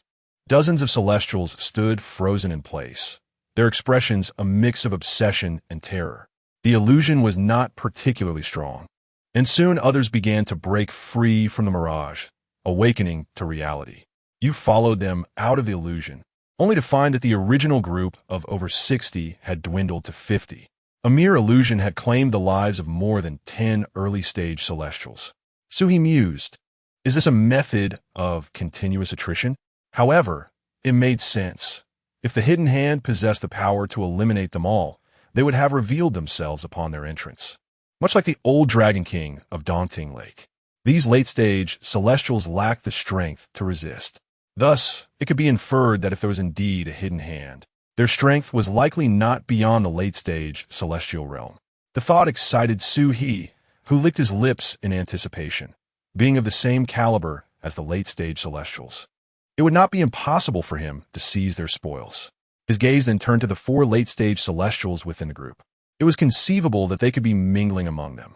One was a 9-tailed fox demoness, another cloaked in black, obscuring their identity. While the remaining 2 were human cultivators he had previously seen arriving alongside them. Upon exiting the illusion, the vista before you suddenly opened up. In the barren plain stood a fractured stone tablet, upon which faded characters could barely be discerned, Xian Yuan sect. Scattered across the plain were the skeletal remains of human cultivators, their bones stark against the landscape, some still frozen in battle poses, clearly having endured fierce combat before their demise. Amidst the bones lay numerous broken celestial artifacts, strewn about carelessly. What a grand spectacle! Su smacked his lips, pondering the implications of whether this relic was meticulously designed by someone. It would indeed require considerable skill to acquire such a plethora of celestial artifacts. He squinted, contemplating that it might not be a product of human design, but rather an authentic relic. Soon, the collective gaze of those present was drawn to a radiant, fractured sword blade on the battlefield. Fragments of spiritual treasures? You mutter to yourself. The scene rapidly spiraled into chaos as the mid-stage celestial cultivators, their eyes ablaze with fervor, heaved heavy breaths. Someone shouted, "Seize it!" And like famished wolves, dozens of figures lunged forward. Witnessing the relentless scramble for the spiritual treasure fragments stirred a flicker of desire within you. It was no wonder Su felt this way. Possessing 2 fragments himself, he understood the significant advantages they conferred at equivalent levels of cultivation. If 2 individuals were evenly matched, the one wielding a fragment would likely dominate the encounter. Despite this inner tumult, you restrained your impulses, aware of the simulation's objective, and chose not to unveil your capabilities, instead surveying your surroundings. Among the 4 late-stage celestial beings, the 9-tailed fox demon joined the fray, while the other 3 remained motionless. It was difficult to discern their intentions. Su furrowed his brow. The 3 who refrained from engaging seemed to facilitate the celestial cultivators in their mutual strife, depleting each other's strength. Conversely, the 9-tailed fox's involvement could be interpreted as a strategic move to safeguard her enticing artifacts from being snatched away. The confrontation concluded swiftly, with the fractured sword blade falling into the possession of a 9-tailed fox. During the skirmish, 3 mid-stage celestial beings perished alongside 9 early-stage ones. Another 10 or so had fallen, leaving approximately 40 in their group. Although this appeared to be an inevitable occurrence in the exploration of relics, Su, harboring suspicions of a hidden agenda, felt that the artifacts had been deliberately placed to incite their mutual annihilation. Once she secured the spiritual treasure fragments, the 9-tailed fox cast a wary glance at you all before soaring deeper into the relic. You concealed yourself within the throng, trailing after her. The celestial beings seemed well acquainted with this place, all heading in the same direction. As you progressed, you broke through various barriers within the relic, while some early-stage celestial beings diverged from the group to seek fortunes elsewhere. However, Su did not follow suit. The early-stage cultivators' withdrawal was likely due to their fear of competing with the mid-stage adversaries. His purpose in following this group was clear. They were headed deeper into the relic, seemingly convinced of the treasures that awaited. Before long, you arrive at a place suffused with the rich fragrance of spiritual herbs. Looking down, you beheld a medicinal garden, at the center of which stood a towering ancient tree. Its trunk twisted like a coiling dragon, branches adorned with glistening droplets, and atop its crown hung a fist-sized crimson fruit, its surface shimmering with golden patterns, emanating a pulse of spiritual energy that was both exhilarating and daunting. "The 10,000-year crimson fruit," exclaimed a black-robed cultivator among the celestial beings, his voice filled with awe. Consuming one could equate to 10,000 years of arduous cultivation. After countless years of diligent cultivation, one could attain a breakthrough from the mid-stage to the late stage of the celestial realm. Even someone like Su-He, who is already in the late stage, would find immense benefits from absorbing such power, albeit not directly reaching the pinnacle. As soon as these words were uttered, several figures transformed into streaks of light and surged toward the ancient tree. At the forefront, a stooped elder flung out 9 copper coins from his sleeve, which expanded in the wind and coalesced into a chain that ensnared his competitors nearby. The other celestials were not to be underestimated. Among them was a 6-winged crimson-scaled python that unleashed a noxious mist toward the copper coins. A female cultivator amongst the celestials flicked her fingers, releasing a wisp of ethereal blue flame that detonated upon contact with a toxic fog, forcing everyone to retreat in unison. In the midst of the chaos, intricate patterns suddenly illuminated the ground of the medicinal garden, and dozens of golden beams erupted from the earth, enveloping all celestials in proximity to the ancient tree. A novice celestial, unable to evade in time, was swept by a beam, causing his right arm to instantly turn a bone, the affliction swiftly spreading throughout his body, leading to his immediate demise. Witnessing this, you turned to regard the black-robed cultivator who had initially spoken, noticing that he remained stationary, showing no intention of intervening. How loudly he proclaimed, as if fearful that others might remain oblivious to the treasure at hand. Suhi mused, pondering the gravity of the situation, as the nine-tailed fox had vanished to some obscure corner after acquiring fragments of the spiritual treasure. Now, with his black-robed specter inciting the greed of the crowd, yet refraining from action, it was difficult for Suhi not to suspect him as the puppeteer orchestrating these events from the shadows. Chapter 69, I don't recall inviting you, did I? As the deadly formation in the medicinal garden suddenly illuminated, the celestial beings retreated in unison, and the previously chaotic battlefield fell into an eerie silence. All eyes were fixed warily on the towering ancient tree and the alluring crimson fruit atop its crown. After a brief pause, a mid-stage celestial practitioner shouted, "Break the formation."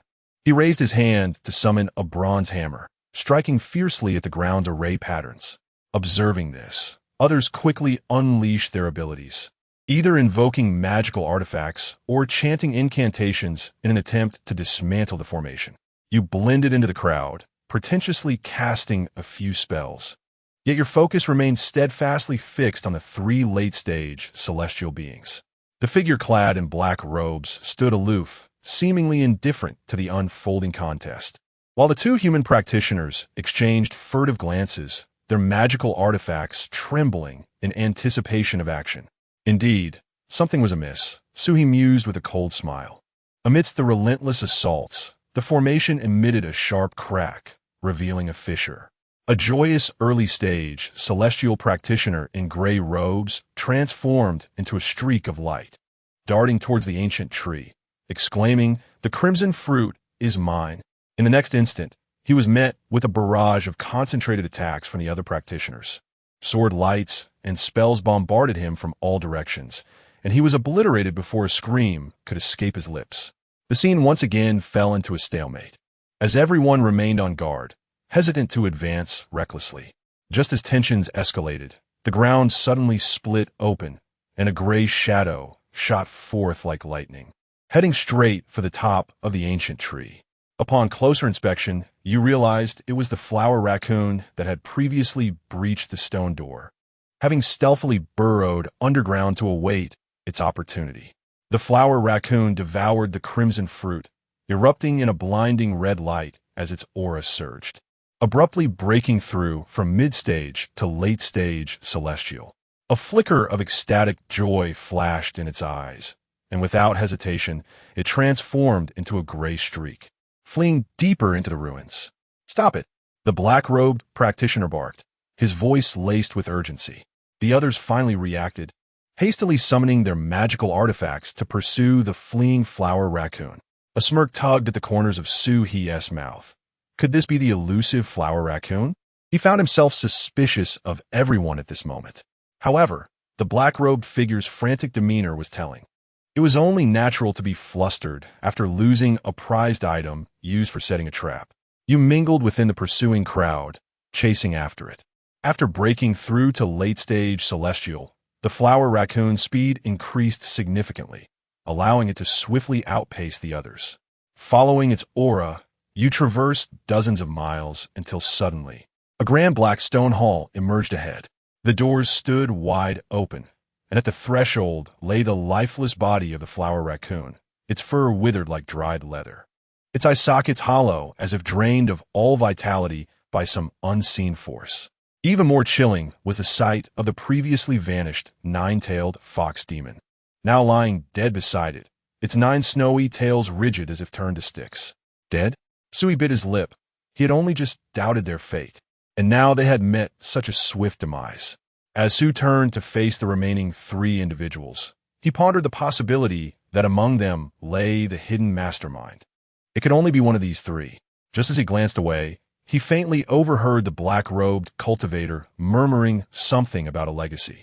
Suddenly, the black-robed figure spun around, a cold glint flickering in his eyes, and whispered to the 2 human cultivators at the peak of the celestial realm. "These insignificant beings are unworthy of the legacy. Eliminate them first, and then we shall settle our contest."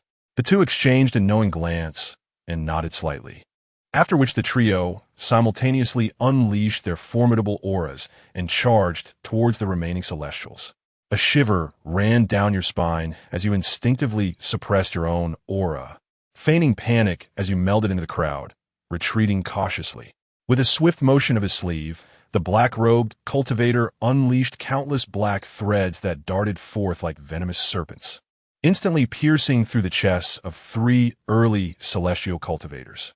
The 2 human cultivators brandished their flying swords, their blades gleaming like rainbows, leaving a trail of carnage in their wake. The air was filled with anguished cries as the cultivators below the mid-celestial level found themselves utterly defenseless. And in the blink of an eye, more than half had fallen. You pretended to be grazed by the sword's energy, staggering behind a massive boulder for cover. The slaughter continued for a brief moment, leaving fewer than 10 survivors on the battlefield. The black-robed cultivator let out a cold chuckle, poised to strike once more, when suddenly, one of the human cultivators pivoted his sword, aiming for his companion's back. Yet the other adept dodged deftly, retorting, "Did you think I would remain unsuspecting?" Before the words had fully escaped his lips, the 2 were engulfed in a fierce clash, their swords and magical artifacts colliding, sending shockwaves that tore the ground asunder. Seizing the opportunity, you retreated further, maintaining your guise as a gravely injured individual. After an extended battle, one of the combatants, at the cost of half his arm, finally severed his opponent's head with a decisive blow. Breathing heavily, he consumed the remains of his fallen adversary before turning his gaze towards the surviving Celestials, a menacing glimmer of malice in his eyes. "It is your turn," he declared, dragging his bloodied sword closer with each deliberate step. The ruthless efficiency with which he dispatched the remaining Celestials was alarming, until only you remained. Approaching with his sanguine blade, he pointed it directly at you. "Stop feigning. You have been the most adept at evasion since the beginning." Frowning slightly, you seized the moment as his words faded, raising your hand. Your weapon fired like lightning, piercing through his brow. His pupils constricted in disbelief as he froze, blood gushing forth from his forehead. He opened his mouth as if to utter something, yet ultimately collapsed with a thunderous thud. You rose to your feet, brushing off the non-existent dust from your robe, and gave him a gentle kick to ascertain his lifelessness. As you surveyed your surroundings, the black stone hall lay strewn with corpses, a crimson mist enveloping the scene. At this moment, you found yourself alone within the grand hall. Your expression reflected confusion. Am I truly the last one remaining? Could it be that this was indeed a legacy of ancient ruins? Sue scratched his head, feeling as though he had been engaged in a battle of wits with mere air. Just as you pondered this, a voice suddenly emerged from beside your ear. "I seem to recall that you were not invited." Chapter 70. I should have realized sooner upon hearing a voice behind me. My heart raced with alarm, and I swiftly turned to look, only to find a desolate emptiness. However, at that very moment, a sharp whistling sound sliced through the air before me. Anticipating the threat, the barrel of my weapon glimmered like a dragon in flight, deftly intercepting the lethal attack. With a sigh of relief, I realized it was merely a ruse to lure me into turning around. If my assailant could approach me so silently, their strength would be formidable indeed. The crisp sound of metal clashing echoed painfully in the stillness of the grand hall. I pivoted, fixing my gaze ahead. Before me stood the very tabby cat that had already met its demise. Upon witnessing my successful defense against the ambush, a flicker of surprise crossed its eyes. It quickly contracted its form, powering its hind legs, twisting its body, and executing several backflips to create distance between us. Seeing my opponent, a smirk crept onto my lips, and I remarked, "I should have anticipated this." "What do you mean?" The cat's eyes glimmered with cunning. The so-called 10,000-year vermilion fruit was a mere illusion. You dared not allow any of them to succeed, lest they uncover the truth that this ruin was a trap, a design to ensnare them. It was it that initially banged on the door, and, after consuming the vermilion fruit, it was this creature that lured them here. Its role as the mastermind came as no surprise to me. Should have anticipated? You know this is a trap? It licked its paw, a knowing look in its eyes. I remained silent. The creature, noticing my reticence, emitted a low, rumbling sound from its throat before suddenly splitting into 3 shadowy figures, each rushing towards me from different angles. Yet, I remained unperturbed. With a flick of my dragon tail, I utilized the formidable strength of my draconic form to counter the assault. Sparks flew as I used the momentum to retreat, distancing myself from the tabby. Having witnessed my prowess, my adversary hesitated, refraining from immediate attack. Seizing the opportunity, I inquired, "What did you mean earlier when you mentioned I was not invited?" Narrowing my eyes, I recognized that this simulation had taken place in the enemy's territory, and my chances of survival were slim. Thus, I sought to extract further information. The tabby nonchalantly groomed its paw, its sharp claws flicking in and out between its toes. It cast a glance in my direction, stating, "Everyone here is someone I deliberately lured by leaking information. Except for you, who seems to have come from an unknown source." A jolt of realization coursed through me. Was their scheme so meticulously crafted? Were the 60-odd celestial beings who had entered this ruin all part of its elaborate plan? Was I truly an anomaly? Perhaps it had preordained the demise of each individual. Surprised? The tabby tilted its head, a glimmer of mockery in its gaze. "I am curious about you. Since you are aware this is a trap, why did you still dare to enter?" Just as I was about to respond and extract more information, an unexpected turn of events unfolded. I suddenly felt weightless, the gravity beneath my feet abruptly shifting. My body was uncontrollably hurled skyward, as if cast aloft by an invisible hand. You hastily flapped your golden wings, attempting to acclimate your body to the sudden shift in gravity, only for it to invert once more in the next moment.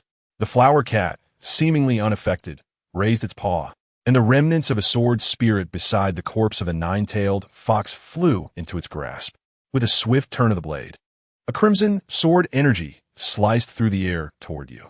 You barely managed to evade, but the uncontrollable gravity delayed your movements, causing the sword energy to graze your side, shattering your dragon scales and spilling blood. What the hell? Sukerst inwardly. He had anticipated his inability to prevail in the opponent's domain, but he had not expected to be so utterly passive. You took control of your spear, preparing to retaliate. The flower cat lifted a paw, and the ground suddenly illuminated with intricate formations, countless golden threads weaving into a net that enveloped the entire space. The speed of your thrown spear drastically diminished, becoming visible to the eye, allowing the opponent to easily evade it, casually stepping on it with a light leap. Realización donde pansu. The recent reversal of gravity and the sluggishness of space were the handiwork of the formation. This flower cat excels in formations? Su mused, indeed, since entering this ruin, every obstacle encountered had been related to formations. Simultaneously, Su felt a deeper sense of helplessness. If the opponent was proficient in formations, his chances of victory in their domain were virtually non-existent. You sensed an overwhelming pressure surrounding you, as if it aimed to crush you entirely. Gritting your teeth, you summoned your internal magical energy to forcibly break free from your constraints. Abandoning thoughts of defense, you suddenly hurled your spear toward the flower cat's throat. A flicker of surprise crossed the opponent's eyes, yet the spear failed to achieve its purpose. It halted mid-air, as if frozen in time. TSK. Su clicked his tongue in resignation. Damn, this home field advantage was even more unreasonable than the old Dragon King in Daunting Lake. You possess a complete set of damaged spiritual treasures? The opponent curiously examined the spear, remarking that it only lacked a shaft. Having said that, the opponent looked up at you, smiling. Then I shall graciously accept it. Once it had completely subdued you, the flower cat's expression turned placid. It gently lifted its paw, and the remnant sword spirit transformed into a blood-red phantom, cleaving down from the air. Your pupils constricted as you attempted to struggle, but the power of the formation around you tightened like an iron hoop, leaving you unable to move even a finger. The sword's shadow swept past, neatly severing your dragon form in two, blood gushing forth like a spring. Agonizing pain enveloped your body, and your consciousness began to blur as you plummeted to the ground. The opponent raised its paw once more, and the remnant sword spirit pierced through your skull. The flower cat, standing at a distance, cast a glance at you, its expression complex and peculiar, evoking a sense of lamentation, as if mourning a fallen companion. Your consciousness began to fade. Its figure gradually became ethereal, ultimately vanishing from this realm. Simulation complete. Su was momentarily taken aback. Although he had long prepared for the possibility of being unable to defeat the opponent in their territory, experiencing such a brutal defeat left him feeling somewhat unwilling to accept it. It felt as though he had been utterly toyed with by the opponent. As for the final gaze of the other party, he was not unfamiliar with it. In the moments when he had previously slain those earthly and celestial beings, he would feel a pang of melancholy as he witnessed their last breath. He pondered whether he too might ultimately meet a similar fate, being killed by others. The current plight of his adversary mirrored the potential demise that awaited him. Nevertheless, he decided to shake off such thoughts and focus on the rewards instead. After uncovering so much information, the rewards should be substantial. Ding! Simulation concluded. The host has received the following reward options. Chapter 71. The Intact Spiritual Treasure. Option 1. Late Celestial Immortal Realm. You may recover all injuries and restore your cultivation to the simulated late Celestial Immortal level. So he immediately rolled his eyes. You even throw in a reward for merely swallowing a mid-celestial immortal? Of course, given that this simulation was primarily an exploration, and I did not consume many demon immortals or human cultivators, this reward seems reasonable. Option 2. Proficient in Formation. You may attain an entry-level understanding of formations. Oh, only then did Su-He feel a flicker of interest. Throughout this simulation, he had indeed witnessed the formidable power of formations. Having engaged with that tabby cat, Su-He recognized that its cultivation was equal to his own, also at the late celestial immortal level. The ability to overpower him was primarily due to the formations it had set in advance. Had those formations not existed, the outcome of a direct confrontation would have been uncertain. With little hesitation, Su-He chose the second option. The rewards from the system had been progressively improving. Previously, it was merely remnants and divine abilities, but now even skills and formations were included. Su-He mused to himself, is this reward intended to equip me to break formations and confront the opponent face to face? Since the incident with the Void Escape Talisman, Su-He had become quite cautious regarding the system's rewards. He had initially believed that the talisman was meant for him to linger and seize the opportunity to consume the corpse of the old Dragon King. To his surprise, the talisman had anticipated his actions, providing him with a means of escape. 2 days later, let the simulation commence. So he took a deep breath. Please confirm the objective for this simulation. Ambush and eliminate that tabby cat, then consume the spoils. Despite having acquired a proficient level in formations through the system's reward, Su-He had no intention of entering the ruins this time. After all, that was the opponent's territory, rife with formations. Did he need time or contemplation to break through them? What if he failed to react in time and could not breach the formations? Just because you grant me a formation reward, does that mean I must enter? Am I your obedient child? Rather than recklessly entering and risking his life against the opponent, it would be far more prudent to lay in wait outside. He could wait for the opponent to dispatch all the celestial immortals inside, and then execute a surprise attack as a yellow sparrow behind. Would this not be more exhilarating than foolishly attempting to break formations in the opponent's domain? Utilizing one's advantages to exploit the opponent's weaknesses is indeed the appropriate strategy for combat. Ding! Consumed 1 simulation point, commencing future simulation. Day 1.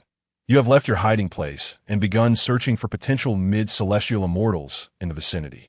The tabby cat had mentioned that those celestial immortals were meticulously selected and precisely lured by its revelations. To avoid arousing suspicion, Su-He decided against targeting the previous mid-celestial immortal and instead sought a new target, one not within the opponent's focus, to restore his own cultivation. After spending several days searching over tens of thousands of square kilometers, you finally locate a mid-celestial immortal human cultivator in a grand human city. You forcefully breach the defensive formations established by humanity, ruthlessly eliminating the adversary under the watchful eyes of numerous celestial beings. Your cultivation has been restored to the late stage of the celestial realm. On the 5th day, you return to your original position and soon sense the presence of celestial beings soaring above you. You refrain from immediately pursuing them, instead committing their direction to memory. You fear that if you follow them now, you might be marked. The adversaries possess means to conceal their aura, and hiding nearby could potentially expose you as well. Thus, it seemed prudent to wait until they had entered the ruins before lying in ambush. On the sixth day, as the time you anticipated arrived, you swiftly set off toward the ruins. Estimating that you were nearing your destination, you halted to await developments in tranquility. Indeed, it was not long before you sensed spatial fluctuations emanating from ahead. You were somewhat perplexed as to how the spatial realm within the ruins had been crafted. Following the rewards from the system, you had gained some understanding of formations. It was clear that the space was not merely folded by formations. Rather, it existed as a realm independent from their world. The adversaries, evidently of the celestial realm, had managed to carve out a space in this world, which was under the suppression of the heavenly Tao. Such a feat could only be accomplished by a formidable being of the mystic celestial level or higher. Quickly, or the gate will close, and you shall lose your opportunity. The familiar voice urged you into action as you proceeded toward the ruins. Now, the tabby cat had already entered the ruins, allowing you to follow suit and commence your ambush preparations. You stealthily approached the edge of the ruins, where the stone door had become completely concealed. However, armed with your newfound knowledge of formations, you discerned that the stone door had not vanished from this world, but had instead been hidden within the void. You activated your breath-concealing technique, suppressing your aura to nothingness, while simultaneously minimizing your form to blend seamlessly with an ancient tree in the vicinity. Your dragon-like eyes narrowed as you focused intently on the towering stone door, eagerly anticipating the unfolding events. Hours passed, and suddenly the space before the stone door rippled, akin to a water surface shattered by a stone. The figure of the tabby cat leaped forth from within the door, slightly unsteady upon landing.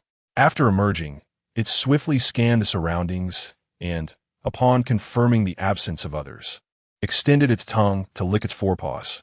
You caught a glimpse of it swiftly using its tongue to wipe away a trace of blood that had seeped from the corner of its mouth. Injured? You squinted, surprised that such an unexpected turn had caused it to stumble.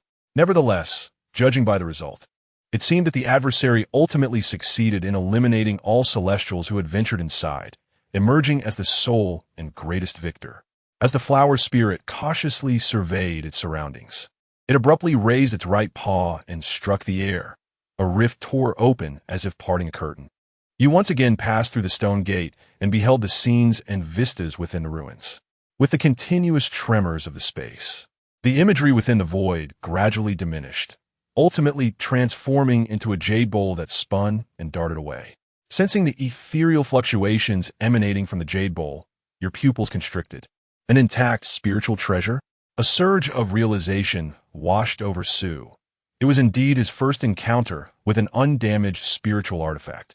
Now, he comprehended why this celestial being could manipulate space within this realm. The ruins were likely concealed within that very rift.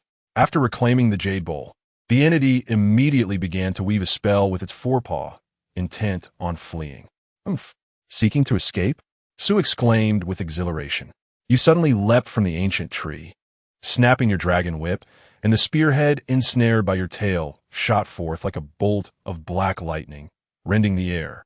The creature's fur bristled as it hastily twisted to evade the attack, but your strike had been charged with anticipation, and the spearhead struck with such velocity that it pierced straight through its heart in the blink of an eye.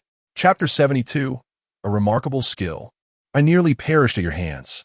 The bullet you discharged pierced through its body, causing the flower raccoon's pupils to dilate sharply as it expelled a torrent of blood from its mouth. Subsequently, its form plummeted from the air like a severed kite, crashing heavily to the ground. Though the adversary struggled to rise, as soon as its claws made contact with the earth, it collapsed once more, curling and convulsing several times before its claws lost strength, feebly clawing at the soil while intermittent whimpers escaped its throat. Witnessing the creature's grievous state and futile struggles, you refrained from recklessly advancing. Instead, you summoned the bullet once more, gripping it with your dragon tail and swinging it anew. The projectile traced a chilling arc through the air, again hurtling toward the flower raccoon's skull. You were no naive newcomer to this world. Having previously been deceived by a golden eagle feigning severe injury, you resolved not to grant your adversary an opportunity for a comeback until it had completely expired. To say that the recent maneuver had merely inflicted grievous injuries upon the flower raccoon was an understatement, even if its breath ceased. You would need to pierce its skull and dantion several more times to feel assured. The sound of the bullet penetrating the cranial bone was distinctly audible. However, in the next instant, the flower raccoon's form twisted and dissipated like foam, leaving only a few strands of gray fur to drift down. You momentarily paused, only to be suddenly met with a playful voice whispering close to your ear, accompanied by warm breath. How cautious you are, despite my grievous state. Lying on the ground without the power to retaliate, you still maintain such a distance to deliver a finishing blow. Are you not afraid I might escape? Upon seeing the words materialize in the simulation, you sighed in resignation. Your scales bristled as you abruptly turned your head. Yet in that instant, a sound of rushing wind reached your ears, and from the corner of your eye, you glimpsed a pair of claws slicing through the air, bearing down on your throat with a foul wind. Once again with this tactic, you sighed, pressing your forehead in exasperation. Your reaction was swift. With a flick of your dragon tail, another bullet shot forth like a serpent, precisely blocking the strike at your throat. The jarring sound of metal clashing echoed, sparks flying as the flower raccoon's claws were thwarted. Realizing the ambush had failed, the flower raccoon twisted its body, its hind legs treading on nothingness as it retreated several miles, leaping to the treetops in a series of graceful bounds. Such a collection of damaged spiritual treasures? It chuckled. You narrowed your eyes, observing the adversary, who showed no signs of injury whatsoever. The previous wounds had clearly been a ruse to lure you into a trap. Hiss! You inhaled sharply. Were the inhabitants of this world all so treacherous? Could they not engage openly and honestly, allowing you to vanquish them without pretense? The figure you had just attacked was likely merely bait it had conjured to ensnare you. It was no wonder you had been so naive. The last time, even with your late-stage celestial prowess, the opponent had emerged victorious, effortlessly annihilating you. Now, without your presence, it could only be more at ease. How could it possibly be wounded? Even if injured, the celestial corpses contained within were sufficient for it to recover with ease. Alas, you sighed lightly. One often comes to a profound realization only when the truth reveals itself. If the opponent lacks a contingency plan and one manages to eliminate them, it would likely evoke a different narrative, leading one to believe themselves a genius. Nevertheless, this is inconsequential. It is merely a transition from exploiting an advantage over a disadvantage to engaging in a direct confrontation. With the opponent stripped of their home field advantage and the support of various formations, Sui harbored no doubt about his ability to prevail. How did you discover my presence? He inquired, his confidence unwavering in the flawless nature of his ambush. The opponent, with a sly smile, replied, I did not discover you at all. A flicker of confusion crossed Sui-H's mind. The opponent pressed a claw downwards, causing the ground to illuminate with intricate array patterns. Golden light spreading like a spider's web, enveloping Sui in an instant. Sui thought to himself, well, now I'm no longer perplexed. The opponent had indeed prepared a hidden tactic reminiscent of that beastly creature, the humanoid ape. They had not discerned his ambush, yet regardless of its existence upon their emergence, they would feign injury to entice those who might be lurking nearby. Should someone like him fall for this ruse, believing they had gained the upper hand, their very first move would ensnare them in the opponent's trap. This wretched creature had set up another formation outside, solely to undermine the promising intellects like his own. Your silence speaks volumes, he remarked, finally giving a thumbs up in admiration. Well done. As soon as the words left his lips, a swift blade of energy sliced through the air, aimed directly at his heart. Instinctively, he sidestepped to evade, the blade grazing his scales and igniting a shower of sparks. However, in the next moment, a searing pain erupted in his chest, as if struck by a colossal hammer. His dragon scales shattered, blood gushing forth. Had he not evaded? Sui sat up abruptly, stumbling back. The bloodline of the Shunchong dragon surged violently within him, and the illusions before his eyes shattered like glass. What he had perceived as the blade of energy was merely a feint. The genuine lethal strike had quietly approached while he was distracted. Huali, seated at a distance, raised an eyebrow, astonished that he could penetrate the illusion of the sword formation. This would complicate matters significantly. With a delicate tap of his claw in the air, the array's patterns erupted in blinding light. Countless blades of energy materialized from all directions, descending upon Su He like a torrential downpour. The Xinqiang dragon's bloodline incessantly warned him. Relying on his instinct, he pierced through the illusory blades. However, the real blades were numerous, and under the onslaught of repeated strikes, he inevitably sustained injuries, with several piercing through his form. Realizing he had fallen into a passive position and that continuing in this manner would surely lead to his demise, he ceased his defense. Once more, he gripped the spearhead with his dragon tail, channeling all his magical energy into it before executing a powerful flick. The spearhead transformed into a straight line, hurtling toward Hua Li's heart. Upon witnessing the incoming attack, Hua Li's expression shifted, panic coursing through him as he attempted to evade. Thud! The spearhead pierced through his shoulder, inflicting a grave wound, causing him to plummet from the sky. As you relinquished your defenses, you were pierced by dozens of sword energies, rendering you powerless and causing you to plummet from the sky. Upon landing, you beheld your adversary staggering towards you. With a bemused expression, you regarded the one feigning severe injury and remarked, "Is this truly necessary? Look at my state, and yet you still pretend." Your opponent coughed violently, exclaiming, "What skill! Had it not been for my timely evasion, I might have perished at your hands." Sue. This scoundrel's words were not directed at you, but rather intended for those lurking nearby, eager to reap the benefits. After half a minute, your opponent finally staggered to your side. You locked eyes, each studying the other. Half a minute had passed without any further attacks. It appeared you were alone in this confrontation. You smiled with composure. Your adversary reciprocated with a faint smile. "Is this your true form?" You inquired with curiosity. "You are dead," came the reply. Simulation concluded. Chapter 73. Why do you not allow me to bestow upon you the cultivation of a grand immortal?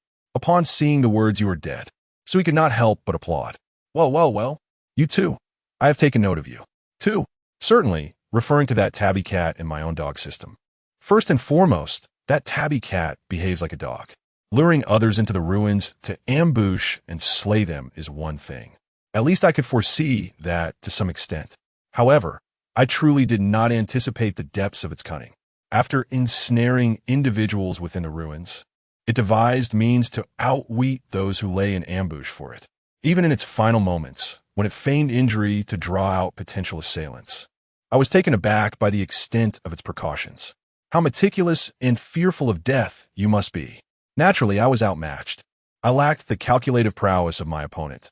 Thus, I accepted my defeat with grace. Yet my dog system is a different matter entirely. I am loath to speak of it. During our last encounter at Dongting Lake, when it provided me with the escape talisman, I naively believed it was to enable me to stealthily seize the old Dragon King's fortune, only to discover it was meant for my survival. Now, with this formation, I assumed it would allow me to confront that tabby cat head-on. Foolishly, I positioned myself outside, thinking it would be of no use.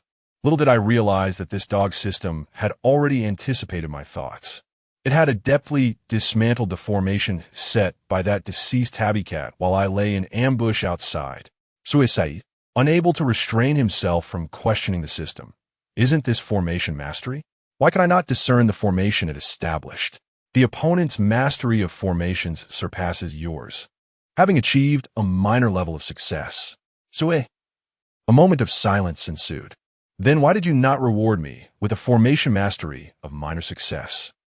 Upon seeing the system's response, Su He ceased his inquiries. The series of ellipses conveyed the system's implied message. Why do you not allow me to grant you the cultivation of a grand immortal? The formation set by the opponent is deeply concealed.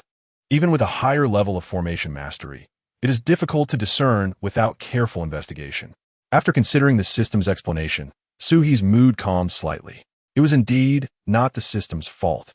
I had not anticipated such treachery from my opponent, who would lay a formation outside the ruins to ensnare those who might ambush it. However, since I had previously received master-level formation skills as a reward, I should be able to dismantle the formation laid by my adversary with those skills. So he took a deep breath, the flames of vengeance igniting in his eyes. This time, I was wholly toyed with by my opponent. I must reclaim my dignity. Just wait. Next time, I shall ensure your demise. 2 days later, the simulation begins. Sui gritted his teeth. Ding! Consuming 1 simulation point. The simulation of the future commenced. On the first day, you emerged from your hiding place and located the grand human city from your previous encounter. After eliminating the mid-stage celestial human cultivator from that day, your cultivation advanced to the late stage of celestial. By the 4th day, you found yourself 100 miles away from the stone gate, where you lay in wait. Upon hearing the familiar warning to hasten, lest the door close and the opportunity be lost, you promptly set forth toward the ruins. Before long, you arrived at the site of the ruins, carefully concealing your presence. Drawing from your past experience, you refrained from hiding immediately. Instead, you circled the vicinity, meticulously investigating. The formations laid by the opponent were indeed deeply concealed, and after an extensive search, you found no signs. Had it not been for your prior simulation experience, you might have assumed there were no formations at all. After a thorough half-hour of examination, your adept knowledge of formations allowed you to discern the opponent's focal point. You did not immediately breach their formation to avoid alarming them. Instead, you set your own traps at the focal point, unsure if the opponent would sense any disturbance. You opted to wait until they exited before dismantling it. Once all preparations were complete, you concealed yourself. Approximately 2 hours later, a ripple in space reappeared at the stone gate. The gate manifested, and Huali leapt forth, landing somewhat unsteadily as if injured. Cautiously scanning the surroundings, they intended to feign injury and tend to their wounds when you made your move. Without a hint of disguise, you revealed your true form, soaring from the ancient tree. Huali's eyes widened in astonishment at your forthrightness, but they quickly masked their surprise, feigning panic as they retreated a few steps, exclaiming, "How despicable to lay such a trap for me! What a disgrace to the path of cultivation!" Before their words faded, they blurred, transforming into a gray shadow and hastily fleeing into the distance. You did not pursue. Rather, a cold smile crept across your face as you flicked your dragon tail, sending the spearhead shooting like black lightning toward an empty space to the left. Having learned from the previous encounter, you maintained the operation of the Shundong bloodline and the activation of your divine eye. Thus, when the opponent emerged from the Jade Bowl, you discerned their true form. At the moment of their exit, they had concealed themselves using the illusion of the formation. The gray shadow you had witnessed fleeing was merely a fabrication of their illusion. With a dull thud, the spearhead pierced the air, and in an instant, Huali's true form was forced to materialize, the distant gray shadow dissolving into nothingness. Stumbling from their hidden state, they fell, the spearhead having pierced through their shoulder. Blood dripping from their fur. He stared in disbelief, his eyes wide open. How did you know I was hiding here?" You remained expressionless, a hint of sarcasm flickering in your eyes. Such theatrics lose their charm after a mere 2 performances. Upon hearing your words, a smile crept across his lips, and his previously unsteady figure regained its composure, the conspicuous blood vanishing without a trace. "You possess remarkable skills," he remarked, observing you with an amused expression, devoid of any trace of concern. "You are quite the strategist yourself," you replied with a cheerful tone. "Is this truly strategy?" He responded with a light chuckle. "Ah, of course, you feigned sudden realization, gesturing downward. There's also the formation, isn't there? Only with that, does it count as strategy?" Upon hearing your words, a flicker of panic finally crossed the face of the flower spirit. Immediately, it extended its clawed hand to press downwards, and the formation's patterns illuminated. Golden light spreading like a spider's web, threatening to envelop you. You remained utterly unperturbed, merely extending your finger and snapping it with a sharp sound. As the echo of your snap resonated, the ground erupted in a series of deafening roars. The formation that the flower spirit had just activated trembled violently amidst the explosion, the golden light splintering like a shattered web. The flames below danced like a frenzied crimson serpent, casting flickering shadows across your profile, your eyes shimmering with fiery brilliance. You regarded the panicked flower spirit before you and broke into a grin. Do you like it? Surprised, are we? Chapter 74. I truly lack the mood to argue with you. It is simply exhilarating. Sui now feels every cell in his body pulsating with joy. This sensation is utterly marvelous.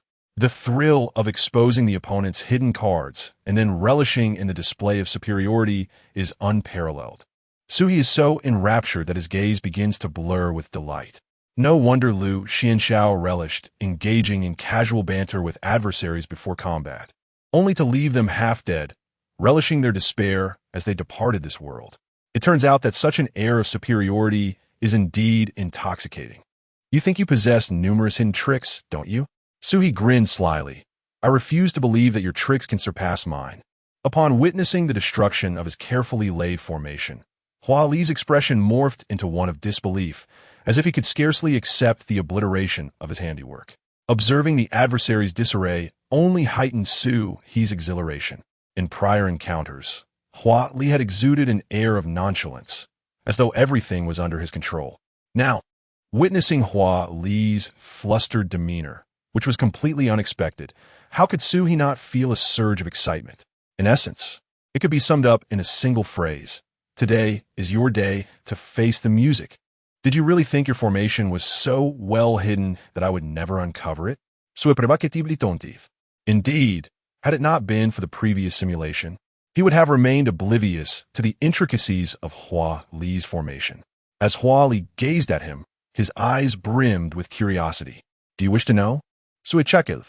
Before Hua Li could utter a word, Sui swiftly grasped the spearhead that had been gliding by his side, launching it directly towards Hua Li's face with a swift motion. Hua Li performed a backward somersault, narrowly avoiding the spearhead that grazed the tip of his nose, severing a few delicate whiskers in its wake. He then executed several backflips to distance himself, raising his head to glare at Sui, a low growl emanating from his throat, his eyes filled with resentment. Yes, that is the very look. Who was it that pretended to be oblivious last time? I didn't notice, did I?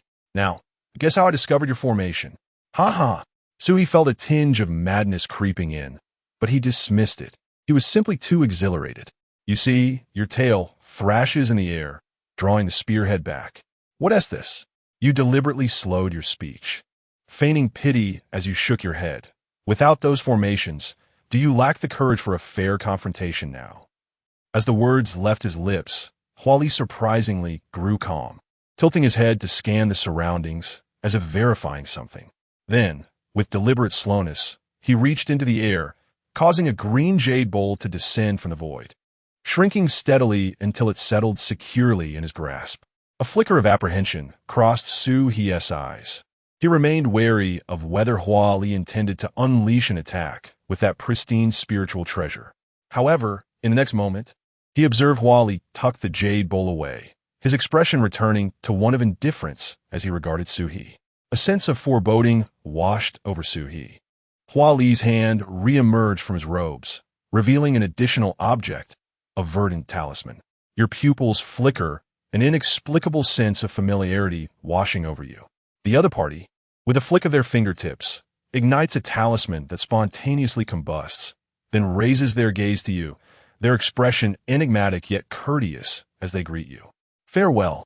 A heaviness settles in your heart. Upon looking again, the figure of the flower fox seems to fade away like pencil marks erased by an eraser, starting from the tips of its claws until the entire cat vanishes from your sight. At last, you recall why that talisman felt so familiar. Simulation failed. Sue, with hands on hips and head drooping, succumbed to an eerie silence, feeling like a mere jester. Just moments ago, he had been exuberantly shouting. Damn it. Now he had let it slip away. After an indeterminate time, Sue finally spoke. How foolish I am, only knowing that it is cunning, capable of laying traps to ensnare others, yet never considering that such a cunning creature might possess an alternative escape plan when faced with someone who could see through its schemes. Sue no longer cursed fate. All the blame lay with him. It was his folly, his lack of intellect. If it weren't for the absence of a system as a golden finger, he would have perished countless times in this world. He felt undeserving of existence here. How foolish I am. Only realizing that the system endowed me with proficient formations meant to dismantle its traps, yet failing to consider that once I dismantled its formations, I would need to establish my own to counter its escape. How foolish. 2 days later, Su's mood had shifted to a state of tranquility, reminiscent of a practiced ascetic. The fiery vengeance from the previous simulation had dissipated from his eyes. Let us commence the simulation, Su stated with an unvarying tone. Day 1. You emerge from your hiding place, locating the previous human metropolis. After eliminating the mid-stage celestial human cultivator, your cultivation level was restored to the late celestial stage. You scoured the city for all cultivation materials, preparing to establish a spatial ceiling formation. Day 2. Once everyone had entered the ruins, you approached the site. Drawing from your prior experience, you swiftly identified the hidden focal points of their formations and made arrangements upon them. Upon completing your setup, you did not linger, retreating to a broader area to commence the establishment of a spatial ceiling formation. Moreover, in addition to the spatial ceiling formation, you devised numerous offensive formations to enhance your strategies and home field advantage.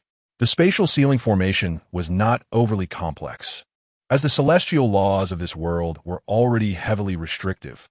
Thus, with a slight manipulation of the spatial principles to amplify the suppression and sever connections with the external space, all means of movement within this realm would become ineffective.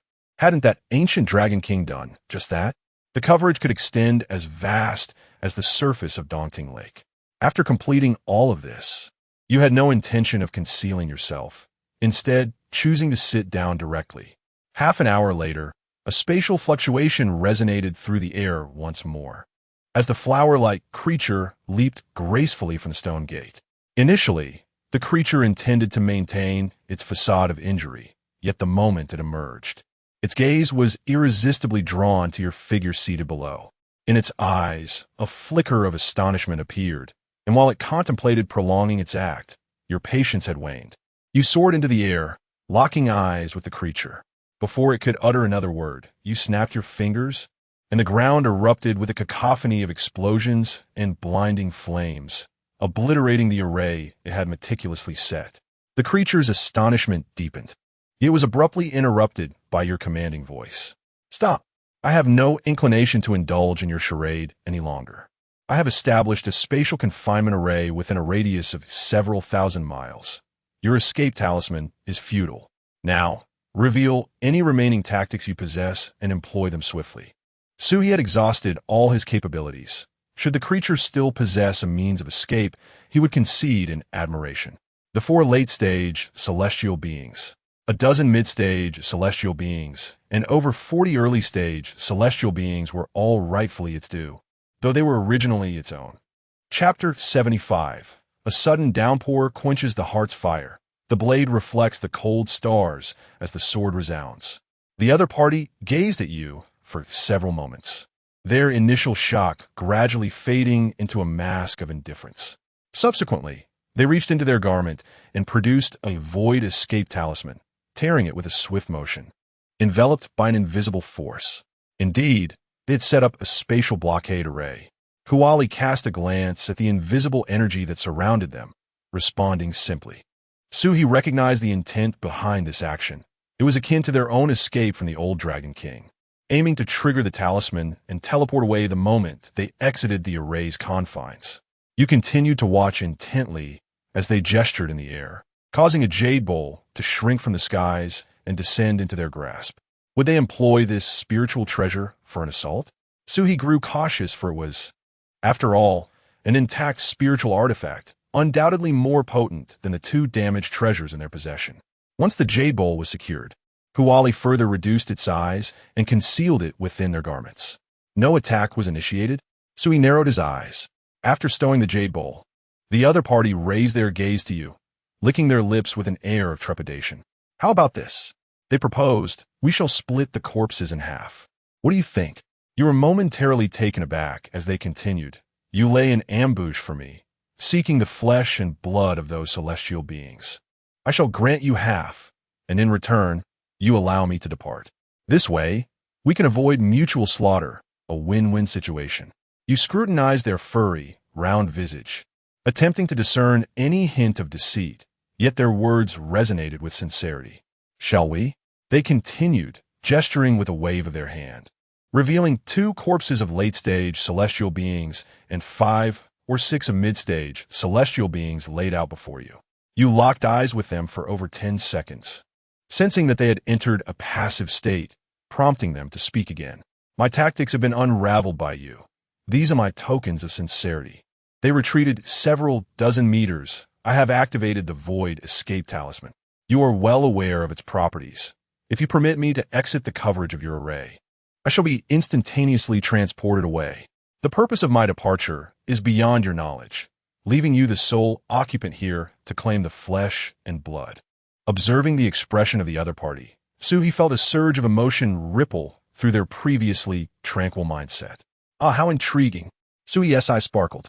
Have they truly been cornered, leaving them with no other options?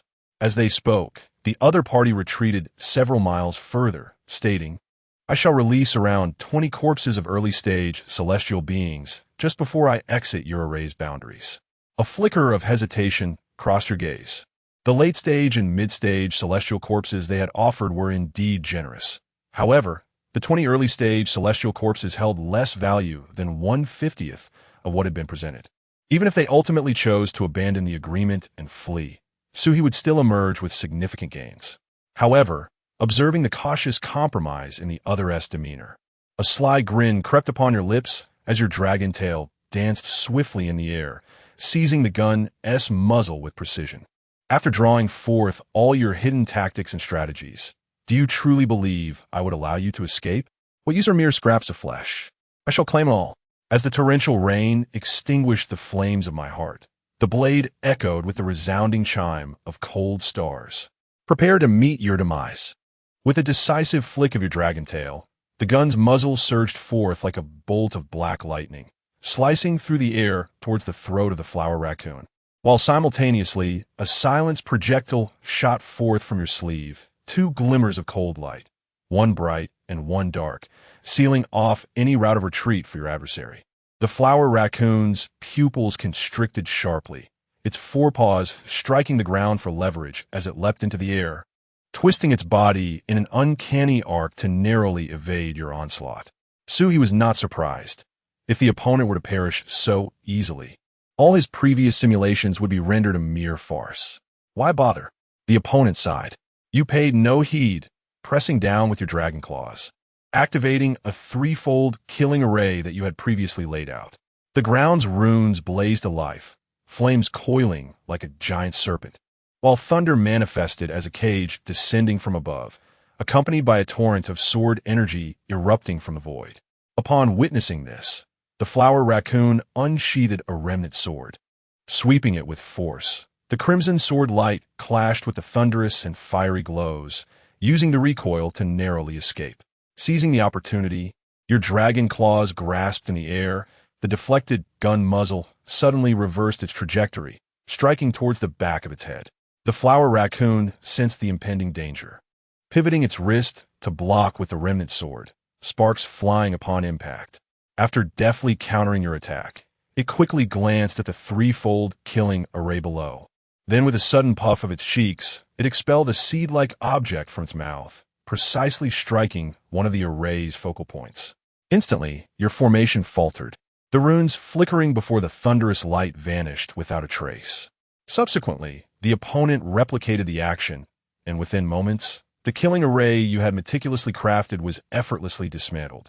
Sui remained unfazed. The system had previously indicated that the opponent's mastery of formations was merely modest, slightly surpassing his own, and given the limited hours available, what formidable array could they possibly devise? Thus, its dismantling was hardly unexpected.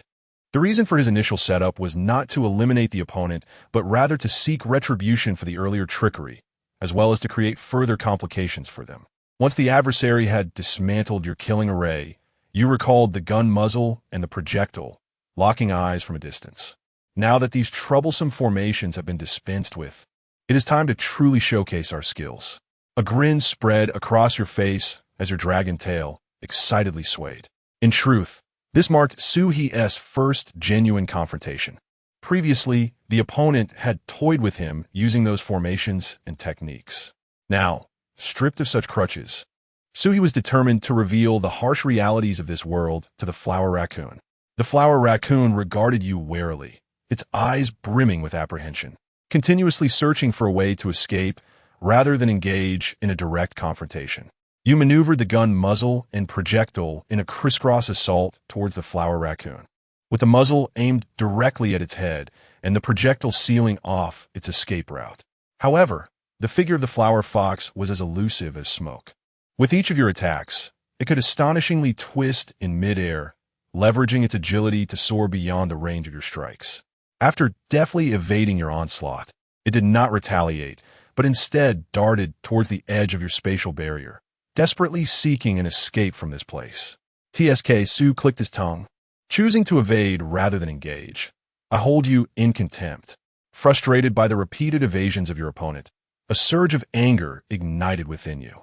With a fierce motion, your dragon tail coiled around the swirling tip of the spear, swiftly retrieving the previous spear shaft from your spatial artifact and rapidly assembling the components together.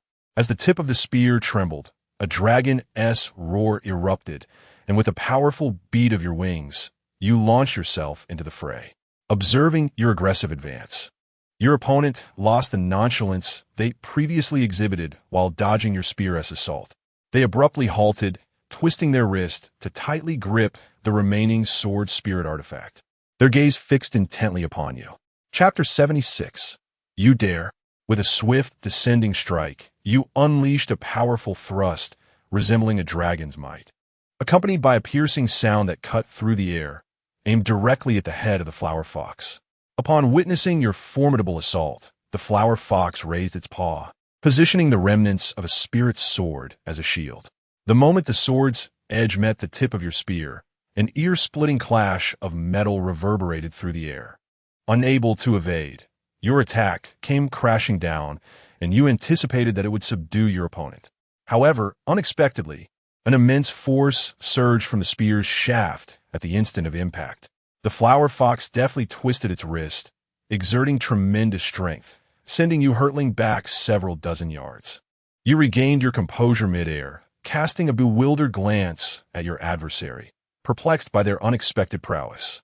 The flower fox, too, regarded you with a mix of curiosity and astonishment, pondering your unconventional approach. What do they mean by unconventional? Sui furrowed his brow, murmuring to himself, perplexed by the term. Your gaze fell upon the still trembling spear. The recoil far surpassing your expectations, this was indeed peculiar. Noticing the flower fox glancing about, seemingly contemplating an escape, you shook your head and lunged forward once more. The spear's tip transforming into a flurry of cold stars, raining down upon the flower fox. This time, the creature appeared less apprehensive, its form evading your strikes with ghostly agility, the remnants of the sword narrowly parrying your attacks. In the intervals of defense, it even managed to retaliate against you. After several exchanges, the flower fox emerged unscathed, while you bore several wounds from its blade, the sharp energy having sliced through your protective scales. Breathing heavily, you maintained your distance, exchanging glances with your opponent. You frowned at the flower fox, which mirrored your expression, both of you locked in a moment of contemplation. For several seconds, you remained in this standoff, hesitant to initiate another strike, while the flower fox, too, seemed to be wary of something, refraining from launching an attack. Hiss! Suhi inhaled sharply, nervously biting his lip. This was deviating from his expectations. After scrutinizing you once more, the flower fox suddenly withdrew its sword and leapt back, swiftly retreating towards the edge of the formation, intent on escaping. Noticing this, you acted without hesitation, spreading your wings and sweeping the spear to obstruct its path. Trying to flee, you exclaimed. The creature showed no intention of engaging in battle. Nevertheless, you relentlessly pursued and obstructed it, ultimately forcing it to a halt. What do you intend to do? It regarded you gravely. Suhi observed the flower fox's expression, realizing it bore an authenticity that suggested no deceit. After enduring numerous encounters, its demeanor did not imply any hidden traps or ulterior motives. Otherwise, it would not have been so eager to escape. Had you not intervened, it might have already breached the confines of the formation's jurisdiction. I will take your life. You roared, relinquishing any restraint. You unleashed your full prowess. The spear piercing forth as your dragon form expanded, scales bristling, charging towards the flower fox with fierce determination, intending to engage in close combat and evade its agile dodging capabilities. You lunged forward, your dragon claws tearing, fangs gnashing, and tail sweeping like a steel whip, even willing to exchange injury for injury, swiftly dragging your opponent into your entanglement. At first, Hu Li's eyes flashed with surprise, but upon realizing there was no escape, that astonishment was quickly replaced by fierce determination. It charged forward, sharp claws clashing against your dragon scales, sending forth dazzling sparks. Bang! You collided violently, your jaws aimed at its throat, only to be met by a claw that held your jaw in place, while another claw lunged directly towards your heart. You twisted to evade, seizing the opportunity to wrap your dragon tail around its waist, tightening with ferocity, yet the anticipated sound of shattering bones did not resonate. Hu Li's body proved as resilient as tempered steel. Your constriction bore no fruit. Instead, it twisted and seized your tail, its razor-sharp claws piercing through the gaps in your scales, blood gushing forth. How could this be? A sense of dread engulfed you. Hu Li suddenly twisted its body and flung you towards the ground. Boom! You crashed heavily into the mountainside, debris scattering around you. Before you could rise, it pounced like a specter, its remaining sword aimed straight for your brow. You hastily turned your head, the blade grazing your temple and showering blood.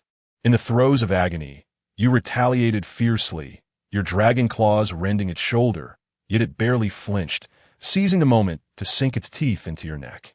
The unmistakable sound of cracking scales echoed in the air. Amidst the blood mist, you resembled two frenzied beasts, each assault causing the mountains to tremble. As time wore on, you discerned that with every clash, your movements grew sluggish. You were beginning to feel the weight of exhaustion. Amidst the frantic assaults and struggles, you sensed your strength draining rapidly with each drop of blood. While Hu Li grew ever more invigorated, its eyes gleaming with a cold light, its fangs embedding deeper, as if it were poised to sever your head with the next strike. Upon witnessing your near demise, it abruptly halted its assault, deftly leaping backward with a series of flips, creating distance between you. You relished this hard-won respite, only then realizing you were on the brink of collapse, your neck nearly severed, your dragon tail fractured, and a grievous wound in your abdomen gushing blood. Though Hu Li bore its own wounds, it remained steadfast and composed. The creature regarded you with a look of puzzlement, and finally, with a flick of its hand, the bloodied sword returned to its grasp, the blade shimmering ominously. The sword descended like a blood moon, and in that instant, you met your demise. Simulation concluded. Within the cavern, After much contemplation, Sui finally accepted this reality. He fell silent for a moment. Despite being alone in this place, an awkward atmosphere lingered in the air. Subsequently, he extended a claw to scratch his head, reminiscent of a puzzled expression. "Now, my friend, with your formidable strength, why did you flee? You left me thinking I could contend with you." Indeed, halfway through the battle, Sui had already sensed the disparity in their powers. The opponent's strength is by no means negligible, at least on par with Lu Xianxiao, although they share the same realm. The combat prowess of the adversary far surpasses that of an ordinary late-stage celestial. It seems I have taken too much for granted, believing that shattering all of the opponent's tactics and contingencies would suffice to vanquish them. I never considered that the tabby cat's power might surpass my own. However, I had indeed never engaged in a genuine confrontation with them.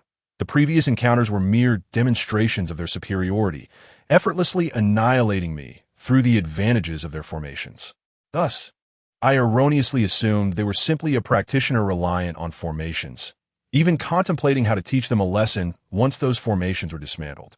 Yet, this time in the simulation, the tables have turned, and it is they who are imparting lessons to me. Why did I presume that their reliance on formations indicated weakness? Suhi, in distress, clutched his dragon mane and writhed on the ground, exclaiming in frustration, "Curse you, Sword Chongming! Do you even deserve their life?" After a day of painful struggles, so he ultimately decided to venture out to attend to matters. He returned to the human city where he had previously dispatched a mid-stage celestial, restoring his own strength to late-stage celestial in reality. Subsequently, he flew northward, seeking a concealed location several hundred miles away from the ruins to hide himself once more. After another passage of time, he had accumulated sufficient simulation points. Let the simulation commence. He thought, his emotions and expression a tapestry of complexity, outmaneuvered and outmatched. This was his final opportunity. Failure would leave him with no recourse. Ding. Consumed 1 simulation point. Initiating future simulation. Chapter 77. How about this? If I eliminate you, all those celestial beings will be mine? Simulation successful. Ding. Simulation successful. The host receives the following reward options. Phew. Sui let out a sigh of relief. There remained only one final opportunity, and he had managed to seize it. Option 1. Method of prediction. The host can utilize this method to forecast future fortunes and misfortunes. Option 2. Void escape talisman. A one-time talisman that, when activated, allows the user to relocate thousands of miles away, effectively severing the pursuit of enemies below the golden immortal level. Sui's eyes flickered momentarily. The method of prediction? Could he perhaps combine it with the system's simulation, conducting a preliminary forecast before initiating the simulation to identify potential issues and unforeseen events? This way, he could avoid those unexpected circumstances and prevent the wastage of a valuable simulation opportunity. Just like this simulation involving the tabby cat. Had he known beforehand about its formation and the presence of the void escape talisman, he might not have triumphed. But at least he would not have squandered 1 or 2 simulation chances. System. Can this method of prediction foresee the challenges and surprises I may encounter in the future? No. It can only predict general fortunes and misfortunes. Sui's smile faded. What use is that? If it predicts misfortune, wouldn't he simply simulate to gather information? If it predicts fortune, would he dare to simulate and risk his life? It can make you appear quite professional in the eyes of others. Sui, are you jesting with me? Second option, Sui responded, recognizing that at least in reality, he could rely on this to escape from unexpected situations. After securing the void escape talisman awarded by the system, Sui estimated the time and set off towards the relics. Upon arrival, as he had anticipated, the celestial beings had indeed entered the relics. He had not chosen to expose them during the simulation nor allied with them to attack the tabby cat, as it would not have benefited him greatly. Additionally, the enemy's formation had yet to be breached, and he was still on their turf. Even if he managed to eliminate the tabby cat, it would lead to a chaotic melee. In such a tumult, he could hardly expect to gain much, with the best outcome being the casual devouring of a celestial being before making his escape. Humming a tune, Sui skillfully left a contingency plan within the formation laid by the tabby cat. Following the previous simulation, he established a spatial blockade around the perimeter and set up a triple-layered killing array at the stone gate. Thanks to the successful simulation, he felt considerably more relaxed while executing these tasks. As long as he refrained from being overly greedy, like during the incident at Daunting Lake, and did not act outside the bounds of the simulation, he was assured he would not meet his demise. With all arrangements complete, Sui settled into a meditative position, awaiting developments. Half an hour later, a wave of spatial energy rippled through the air, and the tabby cat leaped forth. Encountering the opponent in reality for the first time, Sui felt a twinge of novelty. The adversary appeared shocked, but before they could continue, Sui interrupted. Enough. You reached out to interrupt it, then turned your gaze toward its concealed form. Feigning shock is unnecessary. I am aware of your presence. Once the true form of the flower fox emerged, Sui raised his hand once more, snapping his fingers. Instantly, an endless blaze erupted below, accompanied by a cacophony akin to firecrackers. This time, the astonishment on the flower fox's face was no longer superficial. It was genuinely perplexed as to how Sui could penetrate its elaborate scheme. After years of mastering formations, it was expected that few could surpass its prowess in this realm. Put away your jade bowl, Sui spoke slowly. The flower fox regarded him with caution. hesitating for a moment before obediently retracting the jade bowl from the air into its grasp. Observing this, Suhi offered a slight smile and continued now. Take out the void escape talisman you are holding and tear it apart. Upon hearing this, the flower fox reacted instinctively, its fur bristling as though electrified. Who are you? It demanded, staring intently at Suhi, unable to comprehend how the other party could decipher its plans and even its thoughts. After uttering those words, the flower fox's toes touched the ground, swiftly distancing itself from Suhi, its fur still standing on end, fixated on him. Suhi remained silent, simply gazing at the creature. A flicker of hesitation crossed the flower fox's eyes, yet it was but a fleeting moment before it took action. It retrieved the void escape talisman from its possession and tore it with a decisive rip, instantly enveloped by an invisible force. Though reluctant to comply with Suhi's command, it acknowledged that this was indeed the most prudent choice given the circumstances. Upon activating the talisman, the flower fox discovered it had not teleported as expected, surprise flashing in its eyes. Quickly surveying its surroundings, its astonishment deepened further. It abruptly looked up at Suhi. Did you preemptively set up a spatial blockade? Suhi nodded slightly. Indeed, the range extends for 1,000 miles. The flower fox felt a weight in its heart. It had not anticipated that the other would be aware of its escape talisman and had made such preparations. In that instant, Suhi's last shred of concern dissipated. The talisman was already activated, placing him in a position of control. Should the flower fox realize he was deceiving it, he could deactivate the formation, causing it to be involuntarily transported away. Thousands of miles away, by the time it returns, it may not even know where to find itself. What do you intend to do? The flower fox's voice quivered slightly. Suhi shook his head with a light laugh. You truly possess remarkable stratagems. Having ensnared so many celestial beings while retaining numerous contingencies for yourself. If it were anyone but me, they would likely be powerless against you. Upon hearing Suhi's words, the flower fox's pupils trembled in shock. How could he possibly see through all its arrangements? After uttering that statement, Suhi ceased speaking, adopting a demeanor of calm indifference as he fixated on the creature. The two remained in a silent gaze for several seconds. At last, the flower fox could no longer endure and, with a sincere tone, retracted the remnants of the sword's spirit from its claws, saying, "Let us share the spoils. I shall grant you half of the celestial corpses within. What do you think?"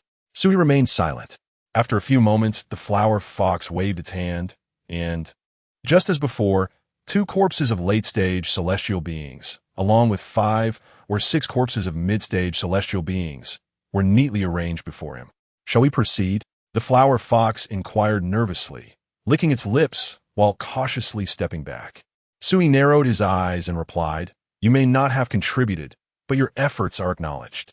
A 60-40 split will suffice, with me taking the larger share. Moreover, hand over all the early-stage celestial corpses and you may depart.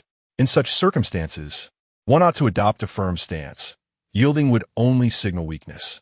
"Agreed," the flower fox replied decisively. With that, it soared into the air, seemingly intent on flying towards the edge of the formation. "Halt! Swikemandith." "What now?" The flower fox turned, its fur bristling instinctively. "Where are the early-stage celestial corpses?" "I will provide them once I reach the edge of the formation," it answered. "Deliver them now," Suhi stated coolly. A flicker of hesitation crossed the flower fox's eyes, prompting Suhi to suggest, or perhaps this, "I could eliminate you, and then all those celestial corpses would belong to me?" Chapter 78. The Feast. The Feast. Suhi distinctly observed that upon uttering these words, the opponent's pupils abruptly constricted. Without hesitation, he summoned the gun, allowing it to hover around him. Upon witnessing the emergence of his artifact, the expression of the flowered raccoon shifted once more. It promptly gestured for calm and spoke. "All right, I shall comply." With that, it waved its hand, and over 40 corpses of early celestial beings accumulated into a small mound between them. A glint of satisfaction flickered in Suhi's eyes as he smirked. "Begone." His assertiveness ensured that the other would not doubt the authenticity of his resolve. Indeed, after his humiliating proclamation, the flowered raccoon expressed no dissent, increasing its speed as it soared towards the perimeter of the formation. In the blink of an eye, it reached the edge of the array. It then paused, glancing back at Suhi. He paid it no heed, for in the simulations, the opponent had exhibited a similar demeanor, seemingly reluctant. Moreover, having activated the Void Escape Talisman, even if it wished to remain, deactivating the formation would leave it no choice but to depart. Ultimately, no unforeseen events transpired. After casting one last glance at him, the flowered raccoon leaped beyond the confines of the array. At that instant, akin to their previous encounter at Daunting Lake, it was swiftly transported away, vanishing from this realm. Witnessing its disappearance, Suhi could no longer maintain his facade. Woo! The feast! The feast! Overcome with joy, he hummed a merry tune as he hurried towards the corpses of the mid to late celestial beings that the opponent had previously released. After securing them in his spatial artifact, he swiftly soared towards the remaining early celestial corpses. Although in the simulation, he had ultimately succeeded in acquiring these bodies, the tangible acquisition in reality imparted an entirely different sensation. Taking a deep breath, Suhi felt relieved that the final simulation had borne fruit. Otherwise, all those prior attempts would have been in vain. During the previous simulation, when he realized that he was no match for the flowered raccoon, he felt a surge of panic. Nevertheless, driven by the notion of taking a gamble, he made one last attempt through an unconventional approach. In the last simulation, he discerned that the shock and fear reflected in the opponent's eyes upon seeing his dismantling of its contingency plans were genuine. If the roles were reversed, Suhi mused, should he suddenly find himself cornered by an early celestial being, let alone a late one, with all his tactics preemptively countered, he would surely think, damn it, this fellow is not to be trifled with. If I don't flee now, I shall meet my demise. Thus, the flowered raccoon's initial proposition to share the spoils and retreat was far from insincere. It genuinely wished to avoid conflict, particularly in the absence of knowledge regarding Suhi's true strength. During the previous simulation, Suhi had clashed with his opponent and received the dismissive remark of being unorthodox. Ultimately, he was vanquished by the other party. Thus, this time, Suhi had no intention of showcasing his prowess. The essence of fear lies in the unknown. He aimed to intimidate his adversary, instilling sheer terror. Moreover, his stance was resolute. Sharing half? Absolutely not. It had to be a 60-40 split, with him claiming the larger share. Although the labor was performed by the other, who would dare contest him? Should they resist, he would not hesitate to take action. He urged them to consider carefully. If a confrontation ensued, it would not be easily resolved. Indeed, Suhi's predictions proved accurate. In the final simulation, he effectively frightened off his opponent, securing the majority of the spoils. After meticulously gathering the corpses, Suhi cast a glance around, too apathetic to dismantle the materials of the array strewn about.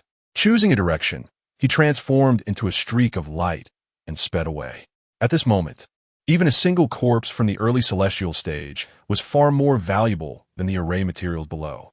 After all, he had worked hard to attain his current status. He could not afford to squander time retrieving those materials. What if others arrived during his absence? After flying over 1,000 miles, Suhi's racing heart finally calmed. The numerous corpses combined could yield the equivalent of 3 or 4 late-stage celestial bodies. Excitement bubbled within him. His own late-stage celestial cultivation had been achieved by consuming the remnants of the old Dragon King, marking his recent breakthrough into the late stage.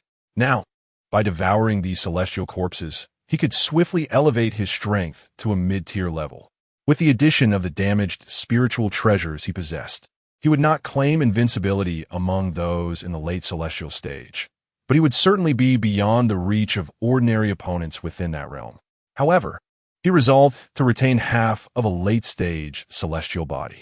He mused that after experiencing the shattering of his physical form and the subsequent decline in his realm, he had come to appreciate the importance of accumulating resources, a matter of equal significance to enhancing his cultivation. Although death might lead to serving as someone else's gain, if he managed to escape, that half a body could restore him to his peak condition, preventing him from feeling the trepidation he had experienced over the past 10 days. Then there was that tabby cat. So he couldn't help but remember its figure. It truly possessed formidable skills. Had it encountered anyone other than him, they likely would have been unable to contend with it. Calculating the situation in the ruins, coupled with the concealed arrays post-exit and the evasion talismans, along with his own formidable strength as a stabilizing factor, he had deployed a fourfold strategy. The likelihood of someone being able to see through it all and break through is scarcely more than 1 in 100,000. It was merely his fortune that he had encountered it. Otherwise, even a peak celestial like the old Dragon King would have been ineffective. That fellow was exceedingly cautious. Sui shook his head in admiration. With such cunning, after the calamity, a position among the celestial ranks would undoubtedly await it. By then, they would no longer be adversaries, and he would relish the opportunity to mock it. Reflecting on the other's meticulousness, Sui suddenly felt that he had been rather careless in his own endeavors, leaving no contingency plans in place. Upon this realization, Su and Sha halted their steps. A sense of unease suddenly gripped Su. Considering how cautious the other party was, having been eliminated by his own hands, it was entirely plausible that within this sinister realm, there lurked individuals lying in wait to ambush him. However, his simulation points had been entirely expended, leaving him incapable of further simulations to ascertain his safety. An idea sparked within him as he licked his lips and called out, "No need to hide. I've discovered your presence. Step forward." After a brief silence, Su continued, "Would it not be more dignified to reveal yourself? Must I resort to force to drag you out?" Upon uttering these words, the surroundings plunged back into silence. A modicum of relief washed over Su as he mused internally. I knew it. The truly sinister are but a minority. The majority possess hearts as benevolent as my own. Just as he contemplated resuming his actions, a round of applause erupted from behind him. Clap, clap, clap. Indeed, it was as he suspected. The voice that followed sent a jolt through Su's heart, causing it to skip a beat. Goodness, there truly was someone there. How terrifying. Had he known, he would have refrained from inquiring. That applause nearly frightened Su to death. Striving to maintain his composure, he turned toward the source of the sound, and a familiar face emerged before him. Chapter 79. Damn, I'm feeling somewhat drawn and gazing at the furry visage before him. So he couldn't help but laugh in exasperation. Well, it seems I have misjudged. This is not merely a fourth-tier backup, but a fifth. With a deft motion, Suhi slipped his hand into his sleeve, grasping the void escape talisman, ever prepared to activate it and extricate himself from his predicament. Fortuitously, during the last simulation, he had chosen the void escape talisman. Had he opted for that ostentatious method of deduction, he would surely be in dire straits now. Observing his opponent, Suhi felt little trepidation. He had already distanced himself by 1,000 miles, making it implausible for the adversary to have set up any formations to seal this space in advance. Should he fail to intimidate his foe, he would have no choice but to expend the recently acquired talisman and flee. However, one matter perplexed Suhi. Despite being teleported away to a distance of at least 10,000 miles, how had his opponent managed to locate him so swiftly? Yet it was not entirely unfathomable. In this world, each individual possesses their own hidden strengths. The water monkey wields spatial powers. He himself has a system. And his adversary surely possesses other trump cards that could facilitate their convergence. Well, here we meet again, Suhi remarked, feigning ease. The flower fox did not rush to attack, but instead spread its arms wide, signaling a lack of hostile intent. Indeed, as anticipated, the adversary reiterated this sentiment. A flicker of confusion crossed Suhi's eyes. Indeed, what does that mean? Before he could decipher this, the flower fox elucidated further. You possess the art of deduction, do you not? Upon hearing this, Suhi's expression subtly shifted, a reaction that the flower fox perceived as confirmation of its suspicions. The flower fox's eyes sparkled with excitement as it grinned. I did not summon you. You arrived of your own accord. This was not particularly surprising. Sometimes, news spreads widely, attracting numerous outsiders. You can see through the traps I've set, and it is no wonder you remain uninvolved, as many have previously doubted the opportunities presented by relics and chose to ambush me from the periphery. However, it is curious that you could penetrate the formation I laid outside, which detonated upon your emergence. Moreover, how did you know I possessed a void escape talisman? As the flower fox spoke, It scrutinized Su He from head to toe. Under its gaze, Su He felt a surge of tension. After some contemplation, only one possibility arose. You are adept at the art of deduction. The flower fox raised an eyebrow, its eyes gleaming with admiration, and not merely proficient. Su He licked his lips. It was indeed an astute observation. Had the adversary been aware of the existence of systems, they would have accurately guessed his capabilities. His simulations of the future bore a striking resemblance to the art of deduction. Now, Su He had no intention of capitulating easily. He summoned forth the tip of his spear, preparing to intimidate his opponent and discern its effectiveness. After all, the flower fox had yet to engage him in combat, and success was not out of the question. You are no match for me, the flower fox declared, twisting its neck to fix its gaze upon Su He, confidence radiating from its tone. On what grounds do you assert that? Su He felt a flutter of unease. At that moment, fear gripped me, and my mind faltered. Hu Li responded, if you could defeat me, you wouldn't have let me go. Su He chuckled. Damn it, is your guess so accurate? I merely hesitate to pay any price. Su He still feigned calmness. No, Hu Li said, raising a finger and gently shaking it. With only a few months left until the impending catastrophe, what do a few sacrifices matter? If we fail to ascend to true immortality, we shall perish. You have deduced my plans and strategies so thoroughly, yet still chose to let me go. Either you cannot defeat me, or our strengths are evenly matched, making the outcome uncertain. Upon uttering these words, Su He felt compelled to applaud. Impressive. You should dwell in such a world, forever ensnared in this wretched existence. A life filled with scheming and treachery, always fearing the sky might collapse upon you. You damn cat. Su He lost his composure. Ah, yes, yes. Su responded. Then promptly produced the space-shifting talisman from his sleeve. You guessed correctly, but now I must take my leave. This is our final farewell.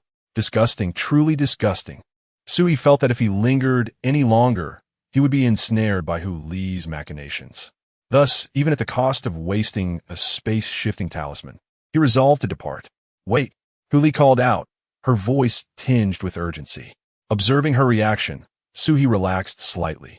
Her tension indicated she lacked the means to counter his talisman. Once activated, the likelihood of her catching up was slim. What more do you wish to say? Su He pinched the talisman between his fingers. Hu Li hurriedly spoke. I did not approach you to demand the celestial corpses, nor to cause you trouble. Oh. Su He regarded her with intrigue. I couldn't care less. The items are in my possession. If you desire them back, you shan't receive them. Then will you seek from me? Friendship? That phrase struck a familiar chord. Not quite, Hu Li responded, now at ease since Su He had not departed. What is it then? Collaboration, Hungria li utarat succingly. This time, it was Su He who was taken aback. Collaboration? Indeed, Hu Li affirmed with a nod. You are aware of my endeavors. What endeavors? Su He's expression was one of naive clarity. Hu Li replied, creating relics, setting traps for deception.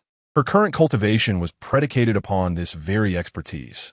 Oh, Su He finally understood, realizing she was referring to this matter. My schemes require considerable time, ranging from several months to a year at least. Furthermore, the more individuals involved, the less control I have over the entire situation. Hu Li gazed at Su He, her tone earnest. With only a few months remaining until the celestial court announces the impending doom, if we do not encounter any fortuitous opportunities, we may only reach the pinnacle of celestial beings, unable to ascend to true immortality. Su He nodded gently, acknowledging her words in his heart. The magnitude of this breakthrough is incomparable to that of lesser realms. Previously, he ascended from a scattered immortal to an earthly immortal, a feat made possible only by the fortuitous encounter with the tide of spiritual energy. Otherwise, such an opportunity would have eluded him entirely. His subsequent advancement to the celestial immortal realm was similarly achieved through the cunning manipulation of Lu Xiankong, compelling him to toil, thus attaining a half-step into the celestial immortal tier. Yet now, he finds himself at the latter stages of celestial immortality, where the pinnacle of combat prowess in this world resides. Even if he were to seek out Lu Xiankong again, the latter could no longer offer his labor. Hence, without genuine opportunities, The prospect of breaking through to true immortality within such a brief span seems utterly implausible. As the conversation reached this juncture, Sui comprehended the implications of his counterpart's words. Do you wish for me to utilize the method of deduction to assist you in condensing the time frame for setting the trap? Huali nodded decisively. Indeed. Should we achieve results, we shall split the gains 50-50. Sui licked his lips, a smirk threatening to betray his composure. Damn it, he felt a stir of temptation. The other party had previously ensnared numerous celestial immortals with a single trap, accumulating the flesh and blood of 5 or 6 late-stage celestial immortals. If he were to join forces with this entity once more, ensnaring a dozen late-stage celestial immortals would be within reach, allowing them a fair share of the bounty. The apex of celestial immortality was tantalizingly close. Chapter 80. How delightful indeed.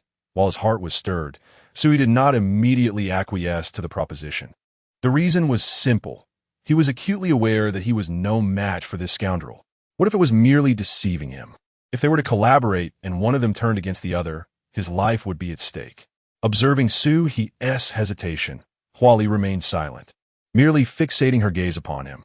Sui furrowed his brow, pondering deeply, occasionally glancing up at her.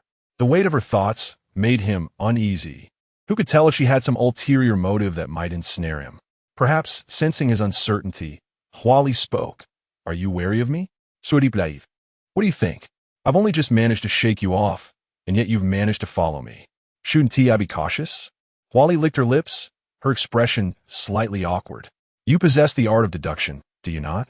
Just now, when I was tailing you, you sensed my presence.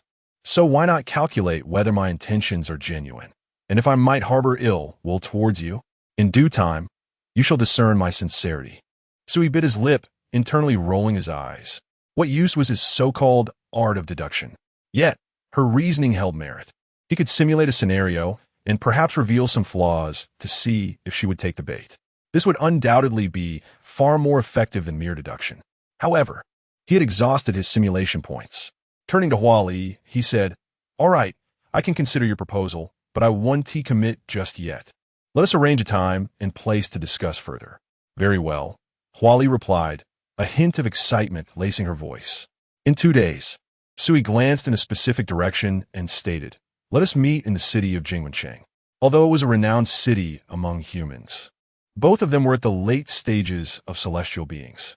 With their adept concealment techniques, even if they inadvertently exposed themselves, they had no fear of being thwarted by the human cultivators within. Agreed, Huali responded decisively, a slight smile gracing her lips. Until we meet again. Sui waved goodbye to her. Upon seeing his gesture, Huali understood his intent, and, in an instant, her form shattered like a mirage, dissipating into the air. Oh, a clone? Sui mused, furrowing his brow, still unable to grasp her methods. Despite being transported away by the escape talisman, she had managed to pursue him. Yet, her aura remained unchanged, evidently not diminished, and she did not appear to be a mere clone. After she departed, Sui finally relaxed. I can't believe I was tempted, he murmured to himself. With her heavy thoughts and cunning nature, working alongside her offered no sense of security. Nevertheless, the potential rewards of their schemes were indeed substantial. Each endeavor she undertook yielded approximately 4 or 5 celestial corpses of the late stage. If he successfully participated in a few of her ventures, breaking through to the true celestial realm was not out of the question. One step at a time, Su muttered to himself, acknowledging that he had no pressing matters to attend to at the moment. Moreover, with the simulation at his disposal, he could rehearse his actions beforehand, minimizing the potential for unforeseen circumstances. After his adversary departed, Su concealed his presence and darted about, traversing several thousand miles with numerous twists and turns. At each location, he emulated the speech patterns of the human-faced ape, testing for any potential followers. The sudden appearance of the flower raccoon had been utterly terrifying, and he finally comprehended the sentiment expressed by the human-faced ape. Enduring such torment might indeed render death preferable. After an entire day of running, Su felt a sense of security settle within him and sought refuge in a hidden spot. A day later, his simulation points were replenished. It was time to commence the simulation. Su took a deep breath. Please confirm the target for the simulation. He aimed to discern his opponent's intentions and test whether they would strike if the opportunity arose. Ding. Consumed 1 simulation point, beginning future simulation. Day 1. You extracted all celestial corpses from the spatial treasure and consumed them, resulting in a marked increase in your cultivation. Su, however, did not consume the corpses immediately upon finding a hiding place. Instead, he intended to exploit the simulation to identify any glitches, hoping that with the system's rewards added, he could potentially double his source of nourishment. You sense your burgeoning power and feel confident that you could now contend with the flower raccoon. Yet, upon reflection, you realize that your adversary would also absorb the celestial corpses in their possession, thus augmenting their strength, which dampens your spirits once more. Su contemplated his power fluctuations briefly before swiftly heading towards the city of Jingwensheng. After half an hour, you arrived above Jingwensheng, transforming into human form as you approached the city gate. As you gazed up at the imposing gate, a sudden thought struck you. Damn, I forgot to specify a precise meeting location. Su grinned. It dawned on him that his opponent was exceptionally cautious, surely adept at concealing their presence.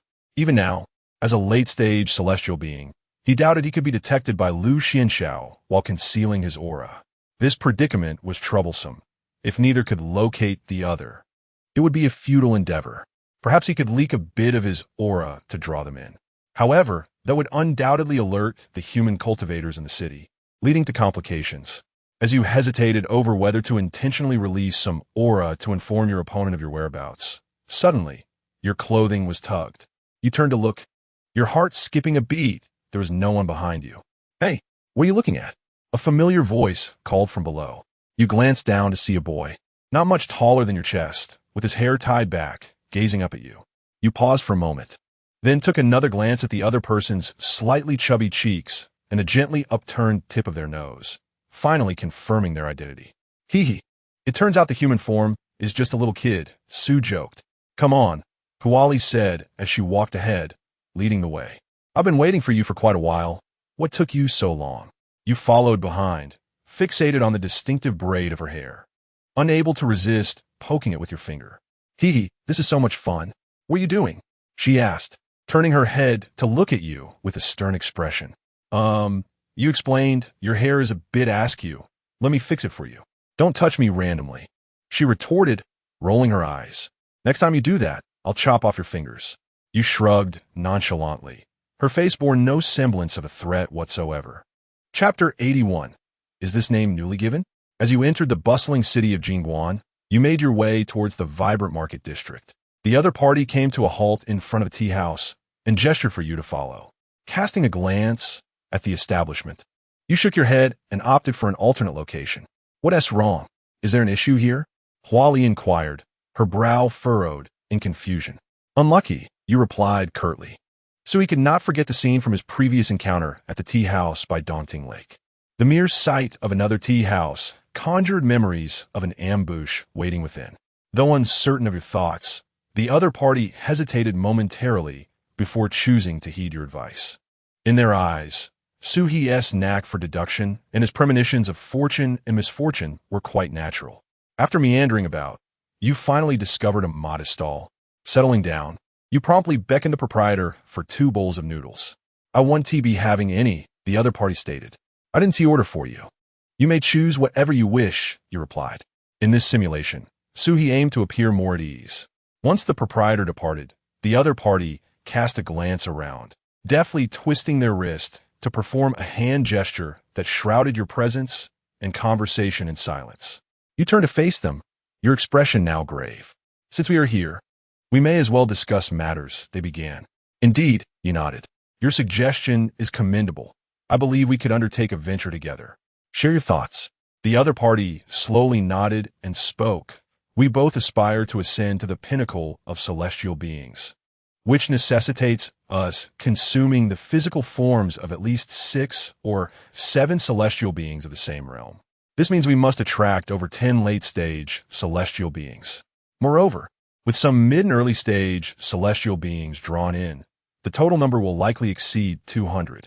This nearly rivaled the elaborate trap laid by the old Dragon King. Subjugation.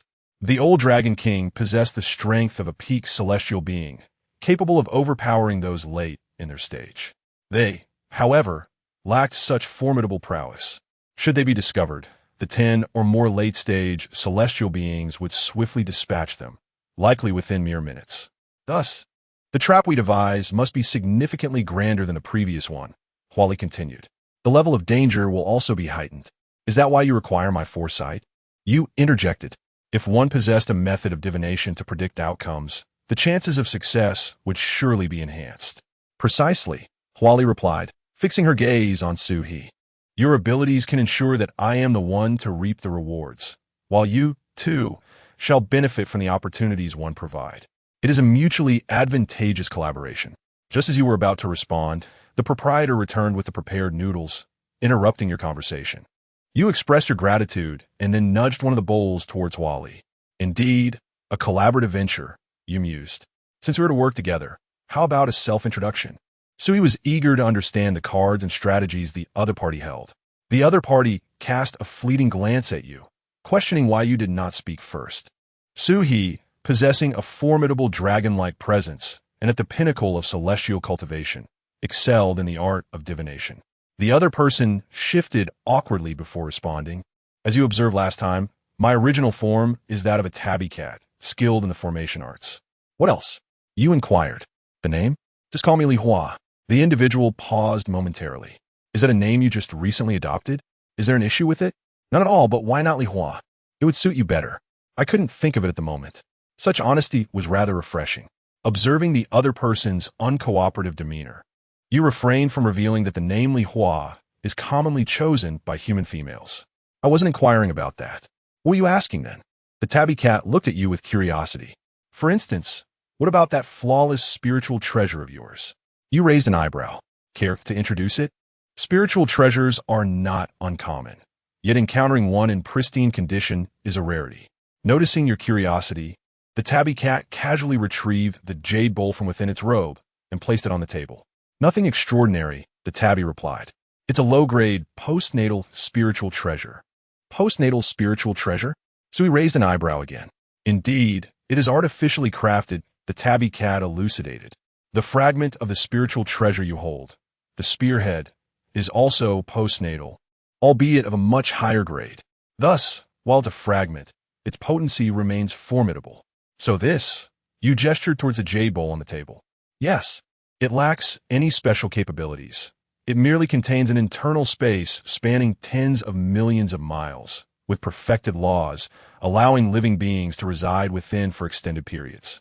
Over 100 million square kilometers, surpassing the area of an entire continent from your previous life. Su-He mused, realizing he had not perceived such vastness during his last visit. Aren't there any offensive capabilities? You inquired with curiosity. In previous simulations, the other party had never used this bowl against him. The tabby cat shook its head and returned the jade bowl to its concealment. No, it merely provides an enclosed space and can accelerate the flow of time. Aside from that, it serves no extraordinary purpose.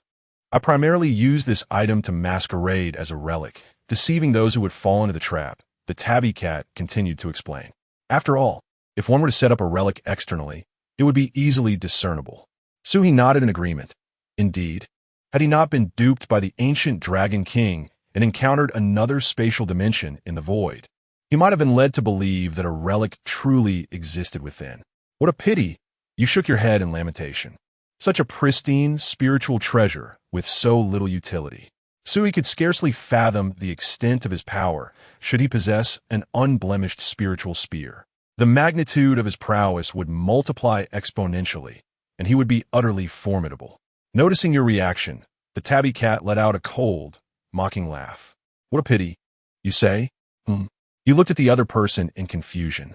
The other party continued. This item was casually created by a certain notable figure for amusement. It serves its purpose adequately. Observing their reaction, you sensed an underlying story and curiously inquired. Amusement? For what purpose? For keeping fish, replied Huali, her expression unyielding. This thing is merely a fish tank. As Su recalled the appearance of the recently seen jade bowl, it indeed resembled a fish tank. Watching the other's demeanor, Su surmised that the individual must have encountered some unfortunate experiences upon acquiring this spiritual treasure. A cat in a fish tank. Perhaps they had been deceived at that time. You promptly shifted the topic, asking, by the way, do you really think that employing relics as a setup each time would ensnare so many people? Surely, there cannot be that many relics in existence. Upon hearing your words, the other party looked up in confusion. You truly do not know? Chapter 82. The Legacy of the Ruins. There truly exists a secret. So he felt intrigued. What? You inquired curiously. The other party cast a skeptical glance at you. How did you come by that fragment of the spiritual treasure? I obtained it by slaying an earth immortal, you replied candidly. Since this was merely a simulation, Sui felt no apprehension about revealing any information. Huali furrowed his brow and inquired again. How long has it been since your breakthrough to the celestial immortal stage? You pondered for a moment before responding, about 10 days? The other party appeared momentarily taken aback and continued. I did not mean how long it has been since your advancement to the late celestial immortal stage, but rather how long it has been since you ascended to the celestial immortal realm. During your last encounter, it had discerned that Suhi's late celestial immortal stage was rather unstable, indicating a recent breakthrough. Recalling the timeline, Suhi replied, it's the same. I just broke through to the early celestial immortal stage, and after a few hours, I advanced to the late stage. Huali fell silent. The other party was momentarily speechless. Huali truly did not wish to utter anything further. It had taken nearly 1 to 2 years, fraught with various unforeseen events and dangers, to ascend from the early to the current late stage, nearly losing its life in the process. Hearing Suhi's words made it difficult for Huali to find inner equilibrium. Damn, had I known, I would have eliminated him last time. It was petty of it to be unable to tolerate someone possessing such extraordinary fortune. After a pause, Huali remarked, no wonder you are unaware. It turns out you have taken a rugged path. Rugged path. Sui heard this term once again. Before you could inquire about the meaning of the rugged path, the other party continued. Where do you think those fragments of spiritual treasures originate? You hesitated, tentatively responding, from the ruins? Huali nodded. Indeed, otherwise. Where do you think so many fragments of spiritual treasures in our realm come from? Sui scratched his head. He had not truly pondered this question. Primarily, he had no time to think deeply, as survival was his immediate concern. After all, he had only traversed into this world for 2 to 3 months. Although I cannot fathom the exact reasons, our realm is indeed home to numerous ruins, tombs, and other secret realms, housing plenty of medicinal pills, magical treasures, and other valuables. Of course, the most precious aspect is not these items, but the legacies contained within.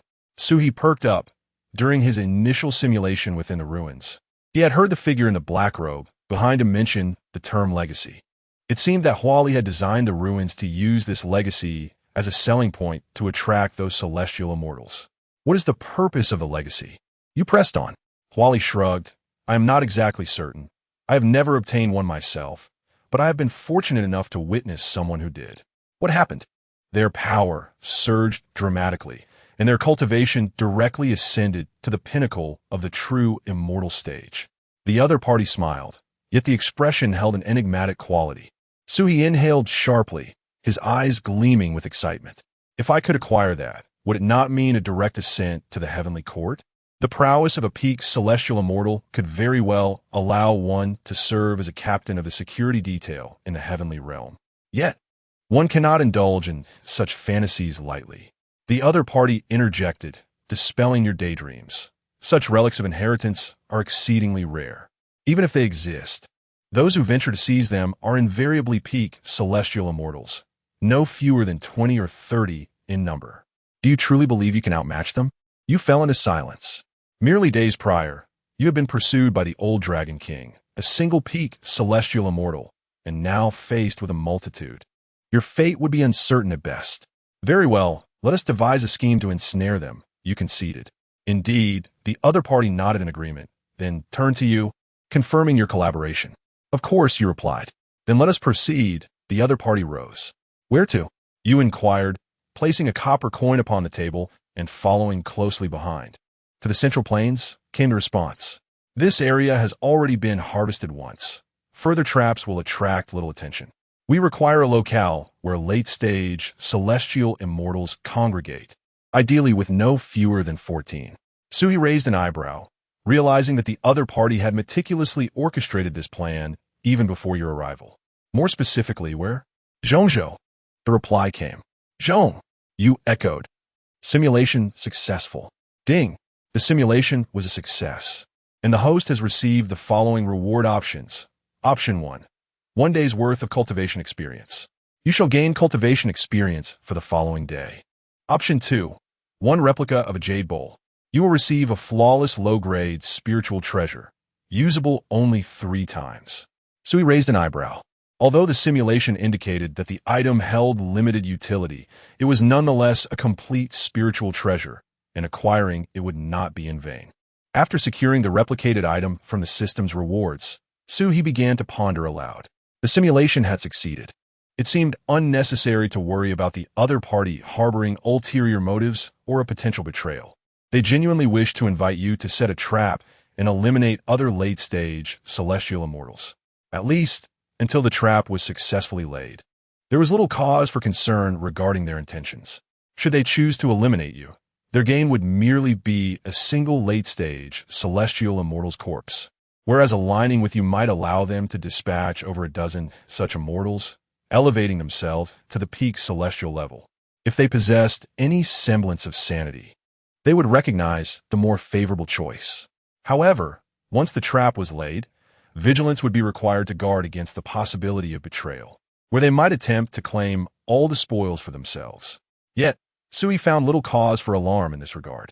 If they were contemplating such treachery, so too was he.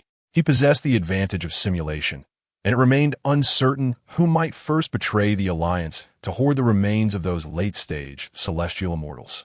Convinced that this encounter posed no danger, Sui tidied himself and ventured forth, soaring towards the direction of Jingwencheng. The prior encounter had merely been a simulation. He needed to meet the other party once more in reality to solidify their collaboration. With the experience of simulation, Sui was not intimidated at the city gate this time. Instead, he stealthily approached from behind, startling his opponent. Naturally, Sui could not resist poking the tied-up hairpin, which earned him a reprimand, but he felt a sense of relief afterward. Upon entering the city, he sought out a small stall, reminiscent of the previous one. The conversation mirrored their earlier exchange, yet Suhi deliberately concealed a significant amount of information to avoid appearing inexperienced and provoking disdain from his counterpart. Upon reaching a mutual understanding, the two departed from Jingguan City, journeying together towards the Central Plains. 2 days later, within the city of Bianliang, they found themselves once more at a modest stall, still sharing 2 bowls of noodles. Sui sat facing his companion, their eyes locked in a silent stare. You certainly have a way with numbers, Huali remarked with a look of exasperation. Sui merely responded with silence. Chapter 83. You bastard claiming to have a conscience. He indeed contemplated it, yet he was utterly incapable of such a feat. He understood that the means to foresee the future relied on simulation rather than any method of deduction. He had only ever attempted simulation in solitude, never before the gaze of others.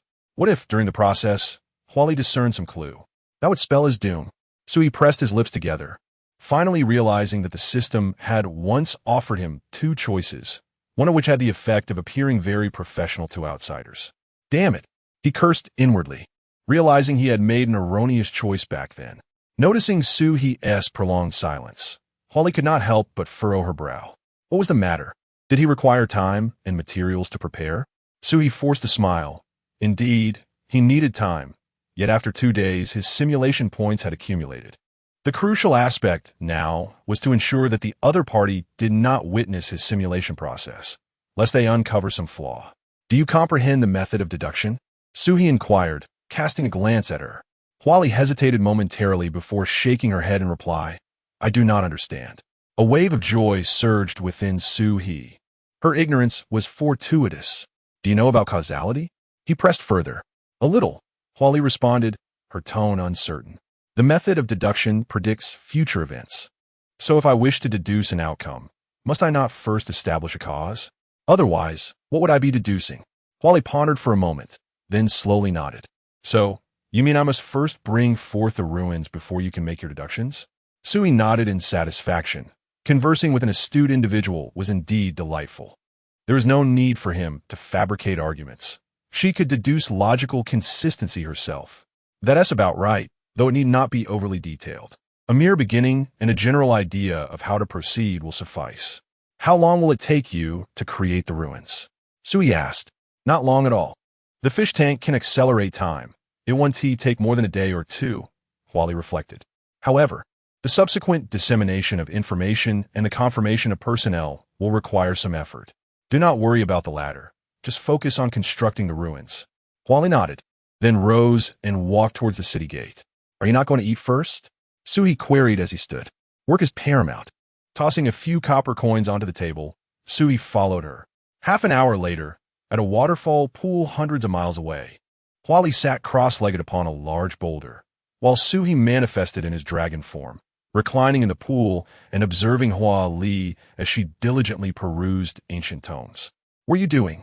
Sui inquired with curiosity, having expected her to commence construction immediately. He was taken aback to find her immersed in study. Without lifting her head, Wally replied, I am searching for sects that existed in ancient or primordial times but have since perished, or for renowned yet vanished practitioners. What purpose does this serve? Sui asked. What do you think? The flower-like figure raised her head in silence, gazing over. If you were to deceive people into coming here, you ought to fabricate a more credible origin for the relics. Wouldn't it be more enticing to mention sects or powerful figures from ancient times? That would undoubtedly lend greater persuasion. Might you show some respect for the celestial beings we lured here? They too have paid the price of their lives. Sui marked. You, scoundrel, speak as if you possess a conscience. Noting that the other party had entered a work mode, Sui felt disinclined to frolic in the pond, transforming into human form and moving beside the bluestone. Yet, after merely a few glances, he felt dizzy and disoriented. Clearly, he was ill-suited for such preliminary preparatory work. Is this not feasible? The Taoist of the Celestial Gate, a true immortal from ancient times, last seen tens of thousands of years ago, likely perished. Could we not use his tomb as a lure? Sui proposed. Moreover, he was a mid-stage true immortal. The legacies left behind would suffice to attract late-stage celestial beings. With a sidelong glance, the flower-like figure immediately shook her head. No, that individual is notoriously ruthless. Even if a tomb remains, it is likely to be occupied by someone who has seized control of the deceased's body. Thus, even if the news spreads, few would dare to come. So he bit his lip, pondering the intricacies involved. Subsequently, he suggested several other potential figures, all of which were dismissed by the flower-like figure. As Sui continued to intrude, her frustration grew, and she cast him an exasperated look. Typically, there are 6 types of relics. First, those whose lifespans have reached their end, seeking someone to inherit their teachings. Such relics are rare, as one seldom encounters an immortal who has simply passed away of old age. Hence, this type will not be considered. Sui touched his face, recalling how close he had come to witnessing one. The second type involves those who died abruptly, having unwittingly offended an enemy or encountered a foe who gravely injured them, leading to a hasty demise in some secluded location. These relics are the most valuable. The third type is tombs, as I previously mentioned. They are either occupied by those who have seized control over the deceased or are constructed to prevent disturbance after death, laden with deadly traps. Few would willingly venture into such places. The fourth type consists of original dwellings, where the owner met an untimely end while engaged in affairs outside, leaving behind their former abode. This can be advantageous, yet cultivators typically carry their precious treasures with them. Hence, such original dwellings harbor little wealth. Thus, I would not choose this unless necessary. If I did, it would be for figures of considerable stature, such as those at the mysterious or golden immortal levels, as even the slightest remnants from them would suffice to satiate our celestial beings. The fifth type pertains to obliterated sects, which, for various reasons, have come under siege by hostile forces, ultimately leading to their mutual destruction. These relics often contain considerable treasures. Lastly, there are trial grounds, established by great figures to test their successors, akin to a form of amusement. Such techniques are far too advanced for me to replicate. Those celestial beings would easily discern their authenticity as a fabrication. Suhi listened intently, nodding in agreement. Indeed, there is much wisdom in this. The other party is truly adept at orchestrating this perilous endeavor. Having spoken, Huali fixed her gaze on Suhi, who remained by her side, and said with exasperation, "Leave the matter of the ruins to me. You may return to your leisurely pursuits by the water." Suhi, harboring disdain within, retorted silently, "I shan't partake in such trivialities. I shall take my leave." "Where to?" Huali inquired, closing the ancient tome in her hands and rising to her feet. "I am famished. I shall return to the city for a meal," Suhi replied, turning his back and gesturing dismissively. Since she had her own affairs to attend to, he took the opportunity to seek a secluded spot for his simulation. Observing that Suhi had no intention of fleeing, Huali felt reassured enough to sit back down. Once back in the city of Bianliang, Suhi concealed his presence and meandered through winding alleys until he finally emerged from a hidden corner. Upon locating another discreet nook, he summoned the system forth. "Let the simulation commence." Ding. Consumed 1 simulation point, beginning future simulation. Chapter 84. Will you die horizontally or vertically? On the first day, you returned to the pool where the flower fox had already prepared the ruins. Designating a rather obscure human cultivator known as the true immortal Qinglong as the master of the relic. However, it reassured you not to worry. As long as the news was disseminated, individuals would naturally seek further information, believing it more firmly if they discovered it themselves. In the following days, the other party provided you with methods to discreetly spread the news regarding the existence of the ruins. For instance, they suggested creating false ancient texts and treasure maps to leak to scattered immortals and earth immortals, leading them to be eliminated by other celestial beings, thus allowing the news to spread organically. Alternatively, one could infiltrate the black market of human cities, feigning the sale of information while actually spreading rumors. After disclosing all the strategies they had devised, the other party sought a location to set up hidden formations to guard against particularly astute individuals. Over the next few days, you diligently followed their guidance, progressively disseminating the information. On the 11th day, after completing their tasks, the other party joined in the propagation of the news. They inquired if you had completed your calculations. Given the limited time, they were unable to accurately assess each late-stage celestial being. Should the individuals who arrived exceed their control, it would spell disaster. You nodded affirmatively, confidently assuring them that there were merely 13 late-stage celestial beings, alongside the early-stage celestial beings, just enough to be divided among you. Upon hearing your words, the other party felt a sense of relief and continued their preparations.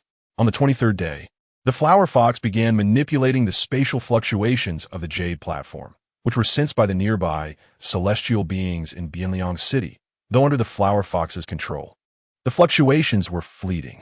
On the 24th day, you infiltrated Bianliang City, learning from conversations among human cultivators that most believed the rumors you had spread, convinced that an ancient relic left by a true immortal was about to emerge. On the 25th day, you intentionally revealed details, prompting the late-stage celestial beings who had obtained the specific location to head towards the direction of the relic set by the flower fox. On the 26th day, the day before the relic was to open, the flower fox smiled at you, holding a broken sword and pointing outside the jade bowl at the more than 40 late-stage celestial beings and several hundred early-stage celestial beings, asking whether you preferred to strike vertically or horizontally. As you observed the words indicating a failed simulation, Su awkwardly touched his dragon horn. Although this failure was anticipated, the flower fox's questioning left him feeling somewhat embarrassed. Fortunately, it was merely a simulation. Su felt relieved, for had it occurred in reality, the flower fox's petty nature would undoubtedly have held him accountable. Ding! Simulation successful. The host has received the following reward options. Option 1. Experience in cultivation for the next 26 days. You will gain cultivation experience for the next 26 days. Option 2. Spear technique. Dragon's roar 7 kills. This martial technique is akin to a dragon soaring through the heavens. It strikes accompanied by the sound of piercing air.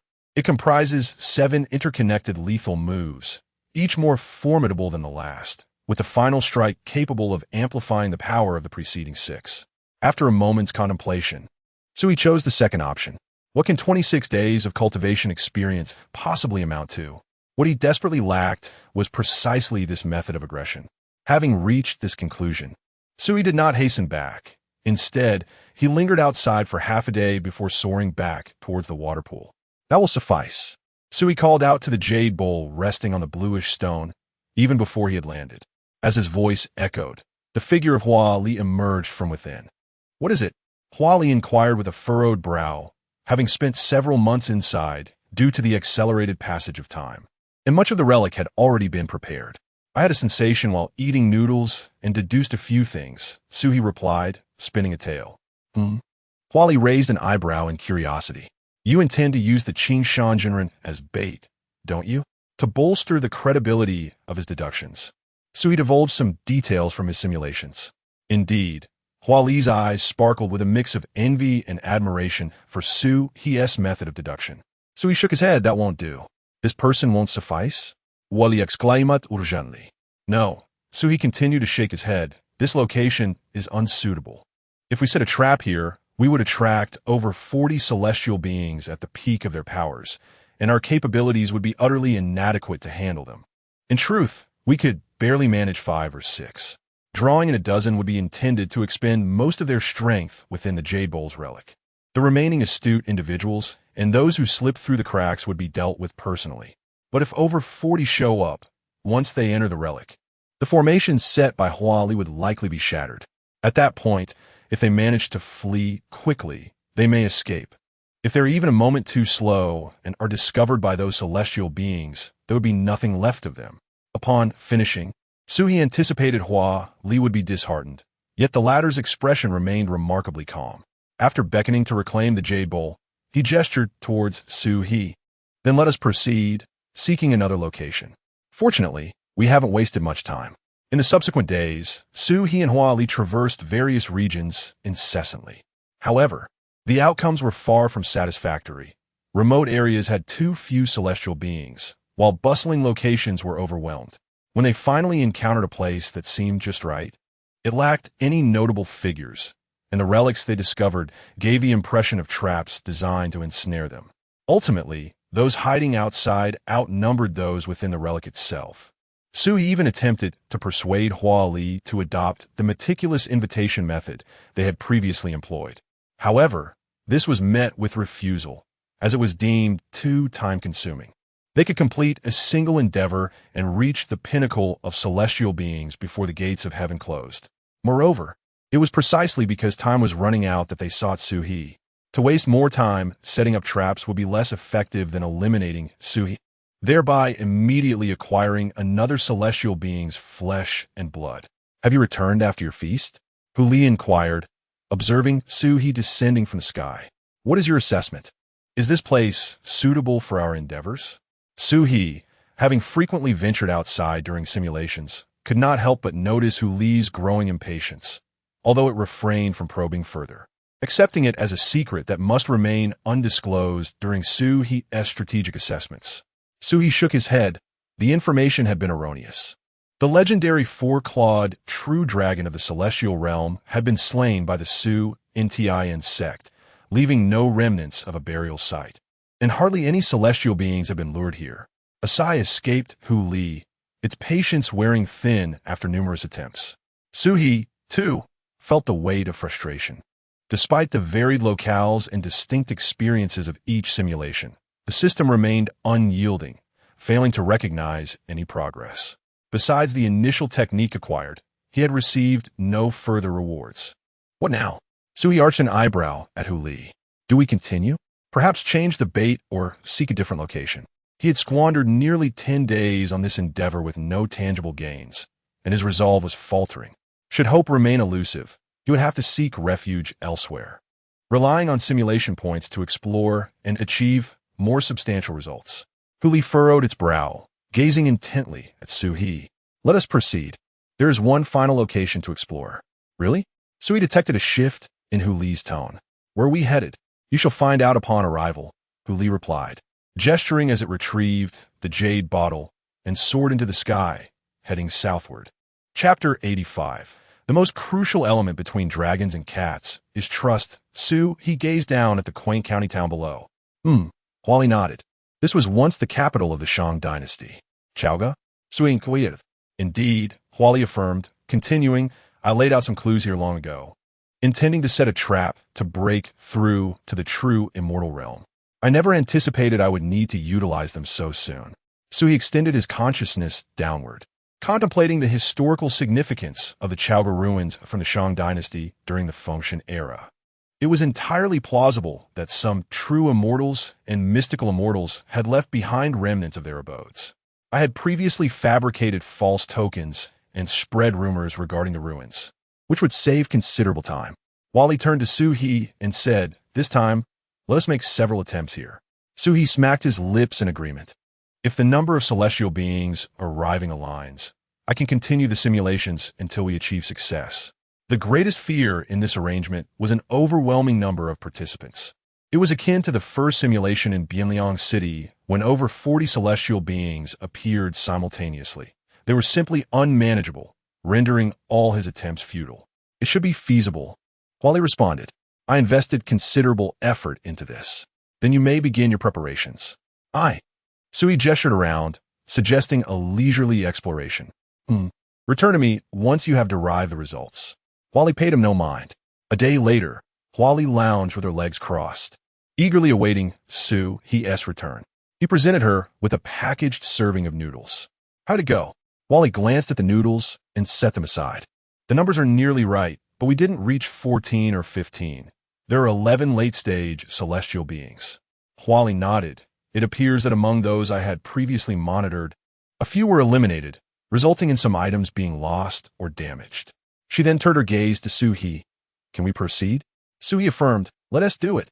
With 11 late-stage celestial beings, combined with those in the early stages, they had sufficient strength for both to ascend to the pinnacle of the celestial realm. 2 days later, there is someone proficient in formations inside. They discern the trap you set outside to lure them. Shall we preemptively eliminate them?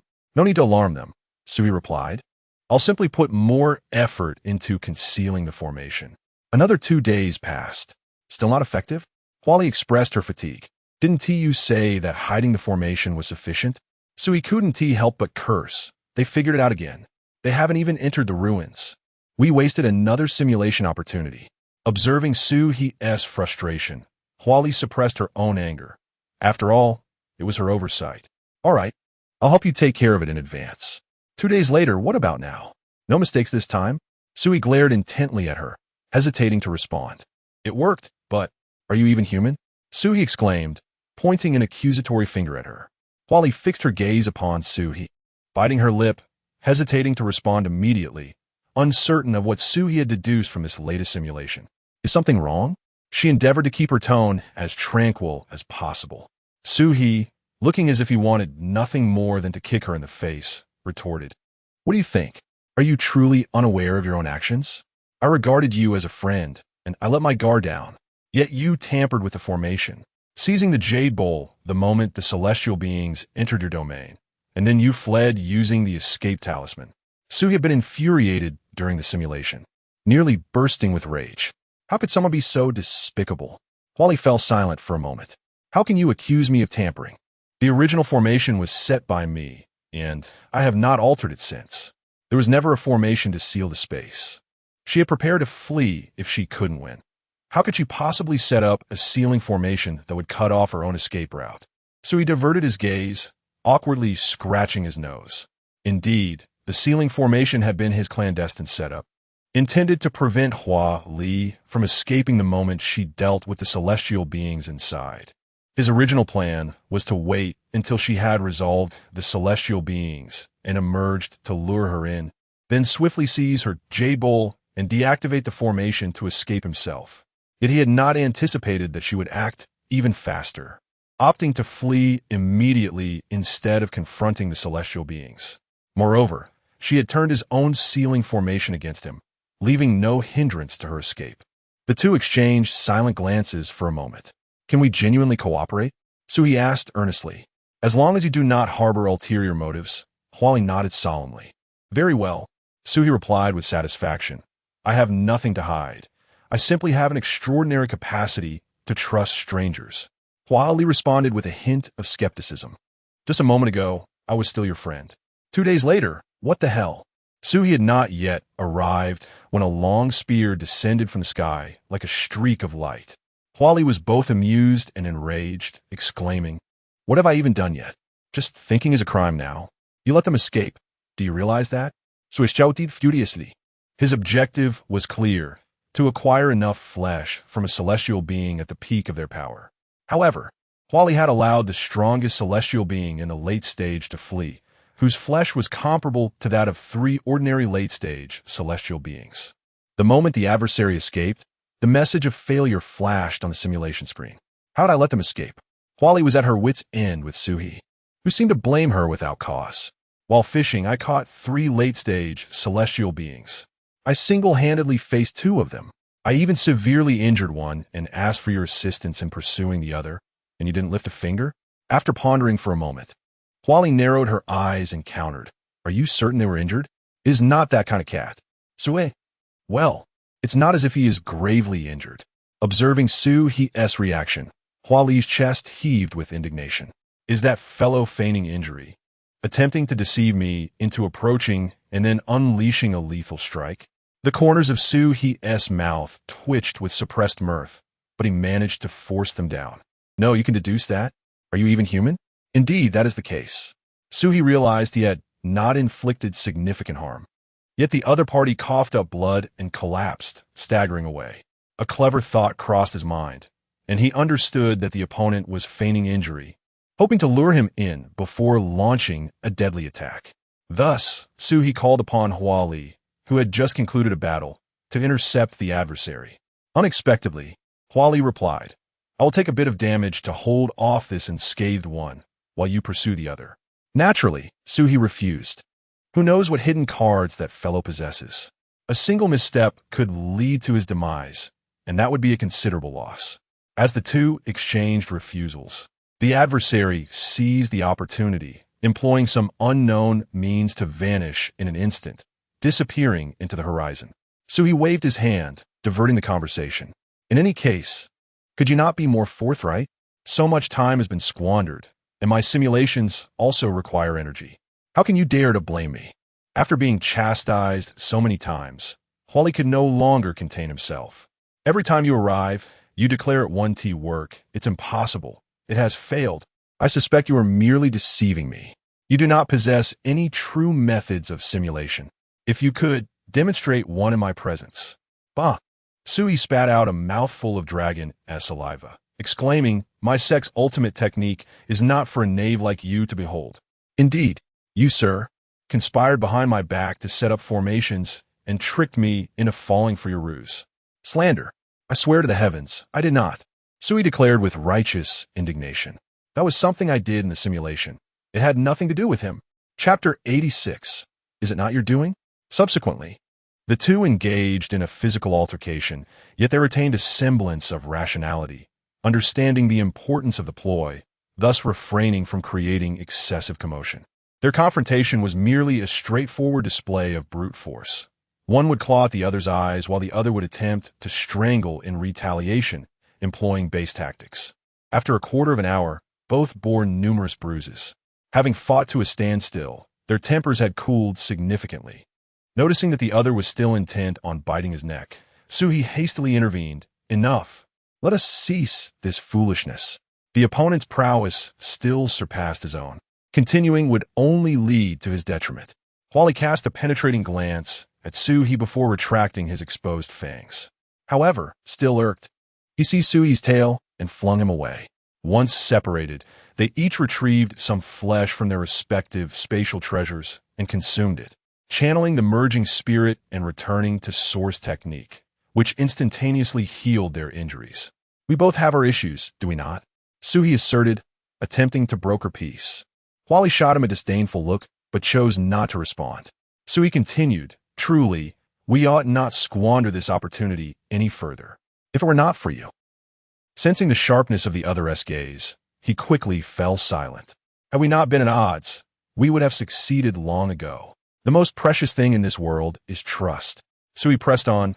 Next time, let us be forthright with one another, avoid mutual schemes, eliminate those celestial beings, share the spoils, and part ways amicably, shall we? While he scratched his face with his claw and regarded Su, according to your recent simulations, it seems the one harboring selfish intentions has been you. Su, retorted, and you would dare claim you lack such thoughts? While he averted his gaze from Su, feigning busyness as he scanned the surroundings. No, then neither do I. The only remaining issue is that elusive celestial being in the late stages, correct? Indeed, Sui nodded. Very well, return to your simulations. As you suggested, let us engage in a genuine collaboration this time, divide the spoils, and then part ways. So retrieving the spear embedded in the ground, preparing to ascend into the air. How long will this take? Uncertain, depending on the complexity of the matter. Sui replied. He could not afford to reveal his vulnerabilities, which he could only simulate every 2 days. Hence, during these simulations, he had disrupted the timeline, sometimes taking a day and at other times 2 or 3. Understood? Wali grunta. They sought a secluded location 1,000 miles away. Sui concealed himself within and called out several times, I have discovered you. And once he confirmed the absence of pursuers, he finally felt secure enough to summon the system. Commence the simulation. Please confirm the target for this simulation. Upon seeing the system's prompt, Sui could not help but reminisce about his recent skirmish with Wally. One cannot truly know another without a conflict. After their encounter, Sui felt that their relationship had significantly deepened, thus acquiring flesh potent enough to transcend the peak of celestial beings. If the opportunity arises, one would monopolize it and then withdraw safely. No, do not misunderstand. The objective has transformed. Previously, the aim was to consume it entirely. Now it has shifted to a conditional consumption, contingent upon opportunity. This consideration is quite generous, especially given the recent encounter that lacked prior acquaintance. Moreover, having painstakingly earned the trust of the other party, how could one squander it? That deceased tabby cat is certainly not Lu Xianxiao. Were it Lu Xianxiao, Sui would indeed be willing to divide equally. Ding. Consumed 1 simulation point. Commencing future simulation. Day 1. You return to find the tabby cat, informing it of the entirety of subsequent simulated events, and it nods repeatedly, deep in thought. As this is merely a simulation, Sui harbors no fear of information leakage. The other party is intrigued by how he possesses such detailed knowledge. Day 2. You both begin to devise a detailed plan regarding subsequent matters. The tabby cat leaps gracefully from within the stone gate, still feigning severe injury. At the moment of its appearance, the 3 celestial beings lying in ambush swiftly reveal themselves, yet upon doing so, they find themselves in a stalemate. One is a human female cultivator, accompanied by 2 demon immortals, a crane demon and a green lion. The one who escaped last time is indeed that crane demon, which at this moment still conceals its true strength, pretending to be an ordinary peak celestial being. The parties exchange tense glances, unprepared for the revelation that others possess the acumen to discern this as a trap, and they resume their vigil. You no longer conceal your presence, soaring forth, casting a glance at them before pointing at the tabby cat and exclaiming, Let us eliminate it first, then we shall settle matters. The 3 adversaries exchange glances, acquiescing to your proposal. In such circumstances, it is prudent to eliminate the orchestrator of the trap before proceeding, for who knows if it possesses any hidden contingencies. Once it is dealt with, the rest can rely on their own capabilities. The 4 of you join forces to attack the injured tabby cat. In a brief skirmish, the green lion chuckles derisively, remarking on the cat's pretense of injury. However, does it matter? With all 4 of us attacking, how much can it withstand? Before the green lion can finish its sentence, your spear pierces through its skull. The body of the adversary crashes heavily to the ground, causing the earth to tremble, and a human female cultivator gazes at you in horror, retreating as she says, Fellow cultivator, is it truly necessary to act so hastily? As her words leave her lips, the tabby cat produces a concealed remnant sword treasure, charging towards the crane demon without a backward glance, exclaiming, I will hold this one off, You hurry and deal with that human. According to Su-He's insights, it is uncertain how formidable the crane demon's strength is. Thus, after some deliberation, it is decided that the slightly stronger tabby cat will restrain the opponent while Su-He eliminates the other peak celestial being, after which they can join forces to dispatch the crane demon. This approach seems far more prudent. Upon uttering this, the two adversaries exchange glances, comprehending the situation at hand. Beast! The human female cultivator curses. Thank you for the compliment. In less than a quarter of an hour, you swiftly dispatch the human female cultivator. Then turn to join forces with Hu Li in attacking the crane demon. Although the opponent possessed considerable strength, you had clearly overestimated the situation. Their trump card was merely a top-tier celestial artifact. Within mere minutes, under the combined onslaught of you and Hu Li, the adversary met their demise. Following their death, Hu Li turned to you, her gaze imbued with a hint of inquiry. You shook your head with a cold smirk, exclaiming a few words. Are you still waiting to act like a cunning bird? Having discerned your intentions, I noted the absence of other celestial beings, which allowed me to fully relax. Concurrently, Hu Li's expression towards you transformed, displaying a hint of amusement. Is it accomplished? Su-He blinked. Though soon the glimmer of joy in her eyes was replaced by regret, lamenting the lost opportunity to claim it all for herself. After eliminating all foes, Hu Li regarded you, and you returned her gaze before both of you focused on the jade bowl suspended in midair. This was a precaution taken by Su-He to prevent the opponent from seizing the bowl and fleeing, thus imposing a restriction on Hu Li. Upon emerging, she was not to immediately collect the jade bowl. After all, the corpse of the formidable celestial lay within. If she were to act as she had previously, collecting it and subsequently dispatching the 3 late-stage celestials before making an escape, it would result in significant loss. Have you divided it? You inquired tentatively. Of course, it was agreed upon from the outset, came the response. Then pour out the corpses contained within. I have noted their quantity, so do not attempt to conceal anything. The jade bowl belonged to the opponent's domain, and Su-He could not venture inside. Simultaneously, Su-He's gaze remained fixed on the opponent, wary of any treachery at this crucial moment. Hu Li observed your tension and couldn't help but chuckle. I am no fool. With your method of deduction, I shall not be deceived. As she spoke, she gestured towards the jade bowl in the air, attempting to summon it back.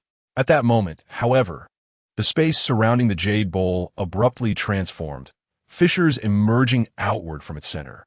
You widened your eyes, staring at Hu Li. You are not being forthright. But after your outburst, you too noticed the astonishment reflected on Hu Li's face. Is this your doing? The opponent inquired, brow furrowed.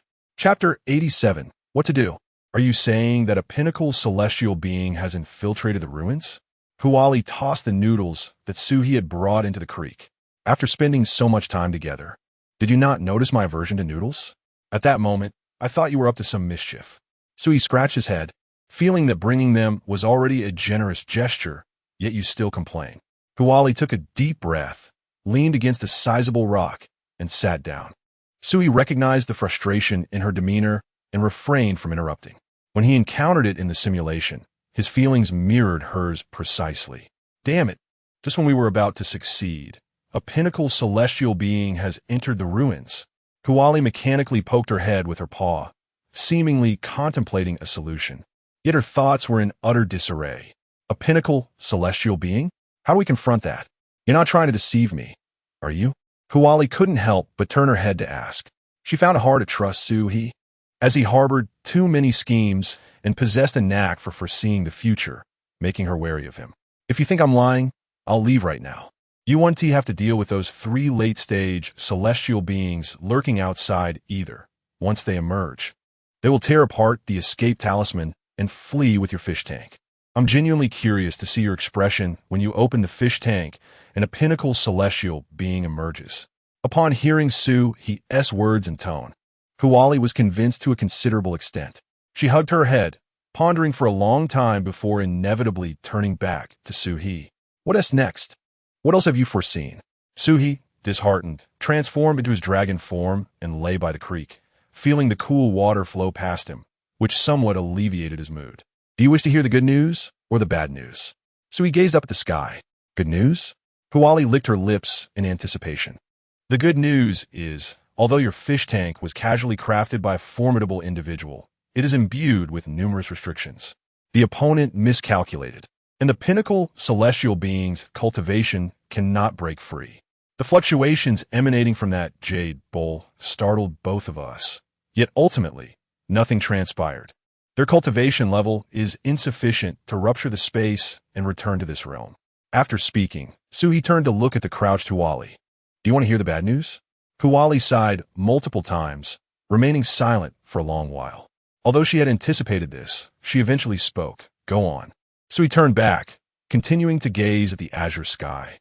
The bad news is that while he cannot escape, he can consume the corpses of those early-stage celestial beings inside. And we still dare not open the fish tank to confront him. Huh. Although she had foreseen this outcome, Huali still scoffed upon hearing it. After a prolonged silence, she exclaimed, Where on earth did a pinnacle celestial being come from? Huali could not restrain herself from sitting up and cursing. How would I know? Swish chirak. Now, they found themselves in a predicament. If they placed that being inside, the celestial corpses would become a boon for their adversary, rendering both of their plans mere offerings to another. If they were to be placed outside, the two of them would merely serve as snacks for that formidable celestial being at the pinnacle of its power. After a moment of banter, Huali reclined beside the brook amidst the river sand, while Suhi gazed at the azure sky, both falling into a contemplative silence. 2 minutes passed. Huali slowly spoke. I have a brilliant idea. What is it? Suedip Laid Weekly. Do you know who that celestial being at the pinnacle is? I'm not sure. When they found themselves in a dilemma, the system's notification of a simulation failure popped up, preventing Su-He from entering. Of course, even when he thought there was a chance, he dared not proceed. Can you deduce who it is? That shouldn't be a problem. Huali's tone remained calm, as if discussing something trivial. You identify who the opponent is, and when we truly set our plan in motion, you find a way to keep it at bay. Oh, although curious, Sui still appeared listless. Then I'll consume those 10 celestial beings at the later stage, attain the pinnacle, and emerge to assist you in eliminating the opponent. I won't touch the corpse, it will be yours. Ha! Sui forced a smile. You're quite amusing. Why not let me break through to the pinnacle and then help you? The first thing he would do upon breaking through would be to tear apart the escape talisman and flee. Am I to remain once I've reached the pinnacle? Having achieved my goal, why would I linger, still unsteady in my newfound power, to assist you against an unknown celestial being? What if I perish? Wouldn't that be a tremendous loss? Even a kind-hearted dragon like him thought this way. Sui could hardly imagine the audacity of that cunning raccoon. But you won't be able to control the formation inside. My skills in formations have reached a commendable level. Then never mind. I suddenly feel this isn't a good idea. Silence enveloped them for another half minute.